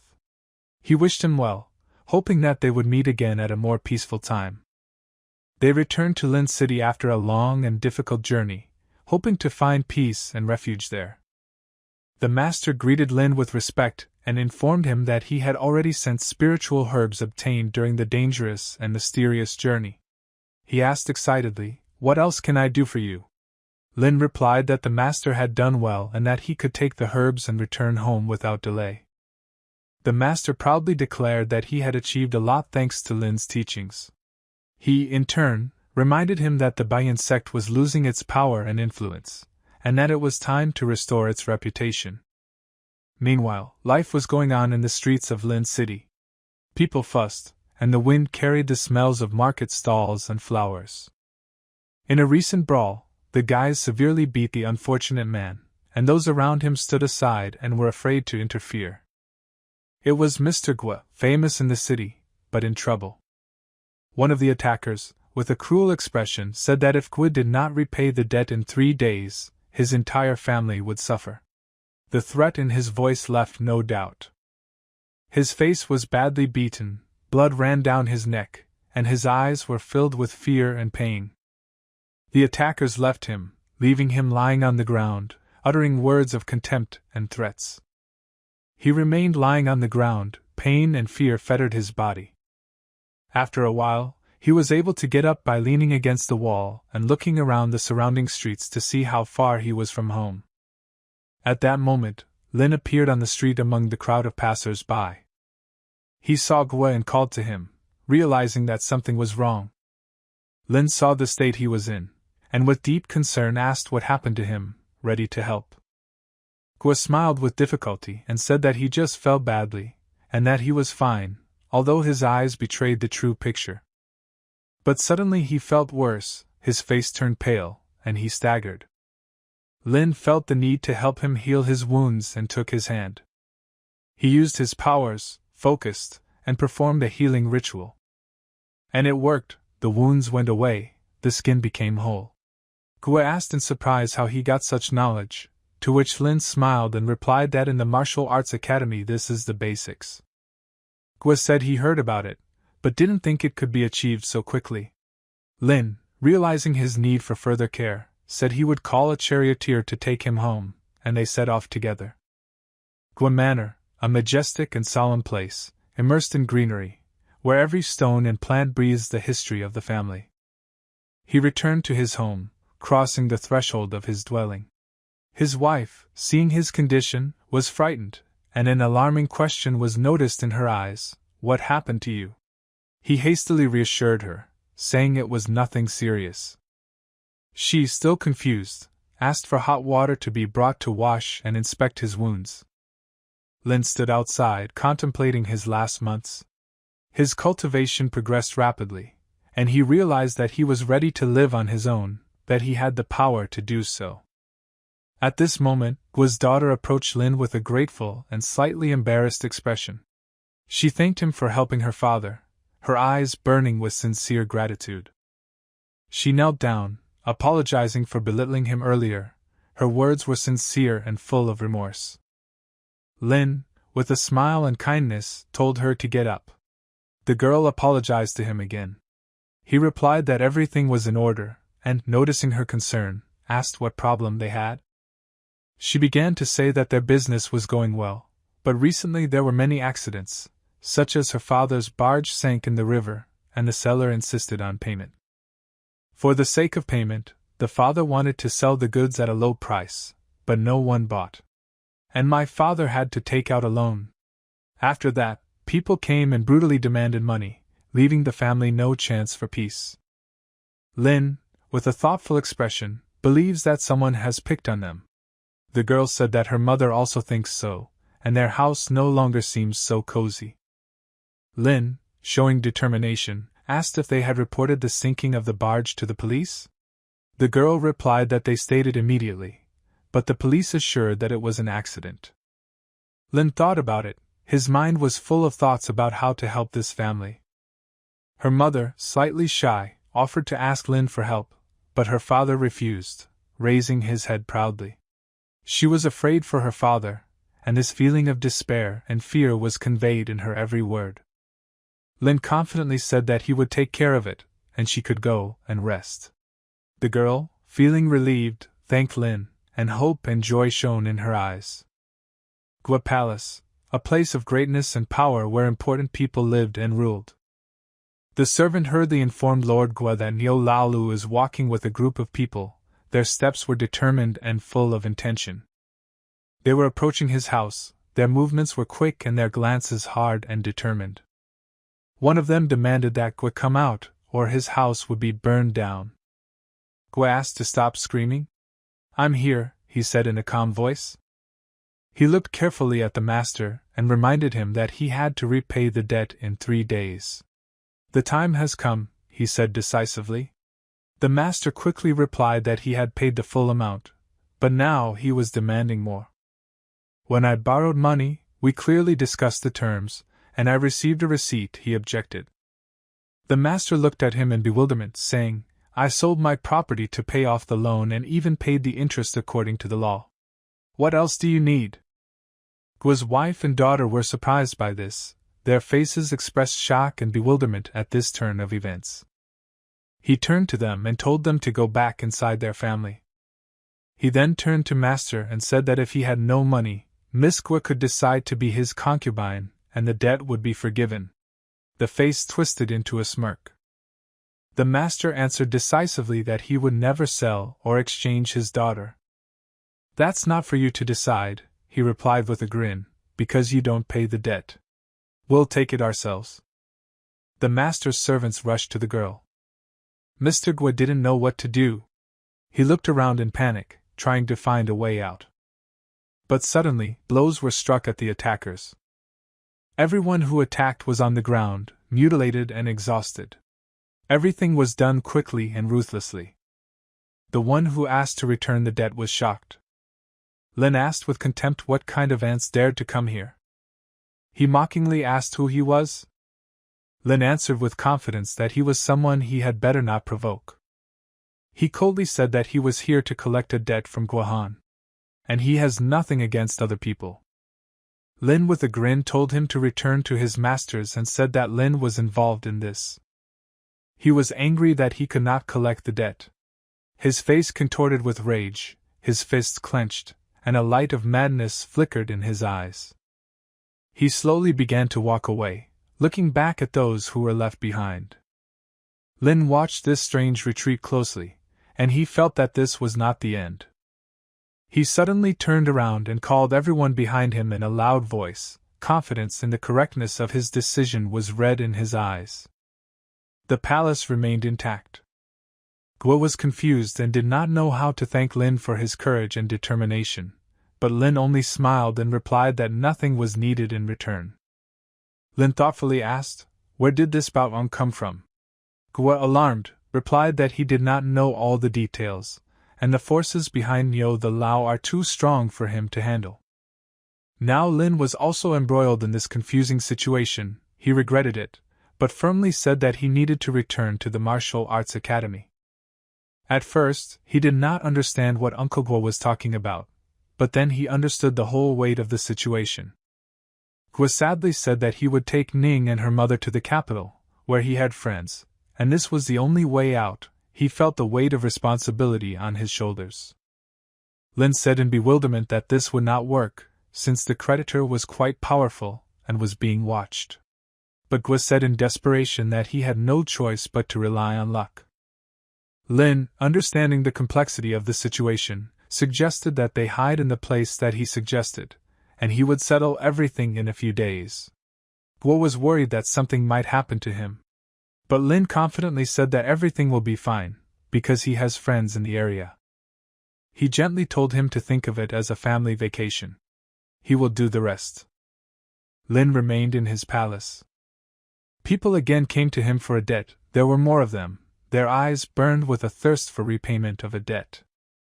There were quite a few of them, and they were clearly ready for a fight. Lin sat in his chair, his face was calm. They slowly approached him. He calmly said that for a few days he was able to defeat them, but today the Lord brought his people here, so it's too late to beg for mercy. The master rudely told him to shut up. The master, turning to Lin, asked with a sneer why he interfered with them, and why he covered the debtor Guahania. Does he want to die? Lin, with a strange calm anger, asked back what he had just been told. The man in front of him confirmed his words by announcing that he was interested in his unique abilities. Moreover, he offered Lin a chance to be saved, which was an unexpected turn of events. Smiling a little mockingly, Lin, still sitting in his chair, asked what chance he was talking about. This proposal seemed absurd to him, and raised many questions. From what he said, all Lin had to do was refrain from interfering, bow to him, and promise to blindly follow all of his orders. But instead of answering this suggestion, Lin just chuckled. His laugh sounded venomous and expressive, indicating that he did not take the man's words seriously. A large bald man who looked like a formidable fighter stated that Lin was very lucky to get this opportunity. He acted like it was a great honor, although Lin didn't see it as anything special. Lin, not wanting to be a passive observer, decided to offer his terms. The man, to his surprise, agreed to hear them. Without hesitation, Lin stated that he wanted the entire property of Baodong Bank. It was quite an ambitious claim, even for him. This statement shocked the man. He was shocked by Lin's audition and persistence. With a rough grin on his face, the beefy man said that Lin seemed to have lost his mind. However, despite his apparent opposition to Lin's proposal, he admitted that there was an order to kill him. In response to his words, all the warriors recklessly rushed at Lin. They rushed at him like a pack of wolves at a deer. But it was enough for Lin to make only one wave of his hand. In the next moment, all the warriors were thrown a huge distance, as if a huge invisible hand had thrown them to the side. And the most important of them, the force of this stroke cut in half. It was a terrifying and at the same time impressive sight. The man was horrified by what had just happened. His former self-confident face turned into a mask of fear. His pupils contracted to the size of an atom, reflecting his shock and horror at everything that was happening. Lin asked if this changed his decision to accept his terms. His voice sounded calm, but there was something menacing in it. However, the man tried to change the subject, saying that his father would not let him die. He seemed desperate, looking for a way out of the current situation. He declared that they would avenge his death. It was his last warning, his last act of desperation. But Lin did not listen to his empty threats, and immediately dealt him a crushing blow. He didn't wait for the man to finish his speech, interrupting him with his own actions. Figures began to emerge from the darkness behind Lin. They were difficult to see at first, but soon became more distinct. They were people, and their number continued to grow. One of them came closer. It was one of Lin's trusted men who confidently said that all of his men would do anything to take over the bank. His eyes shone with determination, and there was a note of firmness in his voice. However, Lin quickly rejected the idea. He ordered his men to leave the place and, instead of acting violently, to convey to the head of the bank an offer to voluntarily give up all his assets. In the distance was the building of the Baodong Bank. It was majestic and evoked a sense of impregnability, as if symbolizing the wealth and power that it contains. Inside, the head of the bank was sitting at his desk doing the calculations on the accounts. Suddenly, one of the servants burst into the room, clearly agitated. He breathed heavily, talking about the fact that the young master was captured. Startled by what he heard, he asked what had happened, unable to believe it. His face expressed horror mixed with bewilderment. The servant, realizing the gravity of the situation, led the head outside. He led him in silence, leaving explanations for later. The corpses of his warriors lay on the street, covered with dust and blood. It was a terrifying sight that added further chaos to an already confusing situation. Seeing this, the head of the bank could not hide his anger. He was outraged that someone dared to threaten his bank, his property. He turned to his servant, ordering him to urgently call all the masters for an immediate meeting. He needed to discuss the situation and come up with a plan of action. The Baodong Bank building came into view again. Its majestic architecture once again reminded of what is at stake. The head of the bank began to explain that his son was in captivity, and the villain demanded a bank in exchange for him. He turned to the masters, demanding advice and answers. One of the masters asked why the villain considers their bank to be his enemy. This was important for understanding his motives and further planning. The head of the bank explained that they had recently expanded their operations to Lin Prefecture. However, one of the masters interrupted him, asking how all this was related to the current state of affairs. He revealed that an unwanted marriage took place in the area, which was the start of their feud. Their bank was asked to destroy the Gua family's business. However, this guy who took his son hostage stood up for them, leaving the head of the bank in a quandary. One of the masters wondered how this stranger could be so strong. It was an important question, because his answer depended on whether they could develop an effective plan. However, the head of the bank himself was also at a loss. He planned to discuss the matter with a certain Mr. Yi after his son was released. One of the assembled masters, taking the floor, suggested that the only correct solution in the current situation would be to agree to the villain's demands. His words hung in the air, causing a tense silence. However, as it turned out, this idea was not expressed as a final decision. In fact, this move was only proposed as a temporary measure to delay time until a friend of one of the masters dealt with the situation and found the most effective solution. Finally, after numerous discussions and negotiations, the meeting at the bank came to an end. Now everyone knew that the next step would be action, and there was no more room for thought. As they left the building, some masters continued to discuss the power of this mysterious villain. Their faces were tense, their eyes filled with concern and fear of the unknown. One of them, after a pause, expressed his opinion. If you carefully analyze the words of this person, it becomes obvious that this guy cannot possibly be an ordinary person. Hearing these words, one of the masters agreed, recognizing that the one who spoke was right. He turned to him for help, realizing that it would be extremely difficult to deal with such an opponent alone. The one who was asked for help agreed, but made one condition: despite the circumstances, they would have to pay him for his services. While the others continued their discussions, the master had already begun devising an ambush plan. He knew that every step had to be considered so that the enemy could not escape. Not far from there, in the middle of the forest, there was a beautiful gazebo. It was a place to relax, a quiet retreat where you could get away from the hustle and bustle and be filled with tranquility. The young master, the target of all this thought and negotiation, was sitting there drinking herbal tea. Behind him stood his prisoner and his man.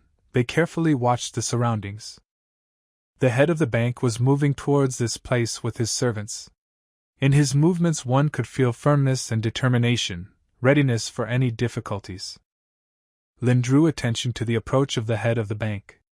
He could clearly make out the silhouettes of people walking in his direction, and felt the tension. When the young man saw his father, he tried to say something. But the words stuck in his throat, and he could only convey all his anxiety with a glance. The head of the bank, noticing his son, called out to him. His voice sounded confident, but there was also a hint of concern. He was about to approach his son, but the sword blocked his path. At that moment, time seemed to slow down. Lin turned to the owner of the sword and asked if he was the owner of the bank. His voice sounded calm, but his eyes were full of determination. The man standing in front of him confirmed his words, agreeing that he was indeed the owner of the bank. His words were clear and direct, leaving no room for doubt. Then the villain asked the next question: did the head of the bank bring everything that he was asked to bring? There was confidence in his voice and a certain arrogance. At that moment, the head of the bank remembered the plan he had developed earlier. According to the plan, he had to convince the villain of his loyalty and calmness in order to buy time. However, at the thought that he would have to carry out revenge with his own hands, the man involuntarily clenched his teeth. It was not easy to defy fate and start fighting your fears. Looking at the guy, the head of the bank already in his mind painted a picture where he destroys him, indulging in dreams of retribution. Every minute detail of the fight, every blow and every move was in his mind. Trying to find a way out of this situation, the head of the bank offered to pay off the Gua family's debt as an alternative to this young master's requests. However, the young master, visibly tired from the discussion, closed his eyes and sighed, desperately trying to remain calm. He commented that, apparently, the head of the bank does not fully understand the gravity of the situation and the consequences of his actions. He calmly crossed his hands behind his back, and from his mouth came words that filled the air with cold. He ordered the son of the head of the bank to be killed. His man, loyal and obedient, immediately obeyed the order. No hesitation, no regret, he put his sword to the throat of the son of the head of the bank. From the horrific reality of the situation, the head of the bank exclaimed, full of horror and despair, and stopped his subordinates, trying to gather his thoughts and find a way out.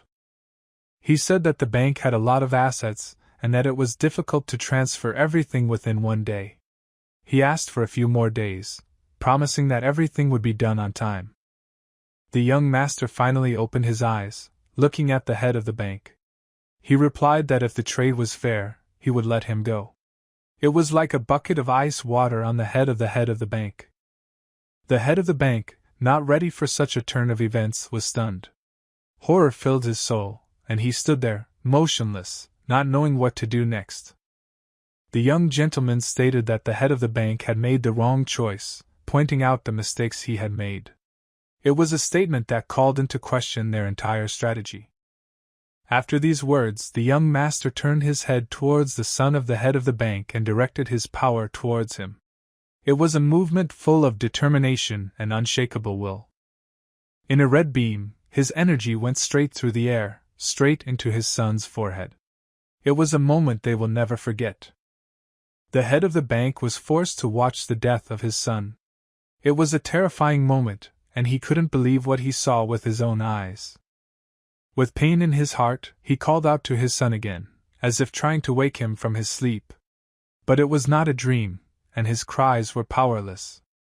Suddenly, a master emerged from the ambush, as if invoking hope for salvation. His arrival brought some uncertainty to the situation. And behind him stood their people, each of which was ready to fight back.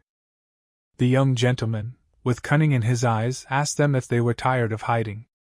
There was contempt and sarcasm in his words.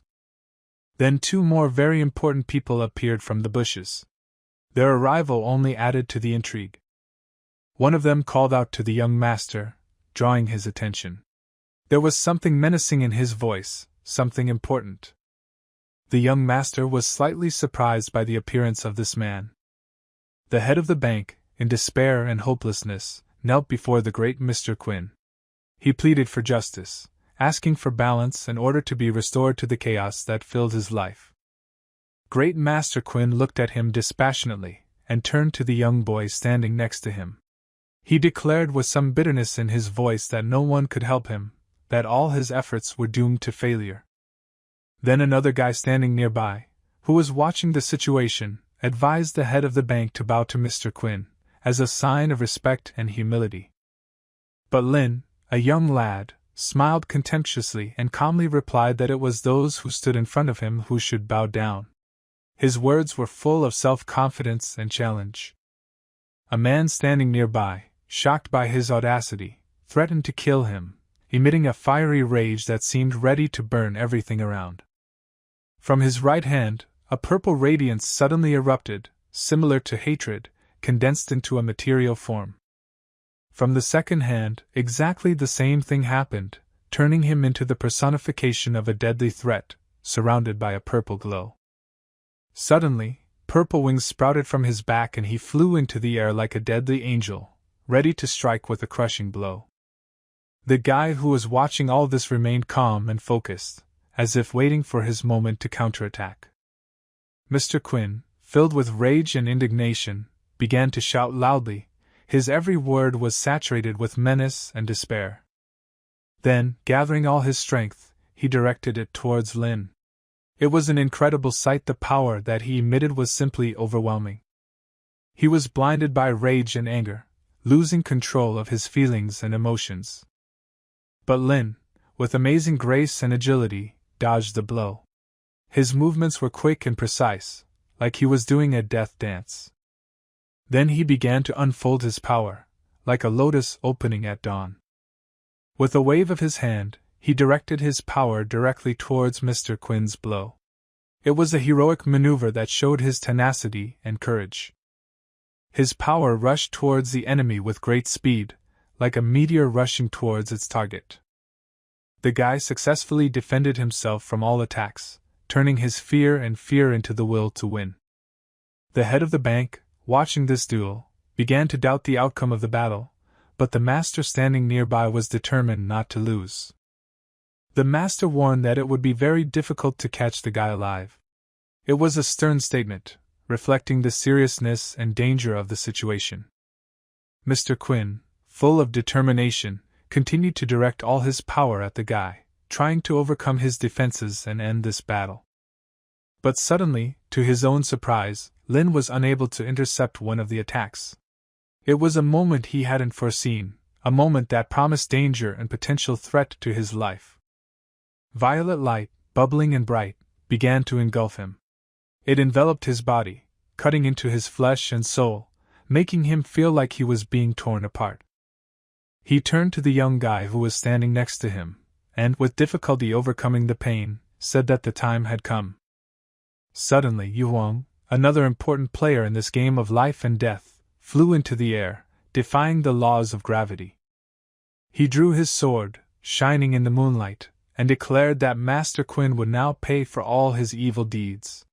His voice sounded implacable and determined.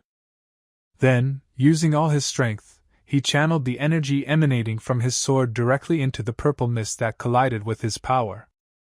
His powerful energy rushed towards the cocoon, thus posing a threat to its existence. But suddenly, a green beam of light burst out of the cocoon, sparkling with such intensity that it was almost impossible to look at it directly. It was Lin, who was now floating in the air above the dragon, as if confirming his superior power. Both Yuan and Mr. Quinn were shocked by what they saw. They couldn't believe their eyes, stunned by the unexpected turn of events. Yuan, who was in the process of attacking, was blinded by the bright green light coming from Ling, so much so that he could barely see what was happening in front of him. Mr. Quinn, on the contrary, looked at all this with horror. He saw his plans fall apart, and the universe seemed to collapse on his head. The green dragon continued to radiate its beams of light, each one carrying immense power. One of those beams, powerful and relentless, completely engulfed Yuan, leaving him unable to fight or resist. And then Mr. Quinn was also absorbed by this powerful energy, leaving him no chance of escape or resistance. The same thing happened to the servants. They were captured and absorbed by the powerful energy emanating from the green dragon. And then, as if nothing had happened, everything disappeared. It's like it's just a memory that has faded into the past. Lin began to descend to earth like an angel descending from heaven who had just completed his mission. The master and head who looked at him were afraid. You could see it in their eyes, which looked at him with amazement and alarm. The young master looked at them with a very serious look, in which determination and confidence were read. He knew he had passed the test, and now he was looked up to as a winner. Realizing that he had lost, the head, without a share of doubt, decided to flee. His legs barely supported his body as he knew he needed to get out of here as quickly as possible to save his life. However, a red beam, lightning fast and merciless, also penetrated his head, startling him with the suddenness and inevitability of its attack. After the red beam had done its work, Lin approached the master. His movements were calm and confident, and he seemed unruffled in the face of what had just happened. The face of the master was full of fear. His eyes widened in horror, and his skin turned pale with shock.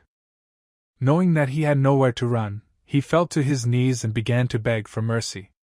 His voice shook with fear, and his words were full of desperation. With contempt and rage in his voice, the guy asked why they encroached on the Gua family. His question sounded like an accusation, like a sentence to those who dared to threaten his loved ones. To which the master, trying to avoid responsibility, stated that everything was the plan of the head of the bank and the Yi family. It was a desperate attempt to shift the blame to others in order to save himself. With disbelief in his voice, the guy asked if the master was just trying to throw the blame on others.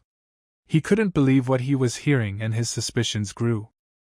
However, the master replied that he would transfer all the property of the bank within 3 days.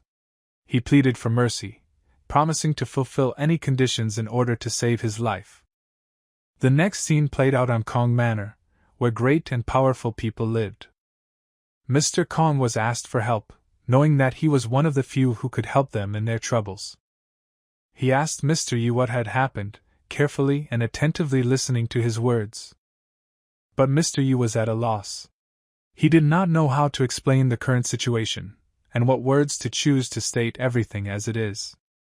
However, over time, After numerous explanations and discussions, Mr. Kong nevertheless found out the truth.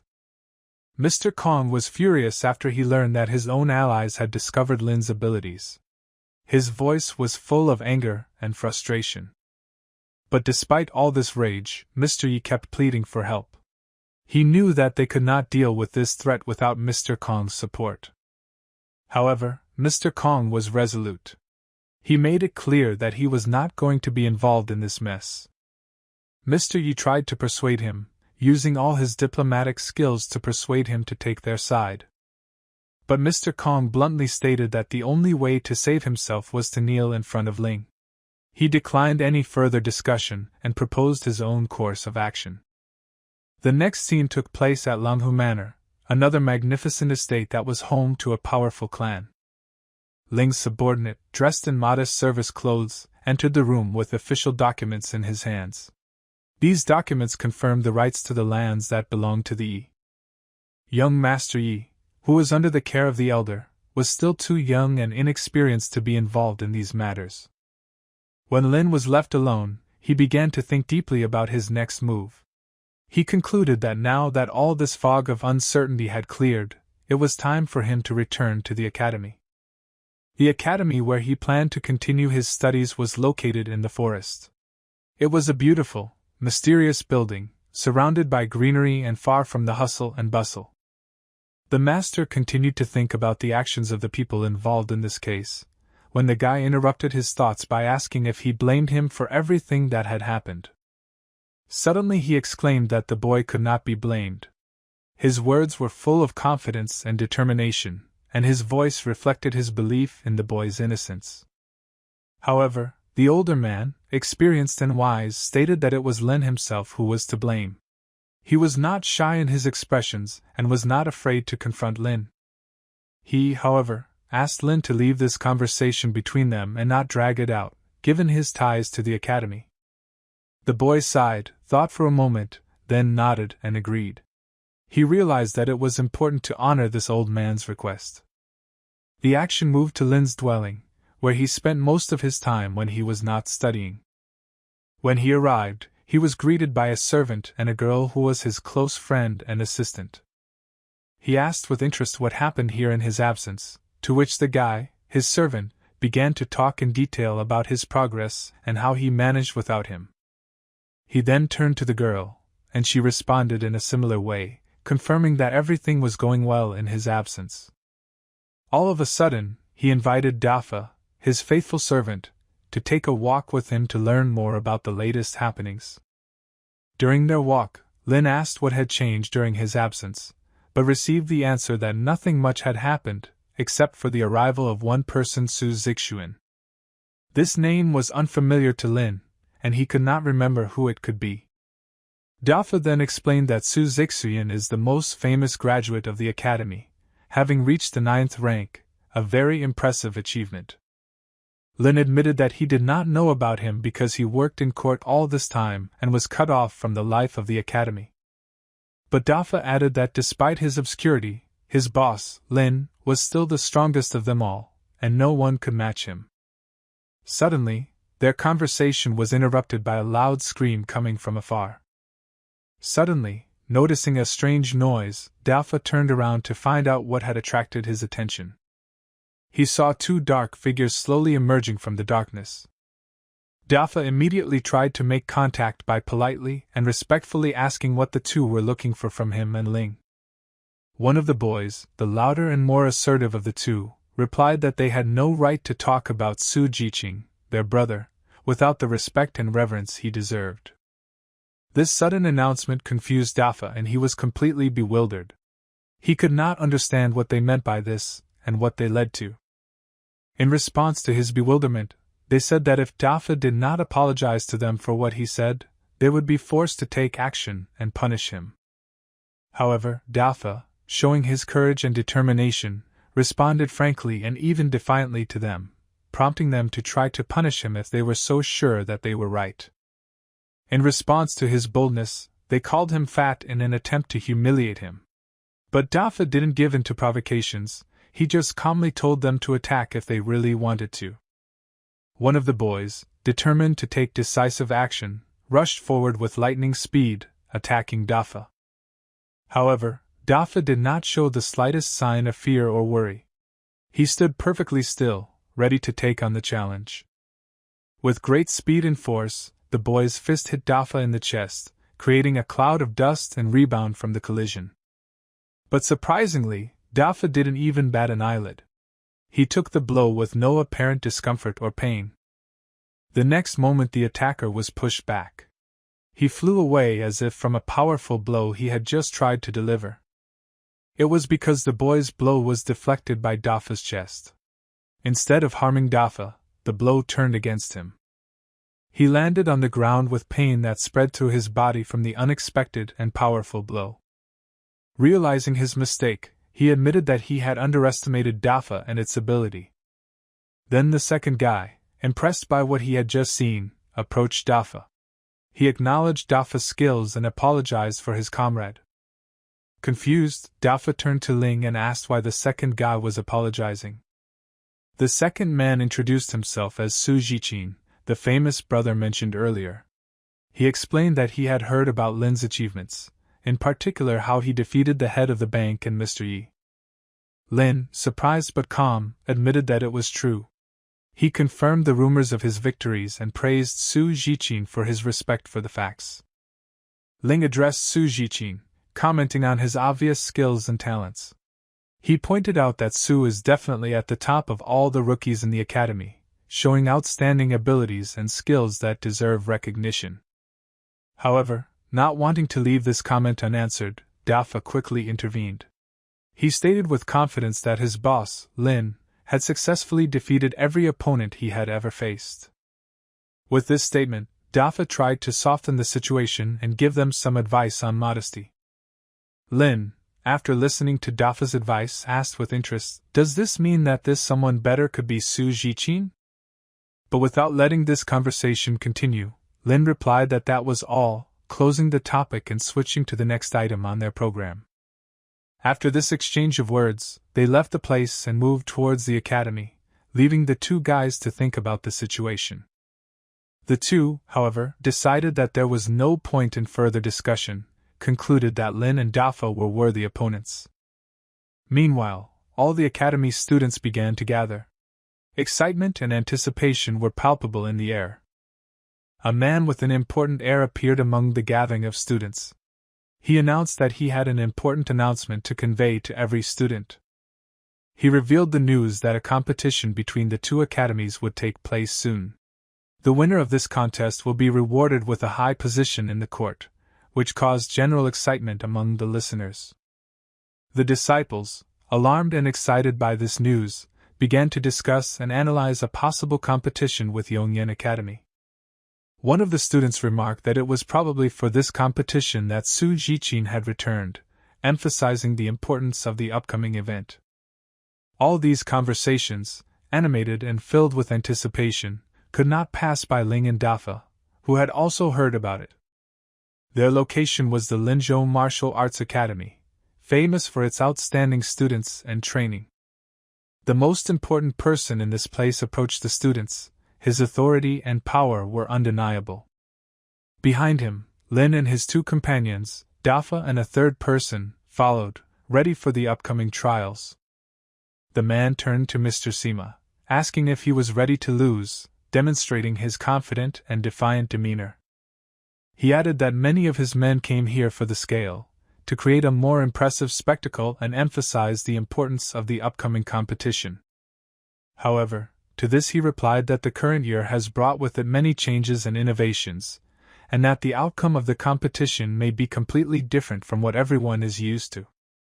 Taunting his rivals, he asked if they had the slightest chance of winning, or perhaps they had found some genius in their ranks who could turn the tide of the coming battles. However, the elderly man put in his 2 cents, saying that such a person really exists, and today he is here, at the venue of the competition.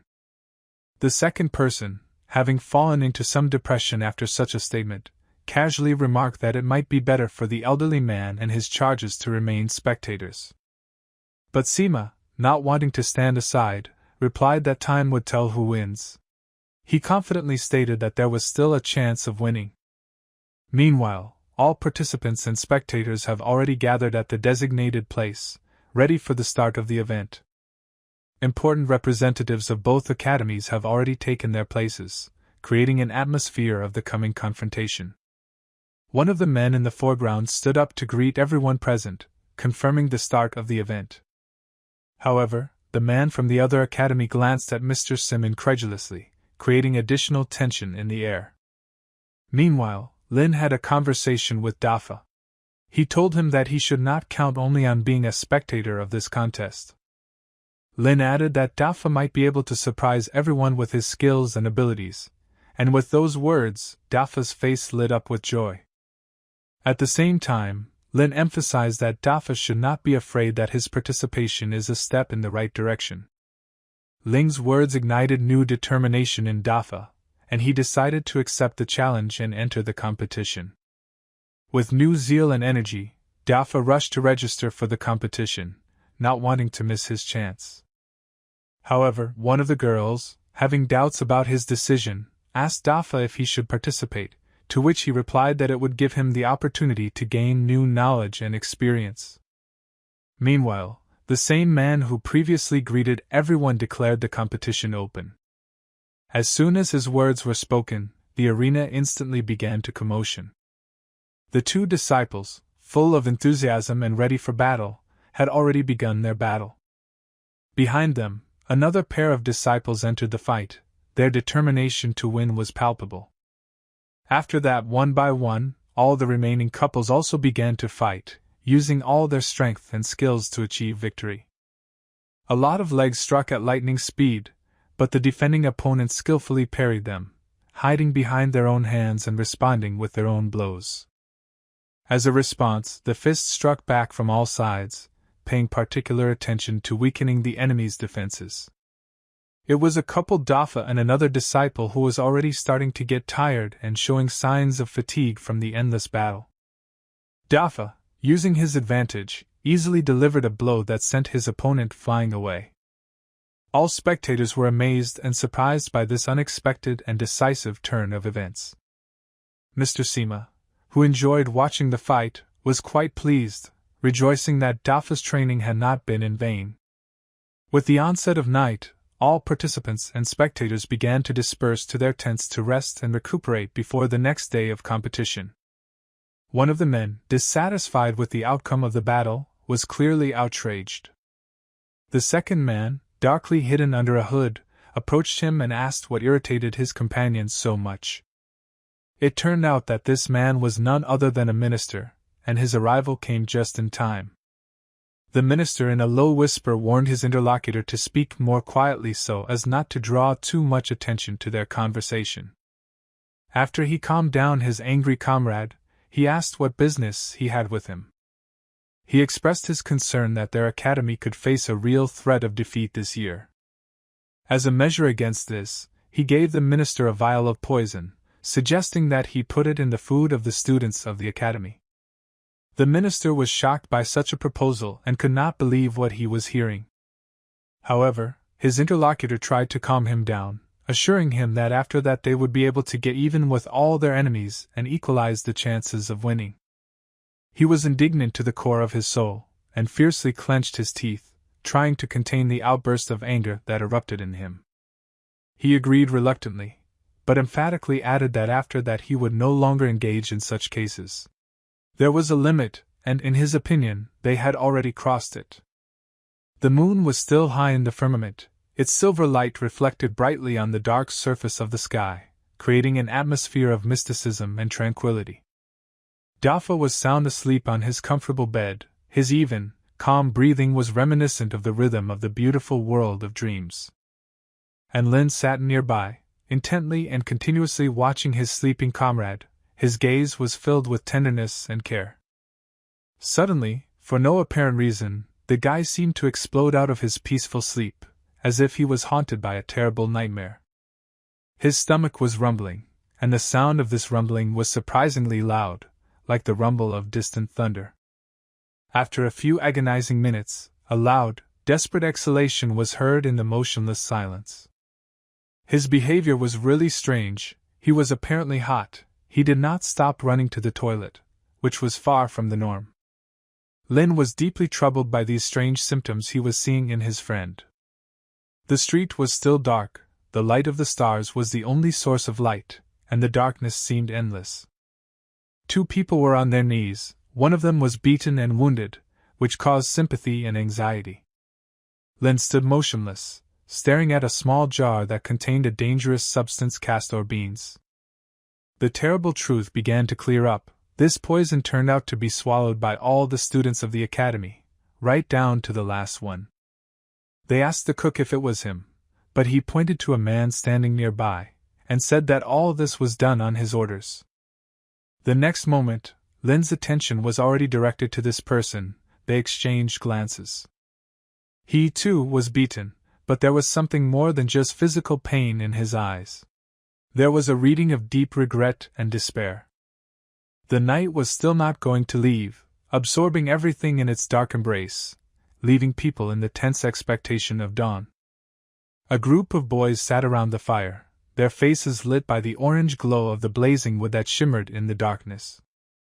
One of them expressed concern. He asked the others not to drink much, because if the bosses see them, this will lead to big trouble.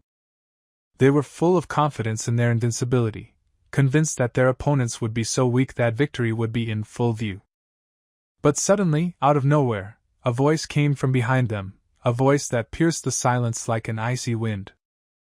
They looked at each other, full of bewilderment, as they could not understand who it could be, here and now. Lin, trying to determine the source of the voice, asked if these people were disciples of the evil execution temple. This sudden accusation caused an outburst of anger from the guys, their faces contorted in rage at Lin. With confidence in his voice, Lin told them that it would be better for them to refuse to participate in tomorrow's competition in order to avoid an unnecessary collision. One of them, seething with anger, asked Lin who he was to make such statements. But Lin, without moving, replied that if necessary, he would not be stingy with the use of his fists. Instead of answering, all three of the guys rushed at Lin at the same time, like a pack of wolves aiming at their prey. But Lin stood still, not moving a single step back, like a rock against a raging storm. The day of the competition finally arrived, the long-awaited and tense moment when everything would be decided. The beaten man was clearly displeased. His gaze emanated anger and resentment, as if he were the sea that was about to burst into a storm. The head of the execution temple, concerned about his condition, approached the minister with a question about what had happened to this man. He waved back that he just fell badly, and continued on his way, avoiding further discussion of this issue. The time came, and everyone again gathered in their places, ready to continue the battle that had just begun. The minister announced the second day of the competition, explained the rules and schedule of the event so that everyone was aware of what was happening. He called the members from the academy into the arena, their names echoing off the walls of the amphitheater. The students of the academy walked cautiously, their gait unsteady due to the poison coursing through their veins. The head of the academy was in complete disarray, not understanding what was happening to his students.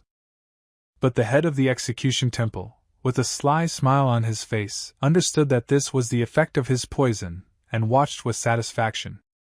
The minister asked the participants Yong to leave. Everyone was looking forward to the start.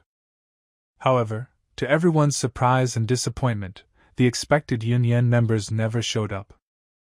The young people from the academy who were in the auditorium looked lost and tense, completely unsure of what to expect next. The people in the crowd began to whisper louder and louder, discussing the reasons for the possible absence of opponents. While conjectures and rumors were circulating among the people, Mr. Shima turned to the head of the Jin Academy with his hypothesis. The chief referee at the competition, listening to the words of Sima, turned to the minister with a question. He wanted to know if the minister had any objection to declaring the academy the winner. The minister smiled with restraint and noted that, of course, he did not mind this, if the general really thought so. He made it clear that he supported any decision that would be considered correct in this situation. Thus, the minister, daring to take an unexpected action, declared Lin Zhou Academy the winner of this round. With this statement in the arena came a loud ovation. Meanwhile, one of the men who was standing nearby was seething with displeasure and anger. His anger seeped through, and anyone could see that something had gone wrong. Full of discontent and bewilderment, he resolutely went to the tents that stood nearby, in search of answers to his questions. After several minutes of searching, the man finally found the older students, who had not been heard or seen for so long. He, full of surprise and indignation, asked them where they had been all this time and why they had missed the start of the competition. The disciples, much to his surprise, were tied up and sitting near the tree. They were unable to speak, which only added confusion to an already confusing situation. There was tissue in their mouths that prevented them from speaking and explaining what had happened. Their eyes expressed fear and confusion, which made one think about the seriousness of their situation. Seeing them in such a state, the chief quickly exclaimed to release them immediately. His voice sounded sharp and authoritative, causing a tumultuous movement among those around him. After that, he turned to one of his subordinates, and with vehemence in his voice, declared that he was obliged to endure all the tests that were possible. So again, all the participants and spectators gathered near the arena, ready to continue the competition. In the next stage of the competition, the same man who was recently seen gathered at the tents entered into a fight with one of the students of the academy. The first challenge, which was carefully designed to test the skills and abilities of the participants, ended with the victory of yin-yang representatives. After a short break to recuperate, the participants again entered the battle. And again, yin-yang was the winner. In the third test, which became even more difficult and intense, yin-yang became the winners again. They continued to dominate the arena. And in the final, fourth test, yin-yang demonstrated their superiority, securing another victory for themselves. The audience was shocked to see their undeniable success, which broke all previous ideas about the strength of the academy. The man who had engaged in a fight with the academy students was now openly mocking the head of the academy. Dafa was to participate in the next stage of the competition. He was an experienced and respected participant who was always ready to fight and showed excellent results. The man, laughing at the head of the academy, confidently declared that victory would be theirs again. The guy who was Dafa's opponent told Dafa with open mockery that he was not his opponent at all. However, Dafa, without showing signs of frustration or hesitation, replied with confidence that he would not be easily forced to give up. From the crowd, Lin, another student at the academy, supported these words. His approval was an important encouragement for Dafa and gave extra confidence to the coming battle. A smile appeared on Lin's face. She was sincere and warm and had no doubts about Dafa's success. The opponent's eyes became smaller in fear as he realized the confidence and determination that Dafa displayed. It was clear proof that the battle would not be easy. Dafa was already ready to attack. He prepared for his next move with full focus on his opponent.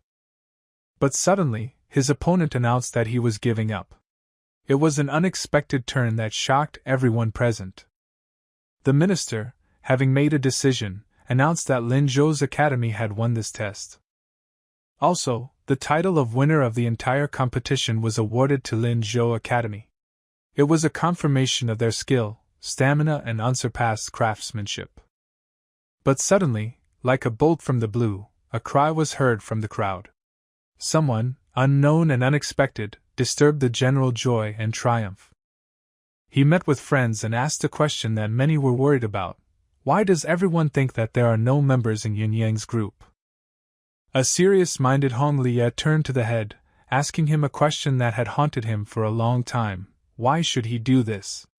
He demanded explanations, wanting to understand the logic and motivation of his leader. The head, feeling the importance of the moment, respectfully replied that he was a member of Yin Yang and therefore should take an active part in their activities.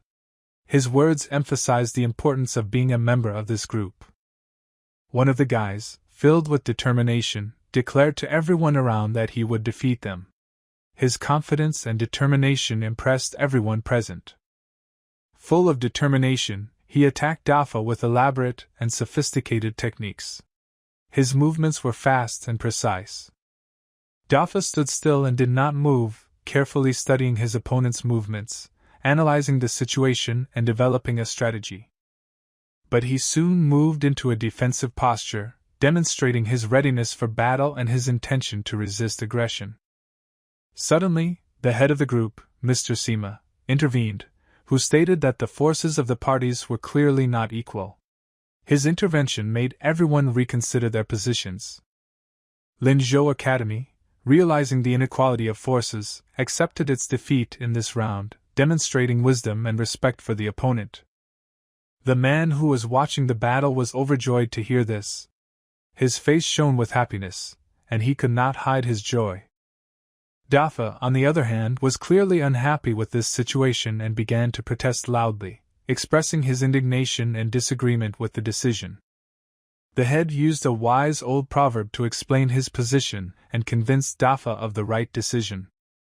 His rival, unwilling to concede, said that he would let him go if he kneeled and hit his forehead on the ground, while ridiculing Lin Zhou's academy and humiliating its dignity. Mr. Sima was extremely dissatisfied with this turn of events and expressed his indignation, emphasizing the inappropriateness of such words. And the second man, on the contrary, felt delighted with this situation, fully supporting his comrade. But Dafa said with dignity that he was not even going to do such a thing, emphasizing his unwavering stance and honor. He, without letting up, answered him that he would soon regret his words, promising consequences and punishment for his disobedience. With unexpected speed, he grabbed the guy from behind, causing everyone to flinch in surprise. He tried to force Dafa to carry out his order, but he was not even going to obey, demonstrating his independence and willpower. The enemy, full of anger, hit Dafa's hands in an attempt to force him to give in. This moment was the culmination of their confrontation, opening a new chapter in their rivalry. After being severely hit, he again asked if Dafa was ready to fulfill his request, but received a negative response. Not wanting to back down, he dealt a strong blow to Dafa's legs. The movement was quick and unexpected, and the blow was forceful and decisive. In the next moment, a very loud cry of pain was heard. It was a cry from Dafa, who couldn't hide his pain from such a brutal attack.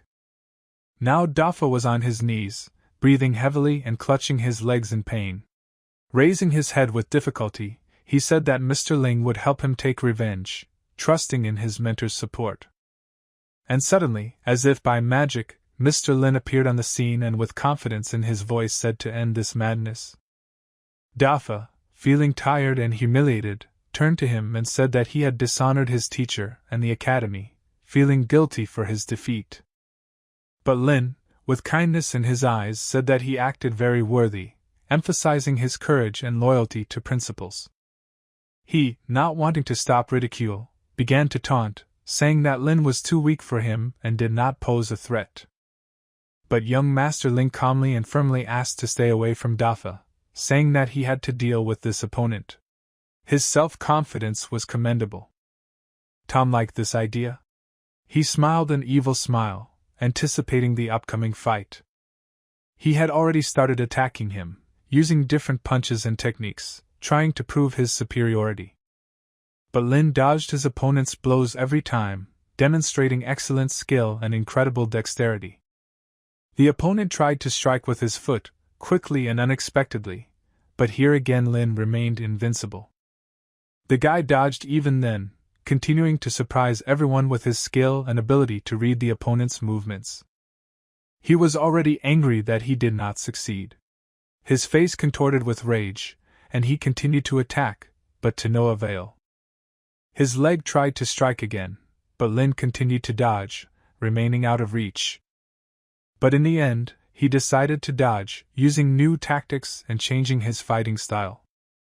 With a satisfied face, Lin noticed that he had good reaction and quickness, but it was not enough to defeat him. The enemy realized that he was too dangerous and skillful, and he would have to make every effort to defeat such a strong opponent.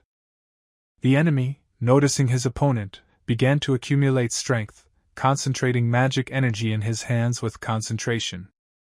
After he gathered enough strength, the enemy immediately directed it towards Lin, a young and talented warrior. The energy wave floating through the air created the illusion of an invisible threat. Lin waited, watching the power approach him. But then, with a wave of his hand, Lin stopped that power as if nothing had happened. It was done with such ease and grace that he seemed to have mastered magic from birth. Hong Liye, Ling's closest comrade and friend, was shocked by what he saw. He couldn't believe that his friend had such strength and skill. The young master, gazing at Ling, said that the opponent's magic was far inferior to his own. His voice sounded confident, and there was a hint of contempt in his words. With these words, he began to accumulate his strength, preparing for a retaliatory strike. His body began to sparkle with magical light, and an aura of power hung in the air. And the enemy, designated enemy, just looked at it and was speechless. He was amazed by Lin's skill and could not find words to describe his feelings. After that, Lin directed all his forces towards the enemy. An energy blast erupted from his hands, aiming to destroy the target. A sphere of magical energy flew straight at that guy, burrowing into the air and leaving a trail of light behind it. It was a sight that was impossible to forget. The master controlled this sphere with his hand, controlling it as a friend controls his sword. After that, this sphere absorbed the enemy, enveloping him with a powerful explosion of energy. This was the final blow, and it was delivered without hesitation. Everyone present was horrified by what they saw. Such strength and skill was something new to them, and they could not hide their admiration and fear. The man, who was in the same condition as everyone else, was trying to control himself. He knew it was something special and he was glad to have witnessed it. The general, the main organizer of the competition, asked Mr. Shima if he had taught this guy such a technique. His voice sounded respectful, but there was a note of bewilderment in it. He also approached Chief Jean, asking if they had any other people with similar abilities. The boss was confused and did not know how to answer this question. After this questioning moment, the general turned to the minister and told him to announce the results. There was determination in his voice, and it was clear that he was ready to accept the outcome. The title of the winner of the competition was received by the Lin Zhou Academy. It was a great day for the academy, and their victory meant a lot to their reputation. All students of the academy began to rejoice, jumping for happiness and hugging each other. It was their moment of glory and they were ready to enjoy it to the fullest.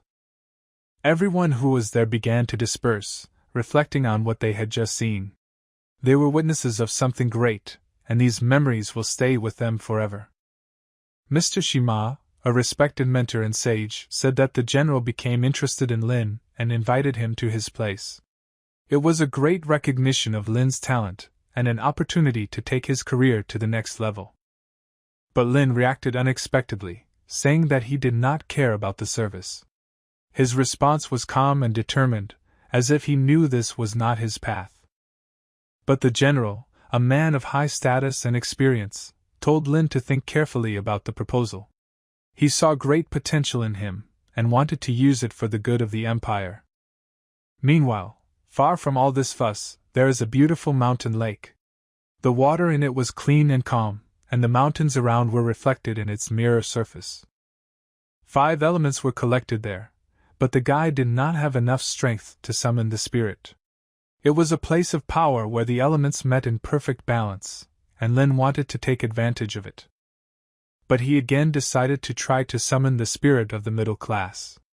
With a focused gaze and slow breathing, he raised his hands to the sky. A green dragon appeared in the sky, majestic and powerful. He was a symbol of nature, and his presence filled the air with the energy of life. Lin ordered the dragon to keep a close eye on his new home. It was his will, and he expected the dragon to obey. The dragon only made a sound of growling, expressing its respect and obedience. He understood his role and was ready to fulfill it. After that, the dragon disappeared into the clouds, leaving behind only a whirlwind of wind and memories of its power. And Lin just watched this, feeling like a part of something big. His soul was calm and he knew he had made the right choice. Meanwhile, elsewhere, it was the home of a new military instructor. The fortress walls, powerful gates, and living guards indicated its importance. 2 military men were just heading there, walking along the road and discussing the latest news. They discussed that their general had chosen some guy for such a role, although there were other options. Another said that their emperor could not believe the mystical gossip. He was skeptical about such things and demanded proof. They argued the whole way, is it true or just tales of recruits? Their conversation was lively and exciting, and each of them tried to prove his point. When they arrived, they asked if Lin Ke was here. Their eyes were wary, their questions direct and determined. He asked who they were and why they came here. His voice was calm, but there was a note of interest in the intruders in it. One of them got angry, losing his patience. His eyes flashed, and he was ready to demand answers. Lin's attitude towards them was cold, and it began to unnerve him. The guy, one of the soldiers, said with firmness in his voice that they were from the general and should bring the guy to him. Lin, remaining calm and unperturbed, asked if they should be brought to the duty station. His question showed that he was not ready to enter the service without explanation. Continuing with this, Lin confidently said that he had not yet given his consent to enter the service. His decision was based on his convictions, and he was not prepared to go against them. The second of the military suddenly called names and, losing control, said, "How dare Lin talk about the general like that?" The guy, referring to Lin, asked what he said wrong about the general. His question was sincere, and he really wanted to understand what was his fault. The military man was clearly furious, calling the young master bad words. His face turned red and he couldn't contain his feelings. The situation began to escalate, and the military already wanted to hit the white-haired guy. His hand was already in the air, ready to strike. But Lin was ahead of him, pushing him away from him with a deft and restrained movement. His actions were decisive and precise. When the military flew off, he stated that he had underestimated Lin. There was a flash of recognition in his eyes that he was mistaken in his judgment. However, he did not give up and decided to attack him with his fiery blow. Flame energy enveloped his hand, and he was ready for battle. Lin just looked at it, neither surprised nor frightened. His self-confidence was unshakable, and he was waiting for the next step. But out of nowhere came the order to stop it. The voice sounded authoritative and left no doubt that this was an order that must be carried out. It was a man, and behind him were 2 more. They looked important and experienced, and their appearance immediately changed the atmosphere. He introduced himself as Chi Muji, the commander of a cavalry division. His name was known, and his reputation meant that he was a man worth listening to. The man proudly said that Lin Ke was an honorary immortal. These words added a new element to the conversation, and made everyone look at Lin differently. But the military began to say how a man can believe such nonsense. He could not accept such a statement, and continued to express his doubts. The commander exclaimed that he was saving his life, but he did not understand. His words were almost desperate, and he wanted to explain how important it was to make the right choice. The guy, possibly Lin, laughed lightly. His laugh was light and easy, and he didn't let the situation get the best of him. The man, the commander, began to ask for forgiveness and say that the general personally wanted to invite, but could not because of the law. His words were sincere, and he tried to find a way to mutual understanding. He respectfully said that Ling would have a position second only to the general himself, and this would benefit the people. After hearing everything, Lin still agreed to go with them. He weighed all the pros and cons and came to the conclusion that this proposal was worth his attention. 2 military officers began to discuss the act of one of them, going over the details and expressing their thoughts and feelings about it. Here they finally arrived at the Red Feather military camp. It spread over a vast area surrounded by high walls and gates. All the guys there were training hard, sweat on their foreheads, and their movements were fast and precise. They were ready for battle and thirsted for knowledge and experience. They were commanded by the most famous student from the academy. His name was known to everyone in the camp, and his skills were undeniable. His commands sounded confident and forceful. One of the men, when he found Instructor Su, approached him with a question. His gaze was piercing, and he clearly expected an answer to something important. He asked the instructor Han why he was looking for him, expressing his bewilderment and interest. His voice sounded calm, but there was a feeling that he was ready for an important conversation. He said that a new military instructor was taking over the post today. These words startled everyone present, and their eyes filled with curiosity and expectation. Su was unhappy, for they had already chosen the right person a long time ago. His annoyance was obvious, and he made no secret of his displeasure at the change in plans. This is what the camp itself looked like: military-style buildings, training grounds, weapons workshops. The men bowed to both instructors, expressing their respect and submission. Their movements were coordinated, and each of them looked ready to follow any command. They were instructors Yang, Gua, Fang, and Wang. They were known for their wisdom, experience, and skills. Their words weighed heavily in the camp, and they were respected figures. They began to discuss that the new instructor overcame some guy in a duel. This conversation showed their interest and some envy of the beginner's skills. As they talked, they got to the point where the new head instructor was a student of the academy, Lin Zhou. From such information, Su became angry, because he thought that the general wanted to humiliate him. His anger was on the verge of exploding, and he felt betrayed. The instructor said that he must prove everything by force. Their confidence in their strength and intentions was clear, and they were ready to back up their words with actions. Instructor Su was still unhappy. His face was tense, and he contemplated what to do next. His decision will affect all future events in the camp. Lin rode his horse directly to all the instructors. His gaze was focused, and his gait was confident. He was clearly preparing for an important meeting and for a new stage in his life. His gaze was focused and piercing, as if he could see through all obstacles and was ready to meet any challenge. Everyone immediately paid attention to him when he appeared on the horizon. Instructor Su recognized the boy as Li Kei and was shocked. This name was familiar to him, and his face expressed deep bewilderment and excitement. One of them immediately began to attack the one, as if acting on a reflex or a long-planned plan. His movements were abrupt and dangerous, and the atmosphere became tense. The spear flew straight in the direction of the young master, and its gleam in the sunlight created a sense of imminent danger. Everyone held their breath, waiting to see what would happen next. But he reacted in time and dodged, demonstrating incredible dexterity and reaction. His movements were graceful, and he looked completely in control of the situation. He decided to jump off his horse, making a decision that could have been fatal. But his confidence and calm showed that he knew what he was doing. When he flew, he asked them why they were aiming at him, expressing his surprise and indignation. His voice sounded confident, and he waited for an explanation. They just stood silently and watched, stunned by his actions and words.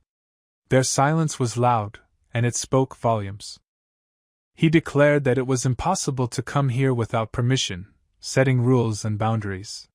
His authority was immutable, and no one dared to object. But after his words, he immediately got in the jaw, as if his audacity caused a reaction. Was it an act of indignation or betrayal? Lin asked if he was drunk, expressing his bewildered reaction to the unexpected behavior.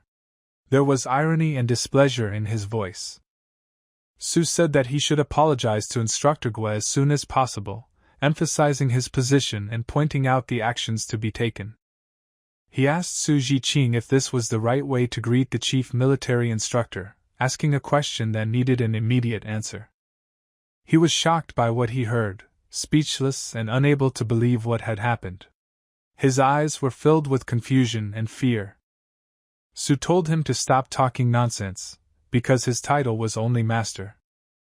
Lin handed the letter from the general to the guy, showing proof of his words and position. All eyes were on this letter. Everyone read the words in shock, trying to understand what they mean. The atmosphere of tension intensified, and every word in the letter seemed to be something more than just letters on paper. One man confirmed that it was a letter from the general, giving weight and authority to the words. Everyone around knew that this would change everything. He could not believe it, and kept thinking that the general had made a mistake. He darted around the room, trying to make sense of the situation he was in.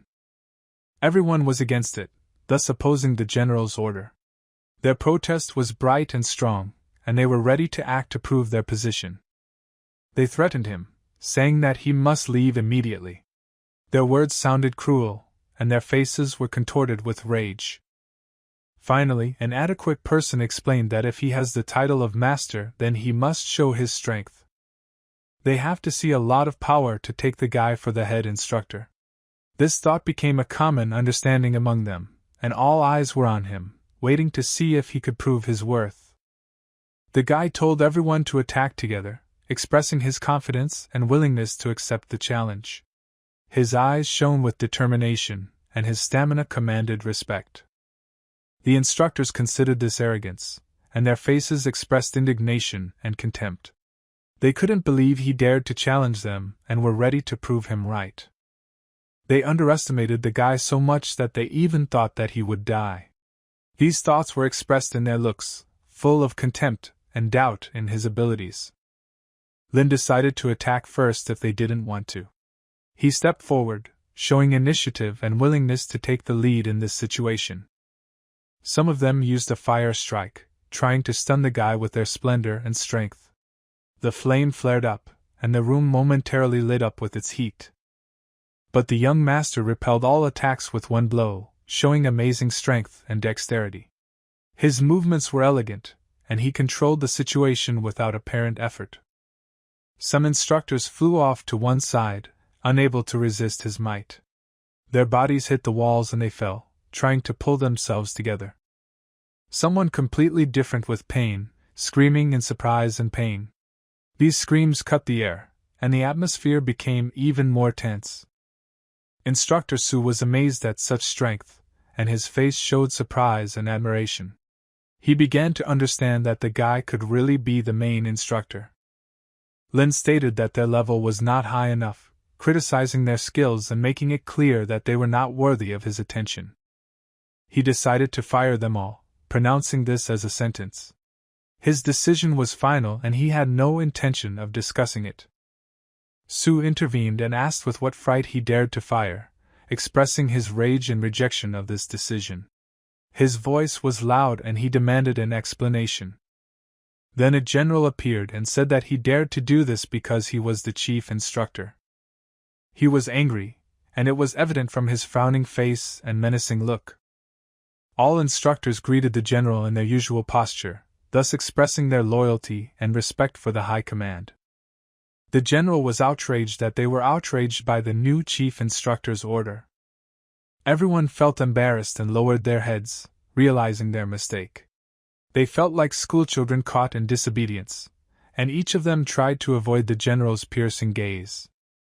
2 military men guarded the general's place, standing with full attention and readiness to act at the slightest threat. Their uniforms were impeccable, and their faces expressed severity and determination.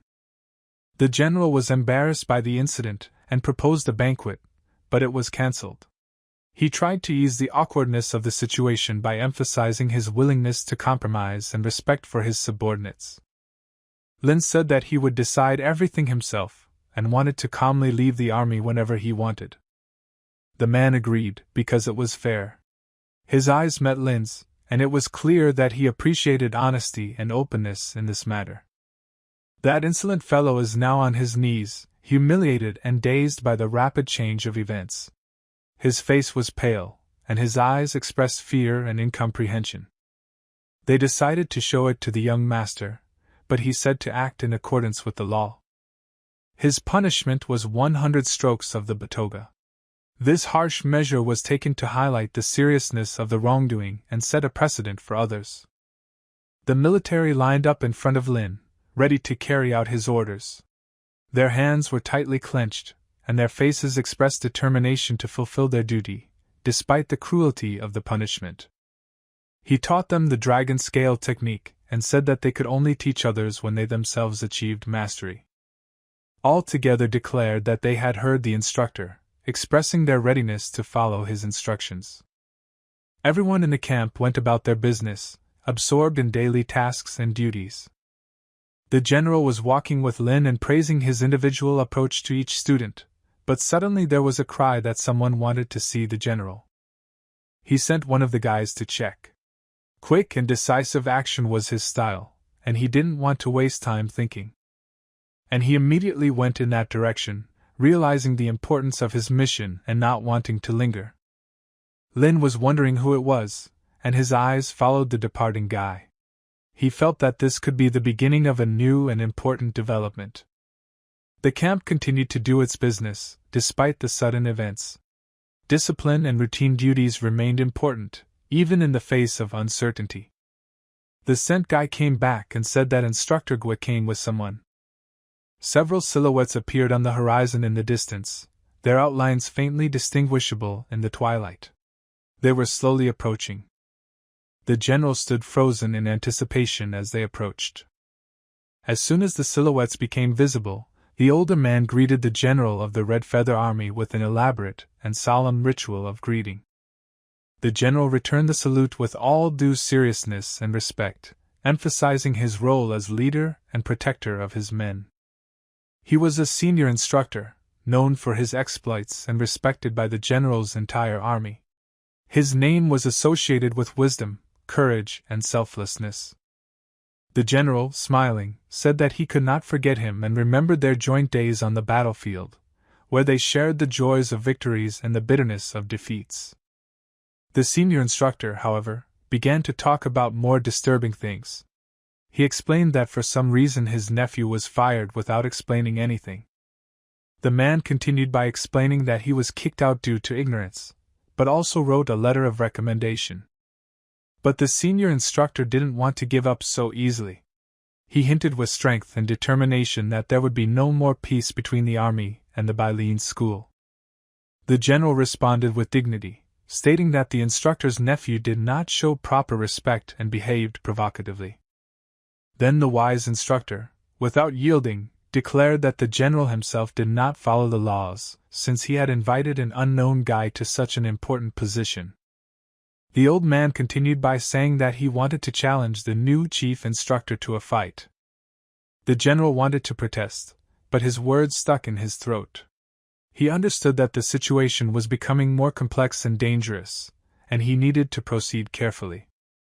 But Lin, young and courageous, was ahead of him, and said that the old instructor was too weak to challenge. The man was even more boiled after such words. His face turned red with rage and he stood up, ready for a confrontation. The general turned to the younger Gua, trying to pacify the situation, and asked to take his uncle away. His voice was calm, but there was anxiety in it. But the younger Gua refused and also asked the general not to interfere. He stood his ground and showed steadfastness by supporting his relative. The general turned to the guy, looking deeply into his eyes, and said that he did not have to participate in this. The guy replied with steadfastness, saying that since they want trouble so much, they will get it from him. A former instructor, a man with a certain life experience and wisdom, called Lin too stubborn and uncompromising, which put him in a separate category of people. Immediately, without the slightest delay, attacks began in the direction of the guy. Criticism and indignation fell upon him like an avalanche, leaving no chance for retreat. Alien hands, invisible and cold, were reaching out to strike, wanting to harm and humiliate, as if in a ruthless battle without rules. One of them seemed to be right next to his face, so close that he could almost feel her touch, the breath of anger and aggression. Senior Gua, experienced and wise, began to rejoice, expecting victory, anticipating the moment of triumph over his opponent. But his hand did not have time to touch the guy himself, suddenly stopping halfway, as if colliding with an invisible wall. He was already behind the old man and calmly declared that he was too slow, as if playing a game where he was always one step ahead. After that, Lin, with dexterity and calculation, struck from behind, surprising everyone with his determination and strength. The man began to cough up blood, pierced by pain and fear, realizing that victory was slipping from his hands. He was angry and began to accumulate all his strength, gathering for the last and decisive blow, in an attempt to turn the tide of the battle. His eyes turned red with anger, and a flame of hatred ignited in them that could not be extinguished by ordinary means. In the air, he held a huge piece of stone, as if the personification of his fury, ready to fall on the enemy at any second. But Lin did not move, standing still and contemplating his opponent like a rock against a storm. The guy only grinned and stated that it was not bad, showing his confidence and controlling the situation, not giving the enemy hope. Under his feet were small pieces of that stone, broken and destroyed, symbolizing his superiority and skill. He easily overpowered the man's attack, reflecting it like a mirror reflecting rays of light, demonstrating his invincibility. He folded his hands behind his back and continued to simply stare without uttering an extra word, embodying calmness and unshakable confidence in his position. It was already blazing with fire, and its rage was becoming more and more uncontrollable, turning into a dangerous weapon, ready to explode at any moment. With great strength and fire, he sent the stone towards the young master, wanting to destroy him in an instant, but Lin remained unfazed. He seethed with anger, and his inner world became a volcano, ready to erupt a lava of emotions and desires aimed at defeating an opponent. He was called by his nephew, a young and inexperienced guy who always looked to his uncle as a model of courage and strength, looked at him with concern. He declared that Lin Ke was too cruel, not hiding the excitement in his voice. His words were full of accusations, and he seemed on the verge of tears. In response, he received a smirk and the words that they ran up themselves, as if it was some kind of game, and Lin was its invincible master. He looked confident and calm. The younger Gue accepted their defeat, realizing that their powers were not equal. His eyes were empty, and he seemed convinced that resistance was pointless. He was about to leave, but he was stopped by the chief instructor, a man with great experience and power, and asked if he really just wants to leave, leaving everything behind. He turned around and asked what he wanted from him, his eyes full of bewilderment and indignation. He was almost ready for a new confrontation. Lin said that he would only let him go with his arm cut off. His voice was cold and ruthless, leaving no room for negotiation or concessions. In Gue's eyes, only fear and horror were red, emotions mixed with reality, and he felt real fear of the cruelty of his rival. He grunted that he agreed. His voice was weak and uneasy, and he seemed like a man ready to sacrifice everything for the sake of his life. He turned to the sage Khan and asked him to do this. A spark of hope for salvation flashed in his eyes, despite the terrifying price. In an instant, he was left without an arm, blood gushed, and pain overwhelmed him, leaving only a desperate cry and relief from the realization of survival. Squinting his eyes, he asked if the young master was pleased, his face contorted in pain, but a shadow of gratitude flickered in his eyes. He only said that he could go. His voice was calm and neutral, as if everything that happened was just a small thing in his life. Lin turned to the sage and asked if he wanted to too. His gaze was piercing, and his question seemed more like a threat. He fell to his knees and began to say that he would never dare to challenge his master. His words were sincere and full of fear and reverence for Ling. Then Kay asked why he still hadn't left. His voice was tolerant but still, as if he was already tired of this endless game. With his head down, he said he wanted to have a few words with Lin. His voice was quiet and hesitant, as if he was afraid to bring up an unpleasant topic. He, in turn, was a little surprised, his eyebrows raised, and he looked at the sage with new interest, wanting to know what he had to say. They were still in the camp, a place full of tension and hostility, where every movement and word could spark new conflict. The sage asked if he knew about Jingzhou's assembly of eminent people. His voice was calm, but there was a note of anxiety and hope for the future in his eyes. Lin asked what kind of meeting this was. His eyes narrowed in bewilderment, and he looked at the sage in bewilderment, waiting for an explanation. He began to explain that martial arts families come to this meeting and exchange experiences. His voice sounded respectful, and he seemed impressed by this event. Most importantly, there is a fair, auctions. Last year, the emperor's family visited all this. His eyes lit up, and he spoke with enthusiasm about the scale of the event. Lin asked incredulously what was wrong with that. He said that there is a lot to learn and that even spies are present. The guy was definitely interested, and he offered to recommend him. His eyes lit up with interest, and he seemed ready to follow this new path. But the master asked what he wanted in return. His voice was strict and distrustful. He wanted to know how this cooperation would turn out for him. He wished to be his companion, but he said that he did not need him, although if the man was useful, he would recognize his merits. His words sounded decisive, and he seemed implacable in his decision. Jianzhou was not far from home, so he decided to check how things were going there. His steps were decisive, and he moved with a goal, knowing what was waiting for him. Just then a general approached him, a man in military uniform. His eyes were piercing, and he seemed ready to discuss important issues.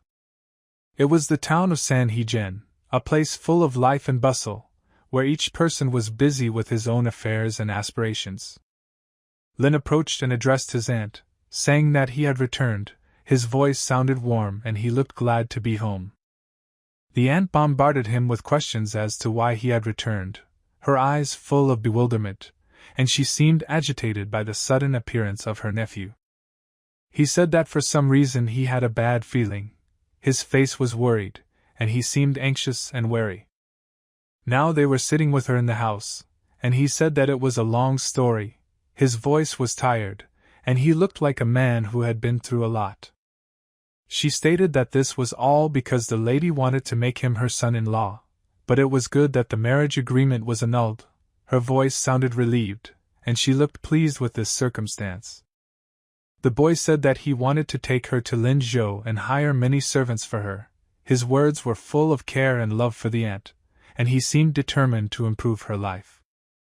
But the aunt refused, saying that this was her and his father's house, so she was not going to leave there. Her voice sounded determined, and she looked ready to defend her principles. The guy said that they would come back to it, but later, his voice sounded accommodating, and he looked ready to put the matter aside. Suddenly, a girl came into the room, who brought clothes. Her movements were light, and she seemed glad to complete her task. She was delighted when the girl arrived. Her face was beaming with joy, and she looked pleased at the sudden appearance of the assistant. Lin called her by the name of Lana, his voice sounding friendly, and he looked pleased to meet her. She recognized him well too, her eyes twinkling with recognition, and she looked glad to see an old friend. Here they both went for a walk together. Their steps were light, and they looked happy in each other's company. Kay began to thank the girl for helping her aunt, but she said that he always helped her. Her voice sounded sincere, and she looked grateful. A blue light was emitted from Lana, which surprised the guy. His eyes widened in surprise, and he seemed amazed by this phenomenon. It was an aura of coldness that made her even more mysterious and attractive. He asked if she was not feeling well, arguing that she had turned pale. His voice sounded worried, and he seemed genuinely concerned about her condition. She said it was nothing and maybe it was from the bleeding. Her voice was slightly worried, but she looked confident in her health. According to her, she just hurt herself recently, but now everything is fine. Her smile was reassuring, and she seemed ready to continue on her way. He smirked and thought of her. His eyes turned thoughtful, and he seemed lost in his own thoughts. A man was watching them. His eyes were cold and observant, and he seemed full of intentions. And they calmly walked on. Their conversation was easy and pleasant, and they seemed unbridled. But suddenly the girl noticed that they were being followed. Her eyes became sharp, and she seemed alarmed. She thanked him for taking her in and said there were other things to do. Her voice was determined and she looked busy. Lana started in the other direction, her steps quick and she seemed determined. The girl's aura was unfamiliar to the boy, and he also noticed a strange man in black. His gaze became cautious, and he seemed to be on guard, sensing that something was wrong. Night had already fallen near the outskirts of the city. Darkness enveloped the buildings and streets. Only the weak rays of lamps illuminated the dark alleys. Lana was standing next to a man, their faces tense, and they seemed full of anxiety. A little further on there were a few more people, their shadows flickering in the dark, and they seemed ominous. The man in black declared that he had brought the girl back. His voice sounded cold, and he looked indifferent. Another turned to her and said that her mother promised him her daughter when she was still in the womb. His eyes shone with greed, and he seemed merciless. She was frightened, because they touched on the topic of her past. Her eyes became wide with horror, and she seemed defenseless. The old man turned to the girl and said that she should apologize to the leader Xiao. His voice sounded stern and he looked adamant. He got angry and ordered him to hit himself with the palm of his hand. His face contorted with rage, and he seemed cruel. He obediently obeyed the order. His movements were obedient, and he seemed weak-willed. The mysterious man whispered something to the leader.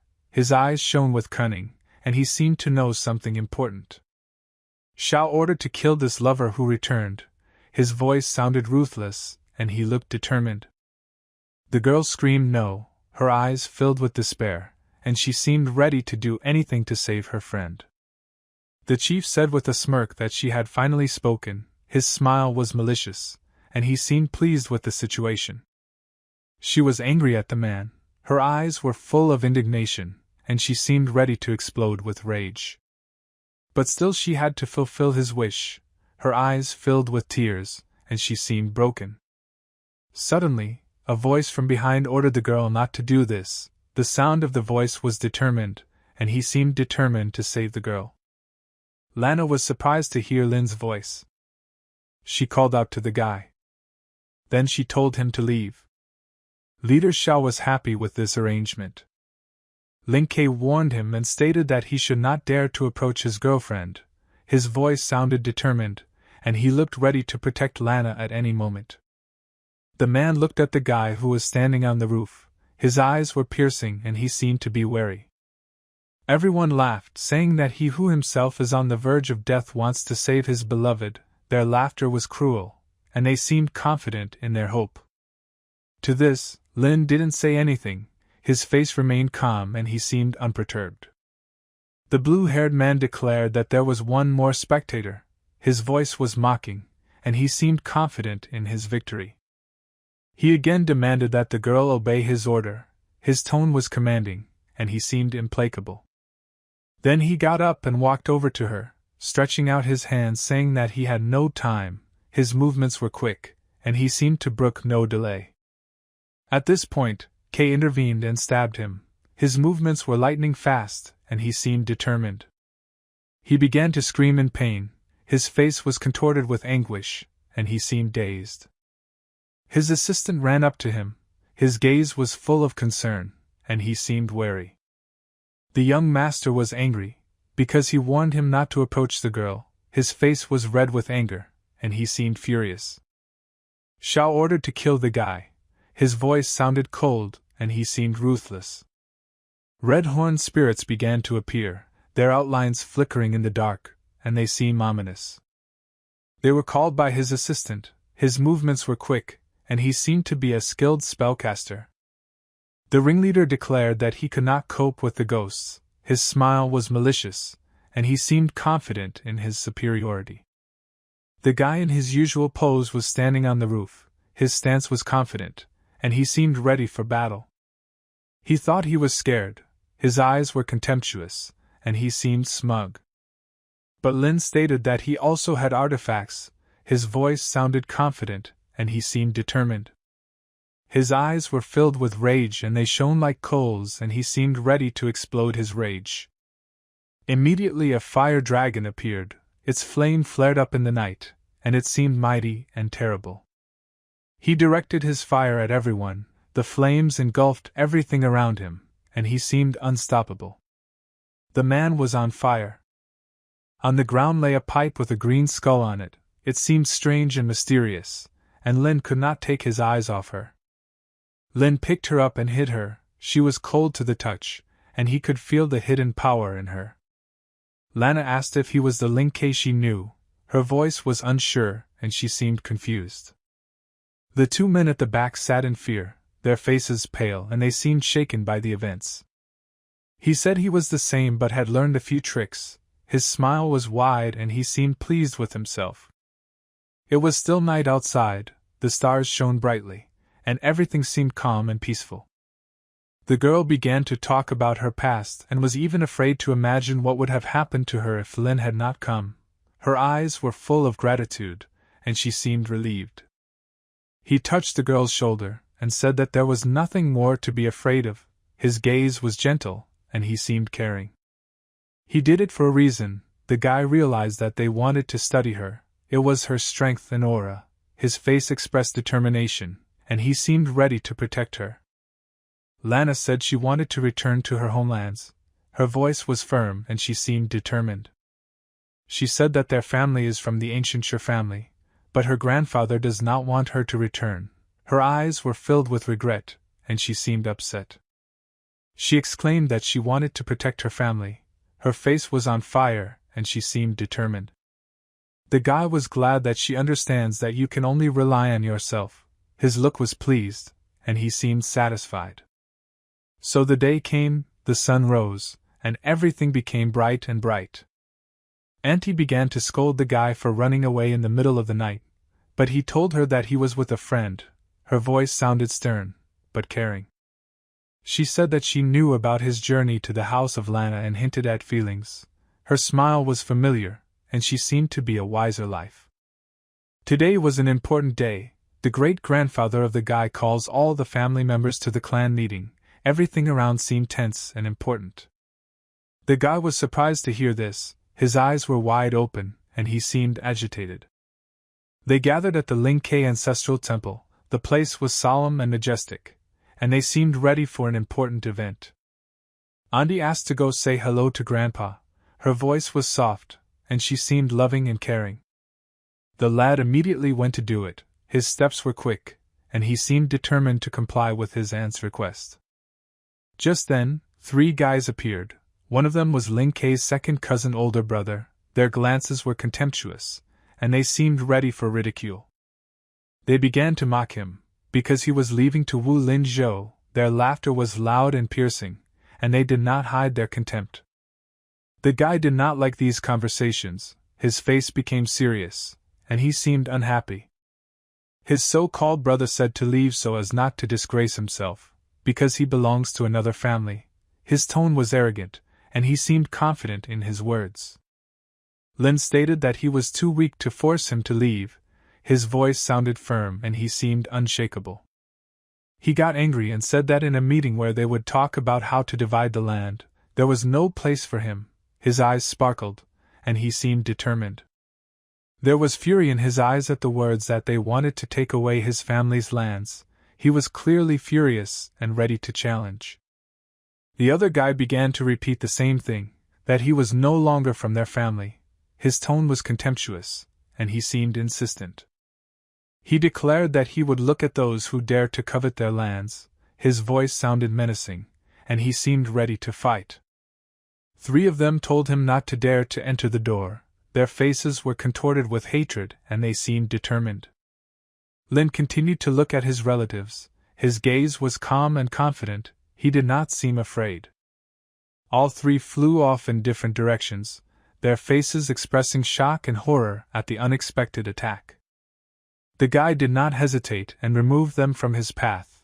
His movements were quick and decisive, and he seemed invincible. They landed painfully on their backs, their moans were audible, and they seemed sick and humiliated. The second cousin began to shout that he was being beaten by an unknown person. His voice was full of panic, and he seemed frightened.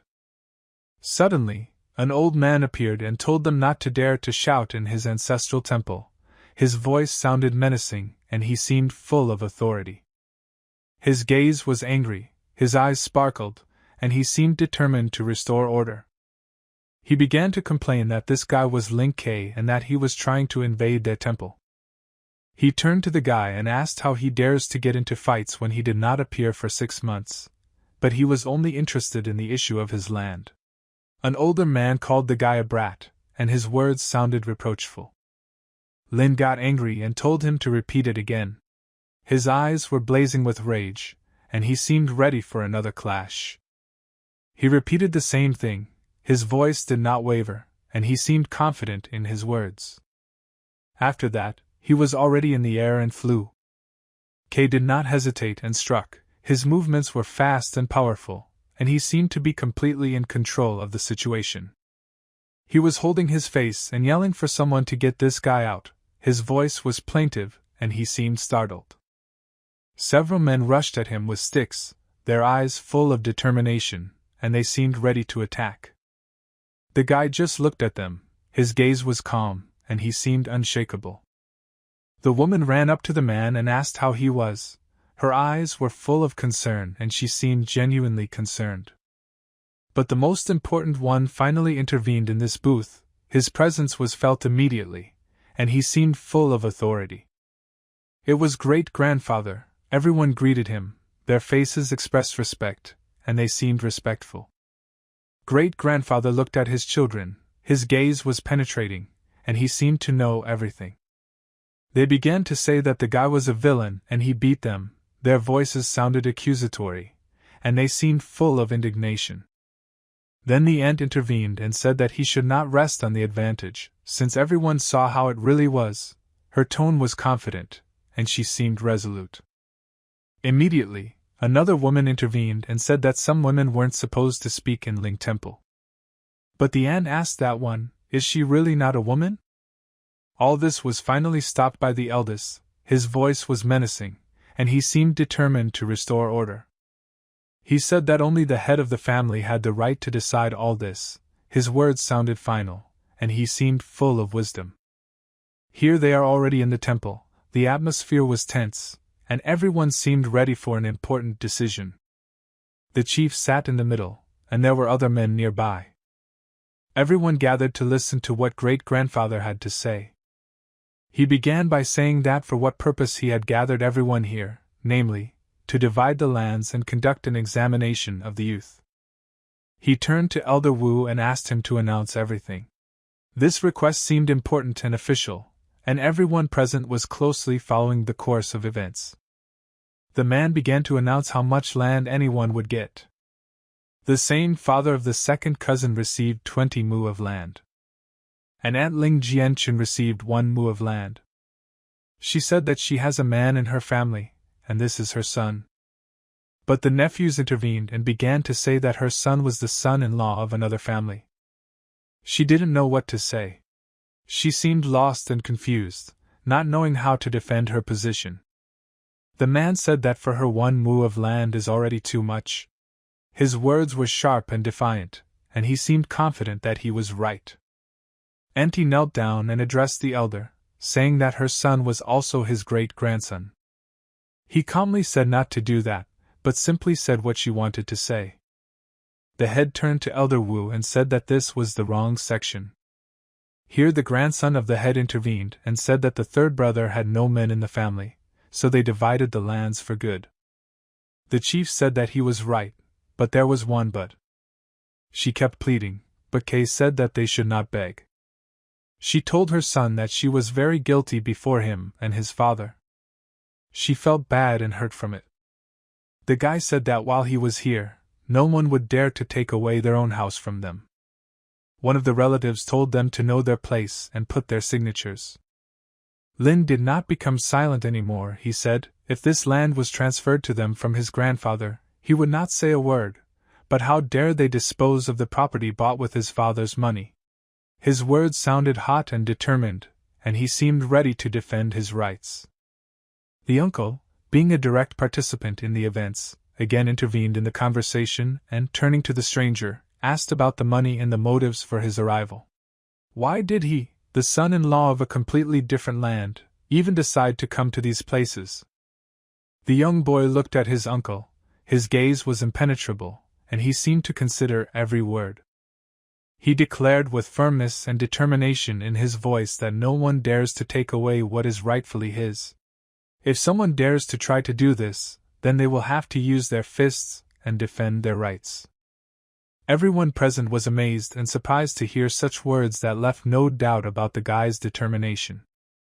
Cousin Sue suddenly appeared in the building, and everyone greeted him with joy and interest.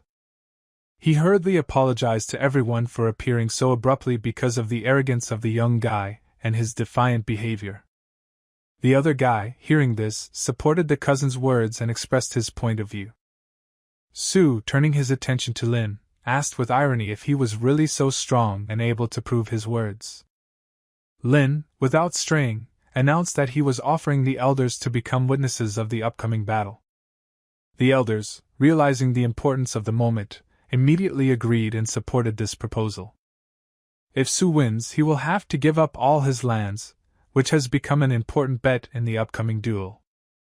The same one, without hesitation, offered to go to the arena for competitions, where everything would be decided. Sue offered the condition that if he won, his lands would remain with him, and the entire family would admit they were wrong in the dispute. But he did not agree to this at all and expressed his dissatisfaction. Ling boldly declared that if his opponent lost, he wanted 1,000 mu of land.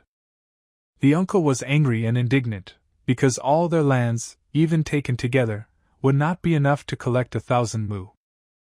Tom didn't care, his position was clear: the stakes should be high and non-negotiable. Some began to drive him away after such words, they were shocked by his insolence. The head of the family stated with gravity that Kay had to bet a lot of money in order for everything to be fair. The guy, without hesitation, asked if 1,000,000 vines would be enough, showing that he was ready to go to the end. They were deeply shocked to hear such a sum. As if blown away by the wind, their faces reflected distrust and amazement, because such a rate exceeded all expectations. It has been proven with close attention that the money is real, not fake. Experts confirmed their authenticity, which added weight to the whole challenge. After all this, Lin, confident in himself, asked if there were any among those present who wanted to fight him, expressing his willingness to join the battle. All relatives were shocked by the announced amount, because their lands are not even worth that much, and even the thought of such a rate seemed ridiculous. The sons of the guy's uncle, seized with excitement and the desire to prove their strength, caught fire with an irresistible desire to win this fight and declare themselves. He clenched his teeth, feeling the tension of the moment, and realizing that things had reached the limit, and there was nowhere to retreat. After some deliberation, he agreed to the fight, understanding all the responsibility and risks, but also believing that he was right. Others, noticing his determination, also agreed to fight, each in their own way feeling involved in this decisive duel. Sue, showing leadership qualities, decided to enter the battle first, thereby letting everyone know that he was ready to take on this challenge.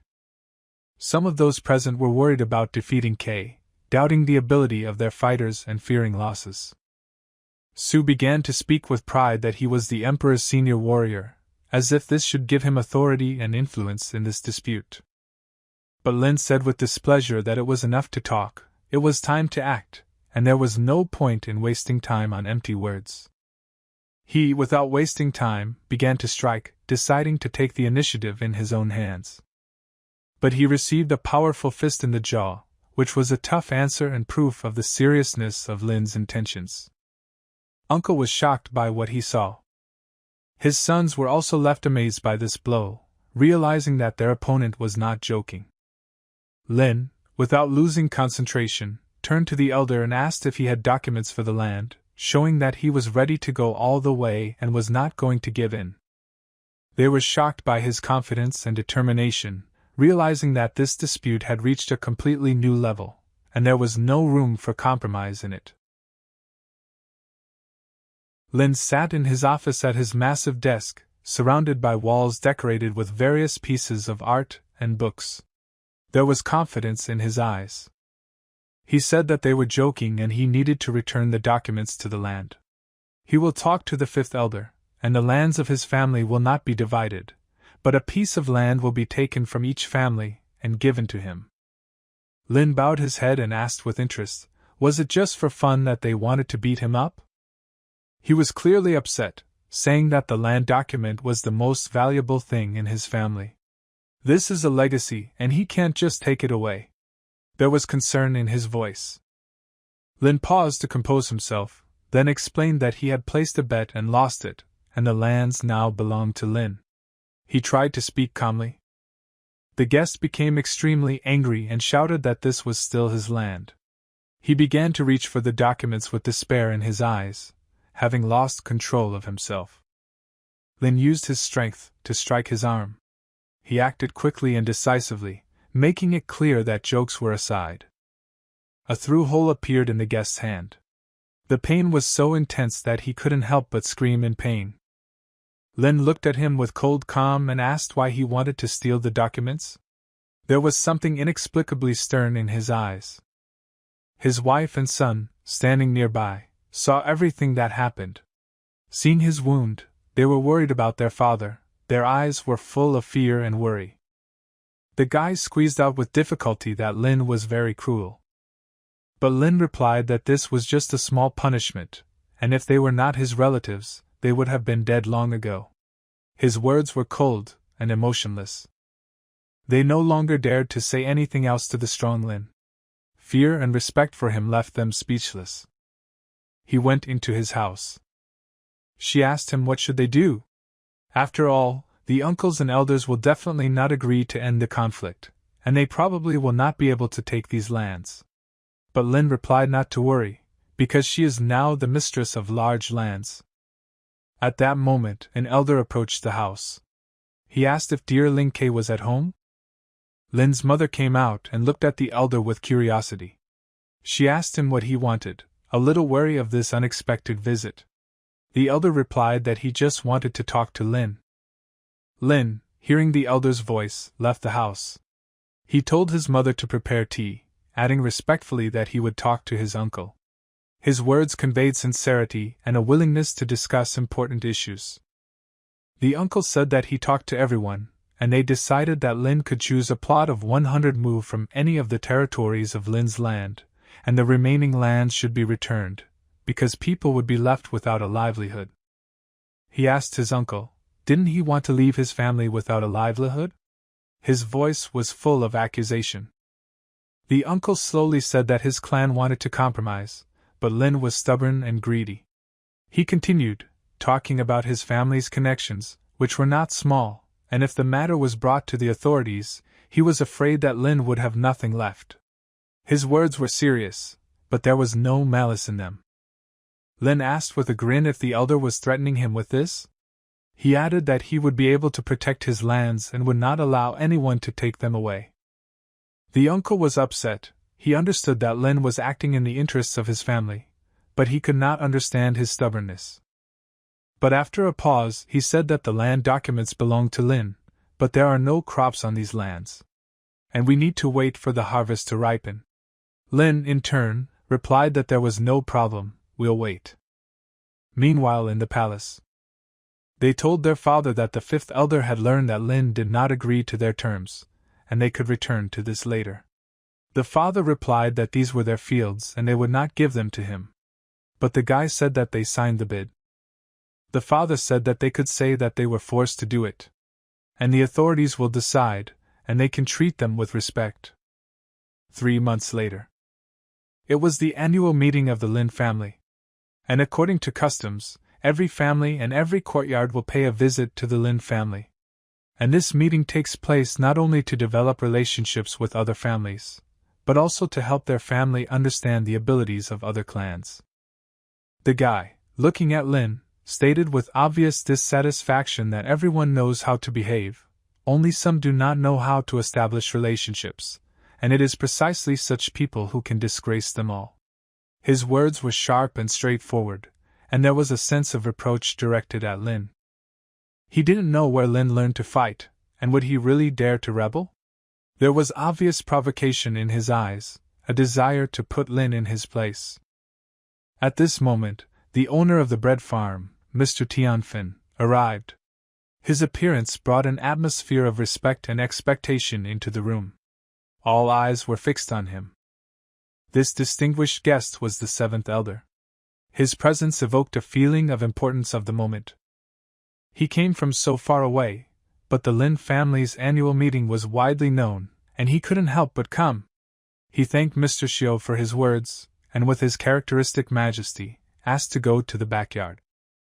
Then people saw General Feng Fin and were eager to greet him. The air was filled with excitement and noise, the appearance of such a high-ranking personality intensifying the impression of this important event.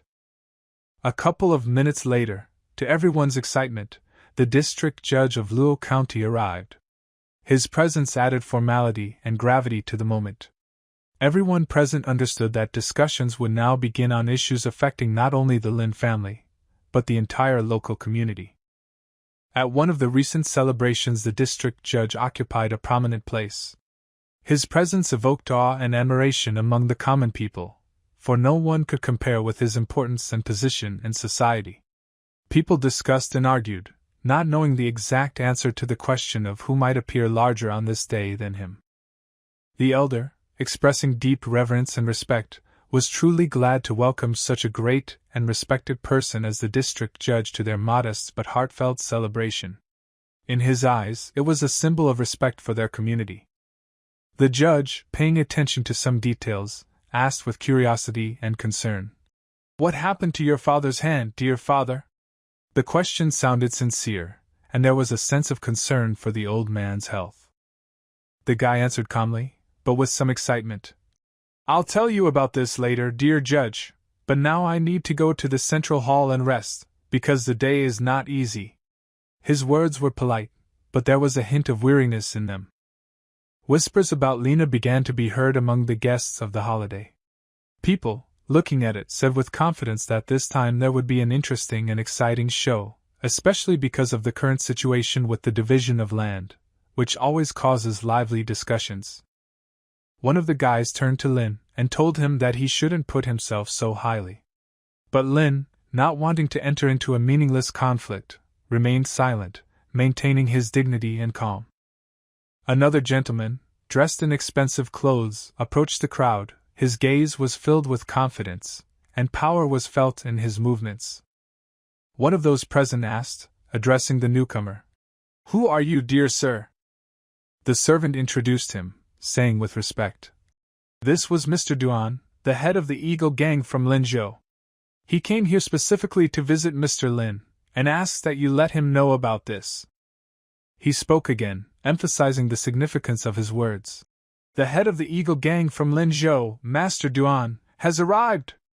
Everyone should know about this important event." The people from the Lin family were surprised that he came, since they and his family did not have close ties.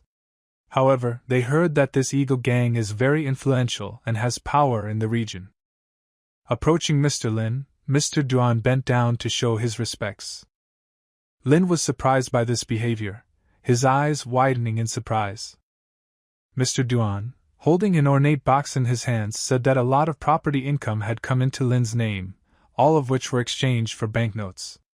In total, 5 million vines came out, an impressive amount and rare even for a rich person. People were shocked by such a huge amount, their faces expressed bewilderment and amazement, as if they could not believe what they heard.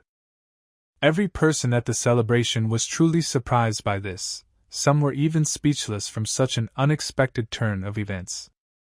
Lin, without losing his composure, asked to put the box aside. Mr. Duan listened to him, expressed his respects, and said that he was in a hurry to take his leave, since important matters awaited him. He was asked why, having come such a long way from Linzhou, he had not met anyone at all and was leaving? Duan said that he did not need this. He came here from Mr. Lin. Seeing him was enough for him, and he needed to return to his duties. People were left in bewilderment, not understanding why the gang leader respected this guy so much that he was willing to travel such a distance to meet him. However, some believed that this was just a performance, an act of a carefully thought-out game, and that local authorities would still deal with it properly. Suddenly, the eyes of everyone present were drawn to the gate where the majestic Lord Ning emerged from. The looks were filled with surprise and admiration, An atmosphere of tension was felt in the air. People were stunned, almost in shock by this event. Lord Ning, a member of the royal family, could not go unnoticed. His presence added mysticism and grandeur to the whole picture. The elder and the district judge, realizing the seriousness of the moment, hastened to greet the Lord. Their faces were filled with respect and awe for such an important person. The judge, looking at the Lord in bewilderment, asked what could make him travel such a long distance and come to this remote corner of the world. The Lord, smiling and looking at Mr. Lin, stated that his only goal was to meet him. These words added mystery to the whole scene. The judge and the elder were amazed by this news, their faces expressing surprise and bewilderment. The elder, without hiding his bewilderment, asked how their insignificant family could have such powerful connections. How did this become possible? The gentleman was stunned. He absolutely did not understand how it could happen that Lord Ning himself came to see someone from his family. He had never heard that any of his relatives knew Lord Ning. The Lord approached Mr. Lin and said that he was very glad to see him. Lin politely asked the Lord not to be so formal and to treat him as an equal. This statement confused everyone present. After all, Lin Ke, as it turned out, knew Lord Ning, and this was so unusual that people were shocked. Even the master, who knows his family best, was at a loss. How is this possible? How could his son know Lord Ning? Lord Ning, to celebrate Master Lin's return to his homeland, prepared a modest gift with care and respect. His eyes shone with joy and warmth. Among the people present, no one could believe that a member of the imperial family would actually respect a seemingly ordinary person among them. This contradicted all their ideas about the world. The same guy who had previously been insolent to Linya now realized with horror that he not only had money, but also connections with the imperial family. And such a powerful and respectable lord brought this young man a gift. These were 2 green rings, shimmering in the light and representing beauty and sophistication. The Lord explained with a smile that the Lord had seen everything in this world, so ordinary things would not surprise him. And this pair of jade bracelets, the symbol of the famous Clear Moon store, was found by him especially for this occasion. People were delighted with the quality of this gift. Their looks expressed admiration and shock, because it was truly a high-quality item. Lin respectfully accepted the gift, and his face lit up with a smile of gratitude. The Lord was clearly pleased with this reaction. Lin once again addressed the Lord with gratitude. His words were sincere and warm. The gentleman was still in a state of shock, and in his mind he could not understand why such a great man would come to him in person to give gifts. Only the members of the imperial family themselves deserved such treatment. At this time, everyone's attention was attracted by a new event. District Chief Lin Zhou, another important person, arrived on the scene. The highest officials gathered at one of the main state meetings. An important bell rang in the hall, and the attendant announced, "Chief of Orchid Lin Zhou, Mr. Kong has arrived." This news instantly attracted the attention of everyone present. The judge, upon learning this, was again surprised. His surprise was caused by the fact that once again a very great man, Mr. Kong, known for his power and authority, came to this building. The district chief, respected Mr. Kuan, was very happy to see his longtime friend and comrade, Mr. Lin. Lin's brother turned to him, saying with some hesitation that he was glad to welcome the district chief, but he did not understand why he had come such a long way here. He seemed not to notice his question and remained silent. With special attention, the district chief told Lin that his mother always remembers him and takes care of him. And when she heard that he had returned, she immediately asked him to visit Lin. However, his brother, with some confusion, told Mr. Kong that his younger brother did not have as high a status as him. And such a great man like him should not stand on ceremony with such a nonentity. But Mr. Kuan, with respect and firmness, reminded him that Lin was a true benefactor. He saved his mother, and he cannot neglect him. The brother was shocked, and did not understand how this was possible. Mr. Kong continued, saying that Mr. Lin is his honorable guest, and anyone who does not respect him, in fact, does not respect him. These words were spoken with great dignity. At this moment, the father practically lost consciousness and began to fall, shocked by new circumstances and unforeseen revelations. He realized that it seemed they could not save the lands, because Lin had great respect among everyone. Darkness and despair seized his soul. At this moment, Mr. Kong suddenly shouted to the elders that things had become extremely bad, because they were surrounded by a column of soldiers. Panic began to grip everyone present. The elders were afraid of this news. They were in complete bewilderment and fear, not understanding what had happened. One of the elders, with concern in his voice, asked Mr. Kong what the Lin family had done that required the attack by so many soldiers. But Mr. Kun answered with incomprehension that he only asked the army to follow him. He was only accompanied by security. He invited everyone to come out and see what was happening, acting calmly and decisively. They went out into the street, where there was an atmosphere of uncertainty and anxiety. The air was tense and people's gazes were filled with fear. There, to their horror, stood a great many armed soldiers, lined up and ready for action. They looked dangerous and ready for anything. Lin, as the most important and authoritative person in this matter, came forward to clarify the situation. His action expressed confidence and determination. The colonel of the Red Feather Army, a courageous and expressive man, was happy to greet Mr. Lin. He approached him respectfully, expressing his gratitude and respect. The elders were shocked that even an army colonel came here. But this is one of the main forces of the imperial court. How did Lin become such an important and influential person?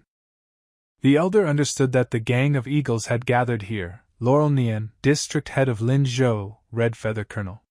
Many famous people, members of the imperial family, the imperial army, all in one place.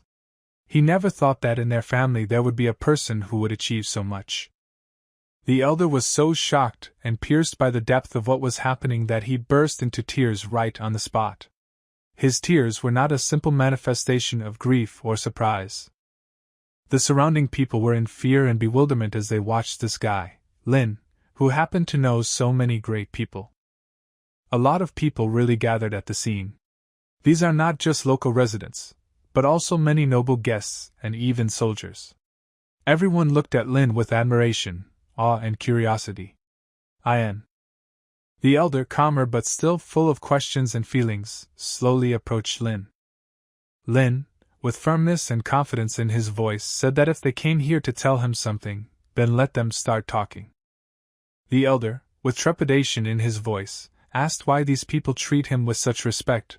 What did he do to deserve such attention and respect? Lin replied calmly and confidently that he had not done anything special, he had simply shown them his strength. The elder, with surprise and even some disbelief, asked again, "Force? What exactly do you mean?" Lin replied that yes, the power of martial arts, not knowing whether they had heard of martial artists. The guy continued, saying that a martial artist is the highest rank that can be, and there are very few people in the world who have been able to achieve such a title.